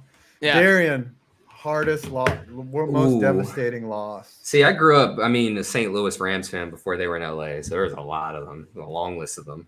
So they didn't make the playoffs for years. It's not the Super Bowl loss in 2018 though, because they lost, what was it, like 13-3? So it's not like they lost on like a last-second field goal or something like that. No, actually, it was from the 2008 season.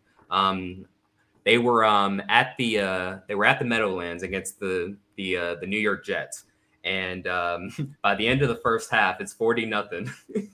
And what happened was, and the craziest thing is, Steven Jackson wasn't playing that game, so it was automatically over because back in those days he was their whole offense basically. You had Mark Bolger too, right, on that team? Mm-hmm. But he was getting killed by that point, though. He Yeah. was getting killed, yeah. And then they had just fired Scott Linehan, and then Jim Hazlitt was the interim. Oh, it was so bad. Linehan was a terrible coach. Oh, I Terrible know, I coach. know. Oh, he's awful. Like he like goes down Torrey in the Holt. annals of Yeah, like horrible coaches. Torrey Holt, one of the most like even-keeled players you'll ever see, on and off the field. Like he even was like yelling at him on the sidelines one game. I'm like, dude, Torrey Holt was yelling at you? Yeah. Like you must be bad. But no.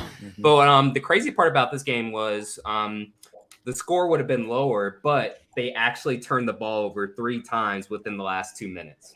3 turnovers on 3 straight possessions within 2 minutes ended up making the score 40-0 at halftime. I think the final score was 47-3 because they just felt They pulled bad. the starters, Yeah, yeah, they felt yeah. bad. They're like, nah. And this was when Brett Favre was on the team, and like this was before their collapse and the whole shoulder injury, I think it was. So he was like just carving them up. I was gonna ask Tom that too about Brett Favre because like what the Jets are just repeating history. They Yeah, traded for a yeah. 9-year-old Yeah, Brett Favre, now they're thinking, and now Jet fans will like want to do it with Aaron Rodgers. Like, do you ever learn as a fan base? Probably. You not. want to collapse again? Go for it. Honestly, let the Jets be the Jets. It is the greatest comedy that keeps happening. Yeah, I know. And let them do their thing. You know It what? is the Brett greatest. Favre walked so Aaron Rodgers could run. I want to see that dick pic with the Crocs coming out of nowhere. And they have And a then I want to history see of him go to Minnesota and then pilfer the entire state of Mississippi for welfare funds to build a volleyball stadium. And the Jets did it before Favre with your quarterback tree. They did it with Neil O'Donnell. Oh God! They did it with Boomer Esiason too. That's a Don't way. mention Neil That's a O'Donnell. way back. Do not mention Neil O'Donnell. I have an irrational hatred of Neil O'Donnell. That man ruined my childhood. Fuck Neil O'Donnell. Damn. Fuck Neil O'Donnell. That man. I know it's probably receiver miscommunication. That man threw 2 interceptions and made Larry Brown. Larry Brown. Yeah. I will never forgive him because I was a 7-year-old kid and that man ruined my childhood. Yeah. I Larry was Brown 7 is in and I that knew. circle of like random, like Malcolm Brown, Larry Brown. Lomas Brown. There's like a 3 or 4 like Super Charlie Bowl. Brown. Yep. Oh, Dexter Jackson. Dexter Jackson. Thank you. That's I it. think Yeah. Desmond Howard counts for that too, doesn't he? He didn't do Yep. anything. Ooh, else. he did win a Super Bowl. I mean, MVP. was James White an MVP? I don't think he was. I think it was. No, Brady got it. Brady James won White that. should have gotten it. Yeah. He should Yeah, have. he should have. He had like 12 MVP catches. of that. Yeah, 14 catches, 220 total yards, offense, 3 touchdowns. He was responsible for like all their points except for a 2-point conversion from the 4th quarter on. He was an animal that night. Nah. Brady Give it did to let Brady. him. Brady did give him the Tahoe for scoring the Who was touchdown. the Okay. linebacker? He might have Who was offered up Giselle. I'm just saying. Who was the linebacker for the Deferred. Seahawks that won it that one year? That was Malcolm. Cam Chancellor? Was No, that it was not Malcolm Brown? Malcolm Malcolm Butler. Perry. Malcolm Brown. That was Malcolm Butler. Brown. Okay, Thank thanks, you. Matt. Oh, Malcolm Brown. Okay. Yeah. Yep. Flink, most devastating loss in your sports watching career. Okay. I'm from Houston. I'm a Rockets fan. That's the only fan of Oh. any sport. Oh, So Malcolm we had Smith. Portland. Yeah. At first, it was the Brandon Roy one in 2008, but that was a regular season game. I got to go with Dame Lillard. Remember the buzzer Ice beater cold? to Yeah. dude. Mhm. The buzzer beater to send him to the second round. Dude. That beats that's when 27 game time misses? started. That beats, absolutely, dude. Like Yeah. that's a fluke thing. missing That was 7 in a rough row to is a look fluke. at. That was hard to Fair. watch, though. Just the Mhm. amount of bricks that they were chucking up. Like, And that they were was- all great shots too. They Yeah. were wide They open. were Just couldn't open, hit yeah. anything. Just If brick- that's how you brick lose, city. I'm as a fan, I'm okay with that. You know, That's fair. you're not That's fair. supposed to Yeah, miss that yeah, many. yeah. You know, You went but, out. like Yeah. you're supposed to You went out defend hard. the other team's best player. And Dame time. That's when it started, though. So can't hate, just got to respect it. But man, that was pain because that ended the season. Yeah. All right, so Fitzy, we're gonna skip you because you're a Pats fan. You have not had any devastating losses. Yeah. in your life. I'm going to go all the way back to last century. I was going to get in the way back machine and say that All my right. most painful loss isn't Patriots; it's actually Red Sox. Okay, that's fair. Oh, You got that's plenty. fair. You got Go plenty. ahead. There's a lot of those. Yeah. Yeah, Yeah. there are a lot of those. Aaron Boone. It's- How about Aaron Boone? It's Bill yeah. Buckner. The ball is high, man is far, it is go. Fuck yourself, John Sterling. No, He sends a text message. all rise and look, Susan is taking care of herself. By the way, the most hysterical. You mentioned Susan. The reaction she had to Roger Clemens in the booth. Oh yeah, Roger Clemens. I didn't know. I'm trying to George is in It's in George's box. John, my feet are sweating right now. I'm so excited. The marquee's all lit up. I have no idea what my father looks like, but I have that moment burned in my memory over 15 years later. That's how sports works, man. Dude, how late Yeah. this season was that? It's like June, July. Yeah, dude. it was like late July. It was like the second coming It was of Christ. Old-Timers Day, wasn't it? I have to go back and watch that now. I just love Oh God, dude, that was so ridiculous. That was Serious- ridiculous. He did come dominate though. But that's why, like, sports is the ultimate connective tissue. That's why it's the greatest thing ever. Yes. And we still do what we do for profit, for pain, whatever. No, 1986 World Series. Speaking of Mets, lol, Mets, and everyone else in the chat, like, I didn't want to bring it up. Super Bowl 42, pain, but that's okay because it was right smack in the middle of the double dynastic run, and I've got 6 Super Bowl towels I can cry myself to sleep on whenever I think of Super Bowl 42 or lost to the Broncos in the AFC Championship, 46, etc. No. 86 was so bad. I was so because we had basically nothing but just some Celtics up to that point, and everyone wanted it to be the curse to be reversed. And you had a region, Red Sox Nation everywhere, and then they lose Game 6 Saturday night in the most excruciating fashion. You know, Vin Scully, Buckner behind the bag, and then there's Ray Knight scoring. They delay the game on Sunday because of rain, so they push it to Monday night. Sox are up 3-0 going into the 6th. Bruce Hurst gives up 3 in the 6th, tied 3-3. Eventually, Mets win.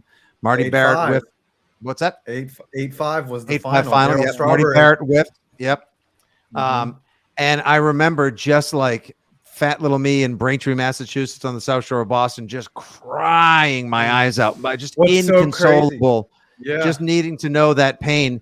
The next day, that Tuesday, my mother let me stay home from school, and on Wednesday, I went to school with an absentee note, like Epstein's mom style, for everyone that remembers Welcome Back, Cotter. And it said, "Dear Mrs. whatever my teacher's name was, please excuse Nick for missing school Tuesday. I gave him a bereavement day. He was too sad that the Red Sox lost the World Series." The most insane part of that World Series, and I love the Mets, but I was born in '85, so I didn't get a real opportunity to appreciate that, obviously. But the most insane part of that World Series was that he predicted it before it happened. When Buckner, he was, I don't know if you've seen this before. He was interviewed like the day of Game 1 of the World Series, or right before the World Series started, and he said, "You dream about having the game-winning hit, and you have nightmares about letting a ball roll right underneath your legs," and then it actually happened. He shouldn't have been out there because He was injured. Should have been out there. Yep. Yeah, he was injured. He was like replaced every game that year in the 9th inning. I mean, honestly, nobody pays attention to Schiraldi imploding on the mound. Oh, exactly. And Bob Stanley crapping everyone. It's never any one Go back to person's the fault. ALCS too, with the Angels completely collapsing. Yeah, Donnie Moore. Donnie Moore. That ruined his life. More like Donnie, no more. Hey,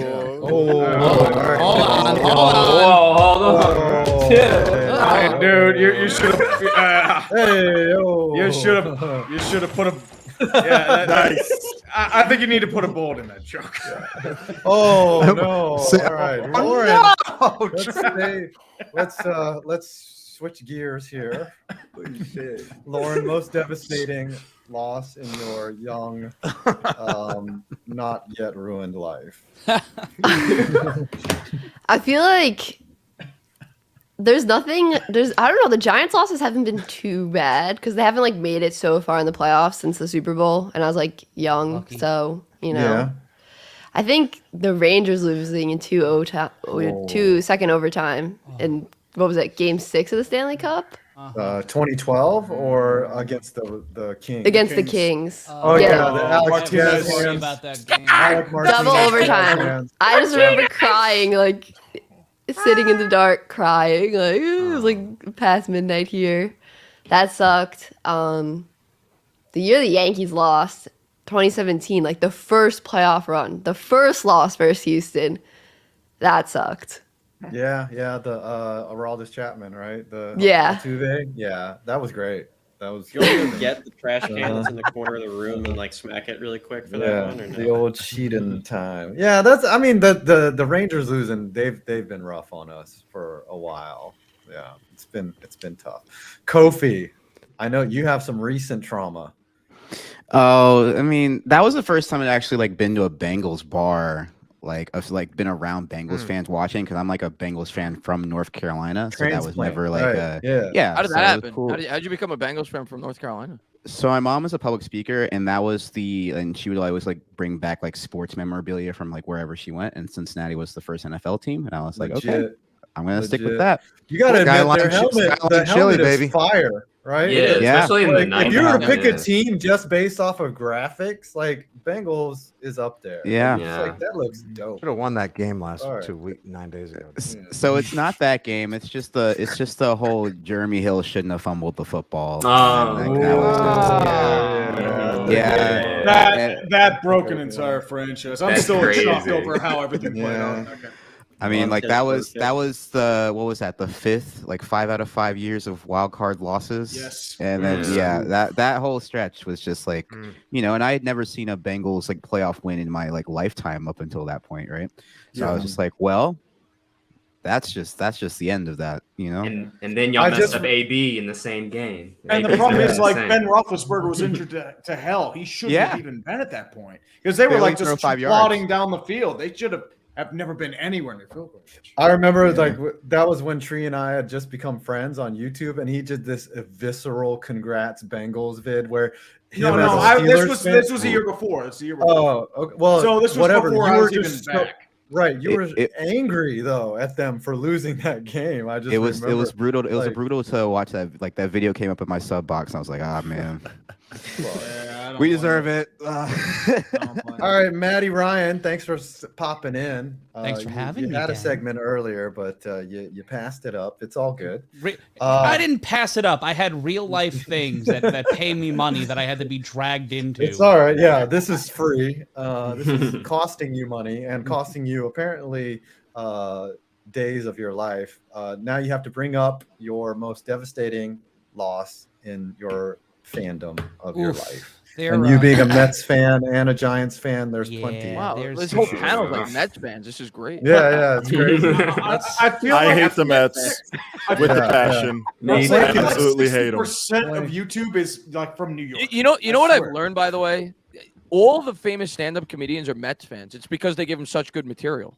Yeah, Yeah. of course. All you name Chris Rock, Jerry Seinfeld, Kevin James, Adam Sandler. I think some Mets, like they're all Mets fans. And Jets fans too, right? I don't Yeah. know. Well, they usually There's a few. go together. Well, the whole Yeah. the whole formula they say is like there's no true mathematical equation to figuring out a joke or laughter, but they say it's comedy equals tragedy over time. Yep. And you know who's suffered more previously than, you know, obviously not since it became Entitled Town, but like a lot of old comedians coming from Boston and then obviously New York, and where teams have suffered, languished, and tortured franchises. Philadelphia, basically just the Northeast. We suck. up here. Bill Burr's a what is he, a Boston? He's a fan? masshole. Yeah. Yeah, he's a man. Yeah. Yeah, he hasn't been as funny since the Patriots started winning. I'm just kidding. He's always funny.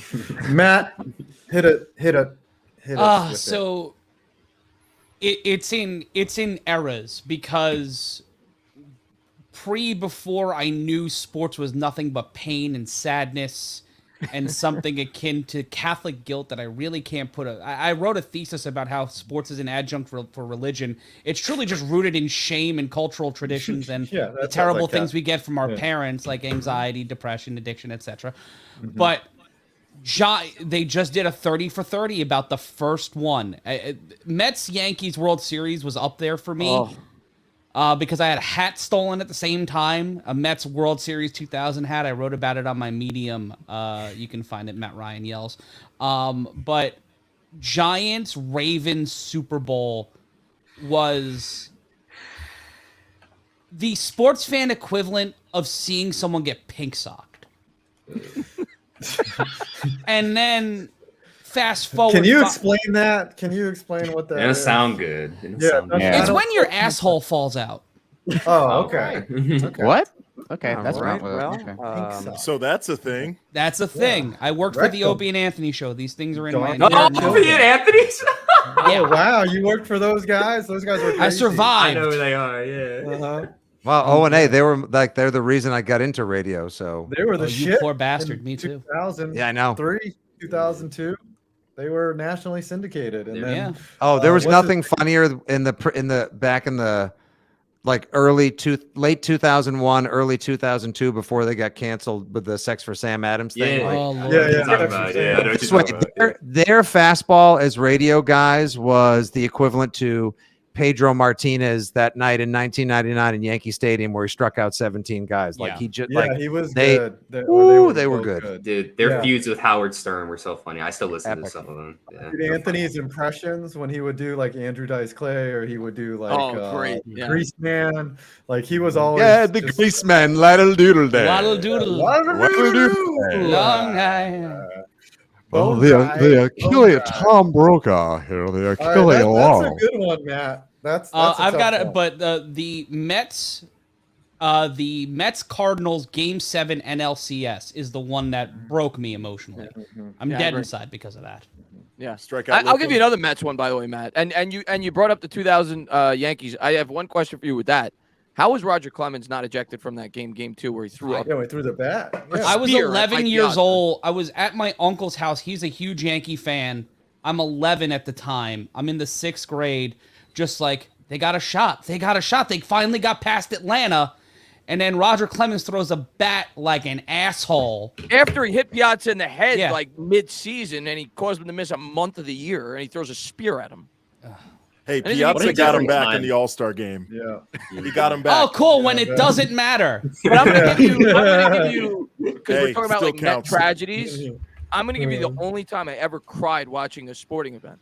I was 13 or 14. It was the year before the 2000 World Series against the Yankees, '99. Oh, no. Like Kenny the Rogers? 13th inning, Kenny Rogers walks in a run to end the game. Yeah. After the Mets have the walk-off grand slam by Ventura in Game 4. Game Yeah, 5, we end up Braves. winning. And then we Braves. go to The Atlanta. walk-off and- grand slam Oh. double. Yeah, Yeah, yeah, walk-off yeah. single. Grand Yeah, Slam walk-off single, You yeah. got, Grand slam Benitez and single. Franco blow it in Game 6, and then that was horrible. Kenny Rogers walks in the winning run. I gotta skate, y'all. Have a happy All Super right. Bowl. Tree, Love you, brother. 5, everyone, love you guys. Nice Nice meeting you, chatting man. with you. Nice Happy meeting you. Super Bowl, everybody. Be good. You too, Absolutely. All right, I got a devastating loss, and that no one's mentioned. I'm going with Lauren. Rangers. Actually, I have 2 because it's my show. I can do 2. I have the Rangers in 2015 Game 7 to the Tampa Bay Lightning. Oh. That was my favorite Ranger team, and I have to They say, laid an egg. I loved Rick Nash. Like, I had starry eyes when he came to New York. Like, I was just like, this guy is legit. He's 6'5". He scores. He skates beautifully. He struggled the year before in the finals run, and then in 2015 he really put it together, and he was like a catalyst. And then to lose on an Andre Palat goal, and then I forget Alex Killorn scored, and then Palat scored later. I mean, as I said, like the Rangers for laid an them. egg that game. Yeah, remember they that. just absolutely didn't show up. And then the second one is Auburn Tigers in the 2014 national or 2011 national championship game against Florida State. So the entire year, Auburn Like they had a crazy roster. Like Nick Marshall was a cornerback playing quarterback. Like he was a defensive back that they converted to a quarterback. He ends up like there was they were down to Georgia with down 5 and they threw a Hail Mary and it bounced off a defender and then into the receiver's hands. Yeah. He took it into the end zone. We end up beating Georgia. The kick 6 happens. We beat Alabama on a field goal that should have never been kicked. We run it back. We get past Missouri in the SEC championship game. We face Florida State and we're up 20-6. And I'm just like, this is the dream season. Like we've come too far. We're going to make it. And then we lose like 35-32 on pass interference in the end zone with like 15 seconds left. Like we scored a touchdown to go up with a minute left and we gave them too much time. Jameis Winston of all people leads a drive down the field. Like first play they played zone and he just ran up for like, yeah, he ate that W and it was the most devastating. Like I've still like haven't come to terms with it. Like it's that like I need to see a therapist. Was this was this loss what year was this loss? What year was it? 2011, I want to say. Okay. So, this was before he stole the crab legs and then yelled. Yeah. This was his last year. And yeah, it was rough. That was over a decade ago. Yeah. Oh, crazy. Yeah. I know that's crazy. The last 3 years are a blur. Yeah, and it felt like a spoil of riches because Cam Newton had won a championship. 2013 is what the crowd. Yeah, Cam Newton, who's the greatest Auburn Tiger of all time. I don't really care, and it was just tough. All right, before we end the show, I got to get some people here their Super Bowl predictions. We got to shore this up. So, yeah, man. Oh, Bad Dog. He was supposed to join, but we couldn't get him. Maybe he got locked out. But Flank, who's going to win this game, and what's your final score? I can't go against Mahomes. Dude, 50-42. All right, that's a baseball player score right there. Dude, I feel Big 12 game, man. Yeah. I'm going with Mama Kelsey's prediction, the highest scoring Super Bowl ever. Awesome. I didn't even look at the line. What's the over under for this game? 327. High 40s. Oh, I thought it'd be higher than that. I don't think it's over 50. Rarely does an over go over 50. I haven't looked at the line. I don't start betting until like Saturday. I wait. You do the coin flip. You bet like $20 on the coin flip. No, I don't do prop bets. I'm a straight line and spread guy. I'm like Daryl Strawberry. I only like the lines. The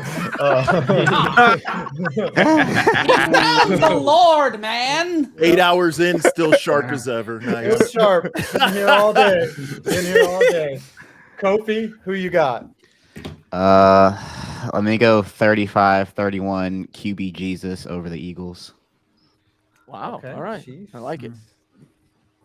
Not going to bet against 35-31, you say? Yeah. Okay. I like Lauren. QB Jesus. QB Jesus, bro. We were at the Bengals bar, and I was like, yo, one leg, no legs. That man scares me. And every Bengals fan in the bar was like, yep, agreed. He's only 25. He's only He's 25. ridiculous. Crazy good. That's what's scary. The only guy who's as scary as him is your guy, Burrow. Like, honestly, like, Burrow's, it's with Brady retiring and Rodgers on the horizon, probably set to go. Like, the new era is here, and it's the athletic quarterback that can do it all. Like, the freak show is on. This is going to be remembered. I sure hope so. Hope so. Lauren, you're up. I want a high scoring game, so I'm just going to predict a high scoring game. There you go. I'll go 38-35 Chiefs. Ooh, that's a field goal. I like it. Are we going to get to see the overtime rules in the Super Bowl? Yeah, I want high scoring down to the last second, last drive. That would be ideal for me, at least. No defense. Yeah. I love two punchers just going at it. Like Arturo Gotti Ward. Yeah, I want to see Gotti Ward. Kofi. Oh, no, Kofi already went. Matt. Well, first of all, the A7FL is better football, but that's just a different thing. A7FL.tv. Biased. Very biased. You can watch our live schedule show tonight on our YouTube channel. But for me, Jalen Hurts is finally going to get a challenge on the other side of the field when it comes to having a competitive quarterback. Mahomes having experience in the Super Bowl, that Chiefs team having experience in the Super Bowl, Andy Reid getting revenge against Philadelphia. He's going to deny Philadelphia another Super Bowl. I think it's going to be close. 38-35 sounds good, but I think the Eagles are going to come out of the blocks late. It's going to create a problem for them. They're going to be overwhelmed. I think Sirianni's a great coach, but I think once they're in it, they're going to realize the different levels to playing in this style and playing in the Super Bowl. But I think 38-32 is probably going to be the actual score. And who's that? Who are you picking? Kansas City. The Eagles? Okay, Chiefs. Nobody's picking the Eagles. I don't like that. I don't like it. No, a lot of people have taken I would say the majority out of the, 30 some odd guests have taken the Chiefs just because I think that that's what people want. Pat Mahomes. And that's happened before. I think 2 years ago, a lot of people took the Chiefs over the Bucks, and we got slapped. Whoever took them got slapped in the face by that effort. So, yeah, I mean, the smart money is on the better quarterback, and without any other conflicting data, Patrick Mahomes is better than Jalen Hurts, right? But honestly, the Eagles as a unit, they have the better team. Yeah, much better team. And the only real question mark is it's like Reed versus Sirianni. Sirianni's a young, cocky little fucking coach, and which is fine. I don't mind swagger at all. But those guys don't win in Arizona, though. Yeah, Reed has been around the block. Reed knows a few things. So, will the Jedi beat the Master or whatever, or Luke destroy his father? I don't know. The Padawan. Yes, Padawan, whatever. But let's hear from the Eagles fan before we wrap this up. We had to have Eagles fan representation. Dodge, thanks for stopping by last minute. Yeah, who's I had gonna win some this stuff game? to take care of after work, but safe to say I'm a little nervous about this game, but I also feel pretty good. The Eagles are a more complete unit, but when Mahomes gets in a rhythm, he is absolutely deadly. So ultimately, though, I am going to say I'm going to be doing my Super Bowl predictions later this week, but I'm going to say 35-28 Eagles. All right. Fair enough. Okay. So we've made it. Tree and I have been doing this for 8 hours. It doesn't even feel like 8 hours. Hell yeah to you guys. We love y'all. Thanks Thanks for coming out. Thanks for everyone to watch. We're going to have thanks for having us. Tree stay. We're going to make our official predictions. Absolutely. But everyone, thanks for coming. Love y'all. We'll see you Appreciate soon. y'all. And, Thank you, guys. Thanks for coming out, guys. This hour Thanks for was having so- me. We're going to do this every year. So Genuine pleasure. Thanks guys. for having me on. Nice meeting everybody. no problem. Bye. Yeah, nice meeting you. Later, guys. Nice out, guys. Tree. It's just The Last of Us. Yeah. It's slowly winding down. Just The Last of Us. All right. Are we really The Last of Us or Dodgers? It is. Still? Dodge. Oh, we gotta. It's just gonna be me All and right. Tree to end All it. right. I'll see y'all later then. All right. Love Peace you. out. See you later. Just The Last of Us now, man. It's been 8 hours. Hasn't felt like 8 hours, man. Oh man. Ooh. It started early. We went good. I hope everyone Grind. loved it. We did the grind. We did it. Tree. Let's go with your prediction. Ooh, well, I'm going to do the same prediction I did in the Haters Guide. I got to go with the EAGLES Eagles. Because quite frankly, I don't trust Kansas City's secondary without how inexperienced it is. They've given up a lot of yardage, even in their improved state. And I think Philadelphia has a huge advantage in the trenches on both sides. So I'm going to go with a 29, or sorry, actually, yeah, that'd be right. 29-20. Be the game. 29-20. You know what? I've been flipping back and forth this whole stream. Mm-hmm. It's been tough, but the Eagles, yeah, you're just right. The Eagles have a better unit. It's been a rough year for me. Of course. I mean, that's how it always goes, man. Nothing worse than watching the Eagles celebrate a second championship. Yeah, I hate Philadelphia. I hate everything it represents, but I have to respect how good they are. Yeah, even with their they're really supposed good. weak schedule, they've been dominating. Yeah, I don't buy that argument. They haven't played anybody. If you're good and they've played NFL teams all year. They've played nothing but NFL teams, the best of the best every year. I'm gonna go Eagles. High scoring game. A 30. 30-27 by a field goal, and it's probably just going to be devastating. But what can we do? We don't have a dog in this fight. I'm not going to hate on someone else for celebrating. You know, it's like you love your team. Like it's not. Thanks, Flank. Absolutely, Flank. Throwing It's us a a pleasure, little brother. money in the tip jar. Love you, Don't buddy. have to do that, man. Yeah. Oh no, dude! yeah, I gotta all right, edit the sleep NFL stream. debriefing. Come on. Yeah, I've got editing to do. Like, I haven't heard back from DraftKings. Like, who knows? Oh, dude, whether I'll DraftKings get is just that doing out their in own thing. time. Whatever. And yeah, so that's it. My final score is Eagles 30-27. It's going to be a great Super Bowl. It's going to be a great theater. And Tree, love you, brother. Absolutely. Love you Thanks too, for coming man. out to the show. Any final words before we leave? No, sir. Well, as always, hell of a stream. Thank you to everyone who came out, shot the shit, had a good time. Even if you're going off rambling about baby poops and all that weird stuff. But, I mean, I have to say, man, thrilled to do this every year, man. And I hope we do did it it, for a lot man. longer. We did it. We love y'all. Thanks for coming out, everybody. Thanks for the Absolutely. mods, for putting in that work. And we will see you on. Hey, are we going to broadcast Super Bowl Sunday? I thought we were doing Sunday. I don't know if we were Yeah. doing our separate channels or together. I wasn't sure. Nah, let's do it on this. You want to do it on this channel? Yeah, why not? All right, Let's go. So Super Bowl Sunday, we will be live reacting to the game. Yeah, I'm not going to any parties. I'm a fucking loser. Well, I All mean, right, not so- even that. Like, I'm far away from people. Like, I'd just Yeah. be going to a bar or just watching here. I'd probably be doing it at my own stream. So whatever. Yeah, let's do it. Love you, brother. Yeah, We'll see let's you go. on Thursday. All right. Peace.